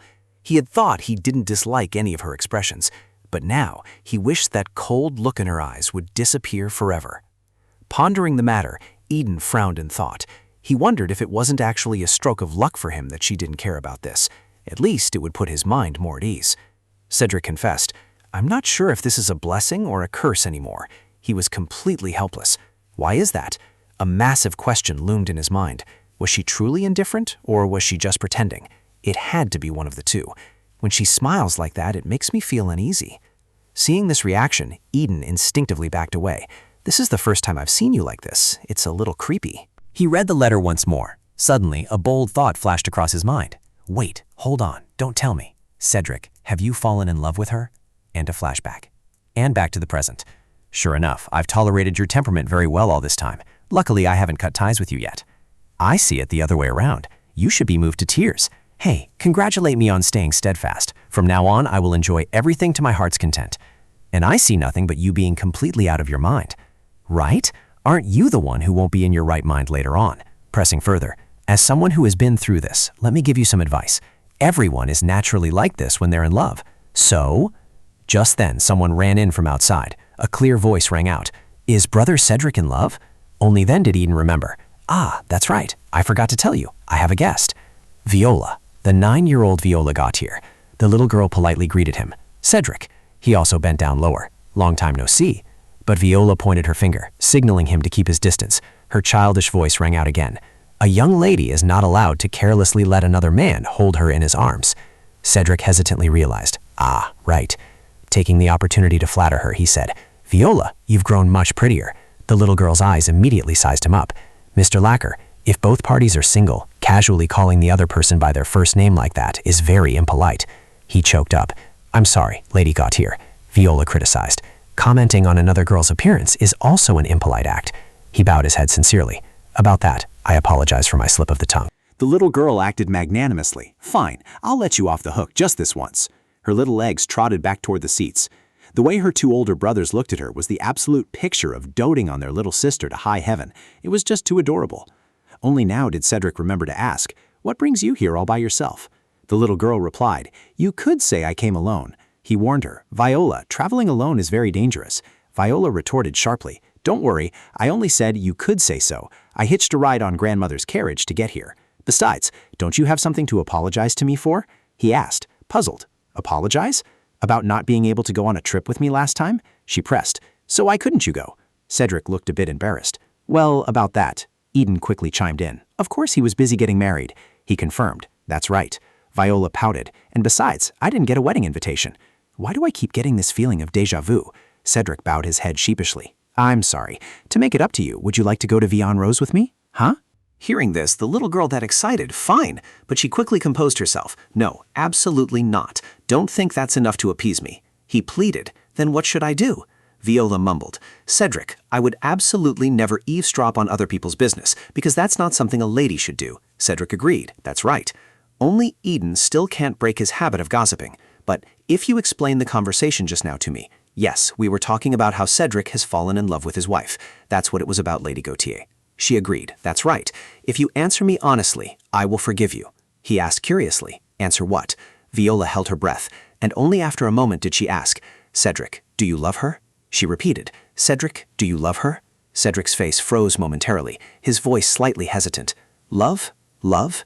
In his mind, he admitted that although he had never mentioned it, he really had fallen for Dylan. She was very interesting, and he felt so happy whenever he was with her. Thinking back, right from the start, even though they argued at times, it was always fun. Whether they were having a heartfelt conversation or a heated argument, just talking to her made him feel extraordinarily excited. Besides, Dylan had once asserted, me falling in love with you is absolutely never going to happen. As he remained silent, Viola's face flushed red. She immediately concluded, Lord Raker, you are wrong. He was startled. Huh? Viola crossed her legs. Personally, she believed her brother did not love her. The atmosphere instantly became strangely awkward. They were about to explain further, but Viola didn't really care about that. He didn't love her. Love was something that absolutely could not be mistaken. If he hesitated for even a single second, then he must not love her yet. This statement left Cedric speechless. In her eyes, hadn't their mother asserted that throughout her 3 marriages she had loved deeply and sincerely every single time? If it were truly love, there was no way one wouldn't recognize it. But brother, wait, just now you hesitated and couldn't answer me, right? He remained dazed, saying nothing more. Only after a long while did he nod. That's right. Viola was pleased. Good, because you can't love a girl who doesn't even know who your little sister is. Cedric tried to explain. She is a good person. Her expression turned displeased. Mother said that too. His eyes widened. Really? Is that so? Viola's petty little grievance turned out to be. Besides, lately Mother has been busy playing with her, so she won't play with me anymore, just like you. Learning the reason, he smiled softly. Cedric comforted her in a gentle voice. Then you must be very lonely. A young lady shouldn't easily feel lonely like that, but sometimes loneliness can creep in, no matter how wonderful a young lady is. This successfully provoked her. If that's the case, actually I am a little lonely, just a little. Cedric's eyes cast down. His steady voice rang out. I'm sorry. Viola noted. Your apology has no sincerity at all. So he had to apologize again. I sincerely apologize, Lady Viola. Could you give me a chance to make it up to you? The girl showed magnanimity. Well, all right, if you accept a request of mine. Anything. I also want to meet my brother's wife. This sudden proposal left him slightly stunned. Although this isn't difficult, but she commanded, today, right now. At the mansion, warm sunlight streamed through the window. Dylan called out, "Come in, what's the matter?" Rebecca pushed the door open and stepped inside. "Madam, the master has returned." Her eyes widened in surprise. "He's back already?" Rebecca added. "He brought a guest with him." Hearing this, Dylan ran out in a panic. A guest? Could it be Katerina? I'm still not mentally prepared. But as soon as she reached the stairs, she saw the 2 siblings below. Dylan's heart instantly eased, and she couldn't help but gush inwardly. Oh my, she's like a mini version of Lady Eves. How adorable. Her gaze on the little girl was incredibly obvious. Viola crossed her arms, her face darkening as she scolded. "You are being quite rude." Dylan's eyes widened. Huh? The little girl stared at her. How dare she laugh and tease a young lady she was meeting for the first time like that? How incredibly rude. This scene reminded her of, it felt like she had encountered this exact scene once before. Cedric spoke up. "Viola?" The little girl looked up. "Huh?"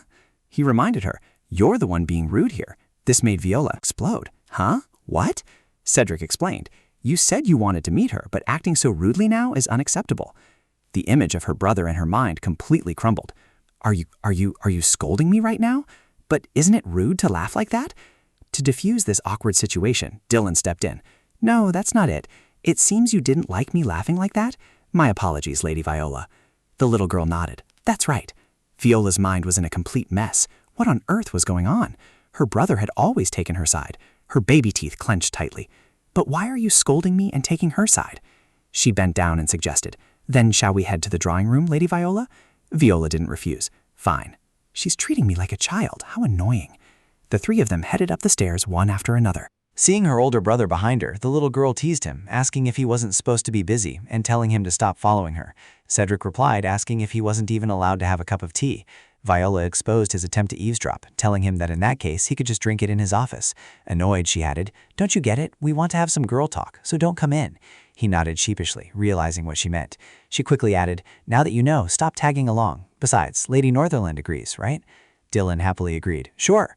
Cedric called out after them. "Then I'll wait until you 2 are finished talking." She flatly refused. "No, I told you to go mind your own business." However, Cedric remained stubborn, insisting on personally escorting her there. Viola sighed. "Suit yourself." Once inside the private room, she spoke first. "I heard you are planning to host a tea party." Dylan was slightly surprised. "You know about this too?" Viola casually picked up her teacup and took a sip. "Of course. I probably won't be invited, but I hope to get an invitation." Better than anyone, she knew the rules. Children were usually not allowed to attend tea parties.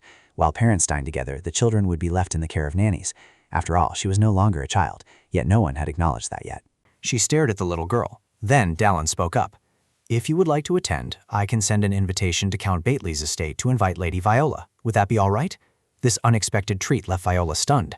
"Huh? Is that really okay?" She assured her, of course. Although she was thrilled, the little girl tried to hold herself back. But that would go against the rules. She calmly replied, "Someone told me that I don't have to follow the rules so rigidly." This piqued Viola's curiosity even more. Who was it? Dallin mentioned, "Your mother." At this, the little girl remembered. Right, it seems like that was also the case when Mother had just returned from her trip. Mother said she is a bit picky, so even if she is just okay, it won't do. She has to be someone wonderful. That was what my mother declared, but after meeting her just once, she started to dote on her as if they had known each other for a long time. Furthermore, Mother even canceled her plans with me just because she wanted to teach her. The little girl's tone was completely that of a sulking child. Mommy? No, it seems my mother likes you a lot. She was also honest, but I still don't like you that much yet. The critical, nitpicking side of the little girl flared up again. You keep saying, Are you a robot? Are you actually listening to what I'm saying? Dallin frankly admitted. Indeed, you just said you don't really like me yet, and I am sorry about that. This news made Viola bolt upright. So that was it. But she didn't seem to show any resistance at all. Though she didn't say it out loud, deep down she had always thought, since you are my husband's beloved little sister, although I was very surprised, I wanted to happily accept this. Was I just too stunned? A moment later, she also sincerely shared that she wanted to express this emotion more clearly, the young girl recalled, but she wanted to give her social side a little break. But mother said you are someone who makes a great effort to socialize with everyone. At this, Dylan nodded honestly. Actually, it was only after coming to the capital that I became like that. Viola's tone grew sharper. Does that mean you've been deceiving my mother all this time? Dylan quickly denied it. I didn't mean it that way, but it seems that's how it turned out in the end. Deceiving others is a bad thing, yes. I never wanted to become such a bad person. The little girl's inner emotions began to boil over. Why does everyone say she's a good person? It's all a lie. My mother, my brother, everyone has been fooled by her. Calm down, Viola. I still have something to clear up. Curious, Viola said. I want to ask you one more thing. She readily agreed. Sure. The little girl's fingernails dug into her palms uncontrollably. It's about, what do you think of Brother Cedric? She had finally said it. Her answer was just as honest. He is a good person. But this was not the answer Viola wanted. Even my brother is like this. Why can't the two of you understand my implication? That's not it. I want to ask if you love him. In the newspaper photos, the two of them seemed deeply in love, but I will never believe it until I hear the answer directly. Seeing Dylan remain silent, the young girl felt a bit deflated. Why aren't you answering? She repeated her earlier words. I did say that deceiving others is a bad thing. To Viola, this was nothing short of a ticking time bomb. The newspapers said that the two of them were in love. Knowing that the girl was a bit confused, Dylan got straight to the point. You shouldn't believe the tabloids. This revelation left the girl still in shock. Huh? Viola seemed a bit embarrassed, but she pressed on. But that's Cedric. How could you not love him? Dylan's hands clenched the hem of her skirt, her eyes cast down. On the contrary, because it was Cedric, it was all the more impossible. This statement carried so many implications that the young girl found it hard to understand. What do you mean? Because it's Cedric, you can't love him even more? In Viola's eyes, because it was Cedric, everyone envied her for having a brother like him. He had even gone out of his way to find and gift her a teddy bear for her birthday, one of only 20 produced worldwide. The girl tried to salvage the situation. You shouldn't say such cold words about him. Do you know that Cedric also thinks of you that way? Dylan nodded nonchalantly. Of course, we made an agreement about this before we got married. Even now, Viola still didn't believe it. Liar, stop lying. Cedric doesn't think that way at all. That day at Eden's house, I actually overheard everything Eden and Cedric said. That expression, that hesitation, it seemed Eden was right. Her brother was truly in love. She had wanted to confirm it once more. Who on earth was the person who could make him love so deeply? What kind of person was the one who made Cedric turn out like this? But the girl in front of her. Mother said that two people must love each other to get married. After a moment of deep thought, the little girl believed that two people had to love each other, that marriage required love, or at the very least, they had to make an effort to love one another. Her eyes watched intently. Dylan, on the other hand, believed that while that would be nice, not everything in this world could be achieved simply by making an effort. Viola's little heart shattered. Wasn't she saying that she would never love Cedric? Of all the girls in this world, why did her brother have to marry her? It was so infuriating. If that's the case, why did you marry Cedric? Why are you here? You might as well go back to Langton. Go back now. At this, Dylan was slightly taken aback. To be honest, Lady Viola was the first person to ever say such things to her. The little girl's face immediately darkened. Viola's voice carried a hint of suspicion.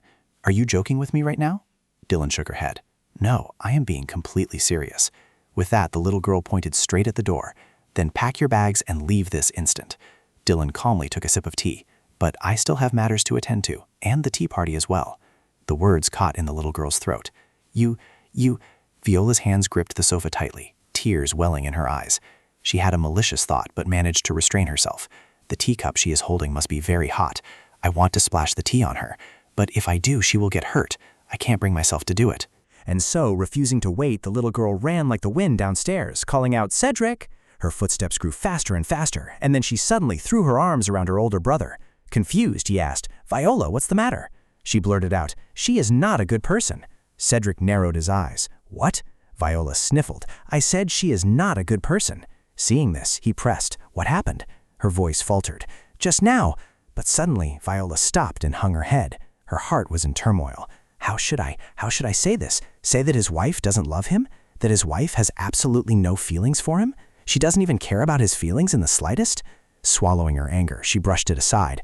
It's nothing, but still, she is not a good person. Seriously, I object to this marriage. I really mean it. At this moment, Dylan was still alone in the room, her head bowed low. Sunset had already fallen. Cedric slowly opened the door and walked in. He stepped softly toward her, his voice dropping as he called, "Dylan." She seemed quite surprised. "You returned sooner than I expected. How is Lady Viola?" Cedric reported back. She calmed down right after eating some sweets. She breathed a sigh of relief. Thank goodness. Dylan's hands nimbly pierced through the thin fabric. Seeing this, he couldn't help but remark, "This is the first time I've seen you embroider." She calmly replied, "Because I need to reflect on myself." This caught Cedric slightly off guard. "Reflect on yourself?" Dylan nodded. "Yes, whenever I need to reflect on myself, I take up embroidery as a self-punishment." He showered her with praise. "But I think your embroidery is very beautiful." She teased him back. "That's just because you have no eye for art." I wanted to apologize to Lady Viola in person, but afterwards Dylan opened up. "It seems she doesn't want to see me." He asked, slightly puzzled, "What happened?" She was quite surprised. "Weren't you told?" Cedric sighed. "She stubbornly refused to tell me." She nodded. "What a kind child." The corners of her mouth curved up slightly. Then Dylan sighed and said, "I wronged the young lady. I acted incredibly childishly." He still didn't understand. "What do you mean?" But even now she wouldn't tell him. "Since Lady Viola didn't say anything, I won't tell you either." Cedric gave her a probing look. "Don't tell me you two were speaking ill of me." The moment those words were uttered, she flinched. His face went pale. "Did I get it right?" Dylan hurriedly denied it. "No, that's not it. It's just me. I said some nonsense. Normally I wouldn't do that. But for some reason I suddenly thought of Emily and it just slipped out." Cedric remembered. "Your younger sister?" She didn't deny it either. "Yes. Thinking about when she was little made me act a bit childish. If you compare Emily to Viola, Emily might seem more mature, but that's only because you don't know anything about her silly childhood days, which is why you say that. When she was around Viola's age, Emily was extremely frail, especially during this time of the year when she would often fall ill. She was very sad to see everyone else going on outdoor picnics. Back then, Emily always refused to take her medicine.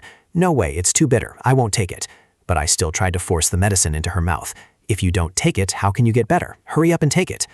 Dylan sighed softly. She was incredibly adorable. Just now I suddenly remembered that image of Emily, so I said some things that might have sounded rude to Viola. It's my fault. I'm talking nonsense again. You weren't even curious, yet Cedric quickly brushed it off. "I don't think this is nonsense at all." She praised him. "You are really kind." However, Dylan still felt a nagging unease. Ever since she returned home, why hadn't she looked her straight in the eye when they spoke? He spoke up to reassure her. "Don't worry too much." She raised her head in curiosity. "About what?" To Cedric, Viola was a sensitive child, so you shouldn't mind what she said. But she retorted, "I told you, I'm the one at fault." He also felt a bit awkward because of this stubbornness. Why, even Dylan herself admitted now, "I know how to coax that child, but I didn't do it." Cedric wondered, why? She opened up. "It's just that I think it's better to have at least one person hate me." His eyes narrowed slightly. "What do you mean?" Dylan confessed. "I don't want to become too complacent. I promised I wouldn't be like this anymore, yet here I am talking nonsense again." He warned her immediately. "Then you'd better not make such promises anymore." She found another excuse. "It's because you keep pampering me like this that I forget where my limits are. Miles often says my weakness is not knowing my place. I used to turn a deaf ear to it, but lately I've suddenly realized that it's true." The name startled Cedric. "Miles." He lowered his head slightly. "About that, perhaps you're just still tired, that's why." She reconsidered. "Tired? I suppose that could be it." But Cedric thought to himself, "You must really miss your hometown and your family." Dylan agreed. "Yes, I was actually planning to invite Viola to visit Langton and see how it goes." Sensing this was a good opportunity, he immediately suggested, "Then let's go together." "Together?" The corner of her mouth twitched. "Why together?" Suddenly, Cedric stood up and grabbed her wrist tightly. Dylan was suddenly grabbed by Cedric, her eyes widening in shock. He paused for a moment, wondering what this expression meant. Had he let slip something he hadn't even thought of, or had he accidentally spoken his true feelings?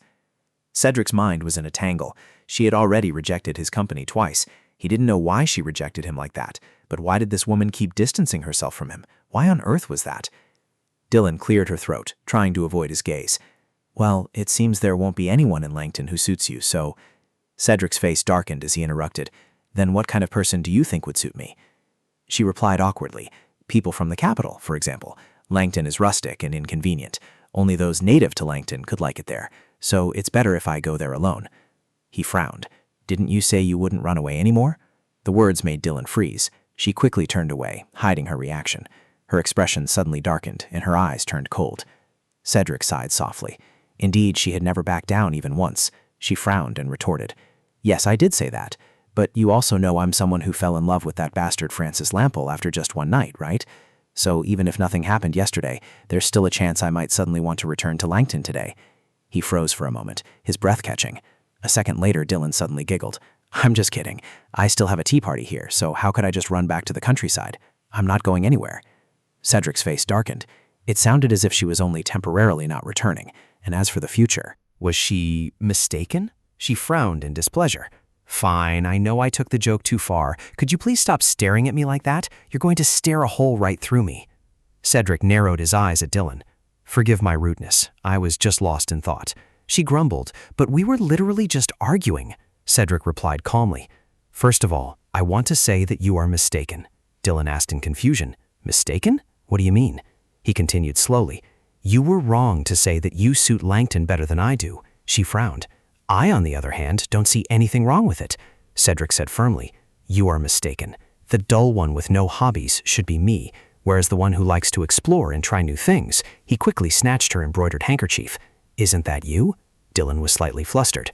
Well, this, Cedric smiled faintly. Hard to deny, isn't it? So you were wrong to say that a boring Langton wouldn't suit me. She pouted. I get it. Give it back to me. He shook his head.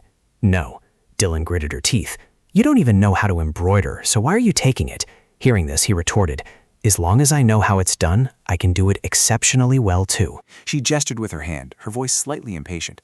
So that's how it is. Now give it back to me. Cedric tilted his chin up smugly. Who knows? Maybe I'll master it even faster than you. Dylan let out a sigh, looking exasperated. Probably not. He smiled in amusement. It's highly possible. She snapped irritably. No way. My talent might not be extraordinary, but I've still been embroidering for 10 years. How could a beginner like you possibly compare to me? Cedric calmly pointed a finger. Hey, didn't you say the exact same thing when practicing the piano? Anger flared on Dylan's face as she glared and shouted. Then do you want to make a bet with me? The corners of his mouth curved up, and he smiled in amusement. Dylan froze. Wait, I've been set up. Flustered, she said, Hold on, what I just said. Without giving Dylan a chance to explain, Cedric said, Deal, let's bet. If I win, she looked panicked. Wait, I don't like extremes that come with conditions. He smiled, his eyes sparkling. It's fine, no conditions is fine too. Dylan was momentarily startled. She sighed dejectedly. Let's just say it's my fault this time, or something like that. Cedric calculated. In that case, if I win, we have to travel together to a place of my choosing. Dylan replied immediately. Where do you want to go? He feigned thoughtfulness. I don't know, maybe Langton. Hearing this, she pouted. Are you trying to bring up my hometown again? Aren't you very busy? Langton's in the middle of nowhere, and you have an office in the capital anyway. Cedric shrugged nonchalantly. As long as that place can still receive goods and mail, I can accept it. If anything urgent comes up, I can ask Eden for help. She asked hesitantly. Has Mr. Lacker agreed to that? Cedric said firmly. Of course, that bastard. Dylan froze in disbelief, unable to think of any more objections.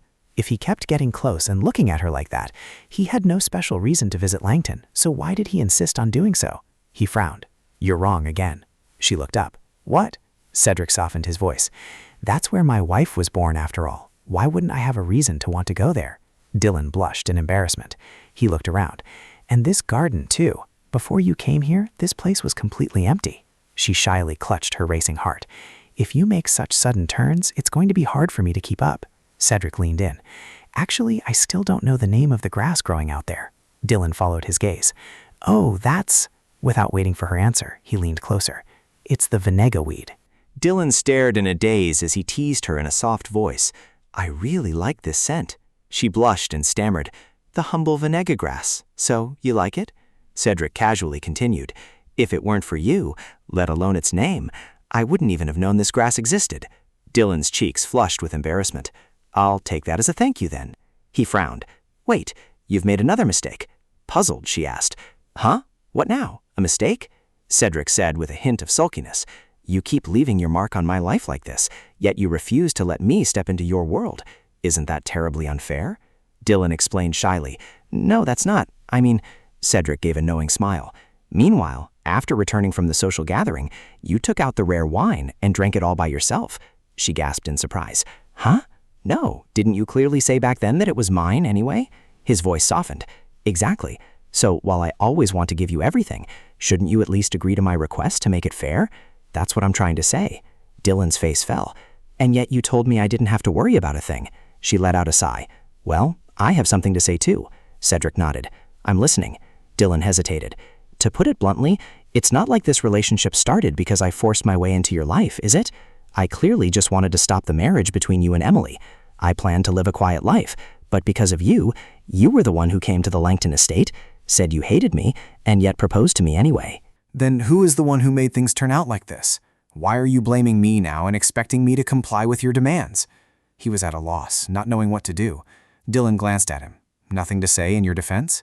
Cedric looked dejected. That's right, I lost. He smiled softly, his eyes filled with tenderness. But I've just realized something new. She looked bewildered. What is it? Cedric's warm hand cupped her cheek, gently caressing it, making Dylan blush in embarrassment. His deep, warm voice slowly murmured, If this marriage was created at my whim, then can't I also make the decisions myself from now on? Dylan shyly avoided Cedric's gaze. About that, because I was flustered, I wanted to give in to you. Hearing this, he burst out laughing. Do you know? She pursed her lips. What? Cedric smiled gently, filled with warmth. I really like your flustered face. Dylan's cheeks burned. How many times had she seen Cedric make this expression? In the past, she would always smile back at him, but now, why couldn't she smile anymore? She really couldn't smile anymore. Not wanting to become delusional, she had deliberately ignored him and tried not to care, yet she had already fallen under Cedric's control. You should know that liking someone else's flustered face is a rather strange hobby. He smiled with amusement. Your way of speaking is quite strange too, you know? Dylan shyly cut him off. You're being too noisy. She gently took Cedric's hand. His eyes widened in slight surprise. All right, Dylan murmured, lowering her gaze to caress his hand. I understand now why his hand felt so warm when I was lying on that hospital bed. Cedric's warmth was so comforting, it felt wonderful to touch him. It wasn't because I was weak back then that it felt that way. It was simply because it was him. He softly called, Dylan. She was lost in thought. Why would someone who had been in relationships before be so surprised by something like this? Dylan glanced over, annoyed. You were the one who touched me first. Why can't I? Cedric replied, flustered. It's not that. She frowned. I have things to think about, so just leave it like this. He nodded. All right, my lady. Dylan slowly reached out and placed her hand against Cedric's cheek.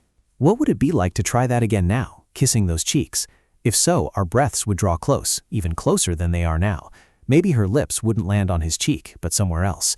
She let out a self-deprecating laugh. She was letting her imagination run wild again. Dylan, you really don't know how to control yourself. He noticed Dylan's unusual behavior. What's wrong? She pouted. I've been talking this whole time. Cedric was flustered. Just now, you were a bit strange. Dylan frowned. You were strange too. Taken aback, he replied. That's because your attitude was strange first. She smirked. Fine, then let's just say both of us are incredibly strange. Cedric sighed in dejection. So that's it? Dylan widened her eyes. Yes, I won't be strange anymore, so you don't have to worry. Besides, you mentioned a bed earlier. He waited for a moment, but she didn't continue, only keeping her head down to focus on her embroidery. He asked skeptically, Embroidery? I thought you didn't want to bet. Dylan smiled mischievously. I told you before that I'm a fickle person. Let's bet on whether you can finish the piece I give you this week. Of course, I'll make a sample first. Cedric was slightly surprised. And what if I succeed? She fell into deep thought. In that case, I'll do as you wish. But a second later, Dylan wore a sinister smile. But if you fail, you must grant me one wish, no matter what it is. He grew tense. Isn't that too disadvantageous for me? Dylan raised her chin triumphantly. Just participating in this bet is already too much for me. If you're scared, you don't have to bet anymore. Cedric frowned and replied resolutely. I won't do that. She let out what sounded like a sigh. Is that so? It's only because you've never even considered the possibility of failing. Curious, he inquired, could you tell me what you plan to wish for? Dylan puffed out her cheeks. That's a secret. Anyway, creating some kind of privilege that can be used anytime, anywhere doesn't sound too bad. There are many kinds of feelings. Feelings that can grow cold after just a single day, moderate feelings that endure over time, or burning passions that last a lifetime. Perhaps this was just a distorted illusion. Because it was her first time receiving this kind of affection, she had no way of classifying it, which was why she was avoiding that underlying anxiety. She thought to herself dejectedly, but this feeling hadn't reached a point where it could be clearly categorized anyway. Who could predict what the future held? With a confident look, Cedric said, "You won't be getting that wish." Dylan clicked her tongue. "Time will tell. Now hurry up and learn how to embroider first." He fell silent for a moment, then softly called out, "Dylan?"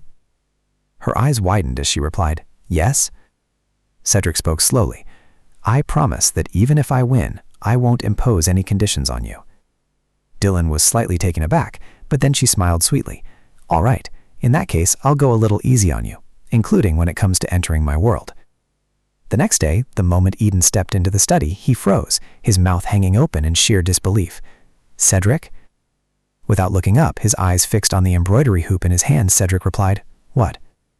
Flustered and unable to believe his eyes, Eden asked, "What on earth are you doing right now?" With a dark expression, Cedric muttered, "Practicing embroidery."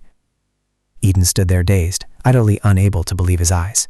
He rubbed his eyes several times, thinking he was dreaming. A moment later, Eden, trembling all over, stammered, Am I dreaming? Ever since I met him, I've seen all kinds of unbelievable things, but... Oh, is that so? It's obvious you're embroidering, but... Cedric frowned. Do you even have to ask? He stared blankly at his trembling hands, guiding the needle through each stitch. What I meant to ask is, why are you embroidering? Besides, doing it during work hours, didn't you tell me not to do other things during work? Eden glanced at the neat, orderly stack of documents, screaming inwardly. He wanted to argue back, but what could he do? The guy had already finished all his work. He spoke slowly. "I have a bet with Dylan." Eden asked curiously, "A bet? What kind of bet?" Cedric snorted. "You don't need to know." Hearing this, he gritted his teeth in annoyance, but he couldn't argue back because the guy was absolutely right. "But do you absolutely have to win?" The sudden question made him flinch. "I can't lose to her. Damn it, I pricked myself." Eden smiled to himself. It was rare to see him this flustered. This was only the second time he had ever seen him like this. He seemed to realize something, his mouth curving into a dazed, goofy smile. Besides, both of those times had to do with Dylan Hayworth, so this was definitely love. Eden curiously glanced over to see what Cedric was embroidering. He pursed his lips, the corners of his mouth twitching slightly at the sight of the misshapen petals on the fabric. So there really was something he couldn't do, huh? Cedric awkwardly explained that, naturally, the bigger one's hands were, the harder it was to embroider. Eden suddenly cried out in excitement, "Hey, that's why I said there's something you can't do." Cedric's face darkened, wanting to stab him to death. His gaze lingered on the petals. "It doesn't look like affection." Those gentle words left Eden stunned in surprise. Eden asked suspiciously, "Are you talking about embroidery?" He narrowed his eyes, examining it. "What else?" He cleared his throat. Nothing. It's just that I didn't think you looked like someone who'd be anxious just because of embroidery." Eden was silent for a long moment, seemingly wanting to say something. He reached out, pulled up the chair next to Cedric, and sat down. Eden spoke nonchalantly. "You know, Cedric," he glanced over suspiciously. "What?" He put on a serious face. "Anyway, you are a very precious friend to me." Cedric's face stiffened, and he froze for a beat. Why was he being so cheesy? Eden added, "So I will try my best to listen to you open up." He paused, his eyes widening slightly in surprise. Cedric lowered his voice. "There are times when I find it hard to understand other people's inner thoughts." It was a bit unexpected for him. Good grief. He was actually willing to confide in me. Tilting his head, he asked, "In your opinion, what is the best way to understand what they're thinking?" Eden shyly avoided his gaze. "Do you mean things that one wouldn't normally know?" Cedric frowned and clarified, "The things they themselves don't want to reveal." He fell silent, lost in thought. After probing a bit, it seemed there were only two possibilities. First, Cedric couldn't grasp what the other person wanted to express, like love, for instance. Second, the other person had tried everything to hide their thoughts, just like his lady. The conclusion was? After a moment of self-reflection, Eden smirked confidently. "All right, I get what you mean. In my opinion." Cedric widened his eyes. "And?" He enthusiastically replied, "You should find someone they can confide in." He asked curiously, "Like?" Eden suggested, "A close family member, perhaps? Like Lady Emily?" Cedric pondered for a moment. He said calmly, "You have a point." He blushed with excitement. "Oh my God, he's praising me. To be acknowledged like this. Honestly, I've lived my whole life just waiting for this moment." Cedric replied indifferently. Your life goal is pretty pathetic. Eden yelled petulantly. No, I mean it. I can't wait to meet your wife. I'm really looking forward to the tea party. Catching Cedric's murderous glare, he paused in confusion. Huh? What's wrong with you all of a sudden? His eyes wavered slightly, flashing with astonishment. Eden immediately jumped up. Hey, you crazy bastard. Don't tell me you think I have bad intentions toward your wife. Cedric avoided a direct answer. Considering your past track record, I can't possibly feel at ease. He yelled in frustration. What on earth are you thinking? He casually replied. Eden, lacquer. Eden gritted his teeth. Look, the problem isn't me. It's just that you're so in love that you're getting ridiculously jealous. To me, this is an insult. Cedric maintained a calm demeanor. And since it's coming from your mouth, the level of insult is even higher. He yelled angrily. Hey! He rattled on. You only saw Lady Claire of the tailor shop once and praised her for being so cute that you literally cried. And Lady Caroline at the cafe only greeted you once, and you already thought she wanted to propose to you. Later, you even fell for the school librarian, Evelyn, even though you had never spoken to her. For 3 whole months, you borrowed every single book in the library and made me read them. Eden flushed red with embarrassment. You are a real bastard. Cedric shrugged. That's why I hired you. Eden blushed, embarrassed. You can mock me, but you wouldn't know. That's what you call love. Even the smallest things about the other person drive you crazy, making you find her cute and fear being rejected by her. Your mind is always filled with every word she says, and if she gets hurt, your heart aches too. Cedric sighed wearily. I don't think the crazy things you do are love. He's starting to go crazy too. From what I can see, his illness is already quite severe. He snapped. Why? Fine, just you wait. In the future, even if you find your wife's freckles adorable, or even if you have a fight with her, I won't care one bit. A cold shiver ran down Eden's spine. Wait, why are you looking at me like that? Cedric, with a sharp, cold gaze, growled out each word. How do you know my wife has freckles? He screamed. I'm going crazy. The next day, the morning dew lingering on the leaves reflected the gentle light. The castle in the morning was quiet and majestic. Rebecca called out softly, My lady. Receiving no response from Dylan, she felt a bit flustered. Rebecca called out once more, My lady, and Dylan startled. Dylan smiled sheepishly. I'm sorry, what's the matter? She looked a bit worried. Do you not like this petite four, my lady? She waved her hand. No, of course not. It's very delicious. Rebecca pursed her lips. But you don't seem to like it, my lady. Dylan grew tense. Me? Why? Donna said excitedly. Oh my, has the chef's cooking improved? She lowered her head, but didn't see the lady offering any praise. Peony nodded in agreement. That's right. Dylan was bewildered. Do I usually overreact like that? Rebecca added, her eyes filled with anxiety. Furthermore, you have recently reduced the amount of sweets served to you. You haven't asked for any unique pastries either, my lady. She was stunned, not knowing what to say. Rebecca widened her eyes, waiting for Dylan's answer. My lady? Dylan thought to herself, if I keep indulging like this, I'll become greedy. But if I say I want to practice moderation, it would be a bit. Dylan made up an excuse on the spot. Perhaps it's because of the changing weather, so my appetite isn't what it used to be. Peony leaned forward and asked softly, Could it be that you are homesick, madam? Dylan froze for a moment, then quickly protested, That's absolutely not true. Peony looked at her anxiously. Really? Dylan hesitated. Well, anyway. Peony unconsciously clenched her fingers. You are lying, madam. We all know it. Lately, you have been looking sad and staring into the distance more and more. Your expression is just like someone longing for a faraway place. Peony recalled a time when Cedric had also asked, She seems to be homesick. Have any of you heard her say anything about this? She had bowed her head awkwardly, replying, I am terribly sorry, but a lowly maid like me wouldn't dare betray her trust by carelessly revealing madam's matters. Peony profusely apologized to him. He sighed softly. Very well. She was lost in her own thoughts, which he had noticed long ago. Along with the last time the lady threw up and fell ill, we couldn't help but worry about her. Dylan could feel the maid's worry for her. She fell into a brief silence. To be honest, it would be a lie to say she didn't miss home, but speaking of it would only cause everyone unnecessary worry. Back when she was in Langton, she had never faced such complicated matters. Back then, her only worry was whether her attic would leak when it rained. By this time, she should have been taking a nap under the tree with Emily in Leiden. Thinking of this, Dylan suddenly chuckled. Emily, I wonder what she's doing right now. I'm not corny. How could I get homesick after being away for such a short time? A sweet, slightly petulant voice rang out, startling her. So when you wrote in your letters that you missed me, was that all a lie? Before Dylan knew it, Emily had run over and thrown her arms around her. goodness, she was utterly astonished. Emily, am I seeing things? She flashed a radiant smile, her face lighting up completely. I missed you so much. Dylan looked up blankly. Oh my goodness, am I dreaming? Emily's embrace tightened even more. Do you dream of me often? She nodded truthfully. Yes, I do. She replied excitedly, Me too. It's truly unbelievable. Just a moment ago when I said we aren't children anymore, so we shouldn't be getting homesick, I really meant it. But now, it feels as though a long-standing illness has been completely cured. Dylan gently cupped Emily's face. Joy was clearly written all over her face. Her bright eyes, high nose, and those lips were still as beautiful as ever. Your cheeks are a bit flushed, she remarked in surprise. You've grown quite a bit taller, haven't you? Emily proudly tilted her chin up. In all the time we've been apart, I had to grow at least a little. Dylan nodded. I suppose so. Sniffling with a crumpled face, as if about to cry, Dylan said, To think the little kid from back then has already grown this much. Emily pouted. Sister, you're being way too nostalgic. Dylan blushed.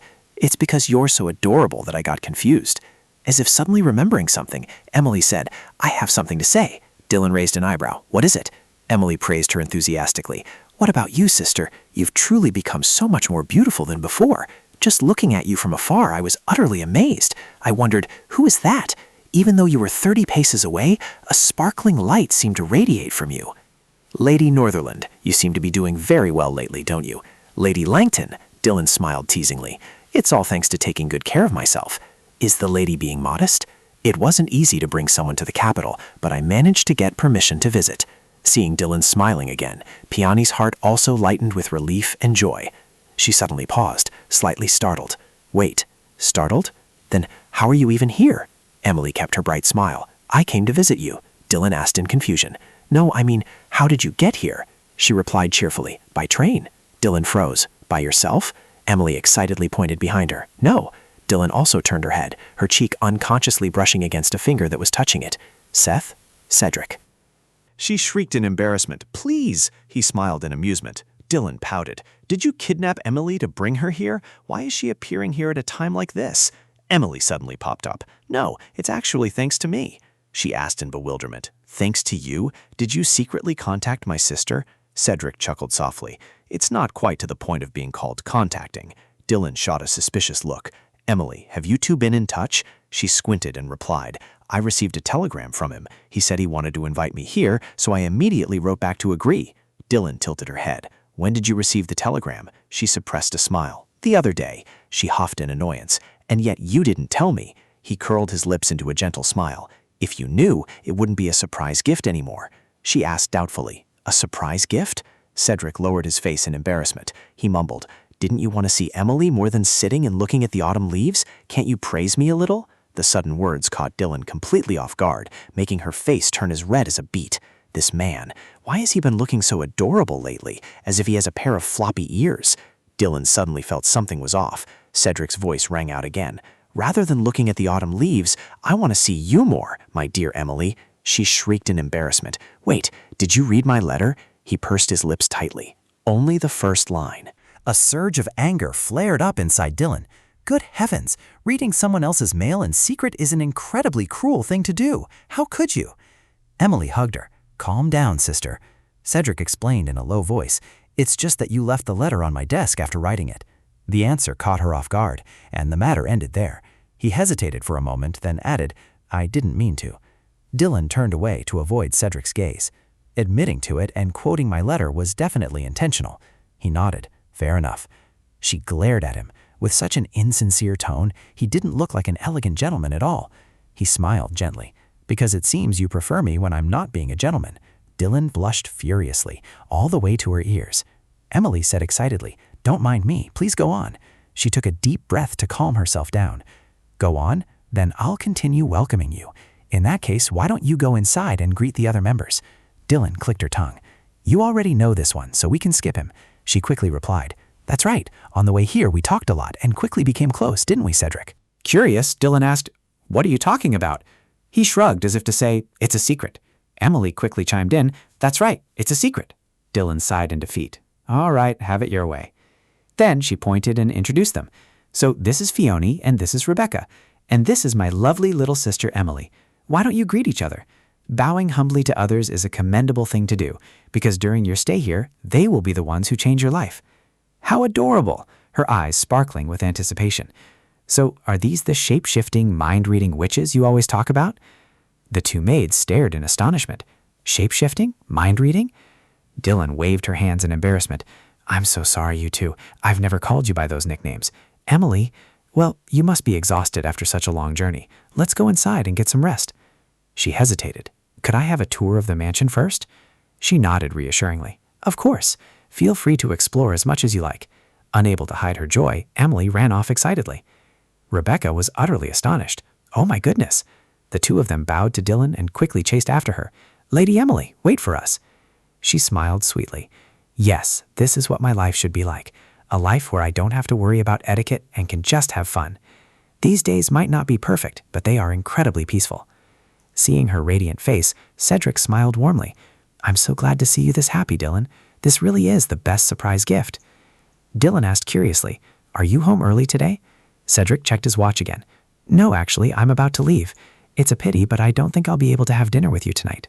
She was slightly surprised. You seem quite busy, don't you? He smiled. There are still a few things I need to wrap up before the party starts. Besides, it's good for you two to have some time to yourselves, right? Dylan burst into delighted laughter. That's true. It's been so long since I last saw Emily. Now we can finally sleep in the same bed. She carefully retied his scarf. But hey, is it true that you personally went to Langton to bring Emily here? Cedric sheepishly admitted. Yes. A warm feeling gently spread through Dylan's chest. How thoughtful. So what did you two talk about? He repeated his usual answer. That's a secret. She gritted her teeth in annoyance. Cedric, he casually brought up. Do you want to hear about how Emily is much better at embroidery than you? She said next time you place a bet, you should bet on knitting. Dylan sighed dejectedly. Honestly, no matter how long I practice, my knitting skills don't improve at all. After all, having to count and remember every single stitch isn't something you can do just by being dexterous. She petulantly tightened her grip around his neck. You two were talking behind my back. That's so mean. Cedric quickly explained. Not at all. She only said good things about you, like, she is incredibly, incredibly talented. Dylan chuckled to herself. I can guess what she said. A second later, Cedric raised his chin triumphantly. Besides, Emily promised to teach me how to embroider. She snapped petulantly. Hey, that's against the rules. He asked in confusion. What rule? Dylan replied crossly. She is very good at teaching others. Cedric glanced at her casually. Is there a rule saying I can't learn from others? She casually added. No, but I don't think you'll want to learn, because you've never liked letting outsiders see your weaknesses. He muttered, Emily isn't an outsider, she's family. Dylan was slightly taken aback. Family? Cedric tilted his head, looking at her in confusion. Emily isn't an outsider, she's family. Family? Dylan froze at what she heard. Especially since that insult was directed at family, I find it even more unforgivable. When I heard Sabrina's insult to Lady Ivette, I was furious because she was my family. She gently reached out and pressed her hand to her face. But now, hearing these words straight from his mouth, Dylan's cheeks flushed slightly. It seemed that was indeed the case. Cedric curled his lips into a faint smile. It was an obvious truth that required no thought. She turned away petulantly. You being like this makes me feel guilty for acting so rudely towards your sister. He reassured her. It's fine. Violet doesn't hold grudges. Dylan fell into deep thought. But I must find a way to apologize to her, as if by chance. Cedric widened his eyes in surprise. As if by chance? She smiled mischievously. This capital is small after all, and I heard Emily has a sweet tooth. He caught her drift and chuckled. Vince and Rosie? She raised an eyebrow. You've always been so quick-witted. Cedric smirked proudly. It's a gift I was born with. Dylan thought it over carefully. When should it be? If so, it's probably best if I speak to Mother first. Cedric's gaze softened like water. I'm sure my mother will be thrilled. He suddenly exclaimed. Before she could even react, Cedric leaned down and planted a soft kiss on Dylan's cheek. It's time. I'm off now. Have fun with Emily. He left her standing there, utterly dazed. Dylan mumbled under her breath. Goodbye. She cupped the cheek he had just kissed, her face flushing beet red. If I keep getting used to such wonderful things, it's going to be trouble, Dylan. Besides, I forgot to thank him. A moment later, in the mansion's main study, Emily was bursting with excitement. The smell of books here is so wonderful, and the floor is so shiny and sparkling. I could eat, sleep, and roll around here all day. It's crazy. Every single dish is delicious, so delicious. And the bathwater is so warm, too. She was thoroughly enjoying herself, looking so happy. Rebecca whispered, You two really are so alike. That night in Emily's room, Dylan looked crestfallen.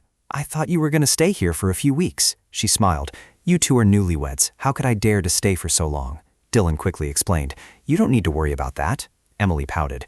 "What I care about is that I'll be coming to visit often in the future, okay?" With that, she quickly threw herself onto the large bed. "It's so soft."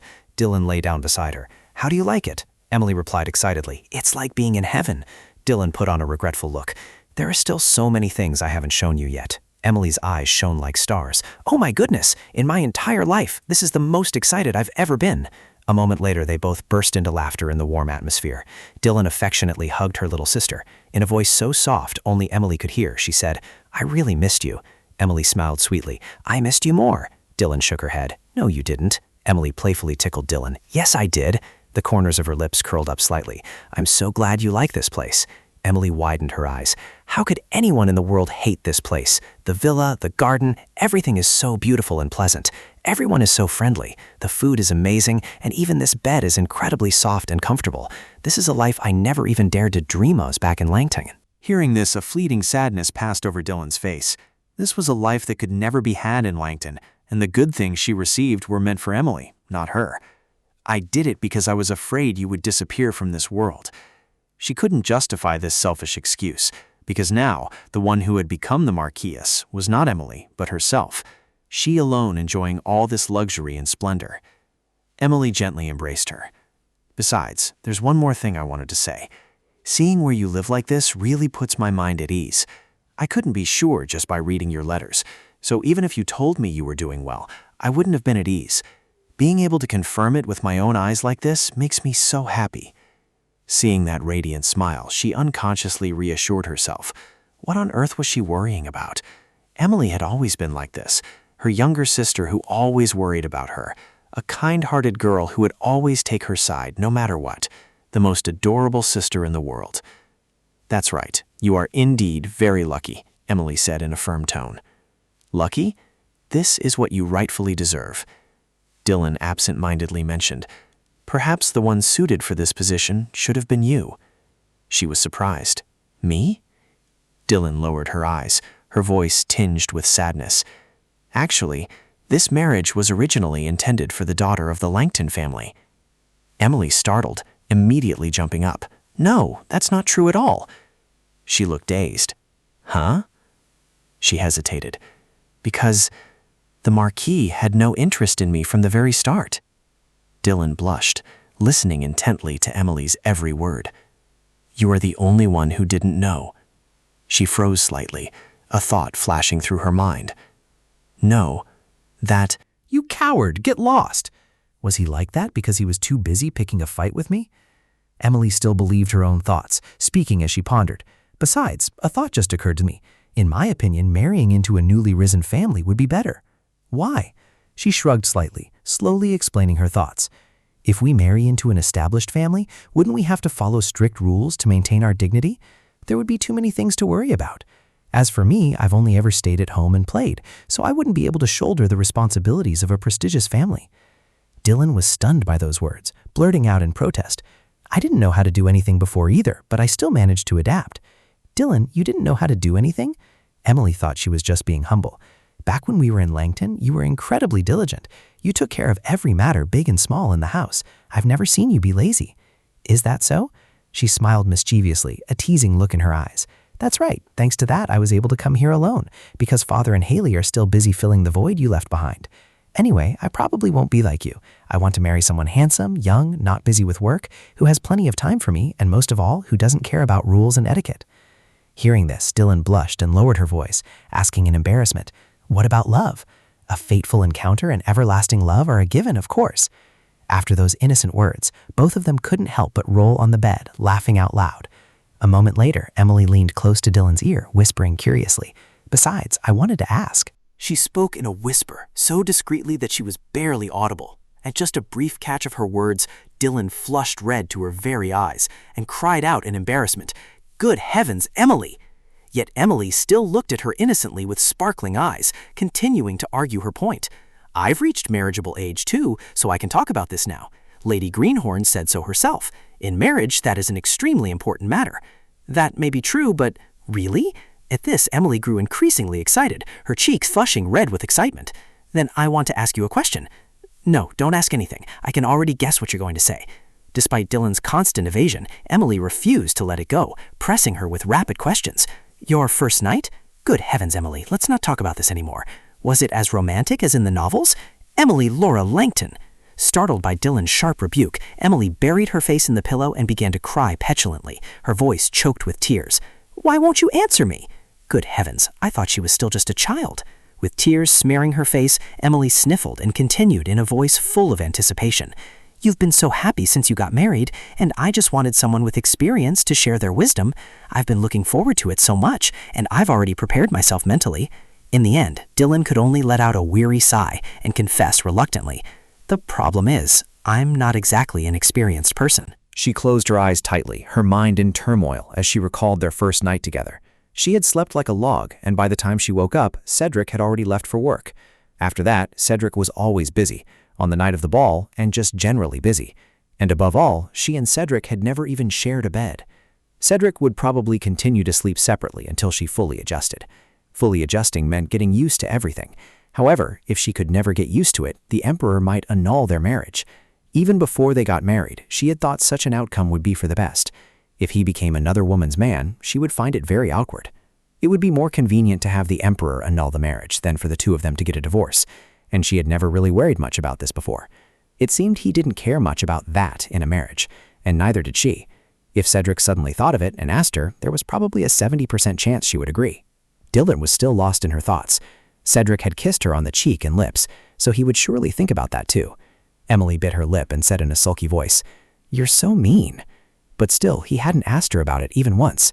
She gently placed her hand on Emily's shoulder to comfort her. "Are you going to be mad at me forever?" "I've been looking forward to this day so much," Emily grumbled. Dylan looked straight into Emily's eyes and asked seriously, "Are you really that curious about this?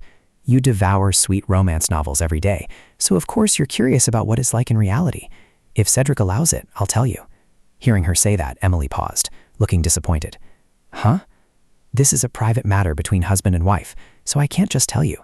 If Cedric gives his permission, I'll tell you." She couldn't help but sit up in irritation and snap, "Why do you have to wait for his permission? He'll think you're a pervert." "In that case, I won't tell you. I'm serious though. Everyone has to go through this when I grow up." Emily buried her face in the pillow and whined. "Just when did you become like this anyway? Try living with him, and anyone would eventually turn out like this." Then to coax her, Dylan whispered softly, "Instead, I know of something sweet that can lift your mood. Want to know what it is?" Emily was surprised. "What is it?"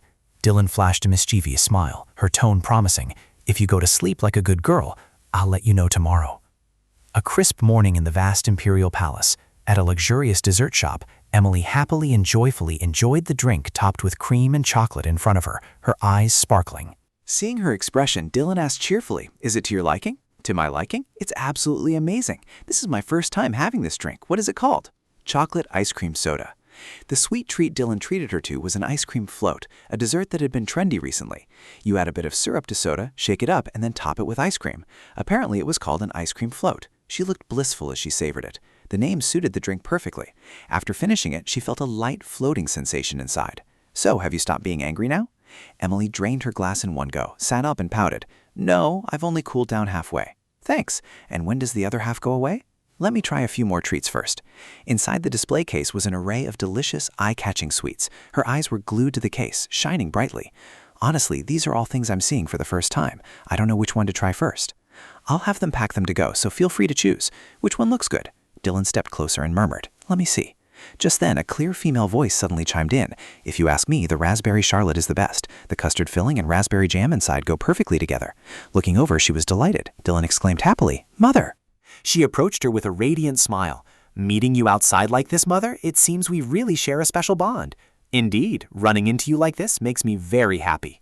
Viola, standing beside her, tightly clutched her skirt, her face darkening with annoyance. It wasn't a coincidence.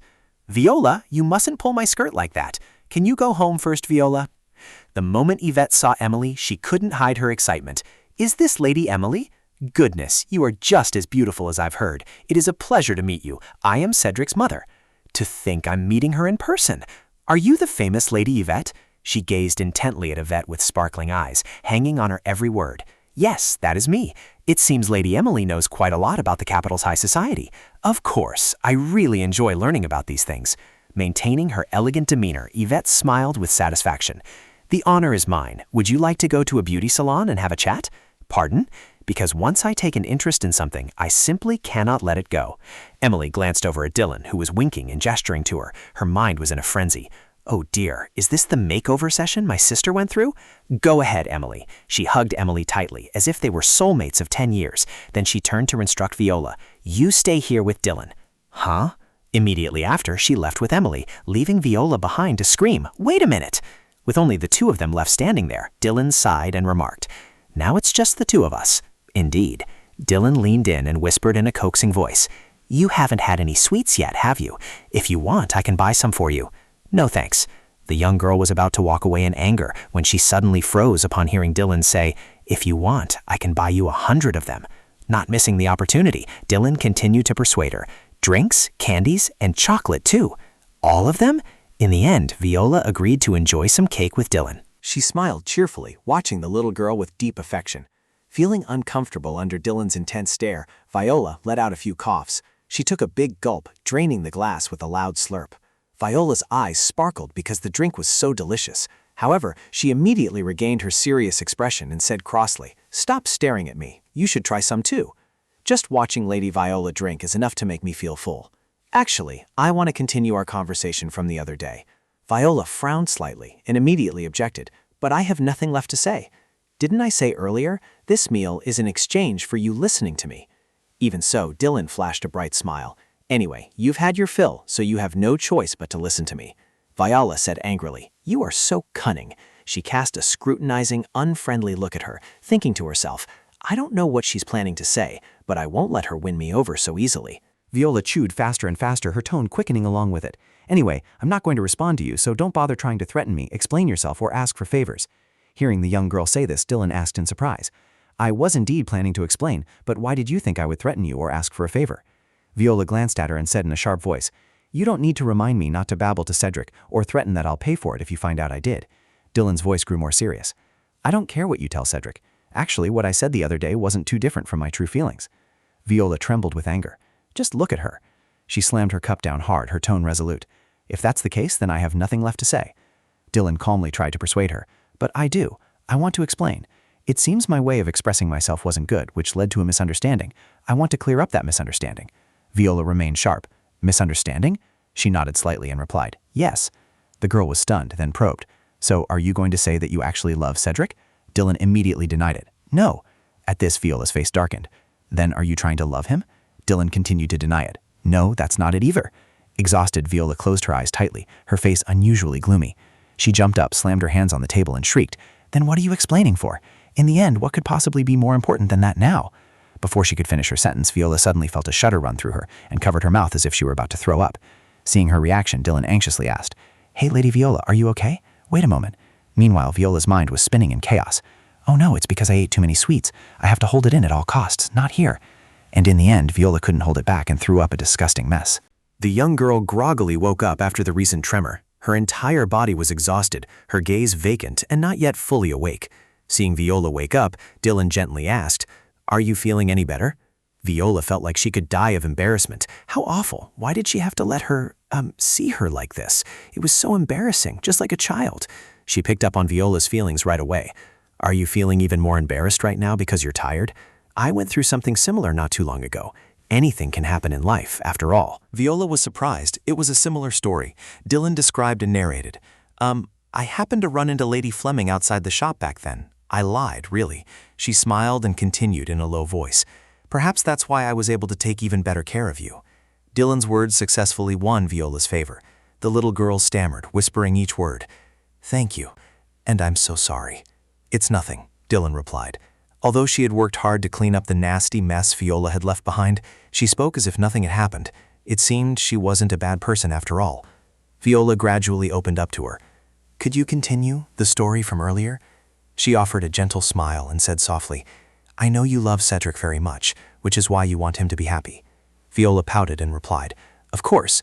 Immediately, Dylan explained, Me too. I also want him to be happy. But didn't you say you don't love Cedric, nor do you want to try to love him? If you said you loved him, the problem would be solved, but you can't do that. Do you know that there is actually no egg or cream in an egg cream? Viola was startled. Egg cream? Why bring this up all of a sudden? She had just gulped it down in one breath earlier. I don't know, so what's in it? Dylan gently explained. It's something with a texture like frothy cream, soda water, chocolate syrup, and instead of cream, they add milk. Viola's eyes widened. She wondered to herself, then why is it called an egg cream? She was extremely curious, but didn't dare to ask. Why did you bring up egg cream? Dylan looked at the little girl affectionately and replied, I wanted to answer your question about love in a delicious way. Right now, should we call this situation an egg cream without the milk? Therefore, it can't be called an egg cream yet, but just a sweet drink of chocolate syrup and soda. Viola seriously thought about what she said. A sweet phase, but not quite love yet. Is there really such a phase? If so, wouldn't it be finished if we just quickly add the remaining ingredient? Dylan gently stroked Viola's head. If so, what if we accidentally add the wrong ingredient? Only now did the little girl suddenly realize. And Dylan? How could she not have thought of it? So that was it. She had never once thought about the fact that no matter how hard she tried, there was still a possibility of failure. Just chocolate syrup and soda was sweet enough. Adding milk would make it delicious, but she didn't want to make a mistake and accidentally add an egg, ruining everything.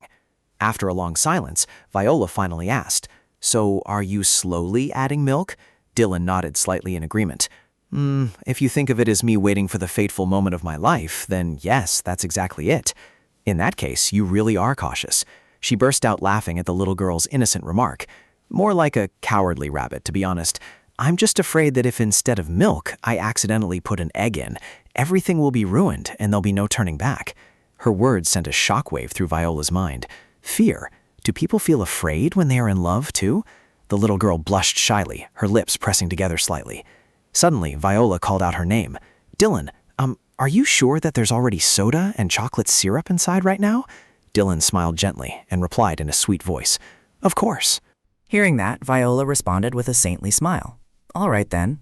She sprang up, thinking to herself that her intuition was telling her she no longer needed to worry. She had answered in a way that assured a sharp child like her that as long as she left it alone, the ice cream would surely be finished. Viola spoke with utmost sincerity. I'm sorry for acting so childishly. Dylan gently replied, It's all right. It's only natural that you'd worry about your brother. So, shall we make up? The little girl immediately nodded vigorously. Yes. Her invitation caught Viola off guard. In that case, will you attend my tea party? The little girl put her hand to her chin, deep in thought. Thank you for inviting me, but I'll have to decline this time. Dylan asked, Why?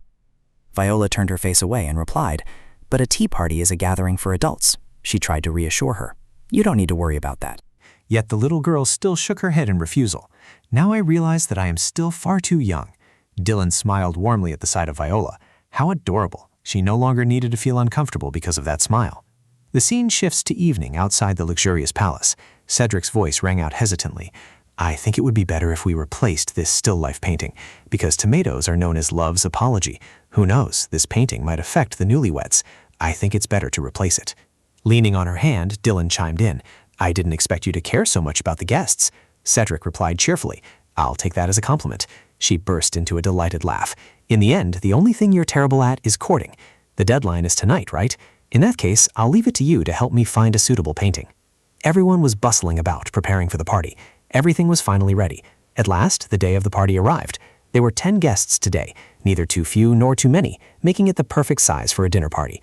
Emily held up 2 forks, staring at them anxiously as she asked, Dylan, what if I make a mistake? Dylan reassured her, You just need to act as you normally do. That's right. Everything else will be fine. No matter how many utensils there are, you just need to remember to start from the left. She held up a fork and complained, But the problem lies with this seafood fork. All the others are on the left, so why is this the only one placed on the right? Sometimes I forget and just grab the fish fork instead. Suddenly, Dylan stood up and gently reassured her. Emily, don't worry too much. This is just an informal dinner. It doesn't need to be perfect. Emily's voice was still trembling. But if I make a mistake, everyone will notice. No matter what they think of me, in the end, you'll be the one who gets a bad reputation for having an ill-mannered sister. Hearing this, she was taken aback, her eyes wide and her mouth agape. Without letting her finish, Dylan immediately covered her mouth. If you ruin my reputation, what am I going to do? They will definitely use your mistakes to scold me. Emily turned pale with fear. I'm sorry, I spoke without thinking. Suddenly, Dylan lowered her voice and whispered, I know. I used to be just like you. You're doing great. Don't worry anymore. Emily hesitated, but she pulled her close. Come here. Emily asked in confusion. Huh? What are you doing? Dylan smiled teasingly. I heard doing this shares good luck with others. Emily brushed it off. That's the first time I've ever heard of that. She continued to stroke her face. In my experience, it works wonders, even though I ended up having to redraw my eyebrows afterward. Emily, on the other hand, pessimistically remarked, But even if the two of us share our luck, it won't make any difference, sister. Dylan laughed and continued. Normally that would be true, but recently I met someone with even better luck than mine. There, all done. Emily's eyes sparkled as she looked at her sister. Anyway, the two of you look really happy. As expected, I made the right decision not to stay here any longer, didn't I? She confessed sadly. But I would have liked you to stay a bit longer. With a comforting smile as bright as a flower, Emily said, Hey, I'll come again. See you next year when I go to the capital to attend the coming-of-age ceremony. Dylan forced a smile and replied, Sure. Despite how excited Emily was, she lowered her head and thought to herself, I'm looking forward to next spring so much. By then, you will have become a very knowledgeable and reliable Lady Maynard. The coming-of-age ceremony for high society in the capital is held in early spring. Next spring, according to the original plot, Emily would suffer a miscarriage if she went. Every time I recall this, I get goosebumps. Just thinking about what Dylan did back then and who harmed her to the point of blindness makes me feel utterly terrified. Fine, this time everything will go according to Emily's wishes. Suddenly, a knock on the door and an announcement came from outside. My lady, the guests have arrived. Startled, Dylan quickly stood up. Heavens, they're already here? Emily was so frightened that she became completely flustered. What should I do, Dylan? She linked her arm with hers to reassure her. Emily, I told you there's no need to worry. Sharing luck really works. With a continuous line of carriages running along the road, Katerina politely spoke up. I seem to have arrived a bit early. I wonder if that is impolite. Dylan politely replied. Not at all. On the contrary, I am the one who feels deeply honored, Lady Fleming. She smiled and said, I don't mind at all. She was startled and bewildered. Huh? Katerina said sincerely, It's nothing. It's just a handbag anyway. You don't need to apologize. Being invited to this party by you is already more than enough to make me happy. Dylan still looked embarrassed, but her next words made all three of them burst out laughing. The only thing I have in this world is money, so I can just use something of that caliber once and throw it away. She turned to whisper to Cedric. I want to say something like that at least once in my life, too. Suddenly, hurried footsteps approached her. Eden walked over warmly and proactively greeted her. I have finally met the Marchioness of Mazalan. It is truly my honor. I am Eden Locker. I just wanted to express my pleasure in meeting my best friend's wife. And yet, who is the selfish one here? Seeing this, Cedric couldn't help but feel jealous. His face darkened with irritation as he glared at them with sharp eyes. I'm just surprised to see that not only are you not late, but you've actually arrived this early. Dylan turned to reproach him. Even if you're greeting a guest, you shouldn't behave like that, Cedric. Just as he was about to speak. But she immediately frowned and cut him off. Cedric. Trembling as he spoke, he praised her. Lady Madeline is so cool. I will definitely never forget this sight. At that moment, another person walked up to them. Dylan's face lit up as she eagerly called out, Lady April. April shyly bowed and confessed, Thank you, madam, for not holding my past rudeness at the party against me and still inviting me here.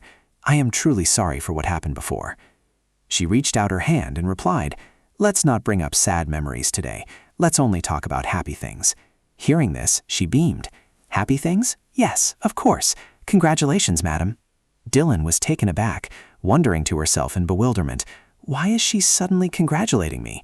Stunned, Dylan kept questioning in her mind, Congratulate me for what? Her finding a fiancé after the last party is what's actually worth celebrating. But it's probably best to just politely thank her. Thank you, and congratulations to you and Lord Ronald on your promise. April suddenly remembered and replied, the engagement. Thank you. It was all thanks to Lady Madeline. Seeing the happy couple, she couldn't help but smile with satisfaction, thinking to herself, as expected, a thank you is always better than an apology. However, the guests who followed seemed to have planned it beforehand. Baron Selpin and his wife also arrived, offering their sincere compliments. It is truly an honor to be invited by you, madam, and congratulations. Marquis Rochester and his wife smiled and praised. This mansion is truly beautiful. Thank you for inviting us, and congratulations. Peter Percy stepped forward eagerly. Thank you for inviting me, and congratulations, my lady. Dylan forced a smile, her mind racing with questions. What is going on? Why is everyone congratulating me? Why is today my second birthday, yet I had no idea? Everyone keeps offering their congratulations, but I have absolutely no clue why. The scene shifted to that evening at the mansion. Dylan took the initiative to raise her glass to toast all the guests, wishing that tonight's party would be a joyful memory for everyone. The guests immediately raised their glasses in response. Exquisite dishes were laid out on the table, featuring the appetizer of champions stuffed with greens, paired with LeBlanc white wine. Baroness Selpin spoke up in praise. These two pair wonderfully together. Seeing this, Dylan smiled softly to herself. I put so much thought into this party, so much so that just looking at the menu, I knew it would be a resounding success. Suddenly, she glanced over to observe. In front of Dylan, Emily was chatting happily with Lady Rochester. Is that so? How wonderful. Oh my goodness, really? Of course. She smiled contentedly, thinking how right it was of the boss to seat Lady Rochester next to Emily. The lady would surely show a lot of affection to young girls who were still unfamiliar with the ways of the capital, like Emily. Besides, Emily also got along very well with older ladies. The food and service were absolutely perfect, the atmosphere was lively, and everything was going smoothly. Suddenly, Eden, who was sitting next to her, gently swirled his wine glass and praised, "The cherry aroma is wonderful. This wine is so good that even someone who knows nothing about wine like me would find it a pity that alcohol was banned." Dylan smiled and replied, "From today, I will lift all those restrictions, so it won't be banned anymore." He wondered, "You seem like someone who enjoys drinking, don't you?" She frankly admitted, "That's right. Lately, I've been trying to cut back." Hearing this, Eden couldn't believe his ears and asked again, "Really? You look like someone who wouldn't touch a single drop of alcohol. And on a happy day like today, will you stop holding back?" Dylan's heart wavered slightly. Although she was feigning hesitation, she thought, "If I was determined not to drink, why did I put it on the menu in the first place? I'm only cutting back, not quitting entirely, so—" Lady Selpin immediately spoke up to stop him. "Lord Lacker, don't force her." He awkwardly waved his hand in denial. Forcing her? It doesn't seem like that at all. Selpin tried to soothe the conversation among the three of them. Now, let's not make Lady Maynard uncomfortable anymore. Eden's voice faltered, unable to form a complete sentence. "But Peter suggested, if you want to drink, why don't you compete with me instead?" He snapped back. "No, how could I possibly have a drinking contest with you? It's just that Lady Maynard—" Lady Selpin shouted, startling everyone. "Lord Lacker!" In that moment, everyone fell silent and looked in their direction. Cedric wondered, "What's going on?" while Eden lamented in tears, "I want to know too." Dylan was still dazed, wondering, indeed, what is happening here, as she had no idea what was going on. "Nothing is wrong. Lord Lacker has never forced me to do anything. Everyone has misunderstood." His face darkened. "What did you just say?" He tried to explain. "I am truly innocent. The wine today is so delicious that I only suggested whether she would like to try some." She also chimed in. "That's right. Actually, I had no intention of refusing either. I also really like sherry amontillado." Just as Dylan was about to raise her glass to drink, everyone's eyes turned to her. At this, Dylan suddenly lowered her glass. Then she moved it to the side. But a second later, Dylan pulled it back again. She leaned forward and smiled helplessly. Indeed, judging by their expressions, there must be something going on. Everyone, except for Katerina, Eden, and Emily, looked utterly shocked.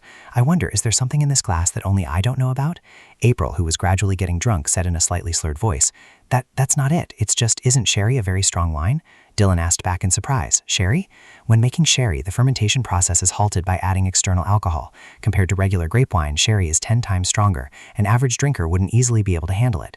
"Thank you for worrying about me, but my drinking tolerance isn't bad either." She hastily leaned forward and said, "But your health, and the lady is—" Suddenly, April's face turned pale, and she quickly covered her mouth as if she had said something wrong. She wondered, "Health?" She made an excuse. "Well, you must have worked so hard preparing for this party, so drinking alcohol on top of that wouldn't be good for you."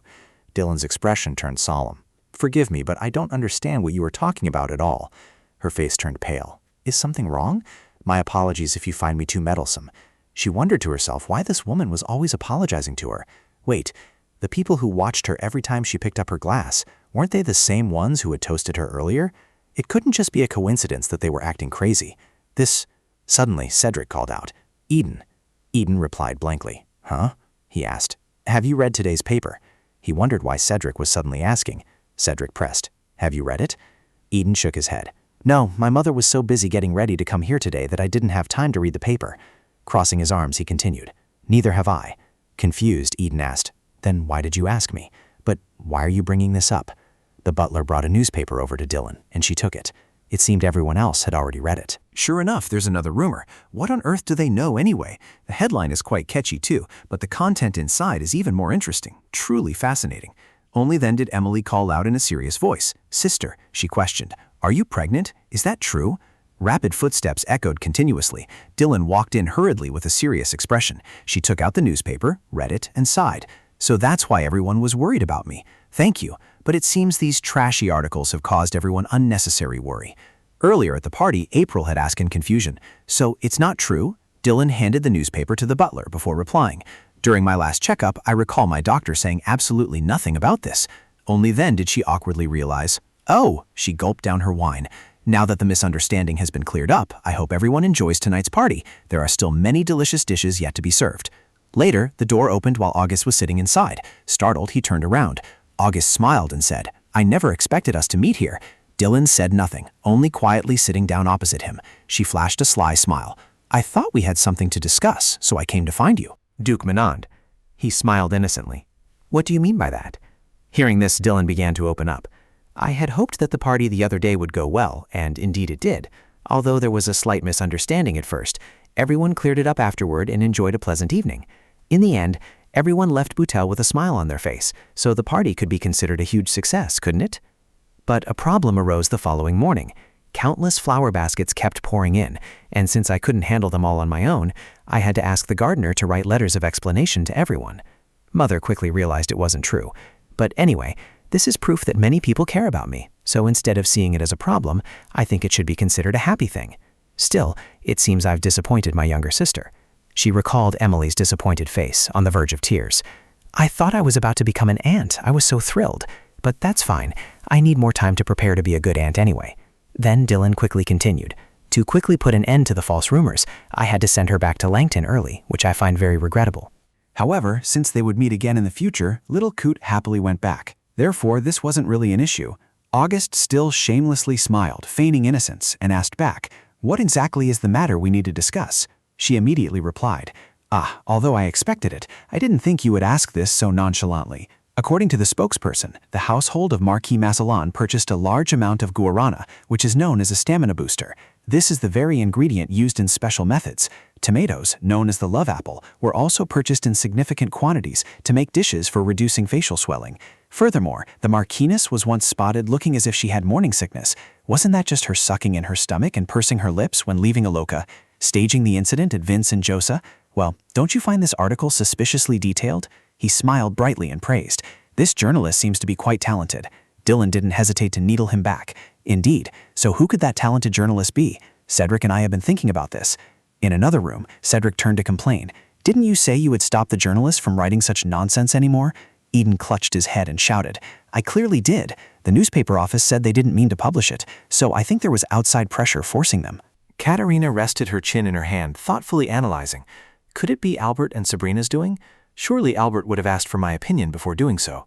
Hearing this, Dylan couldn't help but startle and ask, "Are you close to them?" She looked down and smiled. "Quite close, actually. I once intentionally approached one of them." Puzzled, she repeated, "Intentionally?" Katerina's quiet voice rang out. "Yes, it was a long time ago. Back then I did it because I had a personal grudge to settle. Of course, they also knew I was Cedric's lover, so they had a pretext to approach me. Besides, Dylan, it seems they are approaching you now, so I think it's best we talk in private." At this moment, Dylan had to admit to herself, that makes sense. In the original work, Albert Hayworth used Adeline as a spy, so it's not strange at all that Kachina was used. A spy? That sounds pretty thrilling. She quickly defended herself. "Of course, I'm close to you not just for this reason. Actually, I also wanted to confide in you, for instance, about the relationship between Cedric and me." She frowned and lowered her voice reproachfully. "And yet you didn't say anything to me about this." Cedric shyly avoided her gaze. "I was going to explain it to you several times, but you never paid any attention." Scene change. Returning to the room, August came over to Dylan and said, "Through that, I've learned many new things, so it can be considered a useful conversation." He casually asked back, "So where exactly does the problem lie?" She replied, "I don't know. I still don't understand where that journalist got this information.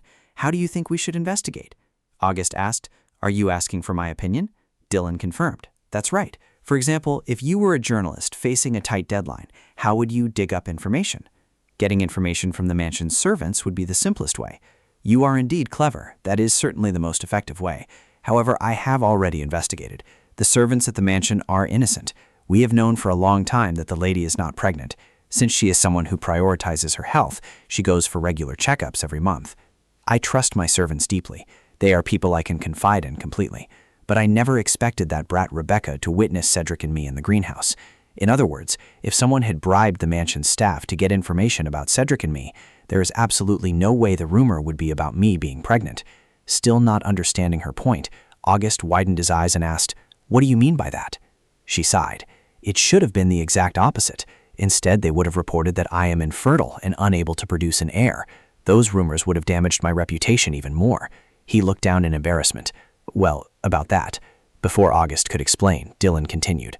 Yet this article claims that the Marquise's household is purchasing stamina-boosting medicine and buying love apples to eat. How could the same piece of information be spun into such completely different stories? He put his hand to his forehead in dismay. Such utterly slanderous rumors. Dylan's voice was filled with a murderous intensity as she asserted. Exactly. I knew you would understand the gravity of the situation. If it were an insider, they couldn't possibly be ignorant of the truth, which leads me to believe this was fabricated by an outsider. Perhaps an employee at Vincent & Jossi, the owner of the Gallerana shop, or maybe someone just happened to spot us. Considering these possibilities, I am now certain of who the culprit is. Actually, I knew who the culprit was from the very beginning, someone with power at the Central Times, like the owner of that newspaper office, for instance. He has a vast information network capable of gathering even the smallest pieces of news, yet he doesn't delve too deeply into the private affairs of those involved. He is an extremely selfish and childish person, but he didn't want to damage the reputation of the Marquis and Marchianus. That is why I came here in person, wondering what your answer would be. August leaned back in his chair and let out a very calm sigh. At this point, even if I deny it, nothing will change. She continued, I didn't expect you to admit your guilt so honestly. He laughed heartily. Is it really to the point of being called a crime? Everyone is happy when an interesting article is published. When a journalist has no news to print, he merely borrows this story to put on the front page. Dylan did not hesitate to question, is that all? August brazenly replied, You already know everything, yet you keep making me explain it. She politely requested, but at the very least, I expect an apology from you. Never in my wildest dreams did I think you would be like this. However, I believe showing everyone that my husband and I are working on our marriage is a positive thing. He seemed quite surprised by Dylan's actions. He truly hadn't expected her to get so angry that she would come all the way here.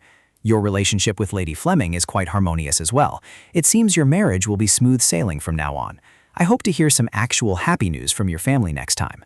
There was another equally interesting matter regarding yesterday's article. Katerina had said to me, the Marchianus' sudden arrival here has completely dispelled all the rumors I once firmly believed in. How frustrating. I had hoped it was true, or at least hoped it would become true in the future. Compared to a scoundrel like you, Cedric is many times better. That was what she had said to me. I had to put an end to her lingering attachment as soon as possible. Dylan stared unblinkingly at him with a sharp gaze. Fine. Hearing such an insincere apology from you is actually quite amusing. August laughed gleefully. I'm glad you see it that way. She smiled and said meaningfully, In that case, my politeness ends here. I didn't want to get involved in this, but you provoked me. Why do you care so much about Cedric anyway? He looked down, gave a faint smile, and explained, In high society, who wouldn't pay close attention to him? Dylan questioned him bluntly, Then why did you insist on publishing that article?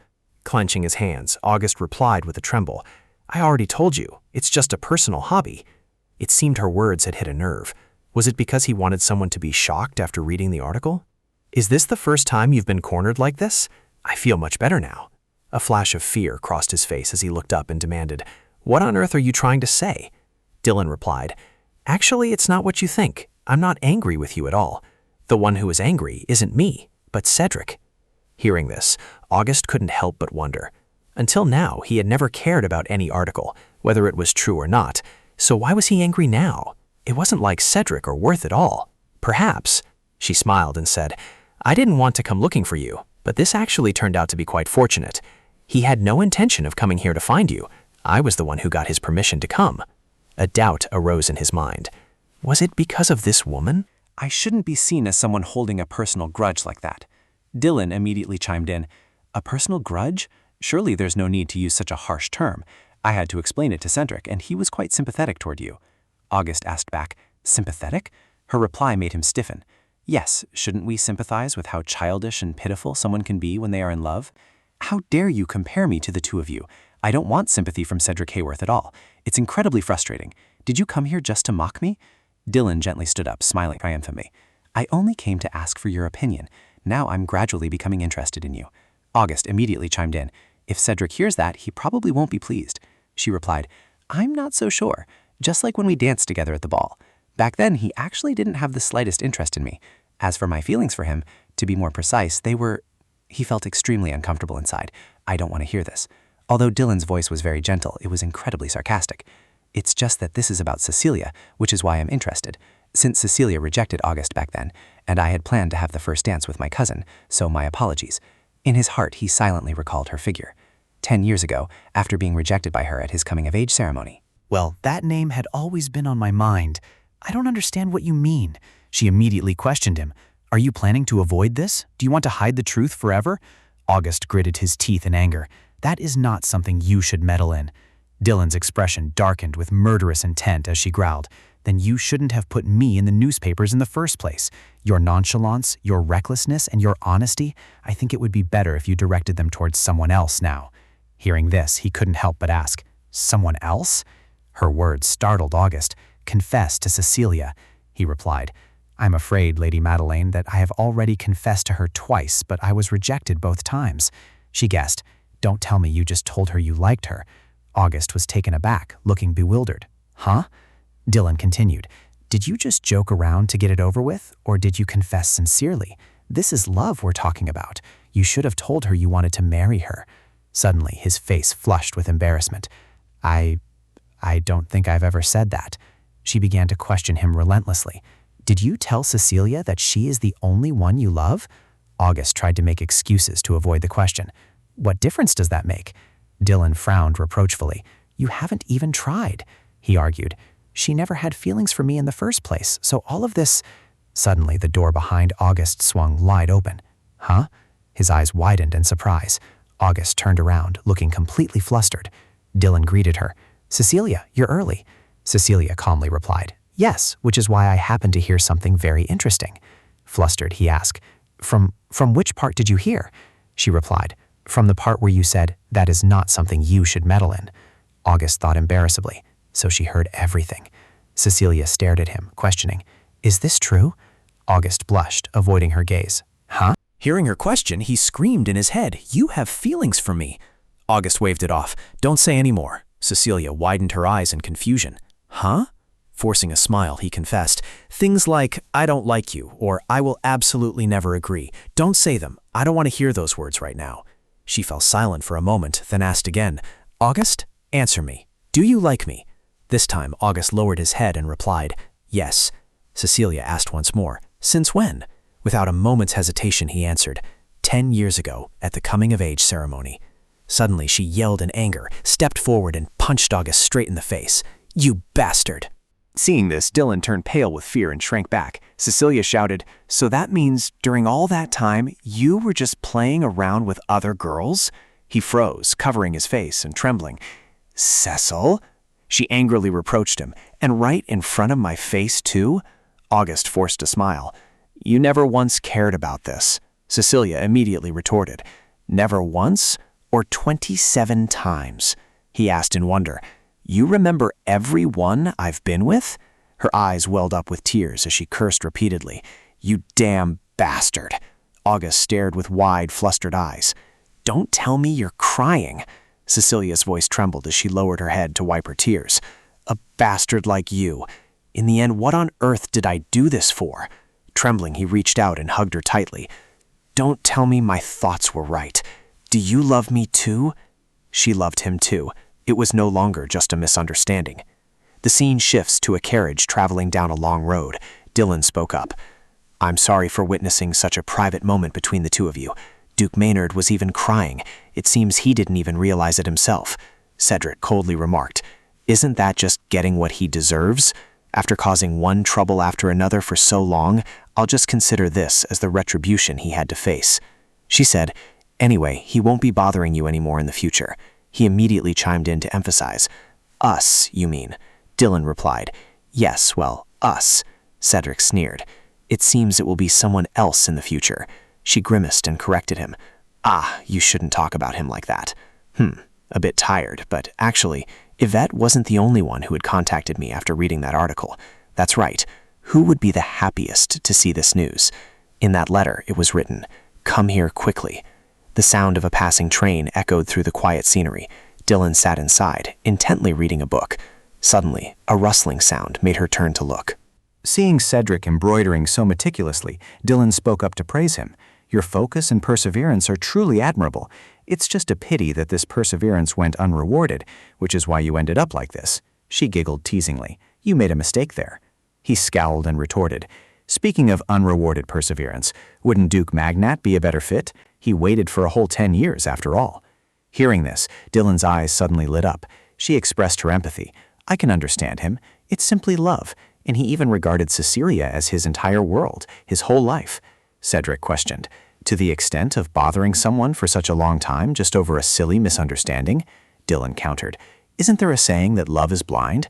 Naturally, when in love, people often misunderstand things, and no matter how rational they are no exception. Those with higher pride are even more prone to it, just like you once were with Adeline. He asked, Are you speaking from personal experience?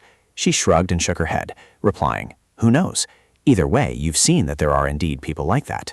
Cedric glanced to the side. Seeing this, Dylan smiled reassuringly, though his expression suggested he didn't quite understand yet. His deep, warm voice resonated. Even if there was a misunderstanding, haven't they had plenty of opportunities to meet all this time? If you want something, you can't just not reach out and grab it.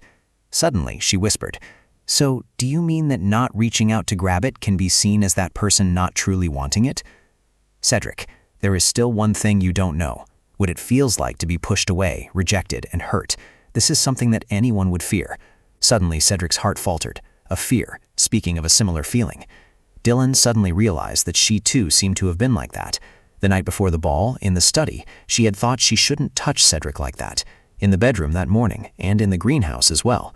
When she felt anxious as a figure in the distance approached, and when she couldn't bring herself to ask about the names of the men that woman had mentioned. The more they love the other person, the more they become like that. When they think of the people they cannot defeat, they become even more pessimistic, and that was exactly the case with Lord Magnus. He thoughtfully recalled what Emily had said in the carriage. You told me not to talk about this, but out of nowhere, that bastard said he loved me. He even did it in front of everyone. Just thinking about it makes me angry. But fortunately, that was as far as it went. Hearing this, he couldn't help but be startled and bewildered. She smiled and affirmed, Thanks to you, she is living very happily now. Involuntarily, Cedric lowered his head and smiled contentedly. Dylan's fiancé, Miles Whitehood, seemed even more of a bastard than he had thought. He didn't know if she still cared about him, but he could agree with Emily that Dylan was very happy here now. Returning to reality, his mood turned incredibly sour. However, now he kept doubting. A doubt also began to rise with him. It seemed Dylan had been talking about her own feelings lately, but pretending they were someone else's story. Was she still lingering on the man who had left her to confess to her younger sister? Was the person she could never defeat Emily? Cedric's hand gently moved the needle, and then he asked, Are you the same? She was startled and bewildered. Me? He added, You're also the same type of person as August. Dylan shyly looked away. Feelings won't change just because of someone else's influence. If they have no intentions toward us, they won't reciprocate. But I also don't like the idea of one side stubbornly holding on, forcing the other to reluctantly stay, even if it's just an empty shell. I don't want to fall into such a meaningless situation, so I would choose to leave. Cedric was silent for a moment, then spoke up. I think that's the right choice, because if she really wanted to hold on to the person who abandoned her, Dylan certainly wouldn't be here with me. She smiled and said, That's my thought, and it's also true in our case. Confused, he asked, Us? Dylan replied softly, I'm glad you agree with that. It makes me feel much better. I think we should just stop there. However, in Lord Maynard's case, since it was all just a misunderstanding, I hope he won't give up. Then what do you hope he will do? In the first place, he should have prevented those misunderstandings from happening. But that's just a hypothetical. For now, I think the two of them should have a sincere conversation to clear up the misunderstanding. Cedric looked down, wondering, Sincere? She replied, Yes, by temporarily putting aside their egos and not weighing the pros and cons. At first, they both thought the other only hated them, so now they need to meet to resolve the misunderstanding. A hint of sadness flashed across his face. He still clearly remembered what Dylan's confusion, anxiety, and turmoil looked like. That's why, looking at her face, he knew instantly. Was he the only one feeling in turmoil right now? The scene shifts to a magnificent castle where the butler bowed and smiled warmly. This is indeed a joyous occasion. Congratulations on your engagement, young Master Ricky. The maids also spoke up respectfully. "It has been a long time, young Master Ricky.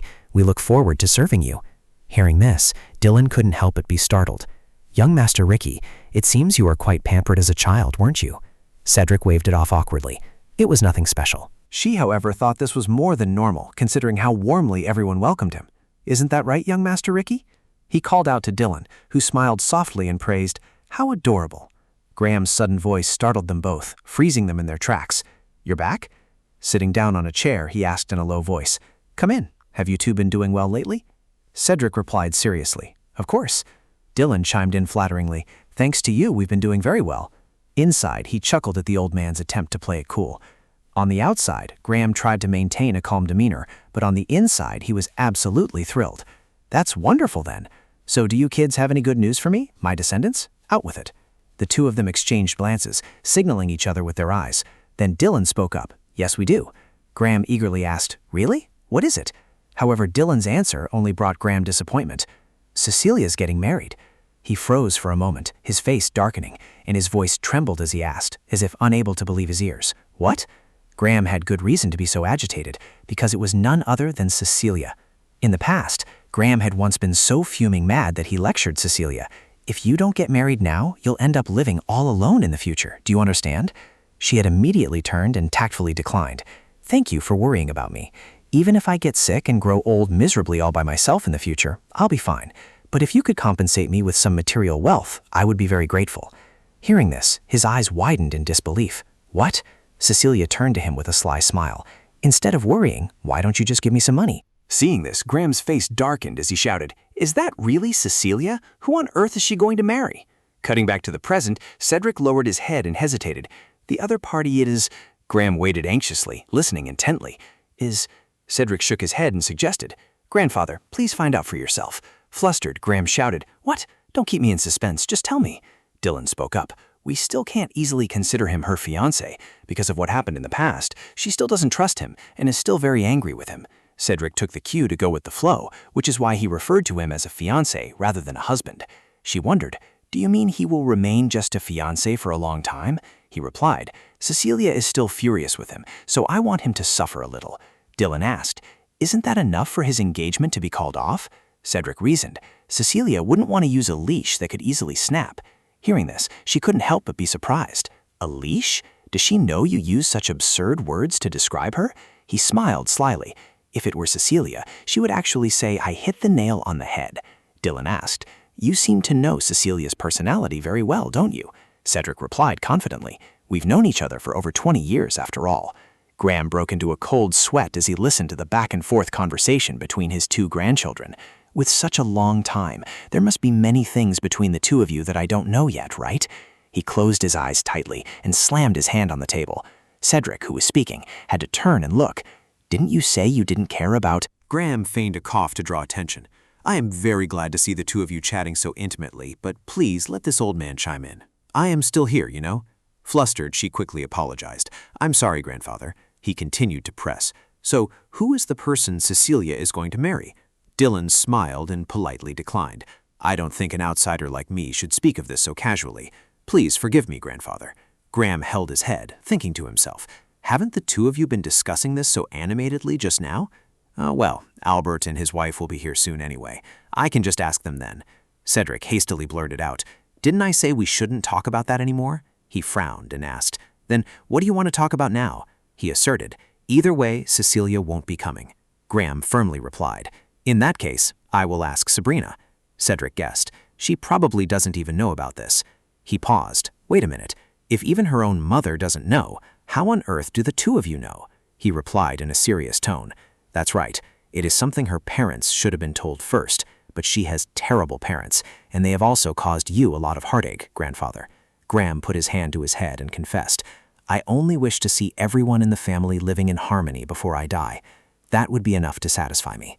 Dylan pleaded in a soft voice, "Please don't say that, grandfather. You must stay with us and live a long, healthy life."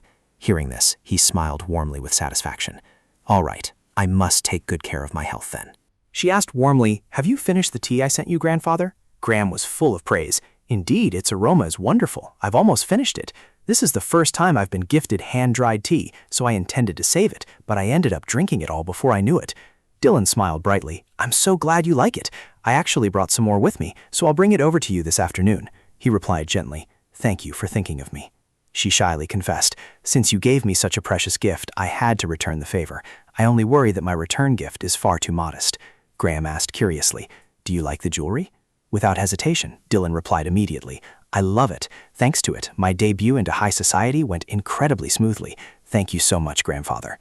He placed his hand gently on hers and breathed a sigh of relief. That is wonderful then. It's a gift I've kept for so long to pass down to my granddaughter-in-law. Although it took a while, I am incredibly proud to see you wearing it.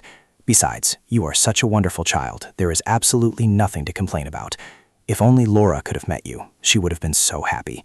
And if she could have met our unborn great-grandchild too. Yes, my great-grandchild. Is there anything else you kids want to say? I've already laid out the article here. Although I didn't mean to pry into your business, you two have been distracting me this whole time, so I had no other choice. Suddenly, Cedric spoke up and confessed, Something utterly absurd has happened to us, sir. Dylan added, Just because of a ridiculous tabloid article, we've been having a massive headache lately. Graham closed his eyes, lost in thought. Tabloid, he said with a smile. Although many people fell for that article, it seems experienced veterans weren't fooled by them at all. He immediately asked back, Experienced veterans? Cedric confidently replied, Yes, my mother knew from the very beginning that it wasn't true. Graham stood up abruptly and shouted, This matter, how could anyone easily believe it? No, I don't even understand what this article is saying. He chuckled in amusement. If that's the case, then that's a relief. Dylan also chimed in cheerfully. Look at that, it seems you worried for nothing. He looked embarrassed and played along. That's right, I don't care about it at all. Cedric pressed, Then may I ask what the good news you were looking forward to is? Graham replied hesitantly, Well, just knowing that the two of you are living well and happily is enough to make me happy. He immediately followed up, Yes, as you can see, we are doing very well. To himself, he thought, Indeed, when I read that article, I did have some expectations. But for an old man with one foot in the grave like me, it's only natural to hope for an heir, you dummy. Cedric pressed, Is there anything else you wanted to ask us? Graham quickly replied, That should be all. He bluntly turned to leave. Then we shall take our leave. He gasped in surprise. Already? Cedric turned back and explained coldly, We've been caught up in various things lately, so we're very busy and don't have much time. Graham looked visibly saddened. It's my fault for calling Al back. You should at least stay for a day. It's been so long since we last had a meal together. Cedric reassured him. We'll come again next time. He waved it off dejectedly. You always say that. He sighed wearily. But the people here. Graham tried to hold them back. Honestly, everyone will be so sad. Look at Mrs. Thompson. She was so overjoyed to hear you were coming. She even made the wild strawberry pudding you loved so much as a child. Cedric reproached helplessly. Why did you have to bring up the pudding? Dylan tugged at his sleeve and pleaded with sparkling eyes. Could we stay for one night, please? Cedric's cheeks flushed red, clearly because of Dylan. He smiled with delight. I've already prepared the bedrooms nicely. He glanced over suspiciously. Bedrooms? Graham quickly explained. Separate bedrooms, separate. Cedric added helplessly. Fortunately, you're still lucid. He grumbled reproachfully. You're going to get into trouble sooner or later with that way of speaking. He teased back. I think you'll be the one to get into trouble before me. Didn't I already tell you? I've been very busy lately. I have my reasons for leaving. It seems there is another motive behind this. The scene shifts to the Hatlinghorn drawing room. Cedric took the initiative to speak. Dylan, I wasn't planning on telling you about Uncle Anbeck. Dylan gently replied, I know, there's a saying that birds of a feather flock together. After meeting Lady Anbeck, I figured her husband would be just like her, wouldn't he? He replied, generally speaking, yes, except he is even ruder than she is. Her voice carried a hint of reproach. That makes sense. Today is the day I get scolded, after all. Even my clothes have become all wrinkled. But it's fine. There are no outsiders here to judge me anyway. Besides, I don't want to try as hard as I used to. I don't mind getting scolded a little. After all, I'm quite good at taking a scolding. Cedric smirked, looking at her with gentle eyes. I'd like to see how you handle it too. A knock sounded on the door from outside. The Duke has summoned you, sir. He stood up and replied, I still have some matters to discuss, so it might take a while. Dylan chimed in. Then I'll wait for you in the drawing room. Just as you said, Hatlinghorn really does have a lot of antiques. I'm also planning to see if there are any secret spaces here. With grandfather's permission, of course. Cedric guessed. He'll probably agree. She hurriedly stood up to leave. Then I shall take my leave. Off you go, young Master Ricky. What was he going to talk about? It seemed like he had hesitated for a moment earlier. I was very curious about the sturdy mahogany cabinet in Hathland Hall, but the fact that it contained a secret compartment excited me even more. The cabinet drawer had opened very easily at first. Last time, I had seen a gun inside. Did someone in the house leave a gun here? It's open. What's inside? A letter. To my beloved Lady Northerland. What's that? Morgan suddenly sneaked up from behind and whispered, "Indeed, what could it be?" Dylan spun around, startled out of her wits, and yelled, "Are you crazy? You ghost?" He smiled and replied, "That is not my name." Gritting her teeth in anger, she glared at him. "I know you, bastard. Who wouldn't know you? Morgan Hayworth." Morgan offered a shameless smile, asking, "Exactly, you know me." Dylan stared at Morgan, thinking to herself, "The moment I saw that face, I recognized him. He is the very person I yearned for so much that I imagined him. How could I not know? I heard that your uncle and his wife were coming, but I didn't expect to meet you, Morgan." Startled, he wondered, "Are my parents coming today? I didn't know about this either. I came to visit him, so this must be just a coincidence. Don't tell me it's the same for you?"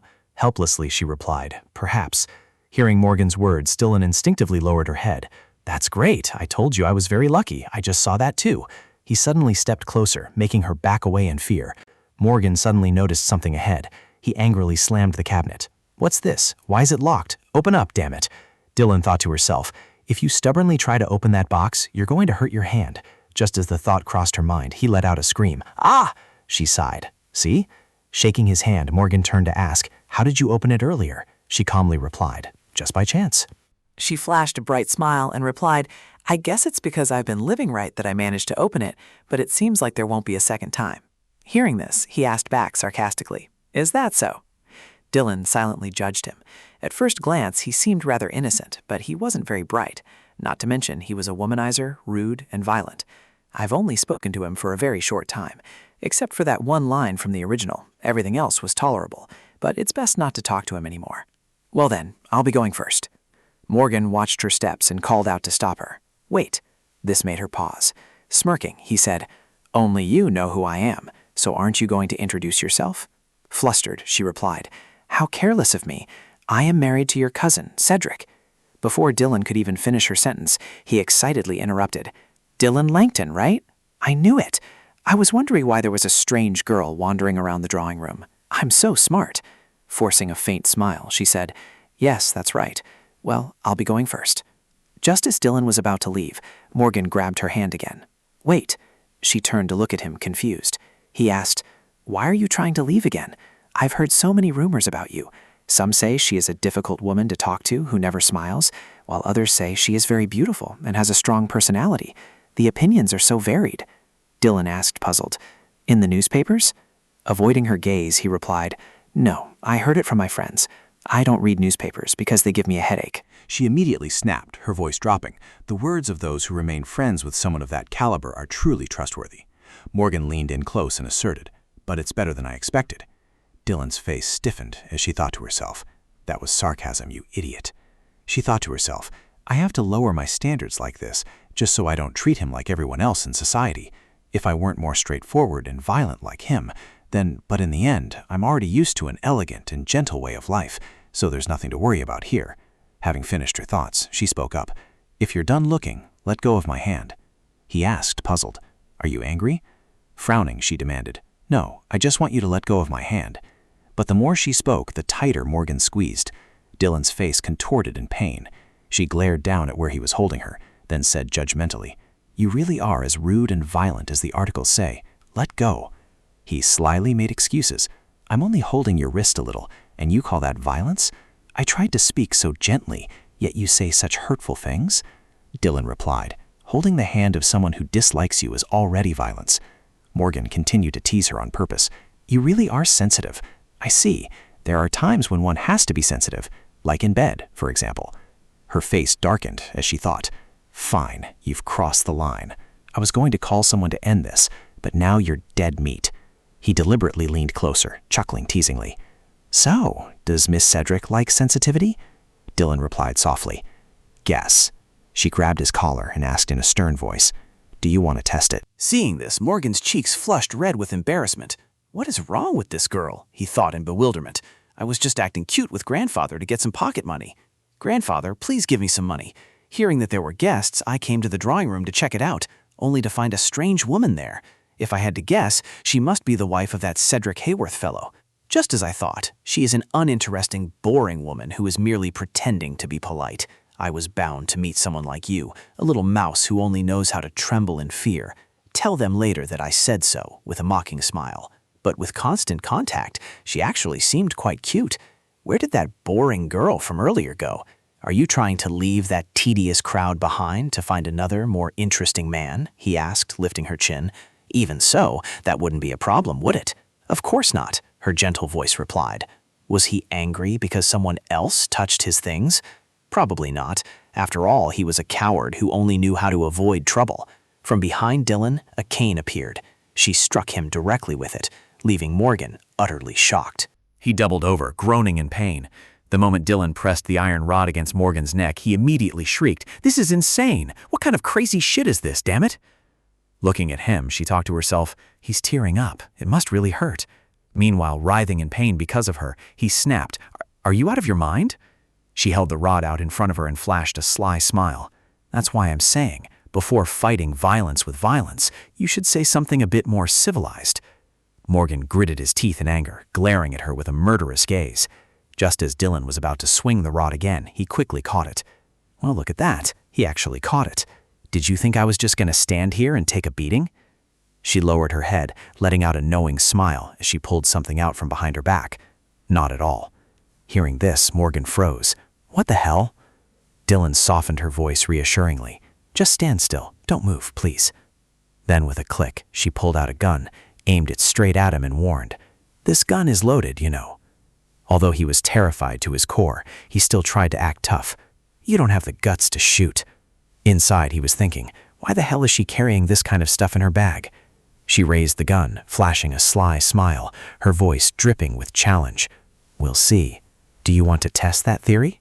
Terrified, Morgan turned pale and trembled as he backed away. "Stop trying to intimidate me. Put that thing down already." Filled with anxiety, he thought, "That's right, she's just bluffing. There's no way she'd actually shoot, right? Her stance looks familiar, but..." Hearing this, Dylan smirked, deliberately teasing him. "What about me? Now is the perfect time to shoot you, isn't it? A big, strong man like you is threatening a woman like me with a weapon. No matter how you look at it, it's clear that I'm acting in self-defense." Startled, he shouted and raised his club. "What? Threatening? Hey, if you put it that way, you were the one who started this." Her voice turned sarcastic. "Is that so? But who would know? My fingerprints aren't on it." Startled and bewildered, Morgan widened his eyes and asked, "What?" He looked at her, wearing gloves and smiling brightly, then looked down at his own bare hands. He screamed internally, "From now on, I must wear gloves whenever I go out." She gently reminded him, "This is a very important part of an outfit, you know. Keep that in mind." Morgan threw the club down and yelled, "My God, so you had this plan from the very beginning?" Dylan feigned surprise. "Oh dear, I'm so flustered right now. What if I accidentally pull the trigger?" Her hand still toyed with the trigger.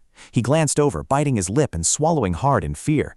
Damn it, that was a gun with a cocked trigger, which could fire instantly with even the slightest touch. He began to negotiate. "If you shoot me now, you'll be no different. You'll become a criminal. This isn't self-defense." Dylan suddenly agreed. "Right, it isn't. So could it be considered a flustered lady accidentally misfiring while being threatened by a stranger? Try looking at it from my perspective. Oh dear, the man I met for the very first time today is threatening me with a demeanor one would never expect from a member of a Dougal family." Morgan, his anger showing plainly on his face, shouted, "You recognized me the moment you saw me." Ignoring him, she casually explained, "Just as I happened to pick up a gun that was already cocked, and because of that carelessness, bang!" He screamed, "You were the one who cocked it." Dylan's immediately pointed the gun at Morgan's face threateningly. "That's true, but who would ever know?" He was so terrified that he stammered, If you really shoot, my grandfather is the only one left, and he treasures me so much." Her face deliberately feigned hesitation. Perhaps he is feeling regretful about his cousin's wife, thinking she should have pulled herself together sooner before being shot. Morgan recalled Graham's advice. "You also need to pull yourself together from now on, Morgan." Then, pointing his finger, he screamed, "Damn it, don't laugh. I will tell everything, including your mumblings, including this exact situation. I will tell it all." "This was all your plan," Dylan replied with a sarcastic tone. "Then I'll just have to tell them that you're making ridiculous excuses because you're embarrassed." He shouted angrily, "What?" She smiled deliberately to provoke Morgan. "Don't worry, it seems I'm a better actor than you thought, so much so that even you were almost fooled. Besides, between someone who has been involved in violent incidents multiple times like you, and someone active in high society who has never caused any trouble like me, even if you are a duke, wouldn't my words still be more believable? That is why the reputation one builds is so important. Keep this in mind for the future." Hearing this, his jaw dropped in shock, his mind spinning with fear. She was truly out of her mind. Dylan exclaimed, "You shouldn't say such rude things to someone who has taught you a valuable lesson. My mood has soured. Should I just shoot now?" Seeing this, Morgan backed away, biting his lip, sweat pouring down his face. She drew closer and closer. Are you going to run away? But where to? What if you actually get shot? As he backed away, his leg hit a nearby cabinet. Morgan turned around with a worried look, his hands clutching the cabinets. Dylan pressed the weapon closer, her voice low as she reassured him. Don't worry, you'll be taken to the hospital for surgery right away anyway, so you'll definitely survive just fine. Wait, if that's the case, will you tell the Duke everything? Oh dear, then I might accidentally shoot you right in a vital spot, killing you instantly. If you're too scared, you can close your eyes for a moment, because it will be over soon. Terrified out of his wits, he raised his hands and screamed for help. Is anyone out there? Come here quickly. Is anyone there? Maid? Wilson? Is there no one? Damn it, anyone! Just then the butler hurriedly threw the door open and ran in. What is the matter, sir? Seeing him, Morgan was so relieved he was close to tears. Thank goodness, who would have thought there would come a day when he was this glad to see that lecturing old man? The old butler asked in confusion, Why are you in such a state, sir? Meanwhile, he quickly rushed toward him, thinking, I'm saved. Hurry, arrest that crazy woman. The butler cast a suspicious glance at Dylan. He hurriedly bowed deeply and asked, Is something the matter, madam? Seeing this, he froze, wondering, What? She replied flusteredly, No, nothing is wrong. I was just a bit startled to meet a stranger. The butler bowed slightly in apology. I did not expect Lord Morgan to visit so suddenly either. Please forgive me for not informing you in advance, madam. Dylan quickly waved it off. Oh dear, there is no need to apologize. It is nothing serious. Morgan froze at the sight. Wait a minute. The butler tried to soothe her, apologizing once again for leaving the lady alone. I will call a maid over right away. His jaw dropped as he thought to himself, I'm the one who was left alone here, so why is everyone treating her like a pitiful victim? Unable to accept this, he cried out, Just because she says nothing happened doesn't mean nothing did. Something really did happen. The butler frowned and looked over, his voice dropping. So something did happen? Morgan pointed at her and shrieked, Yes, her! The butler sighed and reminded him in a stern voice. Even so, the Duke's order is to not make a scene in the hall, young master. He still tried to explain. No, that woman! The butler replied. Even if Lady Nizelander behaves unreasonably, she will be in trouble, and the Duke would be very displeased. Morgan's voice was still trembling, leaving him speechless. She really? The butler ordered sternly. Young master, the Duke is currently in an important conversation, so please lower your voice. He explained resentfully. No, she pointed a gun at me and cornered me. The butler asked back. Did you say a gun? Morgan confirmed. Yes, her. But at this moment, Dylan's hands were completely empty. He wondered blankly, where did it go? The butler frowned and questioned. Which gun are you talking about, sir? Morgan still tried to explain. No, it's real. She was clearly holding it until just now. This is so unfair, really. Oh, right, in her pocket. It was peeking out from her skirt. If you search her, you'll find it. Just as he was about to make a move, the butler stepped in front of Dylan to stop him. Young master, Morgan shouted in confusion. What now? She appeared frightened. I'm a bit flustered since you said you would search me. Seeing this, his eyes went wide and his mouth fell open. No, that's... The butler turned to apologize. Pardon my rudeness, but perhaps it would be better if I explained directly. Dylan then explained. First of all, I also acted very childishly. I was engrossed in opening the secret drawer of this mahogany cabinet. The butler chimed in. So that was it. She said softly. Because of that, I didn't sense him at all. Lord Morgan quickly approached and stood behind me. When I realized someone was there, I was startled and turned around. Hearing this, the butler frowned and looked over, quickly approached. Of course this would startle the madam. Dylan feigned regret. At that moment, why did I have to pick up what was inside? It was a revolver. I held it in my hand for a moment to confirm. It seems Lord Morgan was also very flustered. I sincerely apologize to you for that. The butler immediately defended her. So that was it. Perhaps Master Morgan has misunderstood. He screamed in frustration. No, it's not. What do you mean misunderstood? What if I had been shot dead? The butler gritted his teeth and said, You do not need to worry about that, sir. The butler walked over to the wooden cabinet in front of him. He pulled out a drawer, inside of which was the gun Dylan had held earlier. Seeing this, Morgan's eyes lit up as he asserted, Yes, that's it. The butler opened the cylinder and said, It is an empty gun. Seeing this, he couldn't help but be dumbfounded. The butler explained, I am the one in charge of it. From the very beginning, it is lacked a Gunfeber. Morgan stared wide-eyed at Dylan. She winked at him as if to say, See, that's why I said my acting is top-notch. Seeing this, Morgan grew even angrier. This crazy girl. Hey, couldn't you just behave yourself? The butler stepped in to intervene. Please refrain from violent behavior, Master Morgan. He shouted in anger. What? Violent? She's the violent one. Do you have any idea what she did? My shoulder, where it got hit by my own spark, is still stinging. It must have left a bruise. It definitely did. I'll show you. With that, he began unbuttoning his shirt one by one, thinking that if Bilson saw this, he would know who the real victim was. Dylan pretended to be embarrassed and covered her eyes. Oh my goodness. The butler tried to calm him down. Young master, even if you are upset, taking your anger out like this makes things very difficult. Morgan was so angry that he could only scream in helpless frustration. "I told you I'm not taking my anger out on anyone. This is proof." Morgan struggled to break free from the butler. "Let go of me. Aren't you going to let go?" He suggested. "First, please step aside, Lady Northumberland, and I would be very grateful if you could call the other servants here." He yelled out. "What do you mean, tell her to leave? I didn't do anything wrong. Just you wait and see." Upon seeing 2 other servants arrive, he immediately surrendered. Morgan gritted his teeth, his face darkening as he glared at them.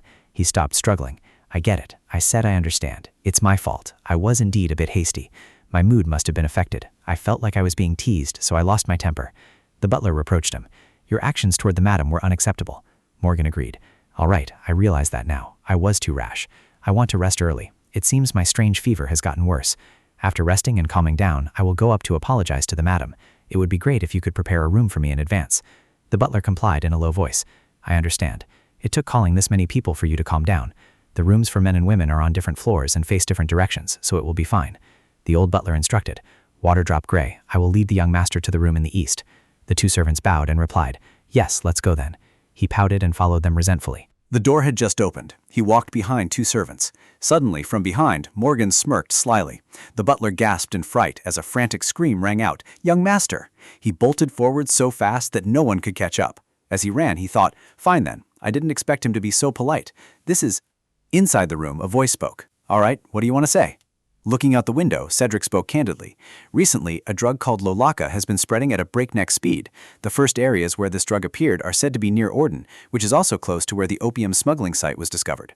Graham sighed in frustration and mourned, "We must be careful. If we don't tighten control, what do you plan to do with those drugs?"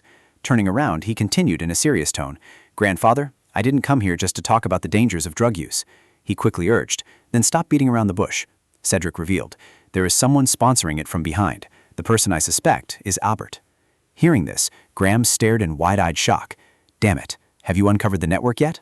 Lowering his head, he replied, "Not yet, grandfather. I only have a hunch, just like you." His brows furrowed visibly as he continued anxiously.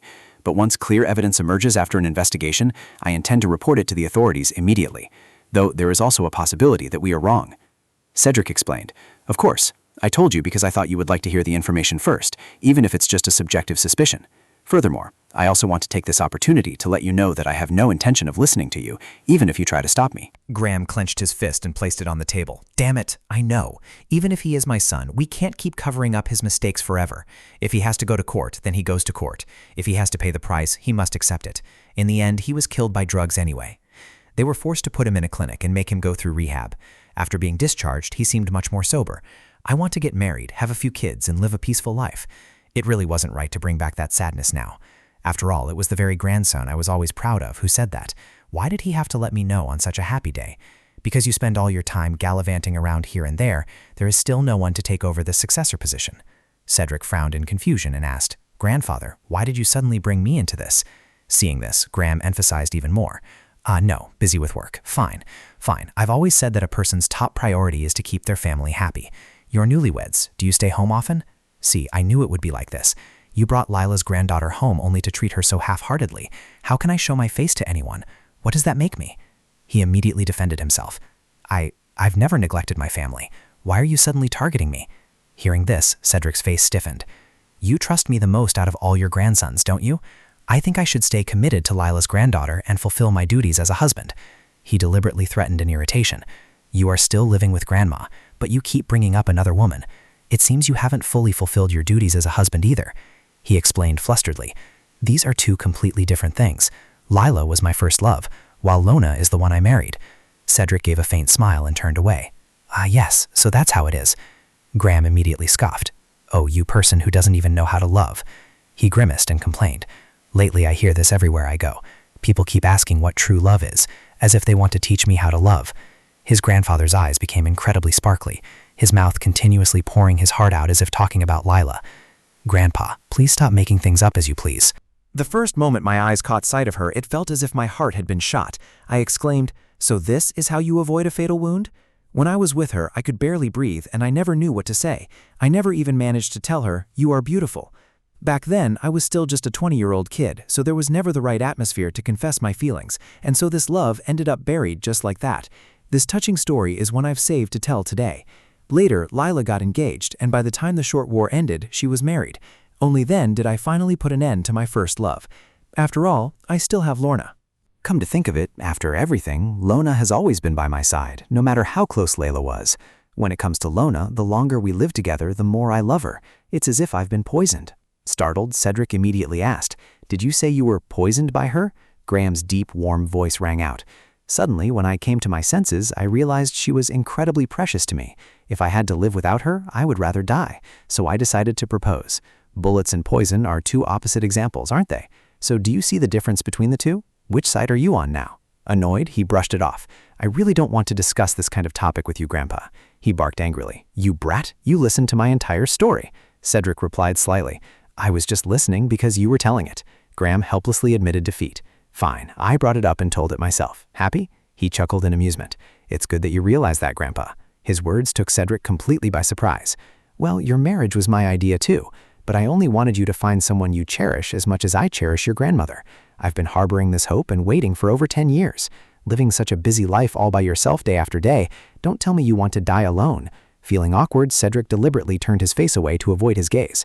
"I know you're worried about me, which is why you're giving me such heartfelt advice." Graham questioned suspiciously, "Do you really know?" He frowned and replied, "Really? Calling my uncle and aunt was just for this one issue?" He asserted, "I just want to live close to all my relatives. When Albert said he would drop by, I felt a bit annoyed. Is it really that hard?" Cedric looked down, recalling his past. "Yes, it's truly unbearable. I'm no longer a kid. No, I definitely know that his stubbornness is only because he wants what's best for me. When I was young and didn't know any better, I used to talk back to him. This time, I just need to endure it and let it go, right? But from the very beginning, of all the things he forced me to do, was any of it actually good for me? This?" Suddenly, he remembered her seductive lips and her voice calling young Master Ricky, which startled him. Then blushing, he smiled and said, "Dylan seems to be looking forward to tonight's dinner too, so I suppose I am as well." Seeing him like this, Graham's eyes widened in surprise. "For the first time in my life, I see you making such an expression." This old man is truly astonished. Confused, he turned and asked back, "What expression? What are you talking about?" Suddenly, Morgan arrived and flung the door open. Panting heavily, he shouted to report, "Grandfather, some crazy woman suddenly showed up at our house." Graham asked worriedly, "What's wrong, Morgan? When did you arrive? I didn't see you notify us beforehand." Morgan wondered, "Do I still have to notify you before coming here? Anyway, my father and mother are coming too." He immediately scolded, "You brat, you're all grown up, yet it's always father this and mother that. What's up with that?" He shrugged and continued, "What? So should I call them some McCant or uncle instead?" Hearing this, Graham couldn't help but click his tongue. Morgan glanced over. "Besides, I knew it. I knew Cedric would be here discussing something important with you." Cedric greeted him in a cold voice. "Long time no see." Hearing that, he deliberately stepped closer to tease him. "Right, it's been a while since we last met, so shouldn't my first words be to congratulate you on your marriage?" He did not hesitate to fire back. "Should I perhaps show my gratitude for those congratulations?" Morgan deliberately needled him. "No, even congratulating you a bit more wouldn't be enough, because I feel she is actually a perfect match for me." Cedric's face hardened, burning with murderous intent.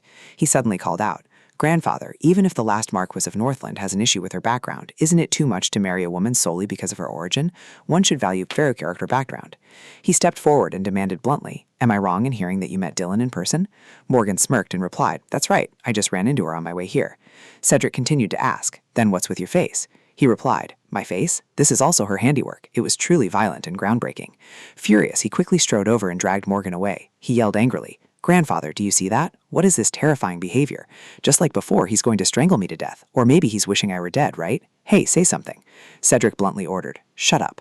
Seeing this, Morgan also froze in his tracks. His thoughts raced in his mind, his feet hurried forward, the sound of his heartbeat ringing in his ears and making his surroundings feel noisy. The dozens of eyes watching from inside the villa were now growing quiet, so I knew nothing major would happen to Dylan.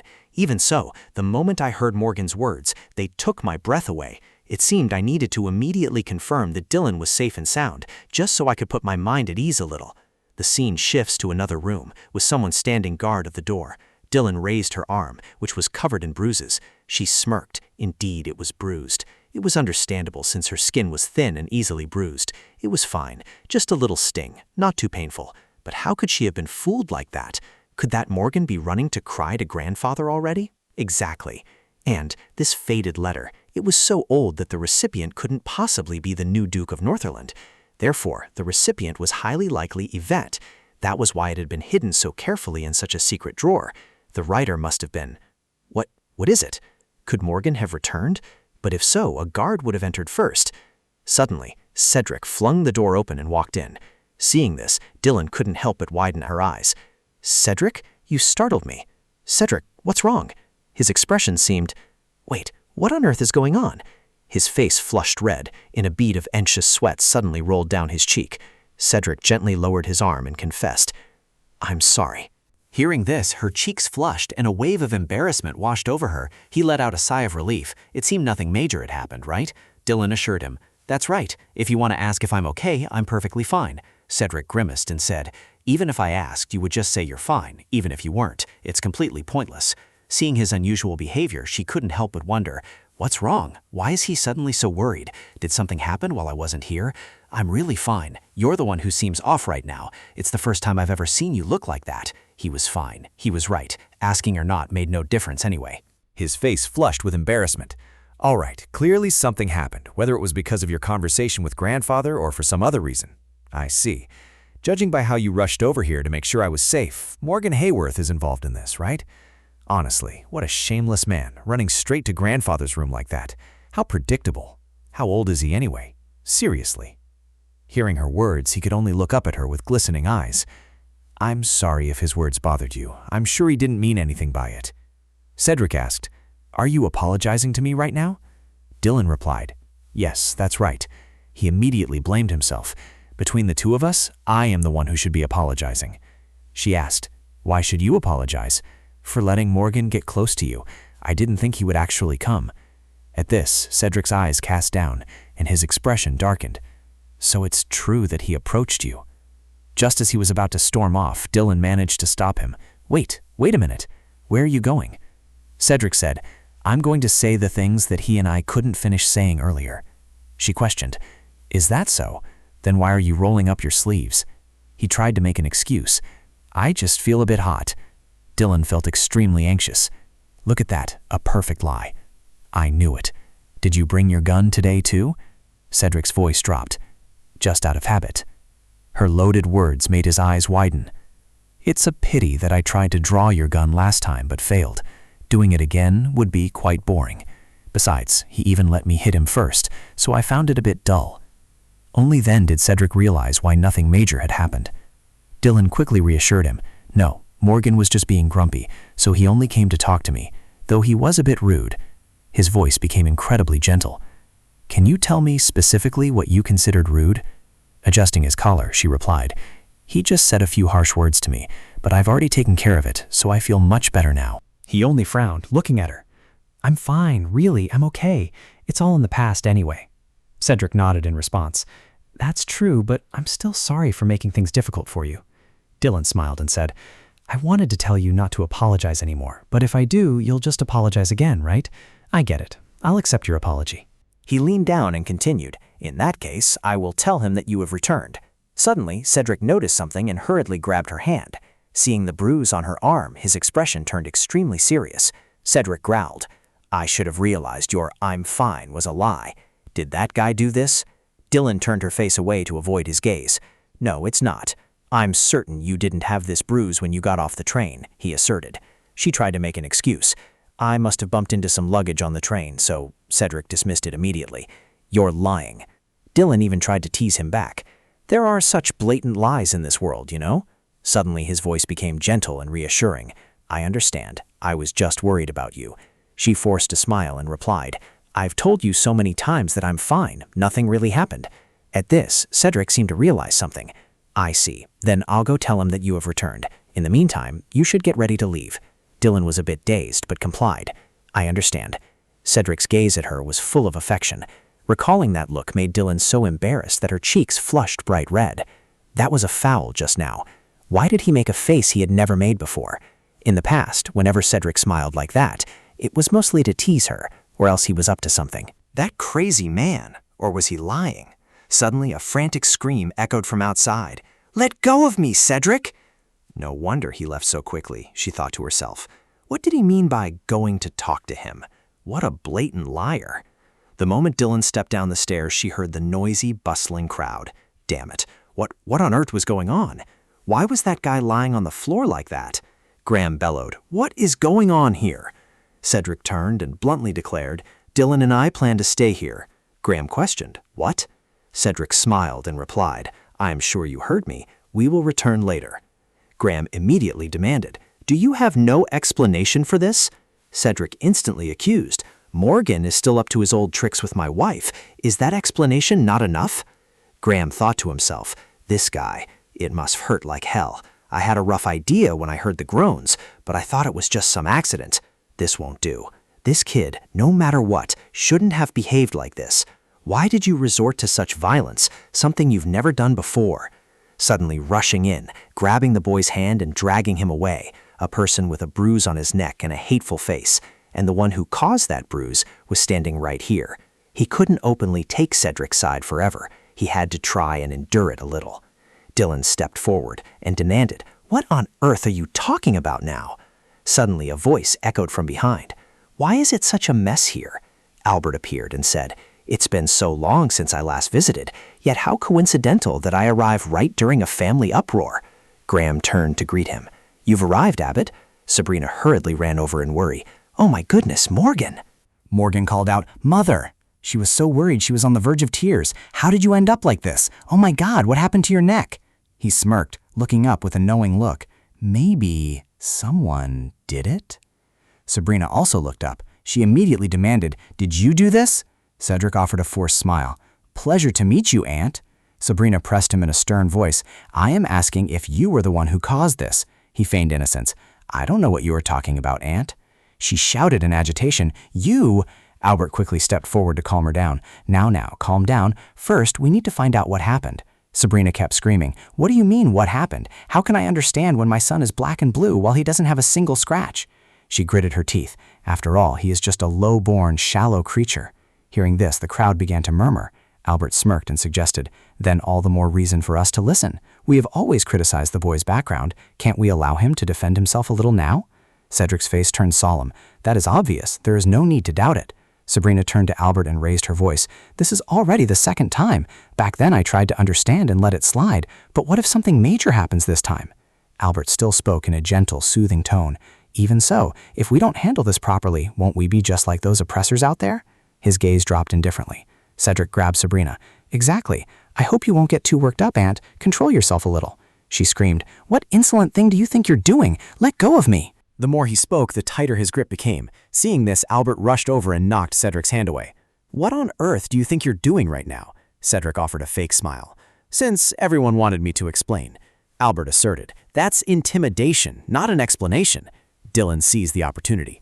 Is that so? Then I also felt threatened when faced with a similar situation. The very next second, everyone looked startled. She showed them her bruise. When the madam's son threatened me, there were only the two of us in the drawing room. Morgan kept raising his voice and shouting at me. Isn't that right, Mr. Binzen? Binzen immediately replied. Yes, that is correct. Dylan put on a pitiful look. Fortunately, thanks to the help of Binzen and the other servants, I was able to leave quickly. I was truly terrified and trembling. Morgan stood up abruptly. How ridiculous! But the girl sniffled and continued to pour her heart out. So when I told them my story, I didn't foresee that he would take revenge on Morgan. Therefore, Your Grace, if you want to scold someone, please blame my behavior first. I don't think Cedric's actions were wrong at all. Graham hurriedly defended her. No, it's not your fault. Albert shot him a glare, forcing Graham to reluctantly suggest, if that's the case, then your side must apologize. That was a very disrespectful act. He hastily brushed it aside. No, it was clearly him. Albert smirked slyly. My son was rude, so he must apologize first. Morgan's actions were wrong. However, isn't there a code of conduct that nobles must follow? I could also do that right now if I wanted to. Seeing the insolence you showed Sabrina, I could beat you just like that. But why didn't you do so? Because dignity and rules are what must be upheld as a member of the House of Southwark, especially before the head of the family.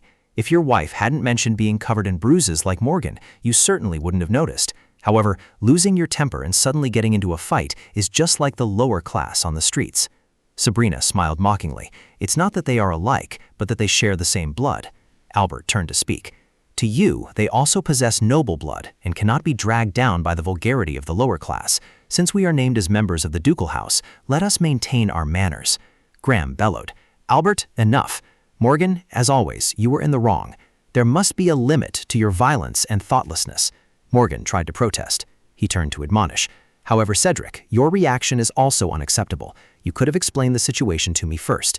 If you had, I would have stepped in to resolve it. That would have been the right way to handle things.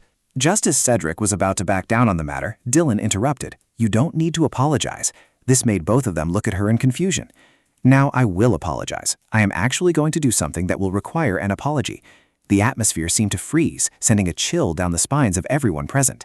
I was glad to hear that you didn't strip him of his status, but it is outrageous that you overlooked the insults directed at Cedric's bloodline while lecturing about some laws or rules.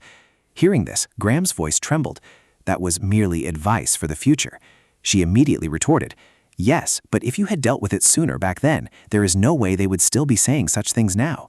Anyone can tell, without even looking, just how long these daily insults have been going on. Flustered, he stammered, no, that is… Dylan sneered and continued, what is the point of remaining neutral in a situation like this?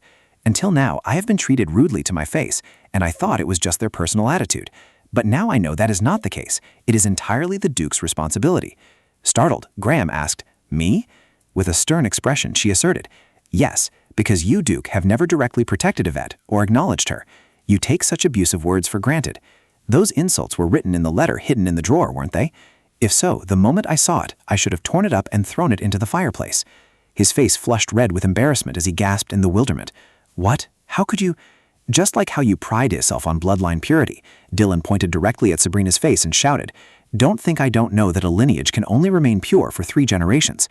Trembling, she tried to explain, he is just an illegitimate child who happened to get his name registered in the family registry. He is not of pure blood. She angrily shouted, but there is. When it comes to noble lineage, only those here with a bloodline older than mine are allowed to speak. So that was it, the one with the longest seniority here. Everyone knew of the purity of Viscount Langton's lineage, which had been passed down through 13 generations. Was a childish bloodline dispute like this supposed to be noble? Did such a public insult show any sense of propriety? Albeck barked, how insolent! Dylan smirked confidently and asserted, not at all. I believe you wouldn't hold my insolence against me. If dignity is measured by the purity of one's bloodline, then I am the most dignified person among us. I am sorry if the Duke is disappointed in me. I too was deeply disappointed to return here, so I will not apologize. Disappointed? Disappointed about what? By the way, I now understand perfectly well why you hate Southernwick so much, but rest assured, you will never see me act like this again. Even if you invite me, I will decline politely, just like a noble with dignity. Graham stood frozen as Dylan walked away with heavy steps. The entire hall fell into a dead silence. No one said another word. While he turned his back to weep alone, Cedric suddenly spoke up. Normally, one should say thank you before leaving. Perhaps you cannot do so, because a noble previously told you not to apologize. However, I now understand my shortcomings of late. This is an opportunity for me to realize that I seem to lack the caliber of your family when it comes to problem solving. From now on, I will no longer do things out in the open, but after paying back the money for hiring the help, I will destroy the evidence and pretend to have nothing to do with it. If rumors leak out, I'll just have to bribe them or find a way to silence them, following your example. Albert's face darkened with rage, speechless as he choked out, "You!" He turned around, flashed a provocative smile, and replied, "My noble lady is waiting for me, so please excuse me. Well then, I wish everyone peace in the future." The scene shifts to another room in the castle. It really was an interesting matter. It would have been great to watch it from the very beginning. The maid, who was stirring the food, also felt extremely intrigued. Even so, what should I do with the dessert I made now? Suddenly, Graham called out, "Wheeler!" The maid spoke in a low, confiding voice. "I too would like to speak with the young master's lady just once.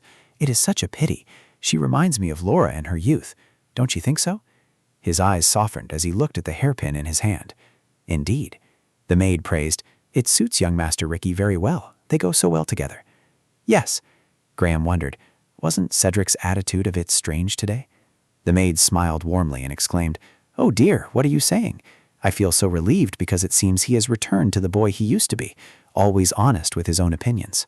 The train wheels rumbled along the tracks. Cedric sat on the train, sighing and grumbling to himself. He had bought the earliest ticket available, but it would still take 6 hours to get there. He stole a quiet glance upward. Opposite Cedric, Dylan sat pouting irritably, staring out the window.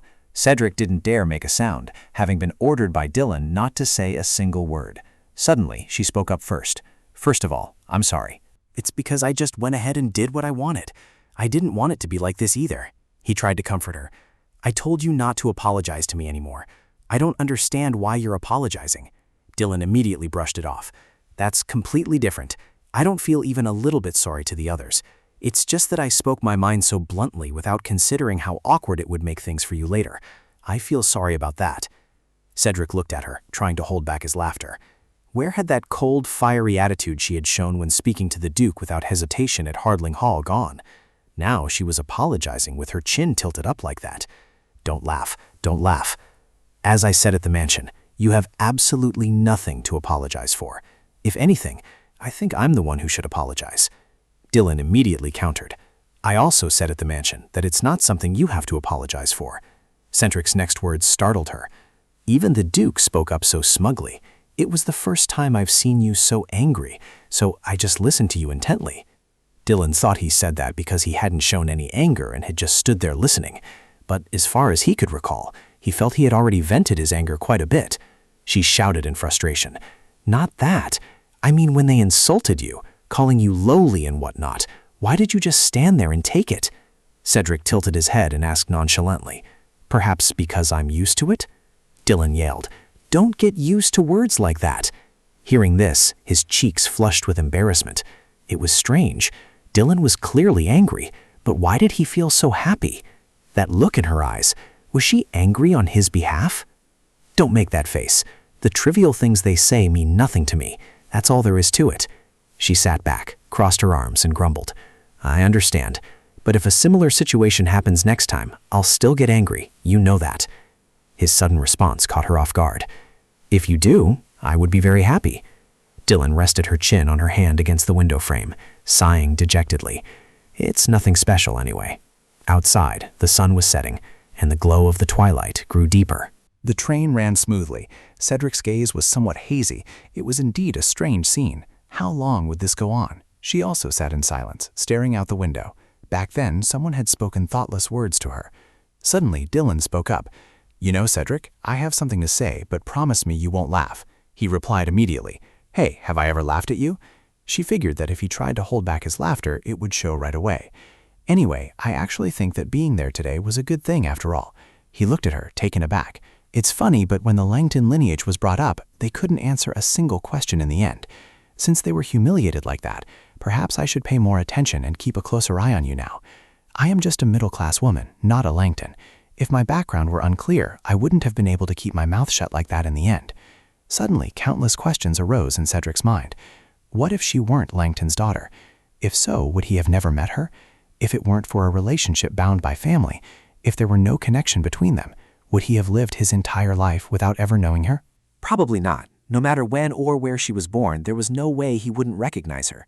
Because from the very beginning, when her sweet voice rang out, he felt incredibly lucky. Now there was something like the sound of a gunshot. No, that wasn't it. It wasn't just the sound of a gunshot ringing out now. He had felt this sensation many times before. Only now did he realize that the poison was spreading, stealing his breath away. He wondered when it had started. Perhaps from the fields of Langton, where the sunset had sunk as deep as it was now. When only the two of them stood there and she spoke in a low voice, her expression half hidden. That was when she said, "I want you to know that I will never love you." Finding it strange, Dylan called out anxiously, "Cedric." He covered his mouth and did not answer, thinking to himself that perhaps even she had forgotten those words. It seemed to be seeping into his very bones.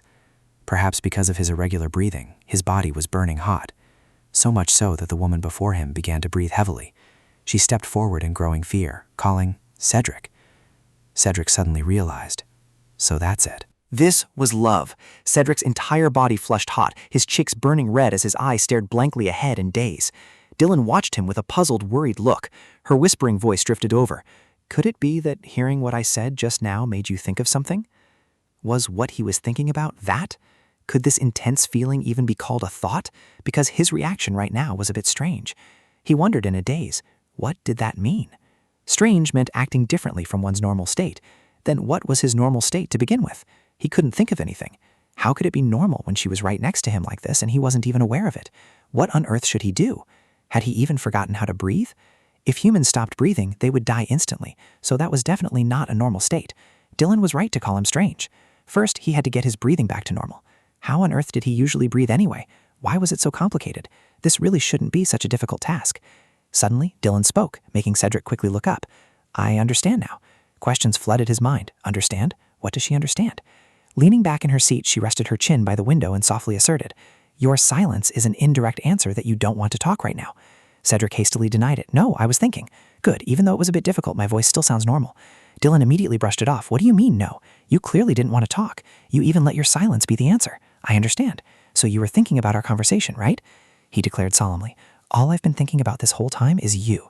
Having said that, his face flushed as he lamented inwardly. "The distance between my thoughts and my words has disappeared." Her lips curved into a faint smile. Dylan whispered, "I should have realized sooner that you were joking like that." Cedric flusteredly explained, "I wasn't joking." Leaning against the window, Dylan looked at him with an affectionate gaze as she spoke. "Of course you were. So other than you couldn't think of anything else?" Cedric's sudden response caught her completely off guard. "Other than you, I was thinking about how to breathe." Dylan replied in confusion, "I'm sorry, but I don't understand what that is a metaphor for." He let her know, "It's not a metaphor. I was genuinely thinking about how to breathe normally." "Just be natural," she suggested. Cedric awkwardly stammered some nonsense. "I've realized that breathing is a much harder task than I thought." Dylan playfully praised him. "So that's it. Compared to that, it seems like you're breathing quite well, though," Cedric confessed in all seriousness. "I am putting in a lot of effort to do so." Hearing this, she burst into delighted laughter. "Is that really true? I'm sorry, I reacted so weirdly again. I was overthinking things." Seeing Dylan laugh, he couldn't help but smile along and asked, "Overthinking what?" She hesitated for a long moment, saying nothing. Then Dylan replied, "I thought you were thinking about how to start a conversation naturally. I really didn't think about breathing at all." Cedric blushed beet red and replied, "Perhaps I will start thinking about that from now on." She took the initiative to pull down the curtain. "Yes, so please think it over carefully. In the meantime, I think I should get some rest." In the glow of the setting sun, the train continued to move rhythmically. His cheeks flushed red as he looked at her. Dylan was so tired that she fell asleep the moment she leaned back against the seat. Cedric closely observed her flawless face, thinking, "The curtains are closed, and the scenery outside has disappeared. The only thing I can see now is her. Her eyes, which hold so many expressions, are hidden beneath her eyelids. Her long eyelashes, with a mole on the lid, her slightly pointed nose, the faint freckles on her pale cheeks, her plump lips. My palms stiffen as I look at every single detail. She is just lying there, yet she makes it hard for me to breathe." He clenched his hands tightly on his thighs. Cedric thought to himself, "I can even feel what it's like to touch her skin." Thinking of this, he suddenly remembered that he had touched her a few times before. How can I calmly touch her now? It can't be like this. There's no way. Holding his face in his hands, he thought, surely that's not the case, because she didn't look serious at all. He remembered her saying, "I don't feel anything at all." I wondered if I should act a little nervous. After that, she had said his support seemed stronger than she had imagined. He hesitantly concluded, "It feels like being poisoned." But I realized that I have never kissed Dylan even once. Whenever I think about it, I just silently restrain myself. At this thought, his heart pounded rapidly, and his face grew even redder. He stared intently at her plump lips, thinking, my first kiss will be for the person who is always in my heart. She had said so, and therefore he knew she hadn't been intimate with anyone yet. Right now, there are only the two of us in this carriage, and I know Dylan doesn't wake up easily. He caressed her lips, thinking to himself, will I get caught? Will she find out?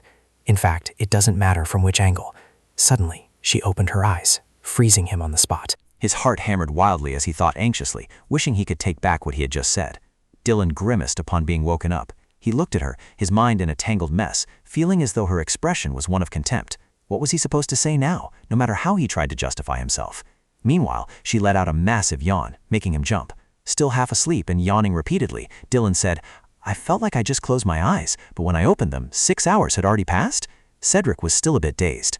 She looked outside and asked, It seems we're almost there. Weren't you going to wake me up? He looked outside only to find that the train had already stopped.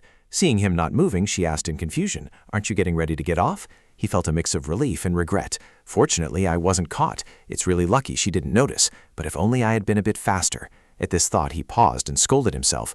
What am I thinking? Suddenly, Eden's words flashed through Cedric's mind. That's why I told you. I said it's because your eyes are spinning with love.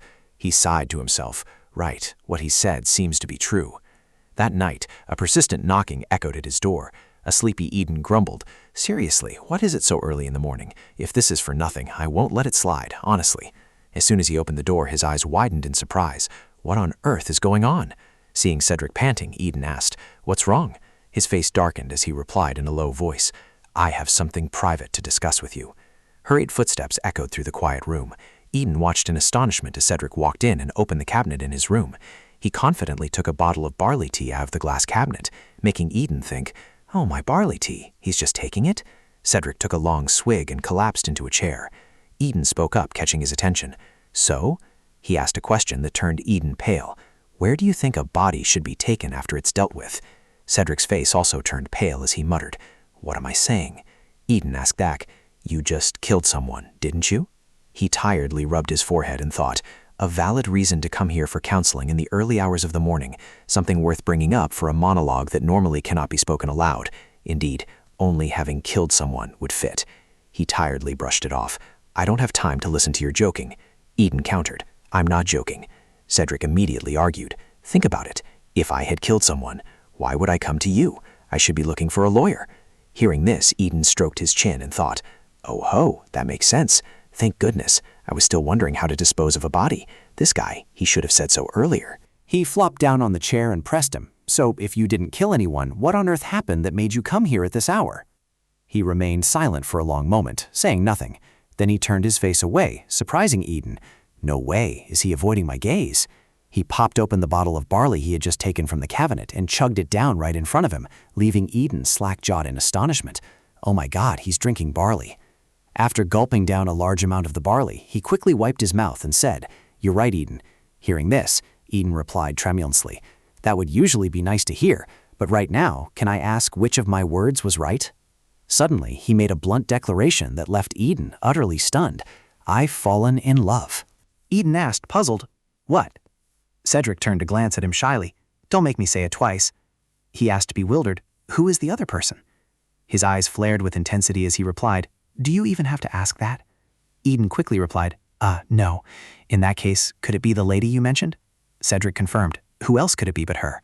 Speechless, Eden cursed inwardly. How annoying. That explains absolutely nothing. Does he mean he ran all the way here just to gush about his love for his wife? Ha! As if suddenly realizing something, he jumped up and snatched the bottle of barley from his hand. Before Cedric could finish his sentence, Eden squatted down to take his pulse and said, "Now." Confused as Eden peeled back his eyelids to check his pupils, he asked, "What are you doing?" Eden replied, "Just a quick check." Cedric yelled, Hey, not like this." He snapped back angrily, I know, but try putting yourself in my shoes. I was fast asleep in the middle of the night, only to have you barge into my house and listen to you confess your love for your wife. It feels exactly like the recent investigation into drug smuggling and distribution." Looking down with a frown, he confessed, "I know this isn't normal either." Eden said nothing, only thinking to himself, "Whatever the reason, this is the first time I've seen him this anxious. It must be something incredibly important. At times like this, isn't listening to his story exactly what a true friend should do?" He cheerfully poured a cup of freshly brewed tea. Holding the cup out to Cedric, Eden said gently, "Here you go. You're as precious as gold, Cedric.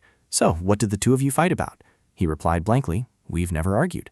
Eden quickly asked, "Then what's the problem?" Cedric responded shyly, "I don't know what to do." Eden thought to himself, "I'd be grateful if you were more specific. Clearly, there's a reason you came here in the middle of the night, right?" Outwardly, Eden kept a forced smile on his face as he looked at him, making Cedric think, why is looking at him so irritating? So without saying a word, he gulped down the tea Eden had handed him. Then, summoning all his courage, he confessed, "I can't control my urge to touch her." The moment the words left his mouth, Eden spat out his tea. Under Cedric's bewildered gaze, Eden thought in horror, What did I just hear?" Cedric's face darkened. "If you're going to overreact like this every time I speak, then forget it. Besides, your way of talking is so annoying, I should just go back." Eden rushed over to explain, No, what you said was just beyond my wildest imagination." He stood up abruptly and shouted, "Right, I was wrong to speak so sentimentally. So, is your real worry that you can't control your desire for the lady? Did I hear that right?" He blushed and said nothing, turning away to avoid his gaze. Eden was dumbfounded. "It seems to be true." Cedric looked down and recounted, "She touched my forehead." Eden was stunned. "What?" Recalling the moment, he confessed, "On the carriage ride back, she was worried I might be sick because I looked pale. She took off her glove and pressed the back of her hand against my forehead." He switched to gossip mode, and Cedric continued, "I don't know why I grabbed her hand at that moment." Eden wondered, "Why did you do that?" He replied, "I told you I couldn't control myself. I can't justify my flustered expression. Even breathing felt heavy." He asked, "Can I ask you something?" Cedric replied, "Sure." Eden continued, "I might be wrong, but the madam only touched your forehead, and yet you said you were trembling so much it was uncomfortable?" He lowered his face and replied something like that. He calmly said, "Well, that makes sense then." Cedric agreed, "It does." Eden suddenly realized, right, anyone in love can be like that, but there's a questionable point here. He wondered, what questionable point? He replied, You two are husband and wife, so shouldn't it be fine even if you don't hold back? Cedric smiled. It's precisely because we are married that there's a problem. Up until now, we haven't even had a sincere kiss. Eden froze in surprise. What? He scowled and replied, I told you not to make me repeat myself. He asked urgently, Really? How did that happen? Did you sign a prenuptial agreement? Cedric said, No. Eden continued, So you're saying you had something with her before marriage? Cedric turned his face away before continuing. The first kiss is for two hearts that flutter together. Eden shouted, But the madam already likes you a lot. He smiled and replied, I know. He screamed in confusion. Then what on earth is the problem? Cedric's reply was somewhat cryptic. Because we lack that. Eden asked back in surprise. What? He lowered his face and replied sadly, Dylan's kindness towards me is because she feels obligated. So I've thought about it a lot. I know everything. I know it much better than you do. The one who married her isn't you. It's me. But that isn't love, simply because it is absurdly lacking. He froze for a moment before speaking. It could also be love. At least, that's how it looks to me. Cedric confessed with a heavy heart. Even when I heard her say she would never love me? Eden gasped, his eyes widening in shock as he cried, Did the lady actually say those words? Cedric murmured in a low voice. I heard it before the wedding, that she couldn't forget her destined love, her former fiancé. He wondered, Is that so? Yes, of course that could be the case. Although the lady doesn't seem like that on the outside, what I can see of her is only the surface. No, even if that's the case, honestly, I don't want to admit it. But I really don't want to admit it. But this is a husband after all. Of course, a slight flaw in character could be an issue if he insists on it. Just that I saw with my own eyes how that guy treated his wife. What healthy diet? Deal with him. He abandoned her mercilessly. Anyway, even so, if it was something from before the marriage, perhaps the lady has already forgotten it by now. Isn't the fact that she is very friendly with you proof that she has almost forgotten that person, even when I accidentally mentioned that man's name? Hearing this, Eden covered his face and wept. Oh my God, what a wonderful person he is after all. Cedric scolded in a flat voice, This piece of trash. He glared and asked sarcastically, Is your hobby being a bad man? Then you can do that too. He said, I heard he is the son of a family that has been close to her since childhood. He continued, So from now on, I can only patiently coax the lady to change her mind. Hearing this, Cedric immediately let out a faint smile. Eden pressed, In reality, that's impossible, right? Without hesitation, he answered immediately, I don't have the confidence to restrain myself. His face showed great surprise as he asserted, That really doesn't sound like you at all. Unable to endure? Unable to wait? At this, Cedric corrected him. The second sentence is wrong. Eden wondered, Which one? He shyly turned his face to look out the window and replied, The unable to wait part. I didn't say I couldn't wait until her heart changes. However, the problem is, he continued, the problem is. Cedric looked down with indifferent eyes. His hand unconsciously toyed with the object in his grasp. Before it comes to that, perhaps hasty rushing might ruin even our current relationship. I might end up ruining it. How terrifying. Seeing Cedric in such a state, Eden couldn't help but stare wide-eyed and open-mouthed in surprise. This was a man who lived as if he had never known distrust or fear in his entire life. To think that because of a single woman, Eden would witness all of those things in such a terrible state, even if it felt surreal, it wasn't entirely unrealistic. Don't think so extremely. There is no way you would act in such a shameful manner. He honestly confessed that in truth, even now, the prospect of an uncomfortable domestic life was still flashing through his mind. For example, Dylan writes letters quite often.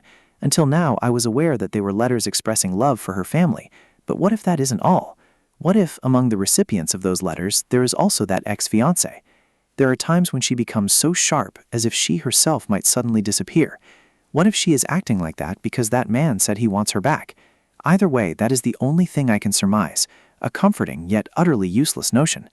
I can't tell if my thoughts are based on intuition or if they are simply the result of my anxious delusions, but I'm certain it's the latter. If not, if I feel insecure because I can't grasp the core of the matter, what if I completely eliminate that source of insecurity? Is this also unlike me? Eden crossed his arms, smiled helplessly, sighed, and flatly denied it. No. That was indeed your idea, so what else can I say? Eliminating unsettling elements has always been your specialty, after all. Cedric smirked, looking up. Just a moment ago, you even thought I had killed someone and were planning to clean up the mess. Hearing this, he shouted back in agitation, Hey, you came here looking like that, so just stop talking. Even without committing an illegal act like turning someone into a corpse, making them unable to see anything ever again was also one of his specialties, wasn't it? That was, to be precise, about a week ago. Eden, with a pale face and a forced smile, received the greeting from the other party. "Hello, Mr. Legis." On the contrary, Dylan flashed a bright, warm smile. "This is the second time I've met the young lady. How did things turn out like this? Are you all right?" Hearing this, he hastily explained, "Oh, no, it's not like that at all. Of course, I am very glad to meet you, Lady Nodelin. However—" Katerina, no, I have a prior appointment to meet Lady Fleming here. I have a private matter to discuss with her," she said with a smile, adding, "Even if you worry, Lady Fleming won't be coming." At this, Eden turned around in confusion and asked, "Yes, I think I've heard about this somewhere before." Dylan replied, "I asked Lady Fleming. Someone requested that I call Lacker here. Do you understand my intentions now, Eden Lacker?" Cold sweat broke out all over Eden's face in fear as he thought to himself, "Katerina Rotham, how could you treat me like this? It seems you have a close relationship with Katerina." Hearing this, she gasped, "Oh dear, Lady Fleming was only helping me. If you feel like you've been tricked, just tell me." Flustered, he stood up and cried out, "Why would I be angry? Why would you say that? What will Cedric do to me if he gets mad? But why did you call me here?" Dylan smiled and replied immediately, "I have something I want to ask you in private." Eden asked in confusion, "Me?" She continued, "Yes, it's nothing major. Even so, I have met with Lacker and asked him privately about this matter." She took a sip of tea and said, "I hope you will keep this a secret from Cedric." Tears streamed down his face in fear. Is she about to say something? I'll listen. This couple just came to show off their affection, so why on earth are they treating me like this? In her heart, Dylan suddenly recalled the sequence of events. Hey, where does it hurt? It was strange. I'm sorry. When I reached out with the back of my hand to check his temperature, he pushed my hand away with a stiff face, muttered an apology, and just like that, he was gone. Then, when morning came, I received a letter from him. He said he had urgent business to handle, so he would probably be busy for the time being. Of course, it wasn't the first time he was too busy to meet and talk in person, so it was a relief that he at least told me in a letter. It was so strange. Truly, this was bizarre. The handwriting was rough, as if written in a great hurry, and the whole thing felt completely off compared to the letters I had received right after we got married. Unlike his previous letters, this one was incredibly vague. It felt like a lie, but why would he need to? Ever since I said that a middle-class woman wouldn't do such a thing. Not long after I obtained information about Cedric from Eden, the day arrived for me to visit the Royal Botanical Garden with Cecilia. But why on earth was this man here? It seems Cecilia had demanded he come apologize, which was why he was here begging for forgiveness. Dylan smirked slyly. Of course, I didn't forgive him. So you two aren't getting engaged? Cecilia frowned, glancing over as she snapped, Of course not. August, blushing with resentment, chimed in, But you already accepted the proposal ring. She bluntly slipped the ring off and handed it back. Is that so? I thought it was just a material token of your apology. Since I didn't actually accept your proposal, I can just return it, right? Seeing this, he grew so terrified that tears welled up in his eyes as he repeatedly begged, Please, just keep it. I beg of you, please. Witnessing this scene, she suddenly realized. Seeing her cute gesture, Dylan chuckled. In the end, Cedric was wrong and I was right. At Harlan Hall, he had insisted that we would get engaged soon, and I had argued that we wouldn't. If that was the case, I should have made a bet back then. Ever since the train ride back from Harlan Hall, I had kept the embroidered cloth. Cedric didn't even think about coming back to get the piece of cloth, as if he was very angry. Perhaps he was too busy and forgot, but if that was the case, the bet with me was no longer important to him. If that was the reason, and under this assumption, perhaps the reason could be, Duke Maynard, I have something to ask. I wonder if you have received any news about Cedric's whereabouts lately. August paused, turning around in confusion to reply, Yes, about his every move. He shouted in defense, practically fuming. There was no such thing from the start. It was just the intelligence agents bringing rumors on their own accord. This is so unfair. With a serious expression, she questioned him, If you answer honestly, I will consider whether to forgive you. Do you know what Cedric has been doing lately?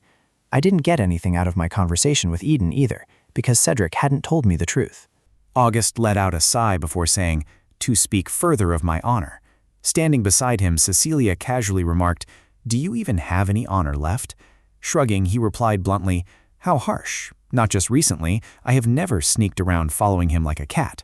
But then again, I can't say I know absolutely nothing, as rumors don't just spread out of nowhere. Dylan pressed further, I wonder if you've heard anything recently about what he's been doing or where he's been going. Just as August was about to answer, she jabbed him in the stomach to stop him. Does my lady want me to speak of his whereabouts? If you wish to know more. Please forgive me, I have been too impolite. She forced a smile and replied, Oh, not at all. I only asked because I was worried that false rumors might spread wildly. August reassured her. Of course, such rumors are inevitable, but they are nothing more than fabrications. Even if there is talk of drinking or gambling, he never had those kinds of habits to begin with. Dylan lowered her head, her expression shifting as a chilling smile spread across her face. On the contrary, if Cedric were spotted in places like casinos or bars, that wouldn't be his actual destination. It meant he was looking for someone in those places. August's cheeks flushed slightly with embarrassment, and a nervous bead of sweat trickled down. His sudden confession caught her attention. I apologize. Dylan offered a bright, radiant smile. Why do you keep apologizing? Talking to you is both helpful and delightful. If it's now, I would gladly grant you that kiss on the back of my hand, the one that was postponed to the last ball. A flash of confusion crossed August's eyes. Why? Just a moment ago, her expression had been so gloomy it was suffocating. That is a very honorable offer, but unfortunately I must decline. Seeing his confident expression, she blurted out in surprise, Well, that's an unexpected reaction? August said, I am trying to keep my distance from other young ladies. Standing beside him, Cecilia's face darkened, and she let out a sly smile. Dylan asked curiously, Even a simple greeting? He replied, using a sweet, flattering tone to coax her, regardless of the type of contact. Cecilia sighed, crossed her arms, and replied petulantly, I never said that. August confessed, It is my firm stance that I do not want to touch any woman other than my partner. Only then did she slightly lower her face and whisper, So that's how it is. It really is a big change. August looked up with a confident smile. That goes without saying, because now there is only one person I want to get close to. Dylan's hands involuntarily clenched together. Suddenly, her words took both of them by surprise. I think I should leave the two of you some private space. August looked excited and quickly asked, Will you do that, my lady? In contrast, Cecilia ran over, asking with worried concern, What are you saying? We made a promise today. Don't worry about this. It will soon be discovered and exposed. Dylan cried out in confusion. What? A look of regret appeared on her face. I am truly sorry for letting such useless things get in the way. Dylan, I shouldn't have invited you. She cheerfully reassured them immediately. Not at all. Actually, I have some business to attend to now. For the rest of the schedule, it might be better if the two of you just take your time and enjoy yourselves. Hearing this, Cecilia asked back in surprise, You suddenly have to leave? Dylan's eyes turned serious as she replied, Yes, it is a very important matter. Scene change. That evening outside the villa, the clatter of a carriage could be heard. Cedric gently opened his door and inquired, What about Dylan? The butler informed him, The young lady has already retired for the night. His voice dropped, tinged with regret. Is that so? Then he went upstairs. Stopping in front of her room door, he paused, standing outside and staring at the door for a long time. He muttered, I should go check if she's asleep. He reached his hand toward the doorknob, but then paused again. No, perhaps I shouldn't. I have found the whereabouts of Mael Wywood. He is a fool, worse than I anticipated. After learning that truth, my mood has been constantly sinking. It would have been better if he were a good person. But then again, if so, Dylan's castle would have become Wywood. Either way, it's equally unpleasant. Then he returned to his room, approached his desk, and casually tossed his coat onto the chair beside it. Unbeknownst to him, Dylan was already standing behind Cedric. Her voice, emerging from the darkness, made him freeze in surprise. You're quite late, you know. Cedric's eyes visibly lit up. Blushing, he turned around to look at her. Dylan crossed her arms and leaned her head against the bookshelf, offering a gentle smile. Cedric called out, Dylan! Her radiant smile lit up the darkness of the night. Are you that surprised? His expression was one of utter disbelief. The bright moonlight shone down on the splendid, luxurious palace. Cedric nervously swallowed hard. You appeared so suddenly. I didn't expect it, so... Dylan approached him with a mischievous smile. Is that so? But I drop by your study quite often, don't I? Besides, it's been a while since we last met here. His cheeks flushed as red as tomatoes from embarrassment. Cedric looked down at her fair, delicate feet, thinking to himself, with every step. It's late, Dylan replied softly. I know, but if you had met me a little more often, I wouldn't have had to wait until now. He asked in wonder, You were waiting for me? Gently brushing her hair back, she smiled and replied, Yes, I was waiting for you. We have something we need to talk about. With his cheeks still flushed, Cedric whispered, I'm sorry. Dylan immediately brushed it off. No, don't apologize. You've been busy, so who could blame you? But you look so tired. He broke into a cold sweat from nervousness, desperately trying to calm himself down. I need to breathe. Have a seat, she suggested. Cedric gingerly complied without uttering a single word. Dylan's expression turned serious as she questioned him. "Do you have nothing to say to me?" He thought to himself, "I have so much to say, but right now she's too close.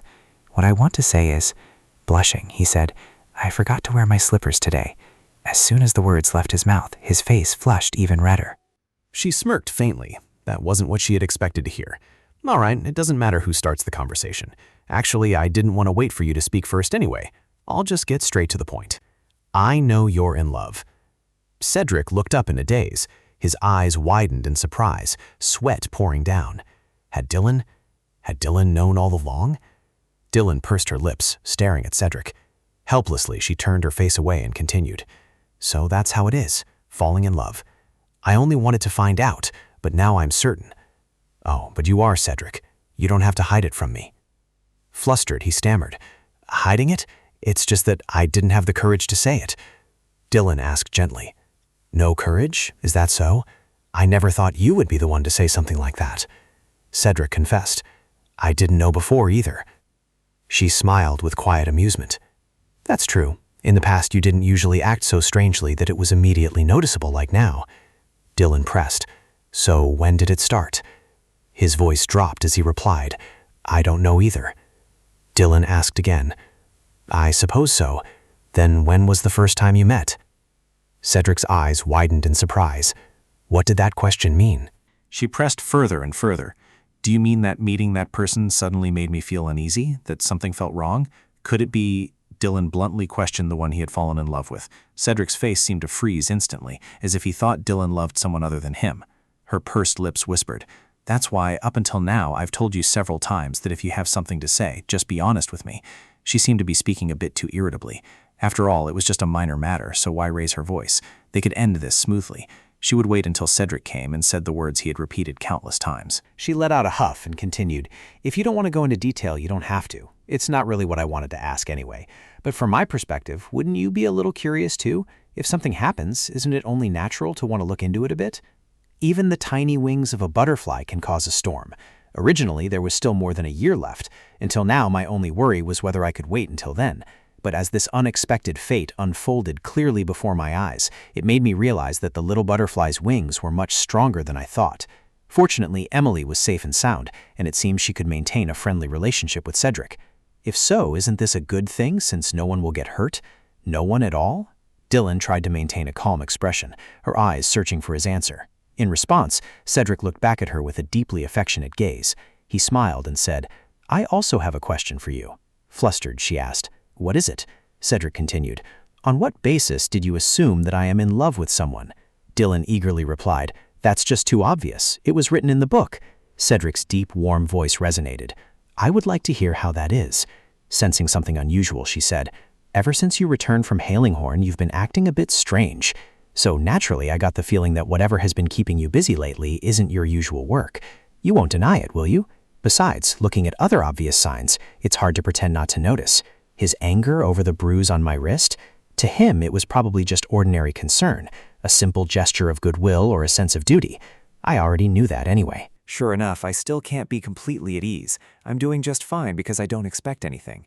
It's a relief that the wrong ending from the beginning didn't come true. Regardless, the important thing is that my intuition was right, wasn't it? Suddenly, his expression darkened and his voice dropped. "So, if I put all your words together, I fell in love with someone else, not my wife, and until now I've been pretending to be busy to secretly meet someone behind your back." She flatly dismissed it. "I don't recall saying it like that." Cedric lowered his head, forcing a smile as he continued. "But that's what I heard.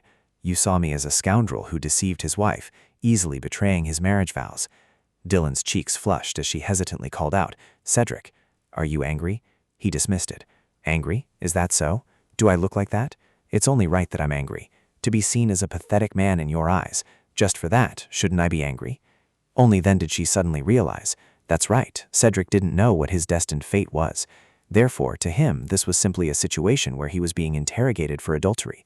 "There's some misunderstanding here. I didn't bring this up to blame you, and I don't have any bad intentions. It's just, the promise we made, I just still remember it." Cedric replied indifferently. "A promise?" Dylan flusteredly explained. "On the train, you understood too, didn't you? I still remember what we said back then. I promised to let you go if the other person was happy. At that point, we would just stop here. That's all I intended to do. I thought you would be at ease that way. You said you fell in love, so He coldly questioned. Are you just going to walk away like that? Forget everything as if nothing ever happened, is that it? She agitatedly denied it immediately, saying I'm forgetting is not right, because from the very beginning you never belonged to me. How can I discard what was never mine? Cedric replied. So that's how it is, just like the time we spent together, as if it was meaningless. She looked at him in astonishment, speechless. He continued, to me, every moment spent with you. Dylan lowered her head and said, I'm sorry. He asked, for what? She replied, I didn't mean to hurt you. Cedric's gaze softened, his voice murmuring, right, you're not entirely wrong. On the contrary, you were actually very accurate on one point. She asked, what is it? He asserted confidently that we were in love. And you said you wanted to know who the person was. It's someone you've never even thought of. I also remember the promise you mentioned. Did I say it back then? I only kiss the person I care about. Dylan's heart raced, and she suddenly wondered, just now, what did he just say? Cedric leaned down and kissed her lips. I'm truly sorry for betraying your expectations. Ignoring Dylan's daze, Cedric pressed forward, kissing her repeatedly. Only after a moment did he finally let go, whispering softly, this is your second time. Then Cedric quickly locked his lips with hers again. His voice whispered, and the third. She could only clutch his shirt tightly. Cedric whispered, I want to capture your every breath. What on earth was happening? Dylan stared at him in surprise, her eyes unblinking. She stammered, just now you said the one you love is me, if I didn't mishear, if that taste just now wasn't a dream. Cedric was about to speak, but Dallin stopped him immediately, shushing him. Dallin leaned in slightly and confessed, I'm trying to think of what I should do, but hearing your voice makes it impossible for me to focus. Until now, because this position isn't mine, since if some lady came looking for you, I would have to leave this place, I have suppressed my deepest ambitions, letting every excuse slide. It was all just for my own sake. Actually, I knew. It really was just for that reason. But even though I knew, I still pretended not to. This is the first time I've seen you look at me with such eyes. That's right, I recognized a gaze like this. The deep emotion Cedric had shown to Adeline, the comfort and passion I had never seen before. And now, he was right here. In life, any romance novel you have read has something as intriguing as a mastermind as Cedric. No, not a single bullet could express the feelings between two people so intensely. No matter what words were written or actions taken, the complex emotions within them were so clear, as vivid as if I had experienced them myself. Therefore, to know the depth of emotion, if it doesn't reach that level, there is no point in starting anything together. I knew how blindly Cedric falls in love, and how bound he is by a deep and intense obsession, because I knew just how deep it could go. Cedric didn't want to get hurt, and Cell said it was a pity because I hate seeing him get hurt for any reason other than me. Right now, the boundary has been broken. What on earth should I do now? Honestly, it's so awkward. I have something to ask you. Dylan, right now? You just kissed me, after all. Don't deflect my question, just answer me. Cedric's heart pounded. I want to kiss him so much, which is exactly why I shouldn't. You made up an excuse and lied about being busy. Was I wrong about that too? As for those feelings, I'll accept that answer, because I know you're intentionally looking for someone. Then who is that person? He flatly denied it, asserting it wasn't another woman as she had suspected. Still doubtful, Dylan asked, really? Cedric immediately confirmed firmly, yes, it's not like that. She smiled to herself in satisfaction. So that's how it is, right? He still hasn't met Adeline? I knew it. In the end, in this lifetime, I am Cedric's first. Calm down. There are still issues to resolve. Cedric isn't the only protagonist of this story. There is also Adeline. I have to figure it out. Adeline's feelings must be the same. She is also the female lead of his favorite story. And now, I can completely empathize with Adeline. The reason she abandoned Cedric and ran away, as well as the reason she couldn't completely leave, every word and action of hers had hurt him. Why was Adeline caught up in this strange feeling? Because I understood it that way, waiting obediently before showing up was just too much for me to handle. I was too hasty in making rushed assumptions about your whereabouts, so I must apologize. I'm sorry. And I know I have to give you an answer for what you did. As she gently caressed his cheek, Cedric trembled shyly. Her giggle left him so smitten that both of his cheeks flushed red. As Dylan caressed his face in return, she thought to herself, I only just realized that I used the back of my hand to touch his cheek. That's a gesture Cedric occasionally does to me, and one I usually do with Adelaide. It's normal for me to want to act annoyed now, right? See, I knew it would feel weird. However, the answer will be kept hidden. I don't want to, I will only explain. Before that, I also have something I want to check, so I need some time. He stammered in response. About that? Dylan raised her hand to signal him to stop, then continued. It's a pity, but this is not a request, it's an order. What does that mean? I don't know if you've forgotten, but I still remember we had a bet. That matter expired last night. That's right, I won, and I don't know if you remember the condition. With an anxious look on his face, Cedric replied, whatever it is, one must grant a wish for the other. She nodded in agreement and then proposed, yes, so wait for me a little. Until I answer, at any time, don't ask anything. That is my wish. Cedric pressed. Then the things that need to be confirmed, that need to be done, can I ask about them? She flatly refused right away. No, I said you can't. Only then he suddenly realized. I see, Dylan emphasized. Furthermore, you are not allowed to get angry either. Cedric softly confessed. I forgot about the bet, just as you said. The mistake I made is true, and it is only natural that I take responsibility for the outcome. She listened intently and even praised him. That is a very logical and rational answer. What? It didn't go as I predicted, but it was a very useful and interesting conversation. So, today's conversation seems to have ended. I will take my leave now. He anxiously held her hand and asked urgently, Go back? Where are you planning to go? Dylan casually replied, Of course, to my bedroom. She smiled brightly at his bewildered expression. Dylan threw her arms around Cedric. Well then, good night, Cedric. With that, she decisively left the room, leaving Cedric standing there alone, his heart fluttering. He muttered to himself, There's no way. I don't think I can sleep, Dylan. The moment she stepped into her room, Dylan's legs went weak and she slid down to the floor. The rapid pounding of her heart echoed in the silence of the room. Cupping her burning cheeks, Dylan thought to herself, My heart is beating so fast. First, I need to calm down. What am I saying? How can I possibly calm down? Calm down, Dylan. Calm down. Nothing has happened yet. What do you mean, nothing? Something definitely did. The more she thought about it, the more she rolled around on her bed. A second time, then a third. Oh my God, was it a dream? It was just a dream, right? If not, no, there's no way. I couldn't have. This is reality. Why do I even need to confirm it? It was obviously real. I should have kept my eyes wide open. I should have checked his expression back then. I should have verified it. Am I really this greedy? How on earth did I manage to pretend like nothing happened just now? This is so embarrassing. Compared to being consumed by his warmth, the battle raging in my mind right now is even crazier.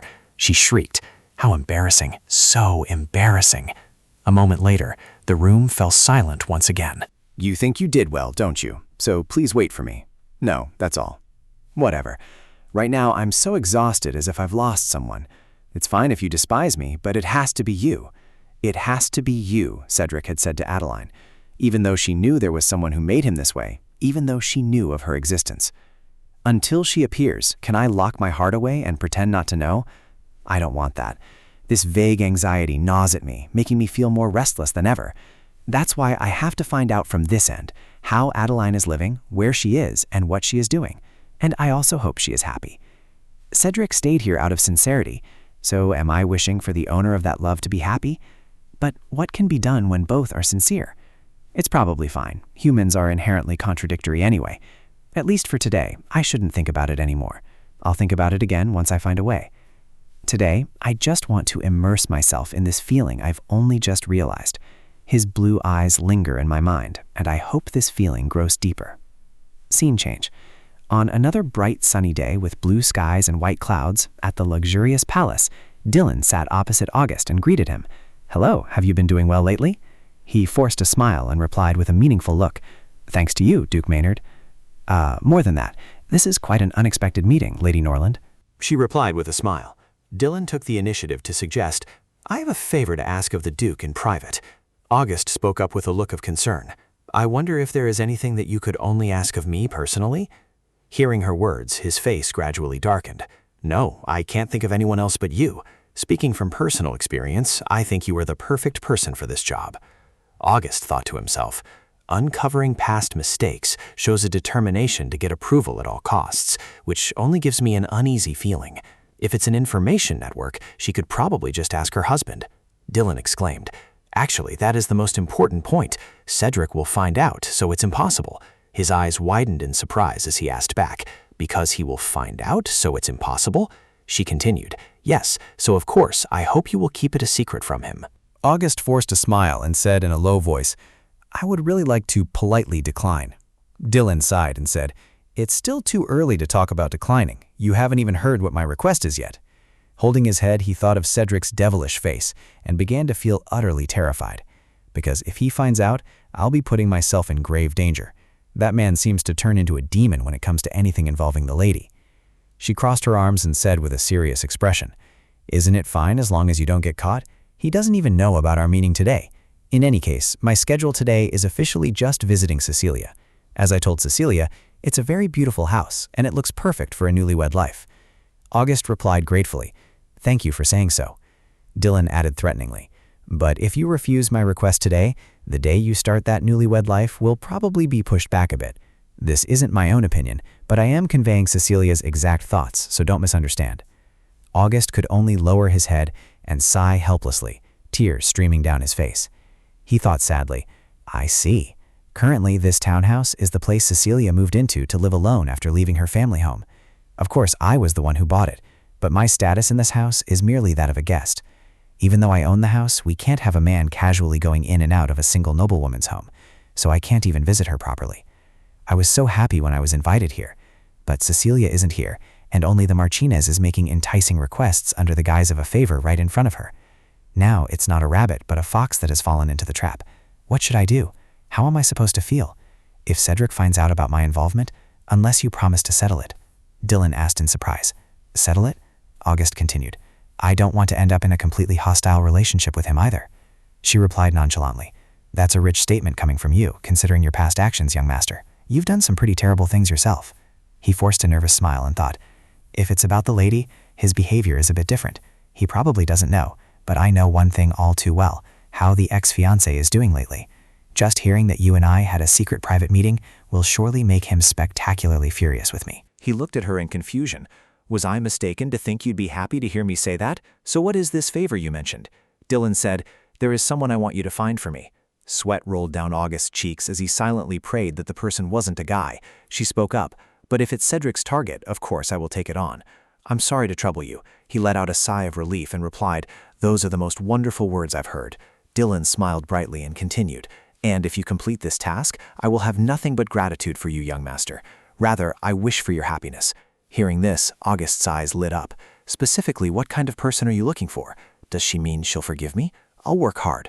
Dylan continued, "Right now, you are the most important person to me, so I hope you can find that person. The problem is, the information I have isn't very accurate." He asked, "Do you mean tracking them down will be quite difficult?" She replied, "Yes, right now I don't even know what she is doing or where she is." August let out a sigh of relief, thinking to himself, "So it's about a girl, thank goodness. Is she your close friend?"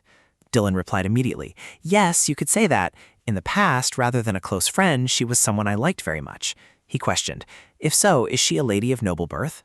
Dylan hurriedly replied, "No, she is just a middle-class girl born near the capital. Perhaps she is living in the capital now, and she should be around 20 or older. Since she wasn't born into a wealthy family, she has never been a part of high society." August continued to press, "If so, do you know her last name?" She lowered her face and replied, "That I don't remember clearly. I find this strange too. Why can't I remember anything? Isn't the fact that Adeline despised her father frequently mentioned? Or is it because I didn't think it was important, so I didn't remember it?" Suddenly he asserted, "I know why you think this search is difficult." As she spoke, Dylan guiltily glanced to the side.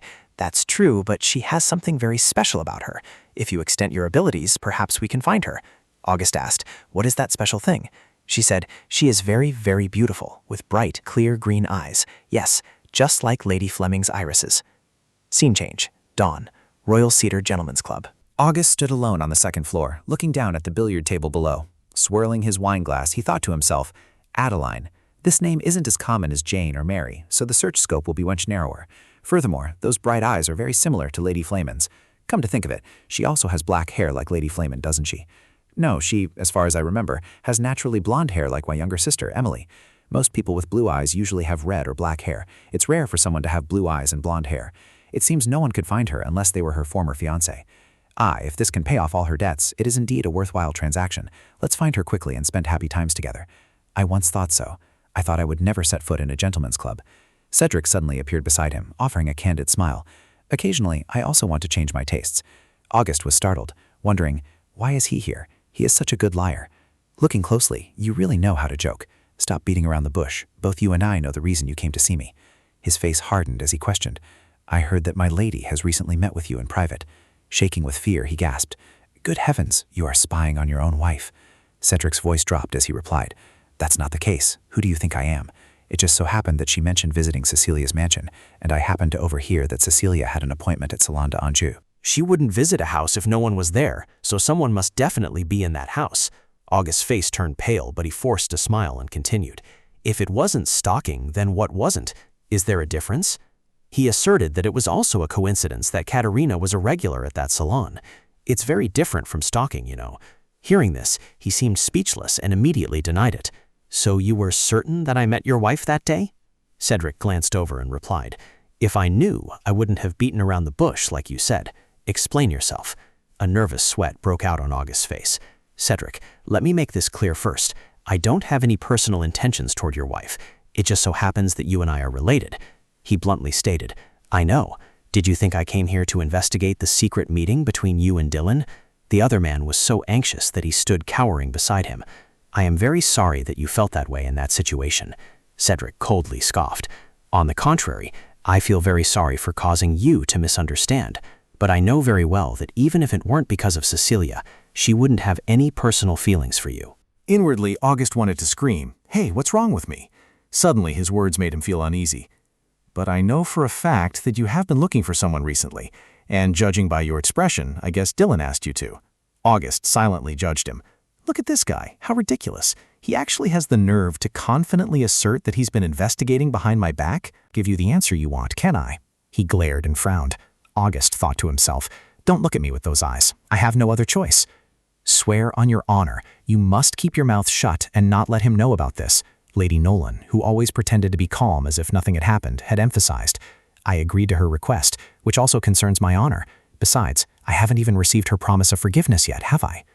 I don't want to clash with you over these matters, Cedric, but I also don't want to make your lady dislike me even more. I received a sincere request from her, and she also emphasized that she didn't want you to find out, so I hope you can understand. Suddenly, Cedric lowered his head and spoke in a low voice, startling August. Even if I ask you to stop searching for that person, you would refuse, wouldn't you? He cried out in surprise. You asking me? You asking me? Aren't you just trying to obstruct my investigation? He confirmed. That is also one way to put it. August froze for a long moment. I knew it, but if I do that, your lady will be terribly disappointed. What was with this reaction? Not just disappointed, but sad as well.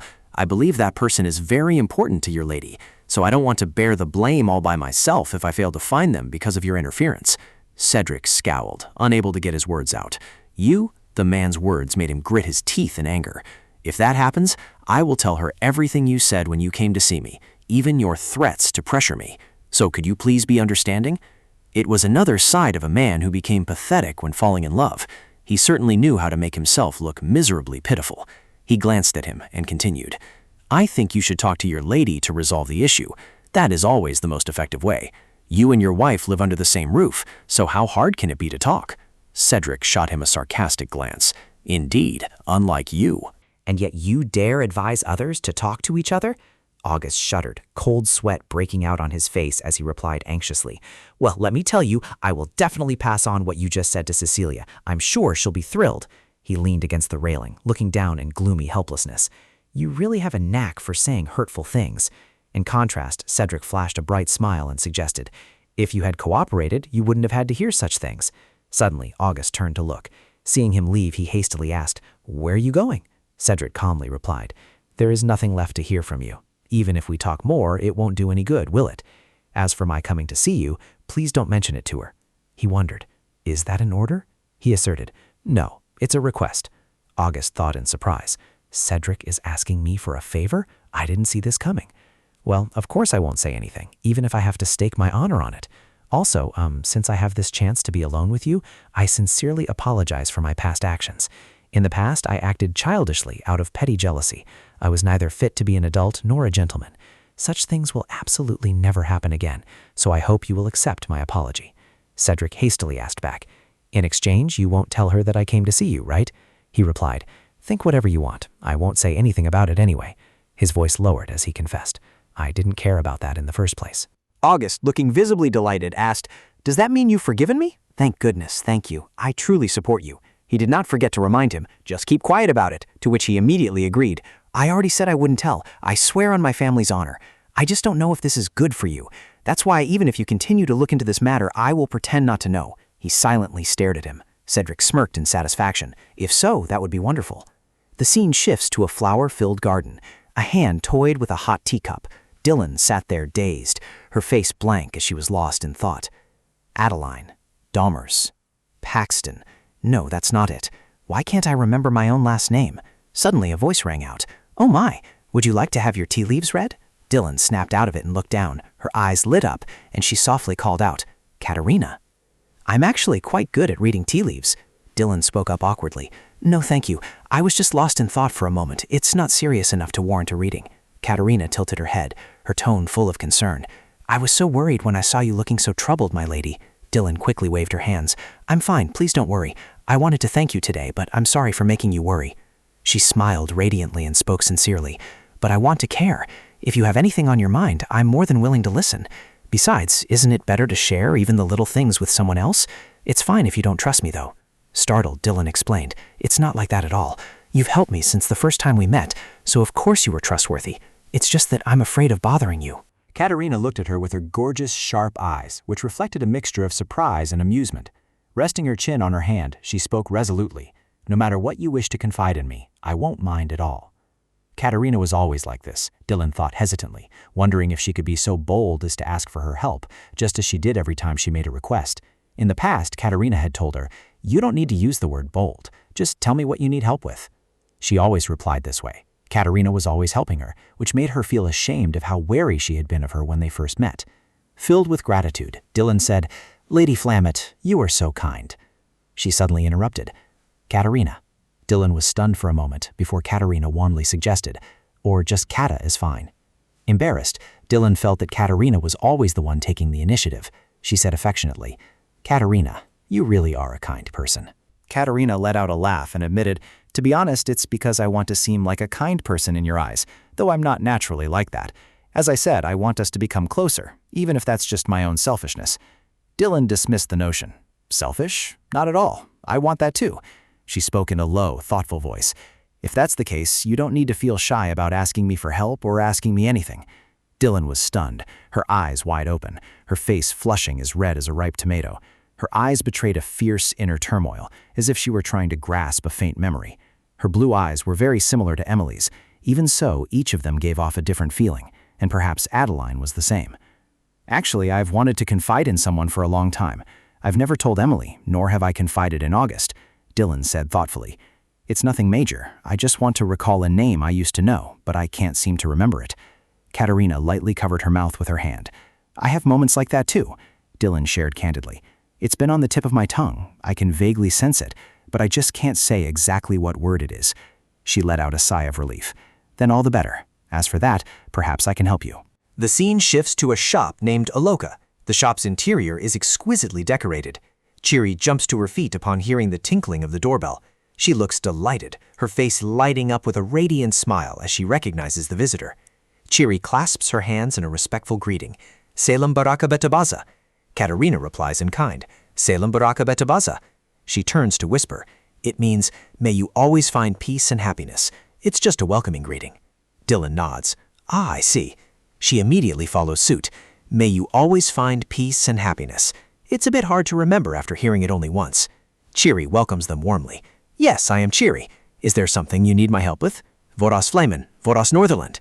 Katerina chimes in. "That's right. Dylan said she has some memories she wants to recall." Chiri clasps her hands over her chest. Ken, yes, she already contacted me. I will lead you to a private room. Please come this way." Katerina covers her mouth, chuckling softly as she watches the two of them disappear into the room.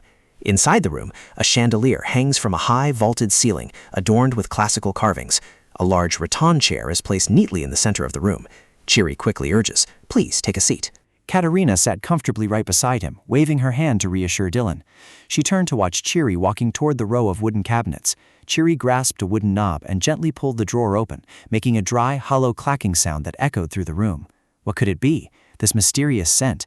I should have felt uneasy with its unfamiliarity, yet strangely, I felt deeply reassured. Chiri reached her hand into a small, somewhat worn brown pouch. She spoke in an inquiring tone. "I heard that Gevarat Northerland doesn't believe in fortune-telling." Dylan calmly replied, It's just that I don't care much for it. Cheery offered a bit of philosophy. Yes, in the Empire there is a proverb, seeing is believing, right? Dylan confirmed. Yes. She smiled gently. On the contrary, where we come from, there is a proverb, only believe in what you want to believe. That is why determination is what truly matters. Dylan pondered to himself, only believe in what you want to believe. It wasn't entirely wrong. Or rather, in the end, people only see what they want to see. Perhaps the reason I couldn't remember Adeline's last name was because subconsciously, I wanted to forget her. Cheery began to lead the conversation. Does Greverat Northerland often dream when she sleeps? Dylan asked back in shock. Do you mean if I dream when I go to sleep at night? She confirmed once more. Yes, Dylan honestly revealed. Of course I do. I dream from time to time. She posed a thought-provoking question. Does what you want to see appear in your dreams? Dylan replied softly. Yes. Cheery smiled profoundly. Then the answer must be in there, and you have already found it. Dylan spoke with regret. I don't remember anything at all, Cheery patiently urged. But now, think sincerely about the name you want to find. Dylan spoke hesitantly. Even so, I don't think I could just happen to see it in a dream. She agreed. Yes, for now, we just need to dream without sleeping. Dylan asked skeptically. Is it possible to dream without sleeping? Cheery smiled reassuringly. Please don't worry. She felt a strange transformation. How strange. Am I dreaming already? It feels like I'm floating. Shalamosh Metokim wishes you a beautiful dream. Dylan heard Cedric's voice. I want you. Didn't you tell me to tell the truth, Adeline? It has to be you. Does this count as being needy? Dylan thought vaguely, in the cold and sweet darkness. Adeline, along with a deep, warm, and trembling voice calling the name she had been searching for all this time. And then, that sweetness gradually became increasingly urgent. Cedric cried out desperately through his tears. Adeline Ditton, look at me. Please answer me. She screamed in pain inside her head. You get out too. I don't want to hear any more. Please. Dylan snapped awake, her eyes wide with horror as she was suddenly pulled out of the dream realm. She cursed inwardly. Damn it, this country's therapy is incredibly effective, but I didn't want to find out this way. Of course, I got what I wanted. The name that person called out with such an earnest tone. Dylan suddenly blurted out a name. Adeline Ditton. Katerina instinctively replied, yes? Seeing her reaction, Dylan was slightly taken aback. Dylan asked curiously, what did you say just now? Katerina tilted her head slightly. I'm sorry, you kept mumbling something, so I unconsciously repeated it. She forced a smile to cover it up. Aha. Dylan realized that she had been mistaken. Those eyes, so like Adeline's, had confused her as if she were in a dream. But what was there to be confused about? Katerina had black hair. It was also because that person had called out Adeline's name. Just then, there was a knock on the door. Cedric said solemnly, come in. The figure of a girl slowly walked into the room. Cedric was momentarily surprised, his cheeks flushing at her unexpected presence. He softly called her name, Dylan. She got straight to the point. I stopped by because I have some business. Cedric felt uneasy. She had always been avoidant, yet now she had business with him. Could he take this to mean she was finally going to give him an answer? But Dylan's expression didn't look like she was here to give a definitive answer. He asked in a low voice, what is it? Dylan, her face serious, requested, call my name again. Cedric stood frozen, his face a mix of shock and confusion. She repeated once more, try calling my name. He obliged her. Dylan. Dylan blushed with embarrassment. Not enough. Cedric stood rooted to the spot at her strange request. What was going on? She had been like this since she walked through the door, but now her mood seemed even worse. He took the initiative to ask, did something happen? Dylan avoided his gaze. It's nothing. Cedric patiently pressed on. Nothing? What is it? You can't just say it's nothing. She still stubbornly denied it. Really, nothing is wrong. I'm just in a bad mood. Everyone has times when they feel frustrated for no reason. Cedric stepped closer to Dylan. Dylan's feet shifted slightly. She stood quietly, waiting for something from him. Cedric spoke softly. Are you worried about me? You don't seem to be in a good mood, and this is the first time you've come here like this. It didn't seem like natural anger, but more like worry or anxiety. What if her upset expression earlier was because of me? What if Dylan had found out that I was the one behind the trouble with her fiancé? He tried to shake off the thoughts crowding his mind. No, I'm overthinking. If she had found out, she wouldn't have come here to probe me. She would have walked right up and slapped me. Dylan replied in a low voice. Yeah, although I really like hearing you call me that now, it doesn't sound quite the same. Cedric suddenly blurted out. What? That voice? With whom? Dylan said earnestly. Please, say it like that again. My name. Say it one more time. Hurry. He gently called out. Dylan, what was that just now? Let's see, she replied leisurely. If you ask why I came here, I won't answer. Don't ask anything, just wait for me. This is not a request, it's an order. Cedric looked much more humble and bashful in the face of her initiative. Dylan turned to leave. I only came to confirm. Sorry to bother you while you're busy. She always says things I can't understand.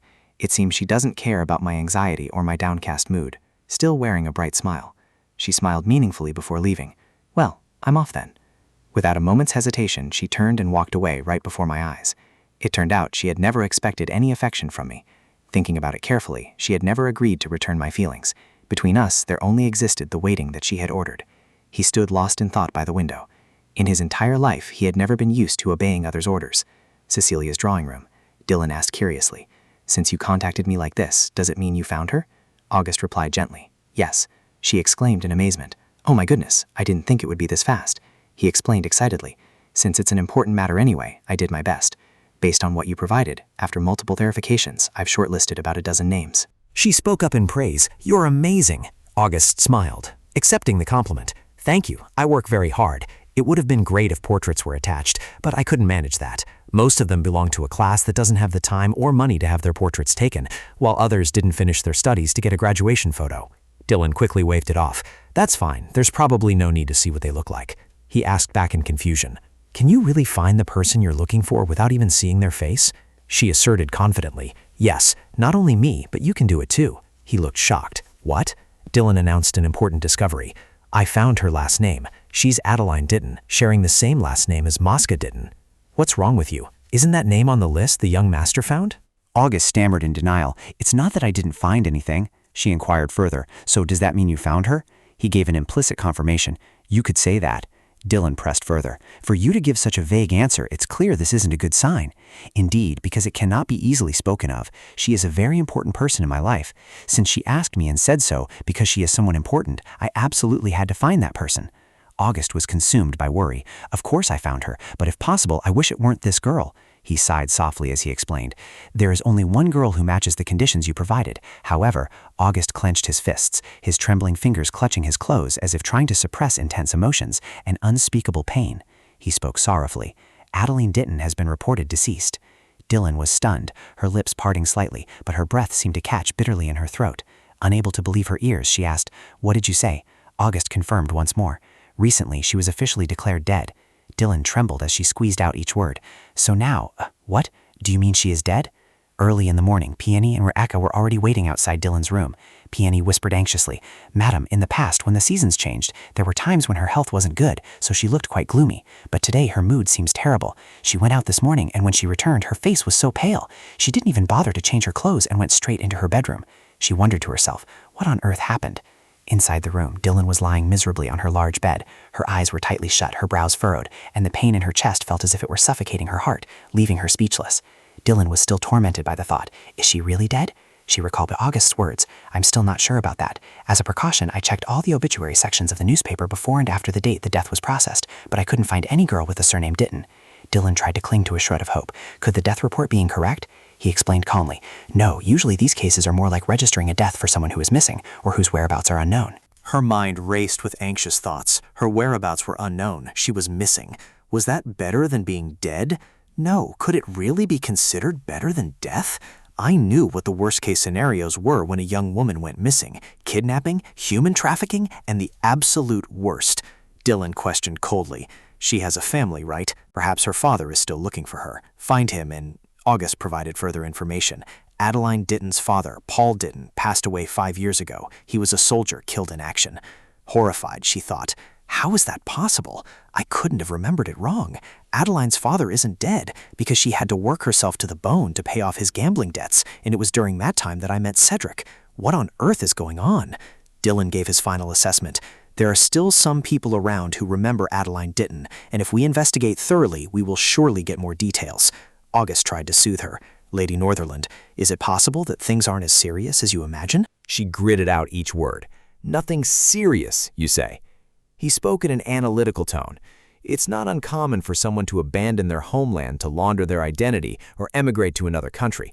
It's essentially the same as going missing.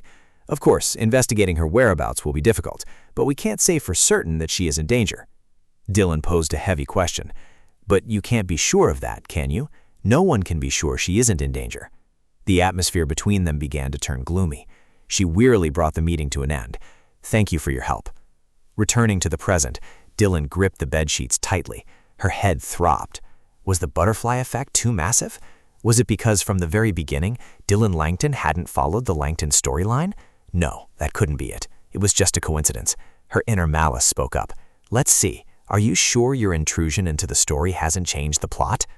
Dylan snapped out of her reverie, her face etched with terror. She suddenly bolted upright in bed. "I hoped everything would always go smoothly. I thought everything was going well. I never expected something this terrible to happen so soon, because the protagonist of this story is Adeline." Dylan silently wished, "Even if there are countless irreversible tragedies in this world, I still hope she will find her happiness." The malice spoke up again. "Is that so? Your desire to possess what belongs to her?" Do you really want Adeline to be happy? Weren't you actually relieved when you heard the news of her death? Dylan adamantly denied it. "That's not true. There's no reason for me to think that way." The malicious voice continued to taunt her. "Why is that? It's a stroke of luck. If Adeline didn't exist in this world, you wouldn't have to worry about having everything stolen from you anymore." Dylan yelled furiously. "Ridiculous." She collapsed onto the bed, her dry, ragged gasps echoing through the silent room. Dylan let out choked, agonizing sobs, her eyes blurring as her cheeks flushed violently. How nice it would be to have Emily by my side at times like this, just holding her and complaining a little. Her clear, bright eyes and lively voice would give me strength. But that's no longer possible. You know that all too well, Dylan. In the bathroom, a dark wooden shelf stood against the wall, adorned with luxurious personal items. Peony asked with concern, "Are you really all right?" Dylan reassured her in a gentle voice. "My head doesn't hurt anymore. It's just a mild ache now. I'm sorry for making you worry again." Rebecca frowned, her eyes showing her deep concern. "My lady, if you have any worries, please don't keep them bottled up inside." Dylan tried to soothe her worries. "You are very observant. Thank you for worrying about me, Becca." She lay in the bathtub amidst the misty steam. Suddenly, she posed a question. What if, one day, someone suddenly went missing? Peony and Rebecca replied in unison. "Yes, my lady." Dylan continued, "And you want to find that person, but you don't know if they are dead or alive. Of course, you can't rule out the possibility that they are in danger, but you still hope they are safe and sound. Their disappearance might be because they went to another country or abandoned their identity. However, if that's not the case, even if you find them, you might only witness a cruel reality, whether it be death or something worse than death. Furthermore, you are the reason why they went missing in the first place. If you stop searching for them, you can comfort yourselves with the thought that she is probably fine, but deep down you will always feel a pang of guilt. Even so, would you still look for them?" She closed her eyes and thought to herself, "What I mean is..." That same afternoon, she and Katerina sat in a luxurious carriage clattering along the cobblestone road leading to the outskirts. Without waiting, she spoke first. "Tell me, what do you want me to help you with?" Dylan looked at her with pleading eyes. "Can I undergo the memory therapy in Aloha once more?" Katerina asked in confusion. "That's fine, but I thought you had already recovered the necessary memories back then. You said you only wanted to remember a name." She shared, "Yes, I remember that name, but it's still not enough." Katerina pressed, "What else is missing?" Dylan answered decisively, "It's not enough to find that person." Her lips moved as she uttered the name, Adeline Dighton. Surprised, she asked back, "Yes, so you still remember?" Katerina nodded and remarked, "Of course, but you seem rather straightforward today, don't you? I remember you were very hesitant to tell me last time." Dylan spoke up decisively. "That was then, this is now. I will do whatever it takes to find that girl. I no longer have the time to hesitate." She lowered her voice and asked, "Do you really not know where she is? I must ask, why do you want to find her so badly? Is she someone you want to take revenge on?" Dylan instinctively replied, "Yes."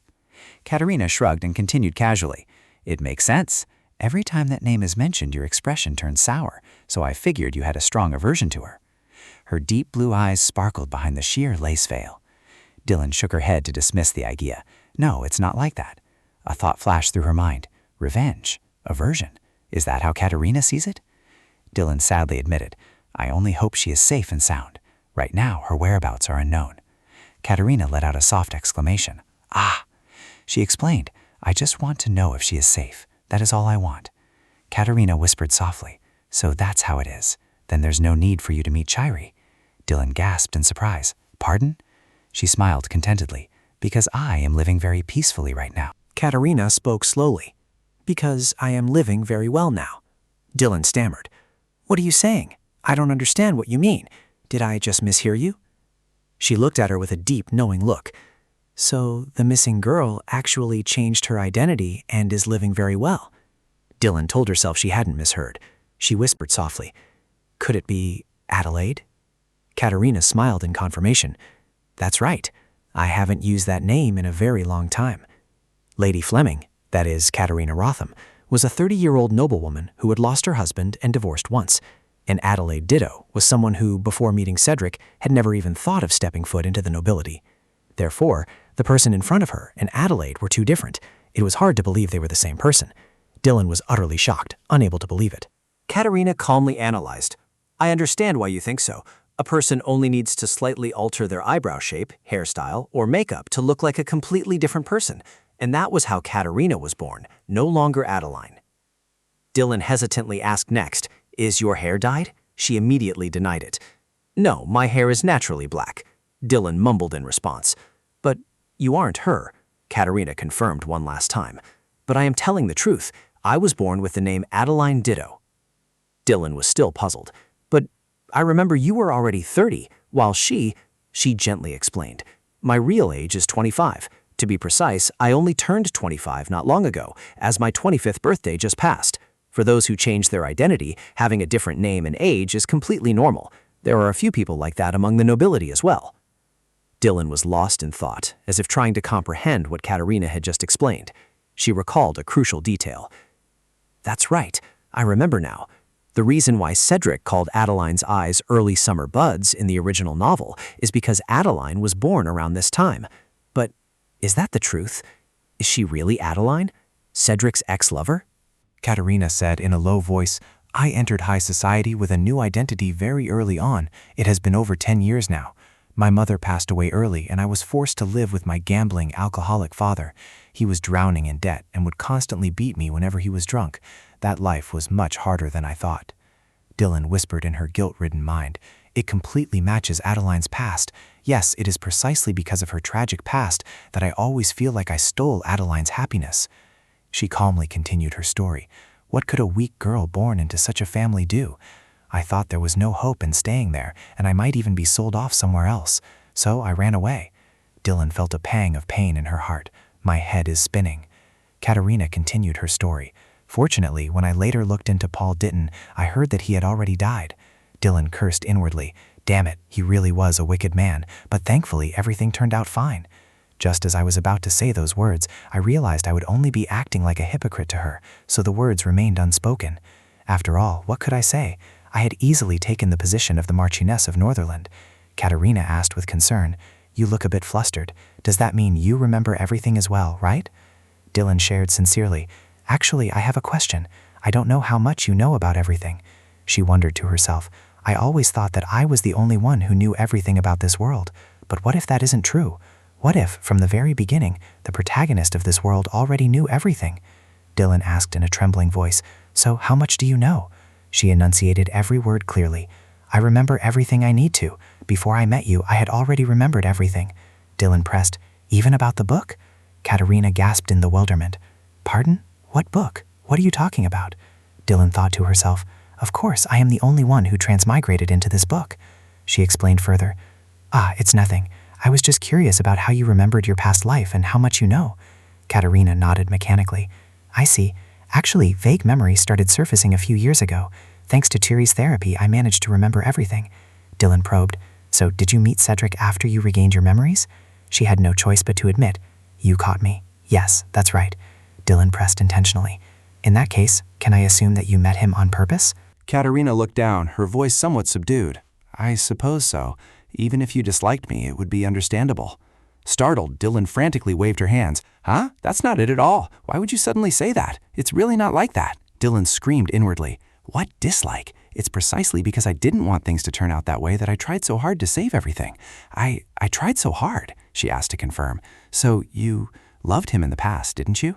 Katerina nodded, admitting, Me? Yes, that's right. Dylan hesitated, then asked further, This time you don't love him anymore? She confirmed, Yes, I suppose so. Dylan's face showed a clear struggle, feeling both relieved yet completely lost about the past relationship between the two of them. She had answered without hesitation. Why? Why is it so different from the plot? Katerina had been by Cedric's side for many years. Even if their status as lovers was just a cover, the time they spent together was real. So even so, how could she not love him? Dylan curiously asked further, Why? Katerina tilted her head in confusion. Why? What? Dylan repeated her question. Why did you say no? Is it really not true? She let out a soft gasp. I didn't expect you to ask that. No, actually, it's not surprising that you would ask. So let me answer you. Perhaps it's because my state of mind is much better now than it was back then. Dylan fell silent for a moment, both surprised and internally shaken, as if she hadn't yet digested what she had just heard. What is she talking about? Could it be that her mental state was unstable, and that was why she loved Cedric? So now that her mind is stable, does it mean she doesn't need Cedric anymore? Is that all he meant to her? It felt as though a fire was burning inside her. Why am I so angry? What right do I have to be angry? But how can she give up on Cedric without a single regret? Katerina gently called her name. Dylan. It turns out that in this lifetime, you have also fallen in love with Cedric. Katerina drew her conclusion. It turns out that in this lifetime, you have also fallen in love with Cedric. Dylan officially confirmed it. Yes, I love him. Understanding her heart completely, Katerina said, just as I thought. I knew for sure that you loved him. Dylan spoke up, her voice tinged with embarrassment. Are you mocking me now? Katerina quickly clarified. Oh, goodness, no, it's nothing like that. It's just that I think the so-called thread of fate is quite strong. Dylan stammered, repeating, the thread of fate. She expressed her view of reality. That's how it looks to me, even if the current situation resulted from a process unlike what happened before. She calmly explained, of course it's different, because I chose a different path, and I put a lot of effort into preventing it. Katerina asked back in confusion, prevent it? What is it? Dylan posed a hypothesis. If I hadn't done that, the person sitting here would probably be Emily, right? She asked gently, following up on their previous meeting. When I met her at the dinner party last time, she seemed fine. Is she still doing well now? Dylan replied, yes, she is still doing well. Katerina asked once more to make sure. She is still doing well? She continued to describe. Yes, she is healthy, bright, and lovely. She smiled in relief. Thank goodness. Even though I know I shouldn't, I still have to pretend not to know. Dylan asked back in confusion. What? What do you mean by that? Katerina felt guilty about Emily's situation because I had recalled the memories from years ago. Clearly, I could have cared for her, but I chose not to. Not only that, but I also pretended to be indifferent to the Langton family. Even though I might have known, I chose to say nothing. I had completely buried my memories of her, and when Cedric announced he would marry the daughter of Viscount Langton, those buried memories came back to life. After that, I just stood at a distance and watched everything happen. That's right, I wasn't the only one who remembered, which meant I wasn't the only one haunted by this anguish. Perhaps Adeline had thought a lot about this all this time. Katerina asked bitterly, don't you think I'm shameless? Dylan was completely taken aback. Pardon? She confessed resolutely. I pretended not to know anything. In truth, if you remembered everything, including that, you would hate me. Dylan was startled and blurted out, not at all. In the end, nothing happened because I intervened. Besides, to Adeline, Emily is just Cedric's ex-wife. There's no reason she would care about her the way I do, Dylan said in a tender voice. And Emily is still very healthy now. Compared to me, she is probably much healthier. That's only natural, because I did my best so that she could grow up healthy. The space felt dead silent, with only the steady clattering of the carriage echoing in the emptiness. Katerina expressed her admiration. If only I could do that too, that would be so wonderful. Dylan only replied briefly, yes. Not wanting to reveal anything, she said, it's nothing. It's a bit awkward to say this now, but fortunately, you are a kind person. At that moment, Dylan's breath seemed to catch, a drop of sweat silently sliding down her cheek. A sense of guilt welled up inside her. A good person? But you remember what I did in my past life, yet you still talk to me as if nothing happened? Thinking back, whether it was Adeline or Katerina, she had always been good to me. From our very first meeting, she accepted my rudeness and took it for granted. Since then, she had never refused my requests, even though she knew very well that I was the future Baroness Samuel. Dylan felt a pang of bitterness in her heart. Adeline, you are the one who is good. I had presumptuously concluded that Adeline's happiness in her world was her love for Cedric. Yes, their love in the book was a highly romantic love story, but I realized that the happy ending I saw wasn't necessarily the only happiness meant for Adeline. So who has the right to judge that? She silently blamed herself. But if it were me, if I were Adeline, then even in the next life, the life after that, or even the life after that, I wouldn't want to miss the feeling of being loved by him. I only want him to look at me alone. If not, it won't do, and I would consider it incomplete. But I am not Adeline. Dylan pursed her lips, trying to suppress an intense emotion or a rising wave of feeling in her heart. She spoke up brightly. If you think so, that is a very good thing for me. Thank you, Katerina. She asked nervously, does that mean there are no grudges between us? Dylan replied cheerfully, that's right. Katerina placed her hand on her chest and said with relief, Thank goodness, everything has been resolved smoothly. Actually, sometimes I wondered if I should ask you directly. If I did, would it mean that the past between us was already over? Would that be too impolite? It was the same when we first met. Didn't you remember everything? I was highly suspicious of that, but seeing your attitude, I thought otherwise. It wasn't until you met Chiriko that you remembered, right? And Adeline, too. Dylan gave a forced smile. That's not it. I already knew about your existence beforehand. My memories from a few years ago had already returned. What surprises me now is that I didn't expect you to be Adeline. Furthermore, you regaining your memories was also completely beyond my expectations. Katerina was slightly puzzled. Completely? Dylan explained frankly. Yes, I didn't expect it at all. I thought I was the only one who remembered my past life. Even so, I thought you were a lot like Adeline. Katerina was utterly astonished. So that's how it was. No wonder you looked so surprised the first time you saw me.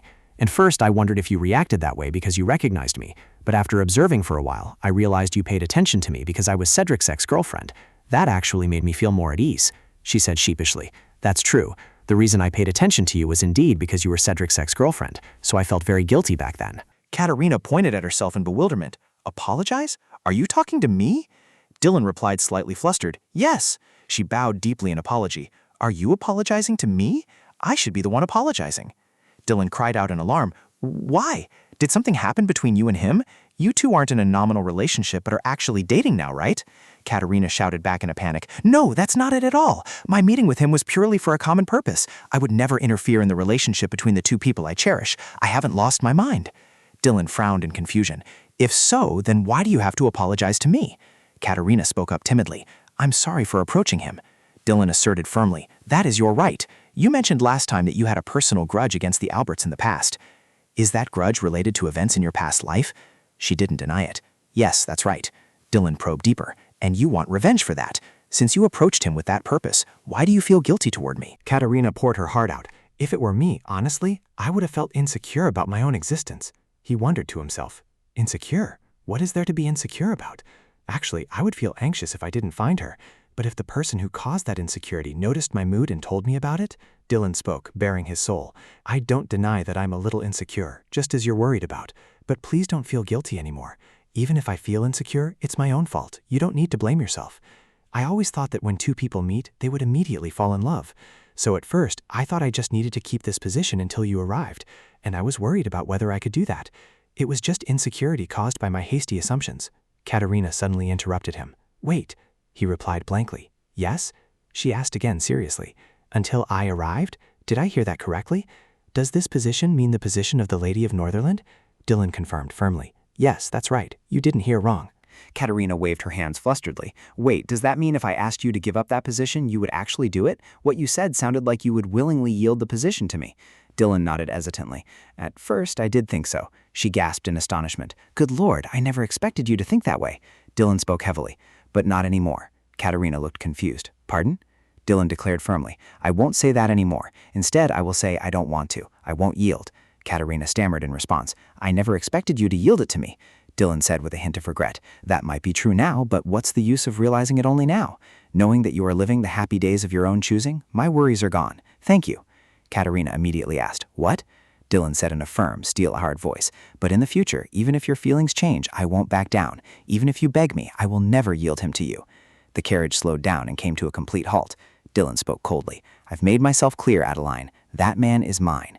She turned and left, leaving only Katerina sitting in the carriage, watching her go with a dazed look. Dylan's heart couldn't help but race. Mine. He is clearly mine. I've always wanted to say that. He is my man. I will absolutely never yield him to anyone. My own perfect person. Those were the words she had wanted to say but couldn't bring herself to utter, as if they would turn into poison if she spoke them aloud. But now that she had them, she realized they weren't poison at all. Instead, they made her feel so much more at ease.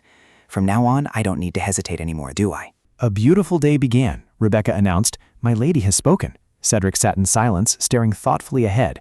She recounted in confusion. It was a story my lady read in a book. 4. She honestly reported. After that, my lady kicked us out. That's all that happened.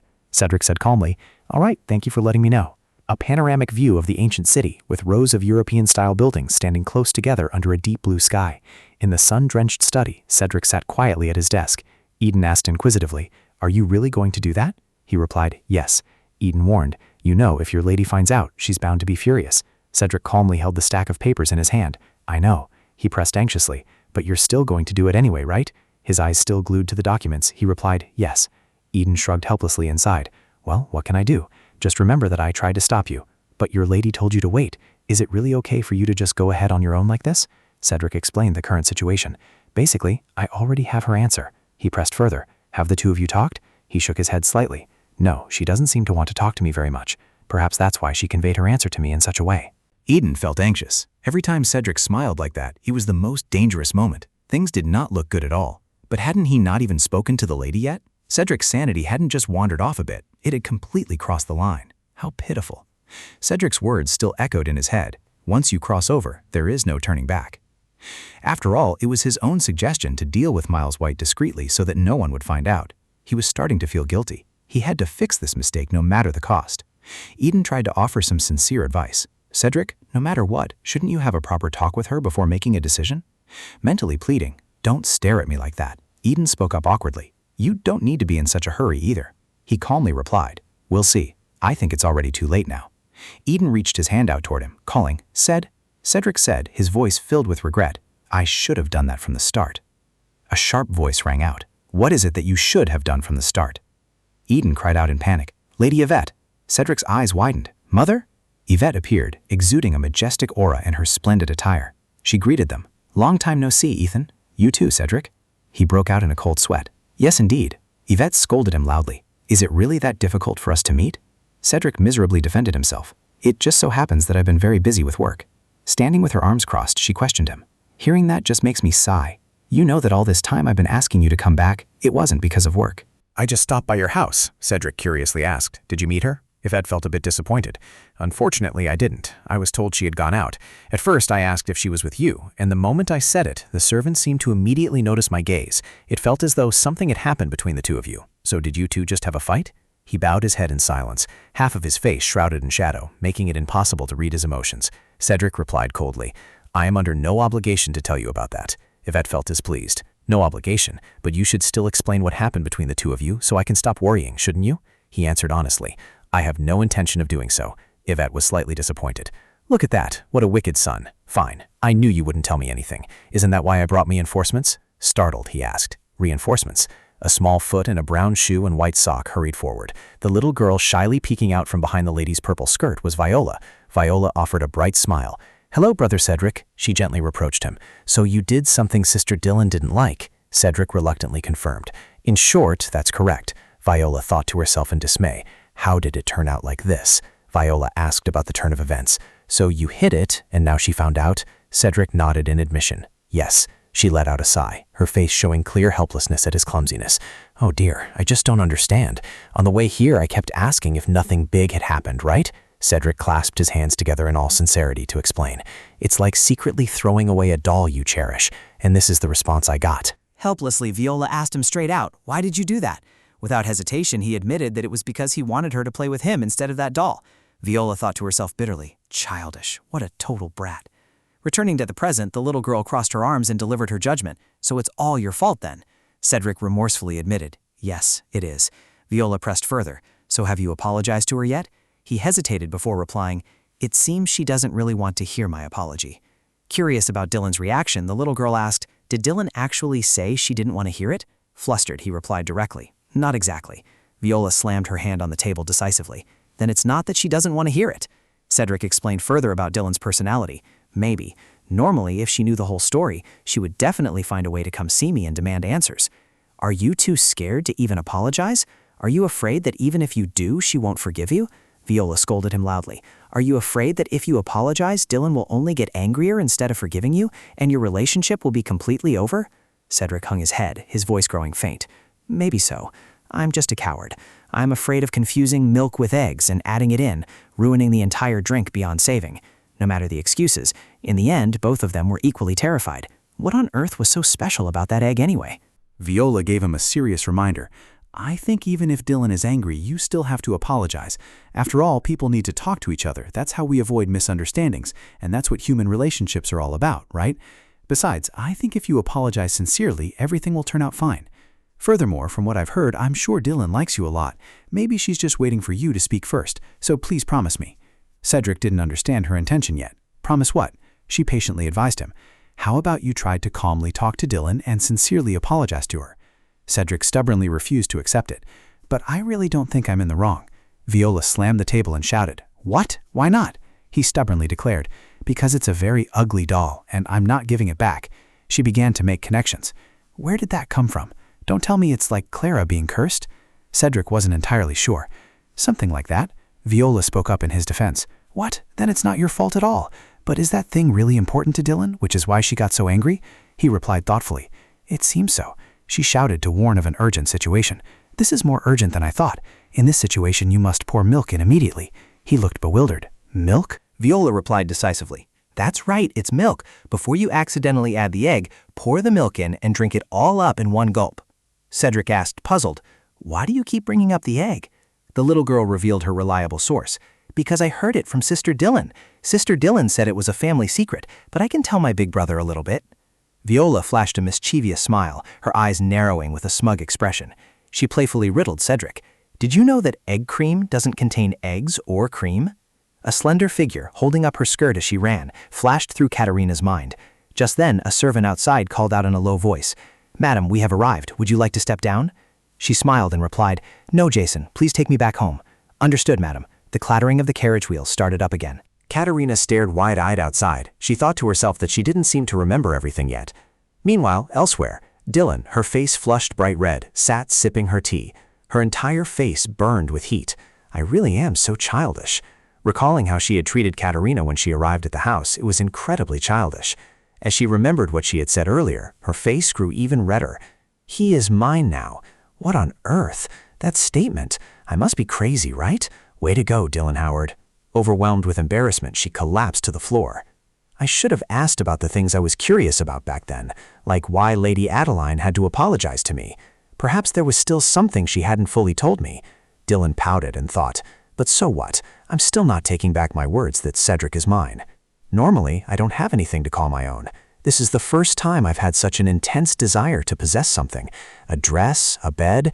I've never had anything of my own. That's why I just want him to belong to me completely, because he is the only one in my life. The more she thought about it, the more her whole body trembled, her eyes widening. But what should I say? I cockily told him to just you wait. Now I have to give him a proper answer. I also? Is that so? Or I feel the same way as you. She was so flustered that she scratched her head in frustration, her mind in utter chaos. That's too ordinary. Isn't there any other line? You're the male lead, so I have to become the female lead to be worthy in standing by your side. Isn't there something a bit better, a bit more shocking? Just then, a knock sounded at the door. Dylan instantly reverted to her usual elegant and gentle demeanor. "Come in," behind the maid, beaming brightly. Dylan called out happily, "Oh my, little Viola!" In the gentle late afternoon, the soft fading sunlight filtered down onto the lush potted plants by the mansion's window. A table of tea and pastries was quickly set up. Viola's eyes sparkled as she stuffed her face, mumbling, "This is so delicious." Dylan was equally delighted.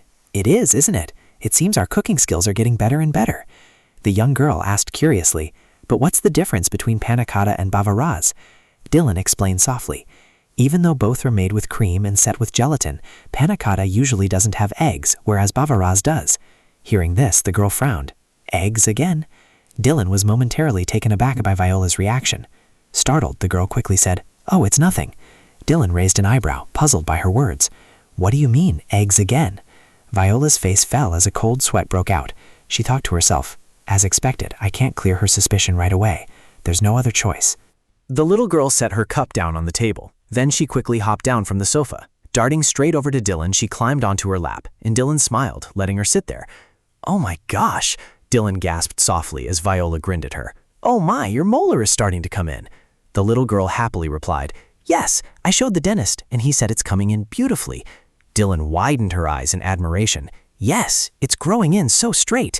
But do you know how unfair Mom was when she took me to the dentist? She said she had to have them pulled on both sides at the same time to keep my teeth balanced, even though the left one wasn't even ready to fall out yet."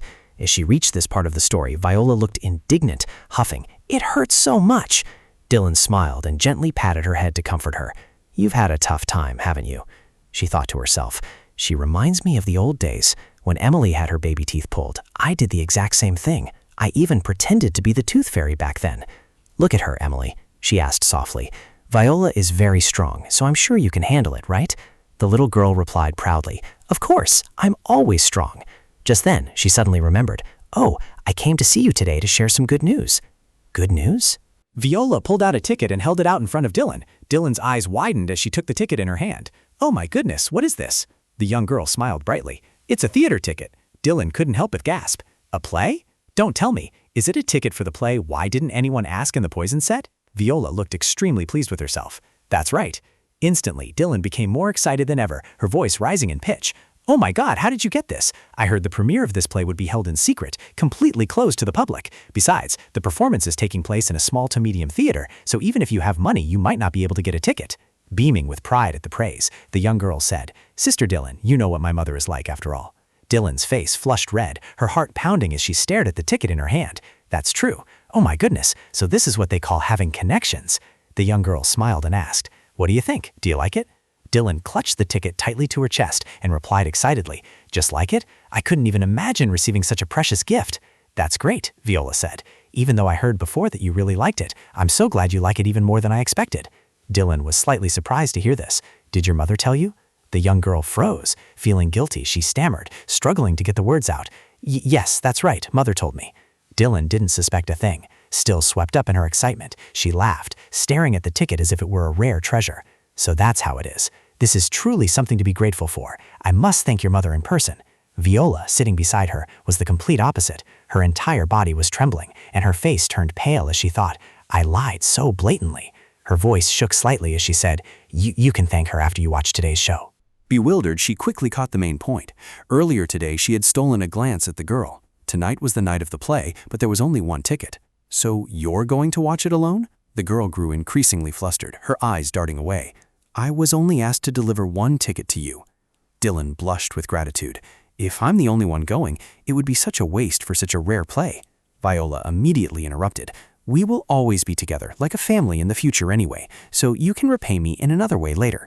And once you've watched it, you can tell me which part was the most interesting. That's also a great way to thank me." She couldn't help but choke up with emotion.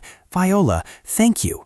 The girl smiled brightly and said, "Don't mention it. Instead, you must make sure to have a good talk." "A talk?" The girl suddenly realized she had let something slip again and froze on the spot. Viola quickly clung to her arm, wheedling, "It's nothing, Dylan. I just suddenly got curious about something and wanted to ask you." "Yes? Do you know the difference between panna cotta and blancmange?" Dylan looked bewildered, instinctively replying, "One has almonds and the other doesn't."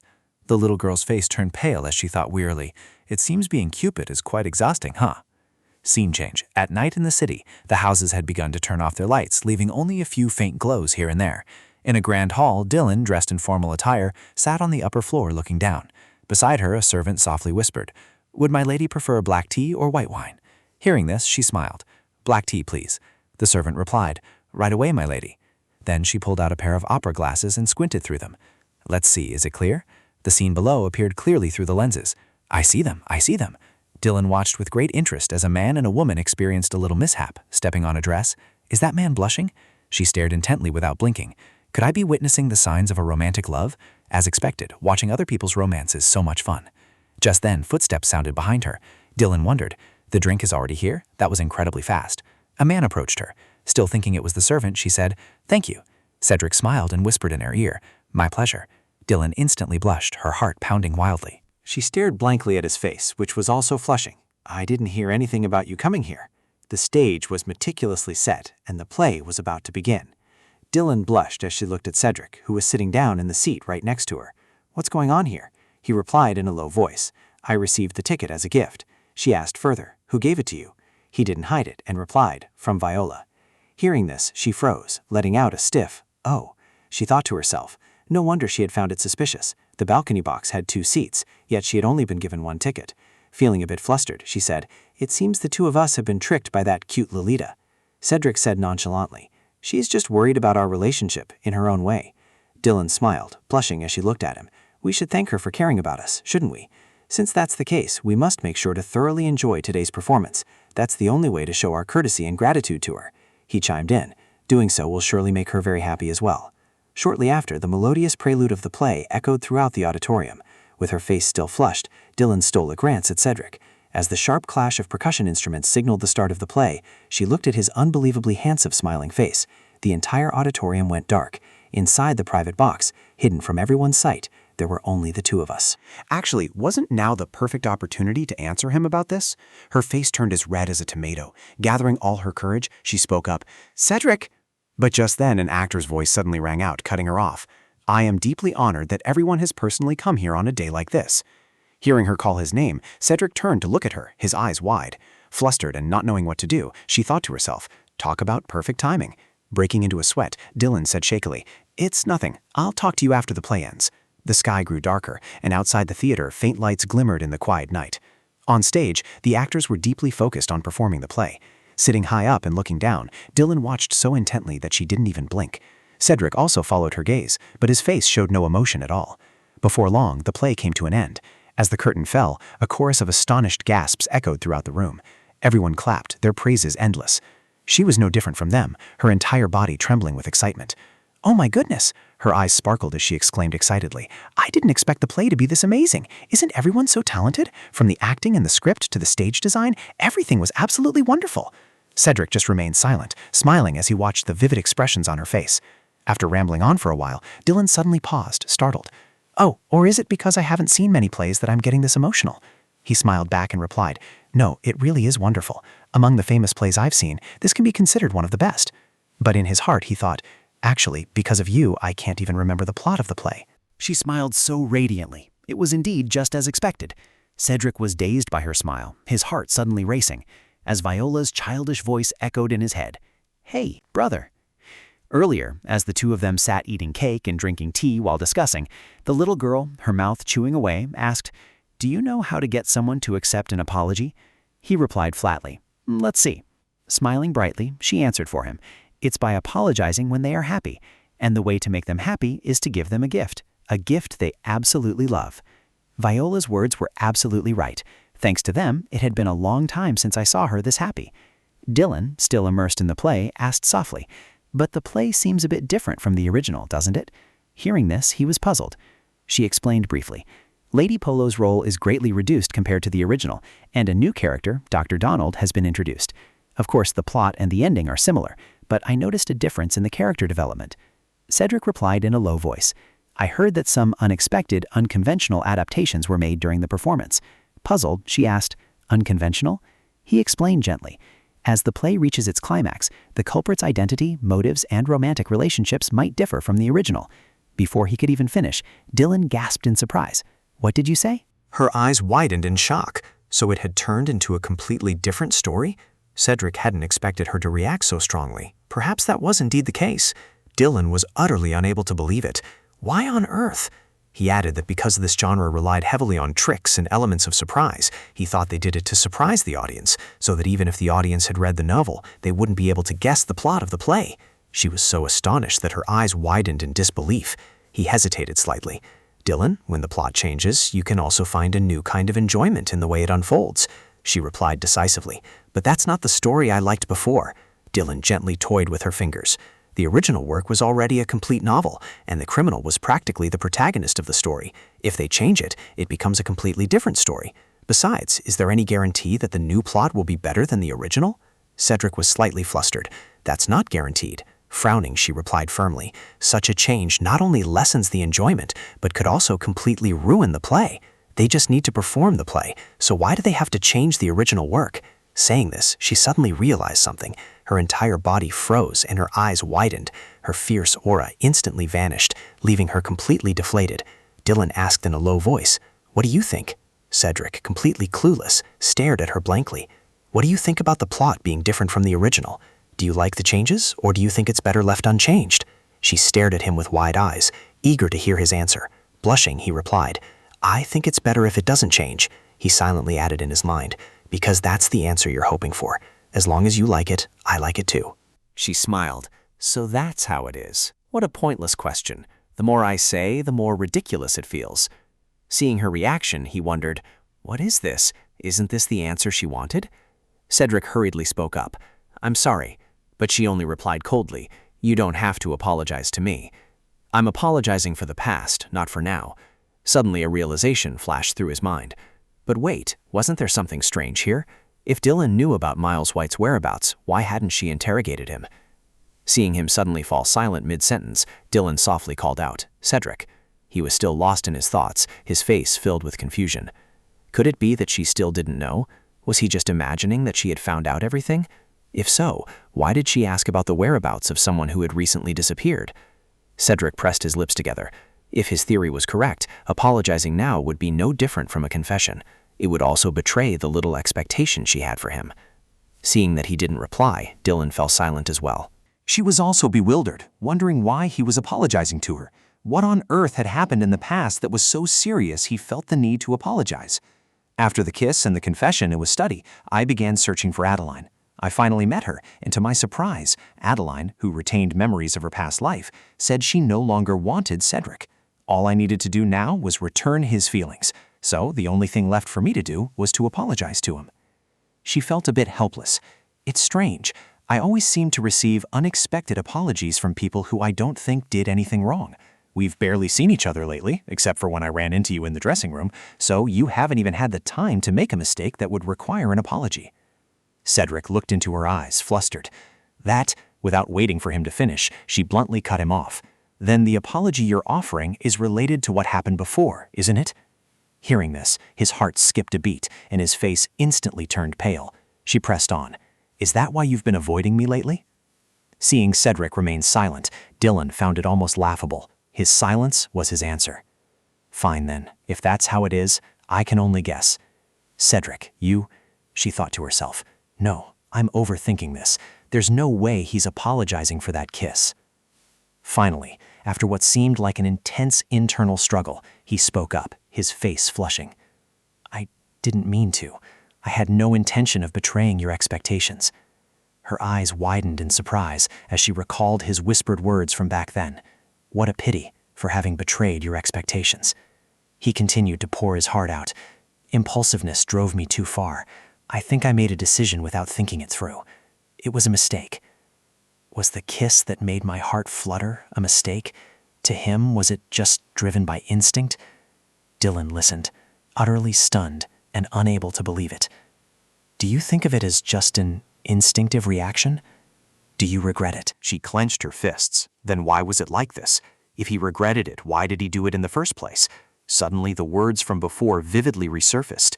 In her eyes, I am just a man of low character. Should I be angry about this? Did he want revenge? Startled at having his secret thoughts exposed, Cedric realized that might be the case. Dylan thought, trembling. Thinking about it carefully, this was only natural. I always rushed to conclusions based on principles, without explaining the specific reasons. Regardless of Cedric's feelings, I got angry for no reason, rudely interrogated him, and unilaterally gave him orders. Don't say anything, don't ask anything, just wait. He had to do that. Having finished her thoughts, she said in a low voice, You're just angry, which is completely understandable. Look at how selfish I must seem. Cedric stared blankly at her somber face, Dylan's face. She had never felt so ridiculous, just because he was too gentle with me. On the contrary, I should be the one to apologize. I only did that because I wanted to take responsibility for my mistakes. Only after a long while did Dylan speak up shyly. I'm sorry. This was utterly hard for him to believe. In a stammering voice, he asked, What? Are you apologizing to me? She admitted frankly, Because I hurt you first. I am the reason you did those things. So I'm sorry. Cedric's face flushed slightly with embarrassment. He didn't want to hear those words. Looking at the bustling crowd outside, Dylan agreed. I feel the same way. The clear singing voice of the female singer had also stopped amidst the applause of the crowd. Seeing this, she stood up. The performance is over. This is an important show, but I'm worried I might be disturbing the people around us. I'm going home. But just at that moment, his hand suddenly reached out. Dylan narrowed her eyes in confusion. What was this? She stared in silence for a moment, then calmly reminded him as she pushed his hand away. You have to watch the rest of the play. One of us has to stay and watch. That's the polite thing to do for her, isn't it? With that, Dylan walked away briskly, never looking back. Noticing Cedric was following her, she warned him immediately. Don't follow me. But he didn't give up. Dylan bluntly cut him off. Don't call my name. Her cold tone made Cedric freeze. She made herself clear. Right now, don't talk to me in that tone, because I don't want to hear it. The clattering sound of the carriage faded away. Sitting inside, Cedric stared blankly at his hand for a long time. He kept wondering if he had said something wrong and what he could do to appease her anger. He wasn't even allowed to call her by name anymore. I can't bind her to me any longer. But then, Cedric managed to comfort himself. All right, let's just wait for her. There is nothing else I can do but this. Nothing else. As soon as he returned to the mansion, the butler's voice rang out. Did you return alone, my lord? Hearing this, he was slightly confused. What do you mean? The butler hesitated for a long moment. Well, the madam has not returned yet, sir. Receiving that news was like a bolt from the blue for Cedric. At that moment, my mind was filled with nothing but noise. Dahlia had chosen to leave and abandon me. At that moment, I thought the relationship I had tried so hard to hold on to was completely over. The moon had risen high in the sky. At her home, Emily sat yawning repeatedly. Slumping over the table, she wondered what time it was, writing letters past midnight again. It was always like this. She then decided she had to open the window to let some fresh air in. Just then, a figure appeared in her line of sight, making Emily mutter, "Who is that?" while thinking fearfully, who would come here at this hour? As the figure gradually approached, she wondered, a ghost, a thief, or a murderer? But she quickly regained her composure. Emily tried to make out the figure. That shadow felt incredibly familiar. Then, all of a sudden, she let out a shrill cry, "Sister Dahlia." It was getting late into the night. Inside Emily's room, she joyfully brought over some alcohol to show off. Their father's whiskey. Dylan looked at her younger sister in confusion. "You don't usually sneak drinks like this, do you?"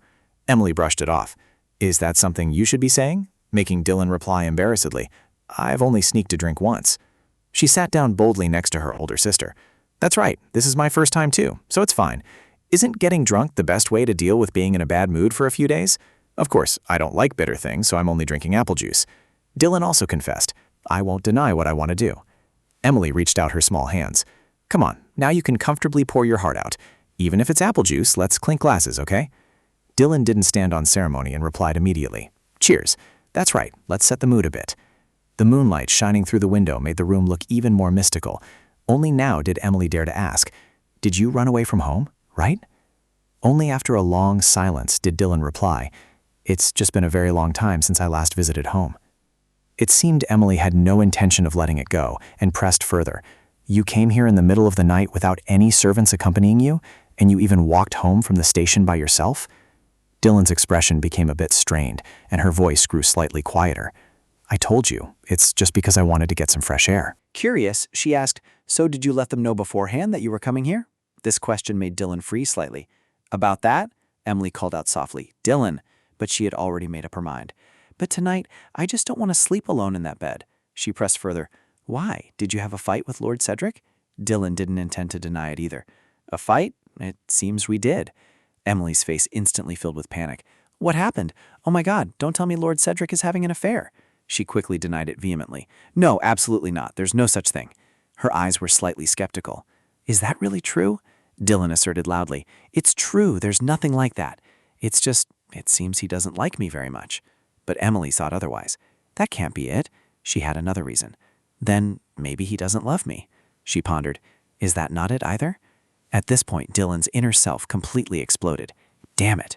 Then it seems he doesn't love me as much as I want him to." Emily was also a bit speechless. "Is that all? Nothing else?"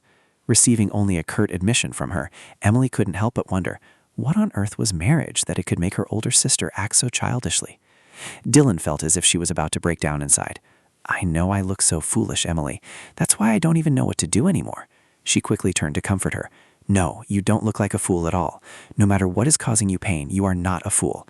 Everyone has worries. How can you call that foolish? Especially since whatever is making my sister worry this much is definitely no small matter. You've done well. No matter what you do, I will always be on your side. Not just me, but father and brother too. So just do whatever you want." Her voice choked up with a sob. "Emily, thank you." It seemed those were the exact words she had wanted to hear. Emily quickly analyzed. "Besides, with you acting like this, Lord Cedric is definitely at fault too." Dylan hesitated slightly. "Well, about that," she kept urging her, "just tell me the truth." Bolstered by that encouragement, she suddenly shouted, "That's right, you're absolutely right. He made my heart flutter first." This caught Emily off guard. "Oh my God, that guy. At times like this, I just need to play along." So she immediately replied, "Is that so?" The more Dylan spoke, the more annoyed she became. If he was going to apologize, why did he have to make my heart flutter like that? Emily could only chime in, "Really?" Taking this as an opportunity to vent further, she continued, "Why did he make me look forward to it?" She chimed in again, "Uh-huh, yeah, right." Dylan completely exploded. "I'd rather he just shamelessly apologize to my face. Why did he have to apologize as if he was the one who got hurt? I can't even get angry at him." By now, Emily could only chime in mindlessly, "I see." But she still wasn't done venting her grievances. And besides, he didn't even try to hold me back. She kept listening. Really? Feeling supported, Dylan grew even more heated. Exactly. I clearly stood waiting in front of the theater for a long time, but he never chased after me. Emily immediately gave her an opening. That is definitely Lord Cedric's fault. Feeling like she had found someone who sympathized with her, she quickly asked, right?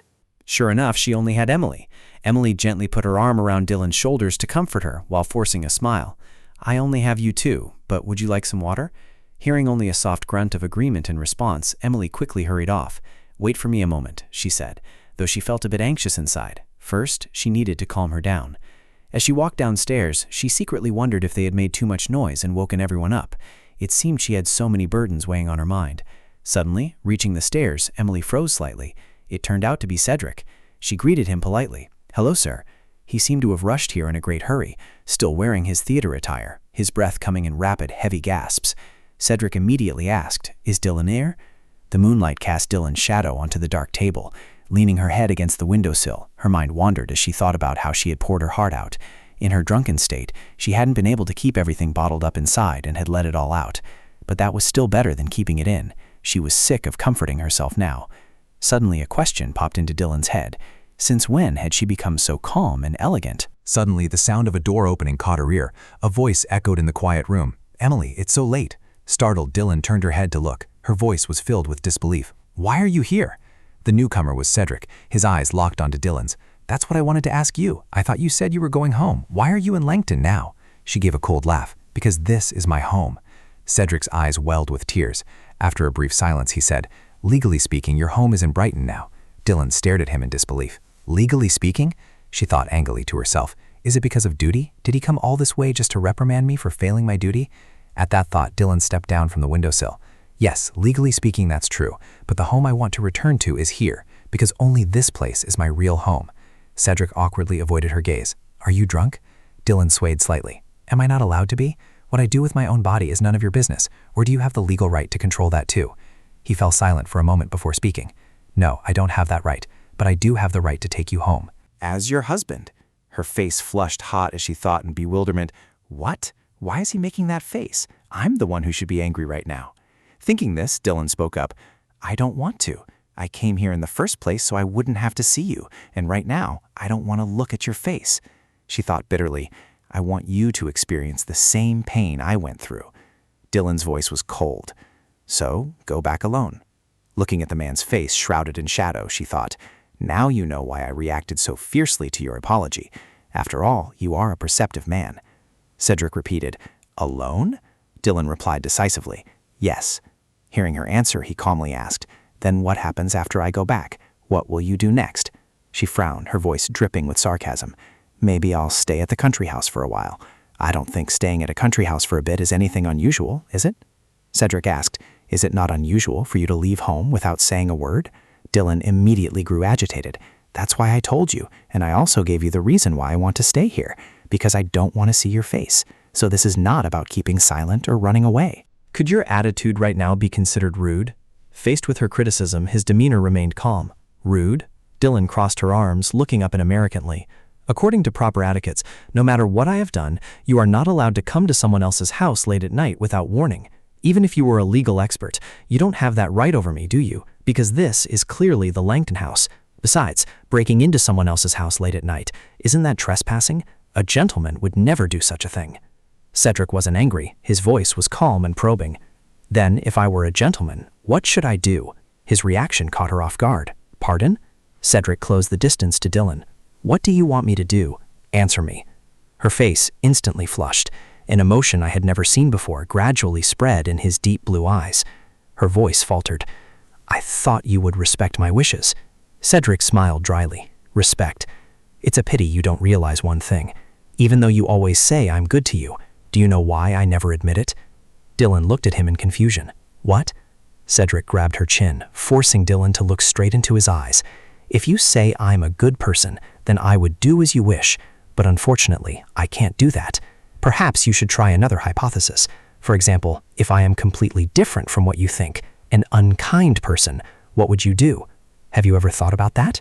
Her voice trembled. What? As Dylan's eyes widened, he suddenly said, or rather, who is the long-time creditor of the Langton family? These words instantly froze her in place. What? Cedric continued, or in the worst-case scenario, how will that debt be used? Dylan thought in utter confusion. What is he talking about? What debt? His face darkened as he stared at her. If you choose to give up everything and go to that man, there is a high probability that the house you cherish will no longer exist. But the more Cedric spoke, the more bewildered Dylan became, thinking, who is that man, and what am I even giving up? He solemnly continued, or what if, under public pressure, they handle the matter carelessly? Have you thought about that? For a family that values honor like the Langtons, someone could bring trouble upon the family. For the sake of the people you cherish, I hope you can reconsider your choice. The more she listened, the more familiar it sounded. Dylan questioned him. Are you threatening me? Cedric's voice softened. This is a simple hypothesis.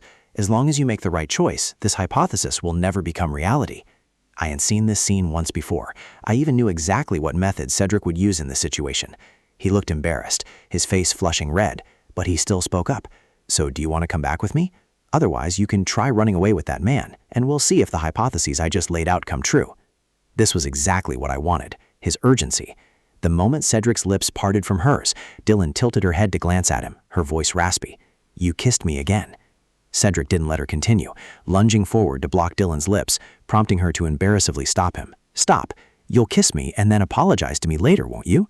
Forced to stop, his face went blank. What? Dylan questioned him in annoyance. Didn't you say in the cinema that the kiss that night was a mistake? Are you regretting it again and planning to make excuses? Cedric looked at her in confusion. I don't understand what you're talking about. Dylan chuckled. Right? I don't even know anymore. It's just, maybe we were wrong from the very beginning. We misunderstood each other.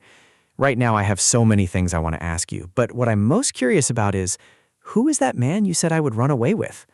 Cedric froze upon hearing the question. His voice was hesitant. About that, how do you want me to answer? Dylan smiled. Exactly. I really can't guess who it is. You don't believe me? Cedric grumbled petulantly. Because you already know who he is. She was stunned. But I don't know anyone. Gritting his teeth in anger, Cedric couldn't help but blurt out. Anyway, Miles Wright is no longer where you found him. As soon as the words left his mouth, Dylan's face went blank. Seeing her reaction, Cedric thought to himself, I knew it. She's speechless. If she knew the exact truth, she would despise me even more. While he was overthinking, Dylan spoke up decisively. No. Why on earth did you suddenly bring up his name? She cried out in horror. No, seriously, why is that name even being mentioned here? What does where that man is have to do with me? Cedric's face flushed red. You said it yourself that he was your fated love. Her face was a picture of utter disbelief. What? When did I ever say that? He brought up the past with annoyance. You even asked August to find him. Dylan was stunned. Wait, you knew about that?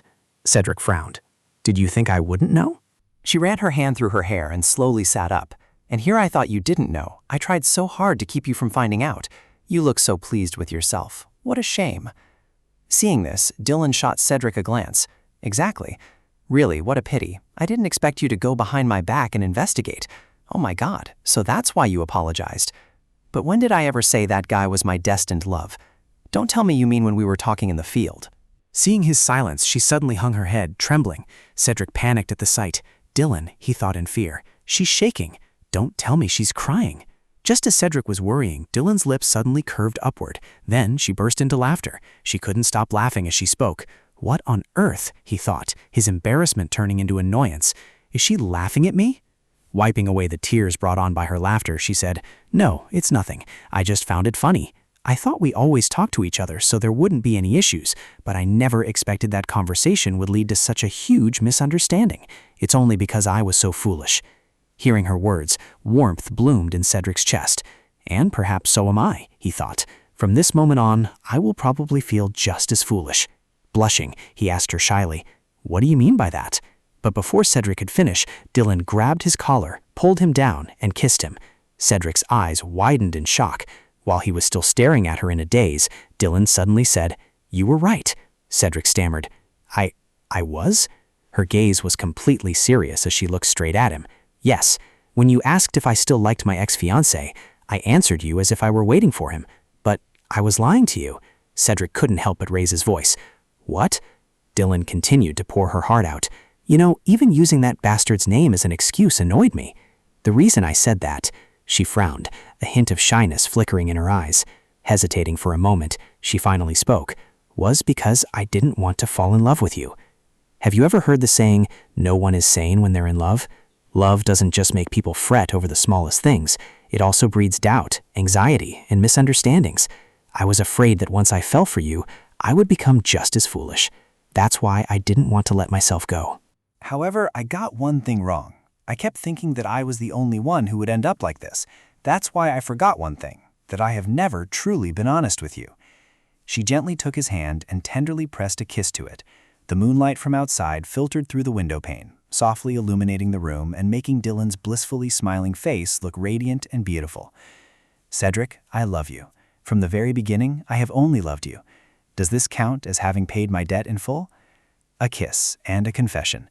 After that, I lost count of how many times we kissed. At that moment, I wanted to be with him so much more. Unfortunately, we were in Father's study. Emily heard us and cried out sobbing, "Dylan, are you okay? Are you really all right?"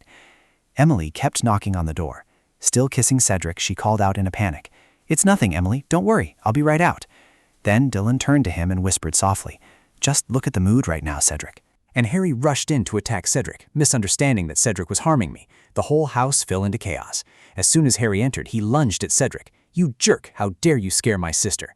Hearing the noise, Father rushed over and personally escorted Cedric outside. Held back by Emily, I could only watch him walk away. Cedric also reluctantly waved to Dylan. "I'm leaving now." Anyway, after that, I decided to stay at the Langton house for a while before returning. The next morning, with a haggard face, I thought wearily. I couldn't sleep, not even a single wink. What on earth happened last night? What is the truth? Dylan. These questions bothered me, yet the troublemaker who caused all this was now fast asleep like this. How annoying, this girl. I just want to pinch her cheeks. But right now I have something more important to do. That's right, one of the reasons I couldn't sleep was because I was too worried about someone. So who was it? Cedric, of course. Dylan stood in front of the door, hesitating. I'm finally here, but can I go in? What if he's still asleep? And why am I suddenly so nervous? If it's about things that make people blush, didn't we do plenty of them yesterday? But I've never seen Cedric's sleeping face before. How is he sleeping? What does his face look like? In what posture? What kind of pajamas is he wearing? There's really no telling when this will end. Finally, I decided to push past my own limits. Cedric had already woken up. Hearing the door open, he looked over. Seeing that it was her, his face lit up. Dylan! That dazzling beauty made Dylan squint. She dragged herself into the room, groaning in disappointment. You really are such a busy person. I wanted to see what you look like when you sleep. Or did you not sleep at all? Cedric immediately denied it. No, I'm just not the type to sleep in. Dylan looked at him. Well, I'm exactly that type of person. Cedric glanced at her, his expression nonchalant.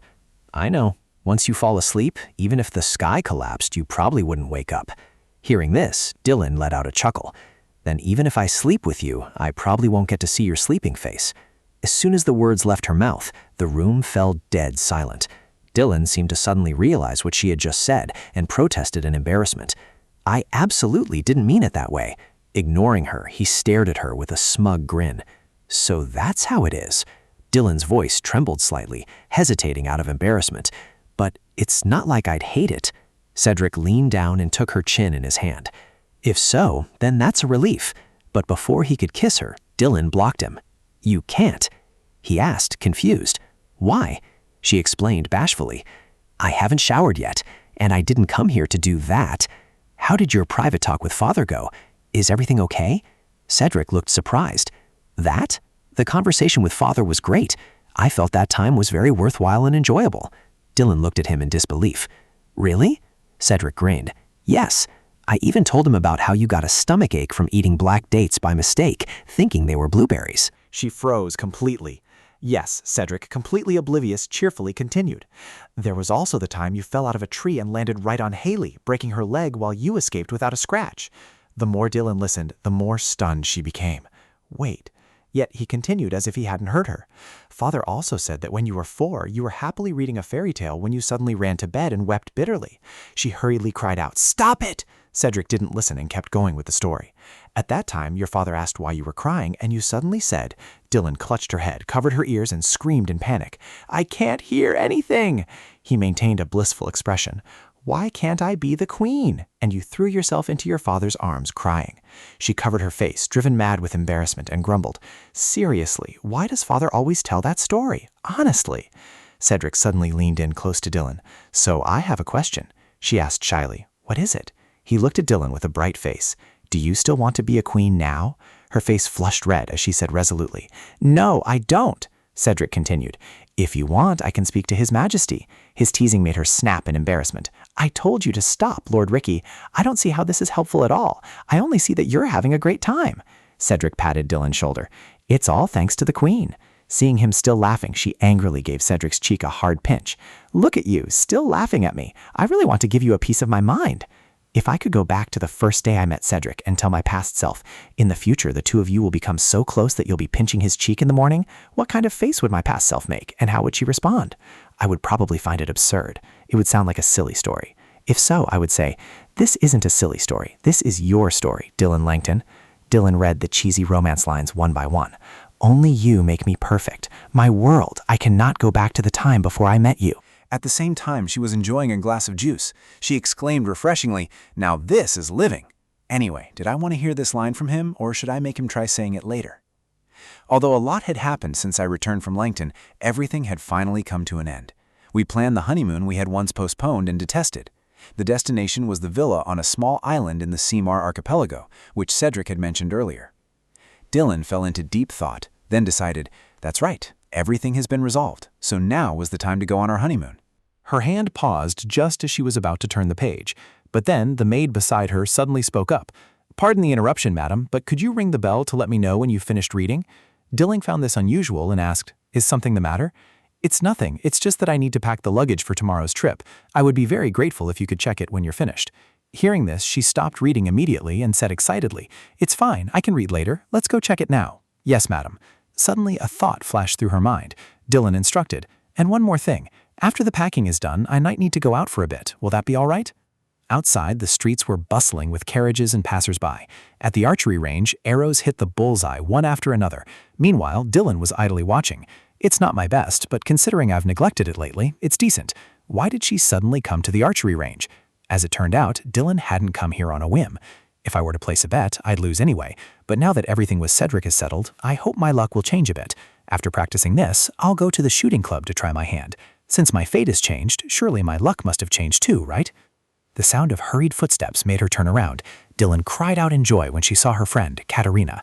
Dylan! The two greeted each other warmly, showering each other with questions. It's been so long since I last saw you. I was right, I'm so glad to run into you here. Katerina's voice suddenly turned serious. I'm very glad you said that, but actually this wasn't a chance encounter. It seems we didn't finish our conversation back then. Dylan's lots fell into a tangled mess. Had they? Was there such a thing? Look at me, how terrible of me. In the past, I risked my life searching for the female lead, yet now that everything is fine, I've completely forgotten my conversation with Katerina. She lowered her eyes, looking serious. But to be more precise, it was because Katerina had something important weighing on her mind, even now that she had sought her out.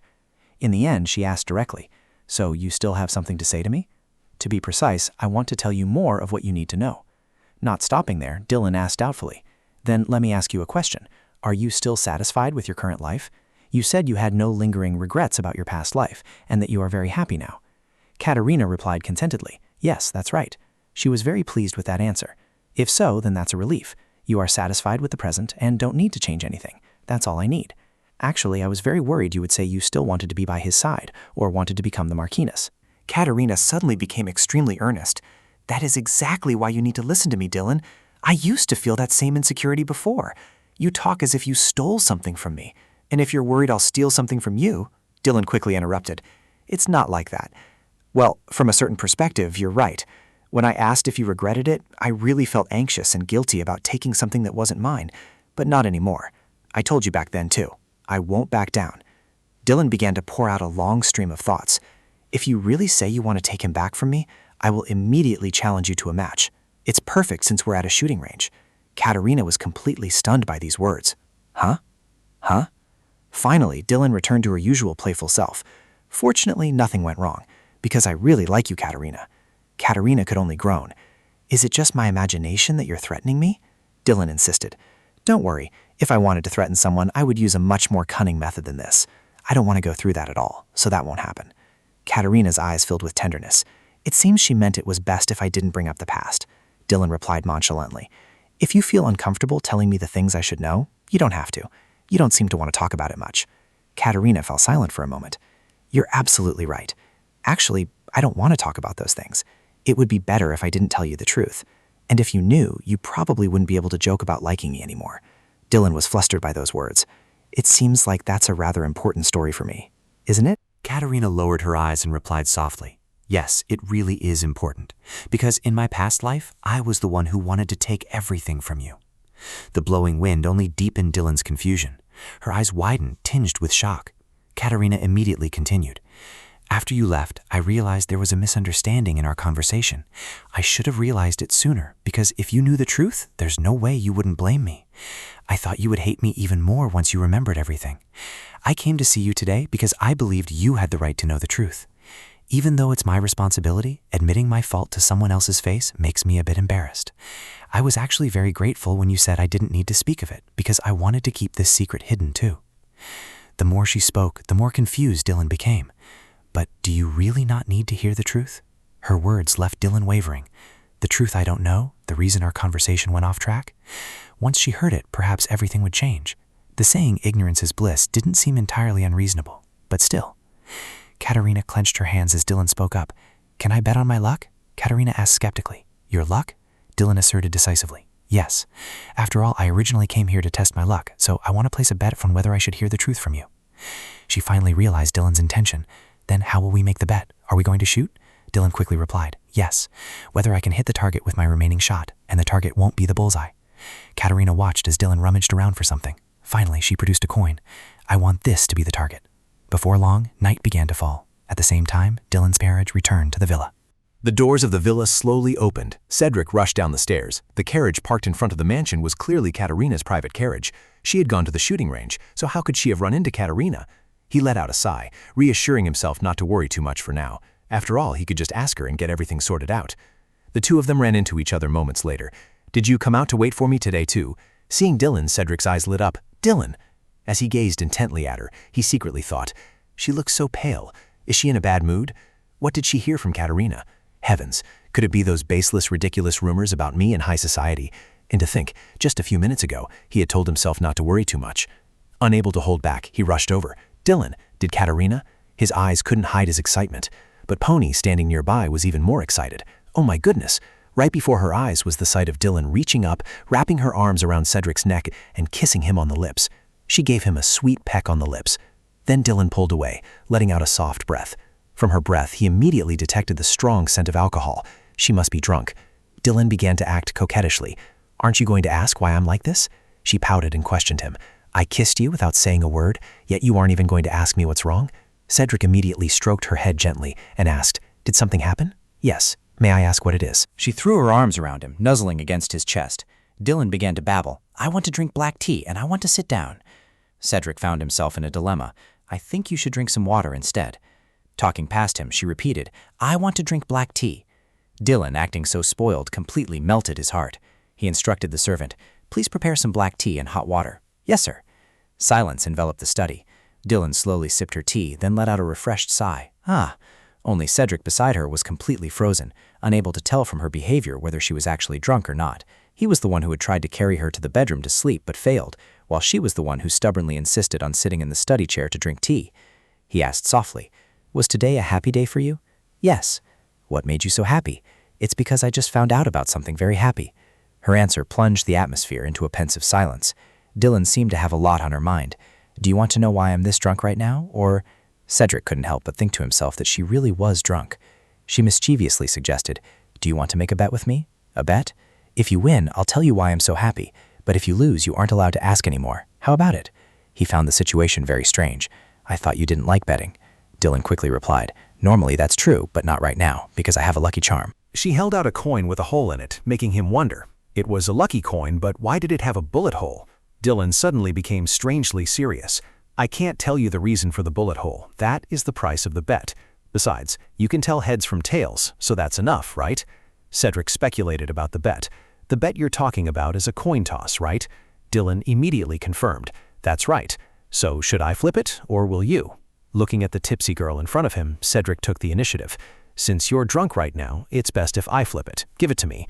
Tails is the number, and heads is the sun, right? Her excited expression was impossible to hide. That's right, flip it high. The coin quickly spun multiple times in the air. Dylan watched intently, and Cedric did the same, their eyes glued to every movement of the coin. Then both of them simultaneously caught the coin, trapping it in their hands, and agreed. So we've decided on heads or tails now, right? If that's what you want. Great, then I'll choose heads. In that case, I'll take tails. I'm opening it, okay? Cedric slowly opened his hand, gradually revealing the coin. He widened his eyes, staring at the coin in his palm. Dylan cheered in delight. It's heads! I won! Meanwhile, Cedric looked utterly bewildered. He asked suspiciously, "Is it possible this is a trick coin?" She laughed it off and replied, "You have to learn to accept the result. That attitude won't do it all." Right after that, she pushed him onto the chair, but finding him so adorable, she quickly planted a kiss on his forehead. She said mysteriously, "Only now do I realize I'm luckier than I thought, so it's only natural that I won." The atmosphere at that moment could only be described as romantic. "Cedric, do you believe in a next life?" "Not really. I knew it," Dylan began to muse. "But hypothetically, if there is, the universe doesn't just have one world, but countless worlds existing based on branching points. I've heard a similar theory. So if that's the case, we would live in hundreds, thousands of different forms in each world, right? But sometimes in those worlds, even if we are born with a different identity in a different life, if our souls remain the same, then you would still be you and I would still be me, right?" Hearing her whisper, he warmly stroked her head. "Of course." She continued to murmur. "Then, actually, right now I don't even know if this is the first, second, or 200th time we've met. And there might also exist a world where we never met." Cedric confidently asserted, "Even if that were the case, I would definitely find you every single time." As if hearing those words, Dylan unconsciously shed a tear. The stars in the sky still sparkled brilliantly. "That's why I'm so happy." Once upon a time, in a certain world, there lived a girl named Haley Langton, and Cedric Hayworth, her ideal man, also lived there. Between the Langton and Hayworth families, there existed an ancient covenant, a marriage pact between the descendants of the two families. But this covenant was not for Cedric and Haley. Instead, it was between Cedric and Emily, Haley's younger sister. What Cedric desired was the honor of the Langton family. Therefore, choosing the eldest daughter would have made more sense, rather than the youngest daughter, Emily. And Haley cried a lot, and it made her incredibly jealous. In the end, she had two men stolen from her by her younger sister. One was her former fiancé, Miles Woodtooth, and the other was Cedric Hayworth. They all loved her beautiful younger sister instead of her. Is it because of this face? Haley often felt ashamed when looking at her own face in the mirror. And one day, Emily, Cedric's wife, who had always been of frail health, died shortly after giving birth. Oh my goodness, that meant Haley was now the only daughter of the Langton family who could bring honor to Cedric. Now the girl with the bright smile who used to call out sister no longer existed. Haley could not hide her gloating. "I'm so happy. How can I be this happy?" Haley laughed so much, she had absolutely no time to shed any tears. Why cry on such a beautiful day? Come on, let's dance. Let's celebrate now, for that perfect man will soon be mine.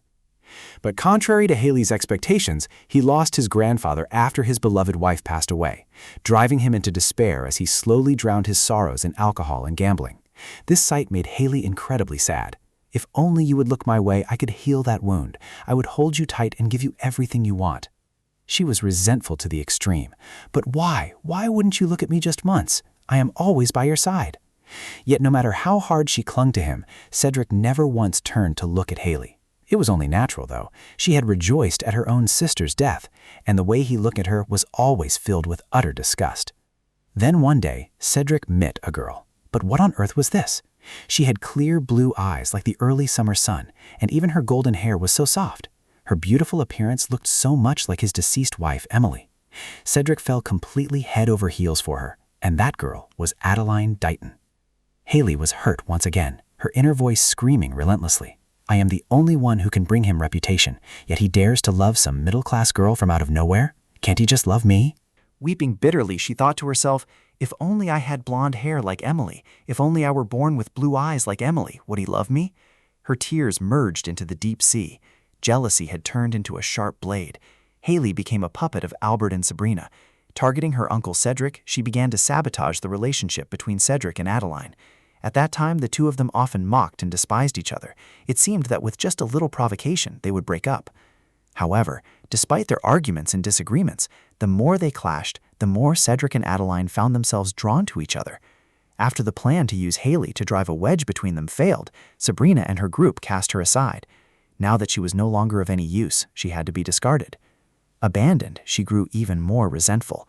The foolish and pitiful Baroness Samuelson. Under the weight of jealousy and a deep sense of inferiority toward the world around her, Baroness Samuelson was betrayed by the very people she trusted. Ultimately, she lost her sanity and did something she never should have done. It was pointing a knife at Adeline.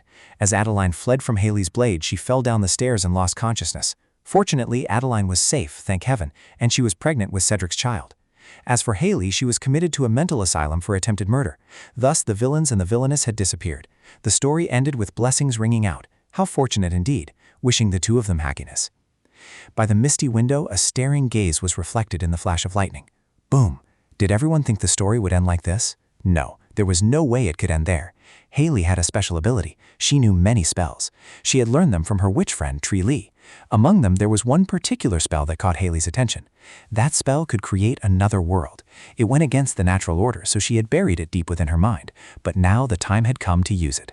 Slowly opening the book sealed within her mind, Haley finally cast the spell. The name of the spell was Memory Swap. It was a wicked spell used to swap one's own soul with that of a designated person. At that time, Haley had gone mad. She had been confined in the hospital for far too long. So whether the two of them would resolve their misunderstandings or live happily ever after, how could she possibly care? She giggled and cast the spell. Adeline and Haley, the magnetic waves from their soul swap, created another world. After a while, Haley opened her eyes in the new world. With black hair and beautiful blue eyes, I had become Adeline. She touched her face and thought to herself, I have become Adeline. To be precise, she lived as Adeline, but possessed the memories of Haley from her past life. It wasn't the blonde hair she had desired, but even so, Adeline was still very beautiful. In her past life, she had never found her own face beautiful, so she was overjoyed now. Finally, she was starting a new life. She happily abandoned her useless and abusive father and changed her name. She wanted to leave the past behind and enjoy this new life. Although she met Cedric in this life, strangely enough, she was not crazily attracted to him. It made her doubt whether her feelings for him when she was Haley were truly love, a love so intense that she desperately wanted to possess him. And when she faced the real Adeline in Haley's form, isn't it strange? The feelings of inferiority, jealousy, and negative emotions from her past life had completely vanished. In their place, a strange sense of guilt gradually emerged, as if mocking her miserable past life. She felt regretful and disappointed in the things she had done. In this world, her name was changed to Dylan, the name of her twin brother in her past life. But strangely, she thought she had found my real name.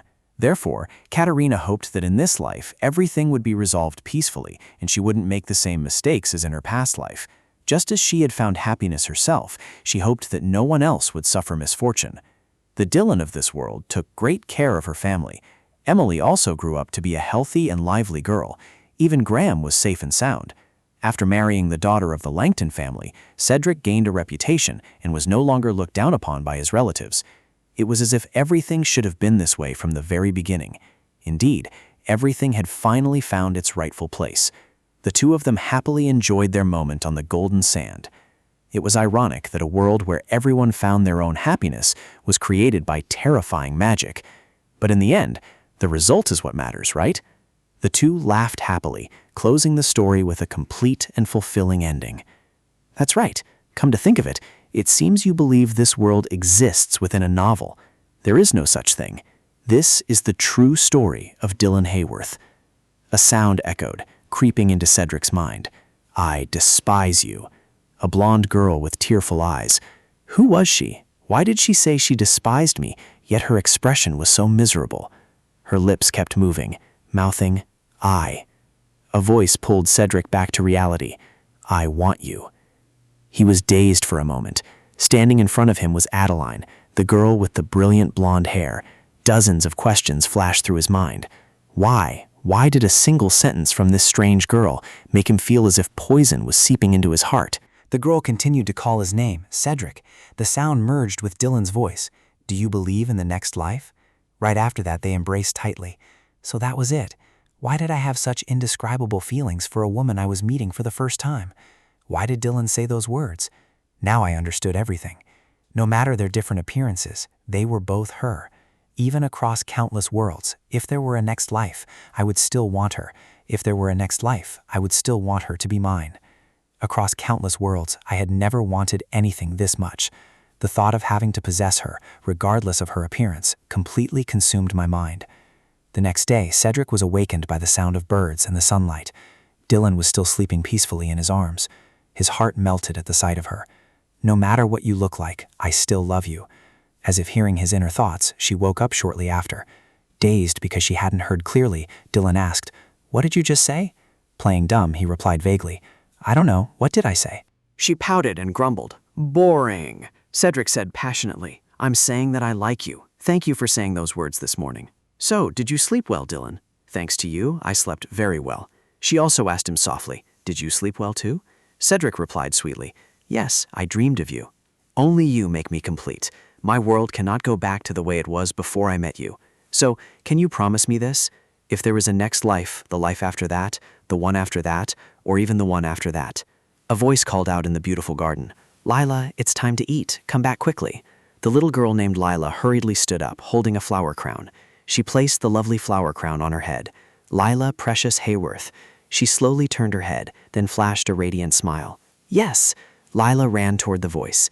"You must promise to entrust your happiness to me. You must promise to entrust your happiness to me." Thank you for watching today's video. And so we have reached the end of this fascinating series. See you in the next video, which will feature an even more dramatic and exciting series. Don't forget to like and subscribe to support us, and never miss any new videos. Thank you so much for watching, and have a great day.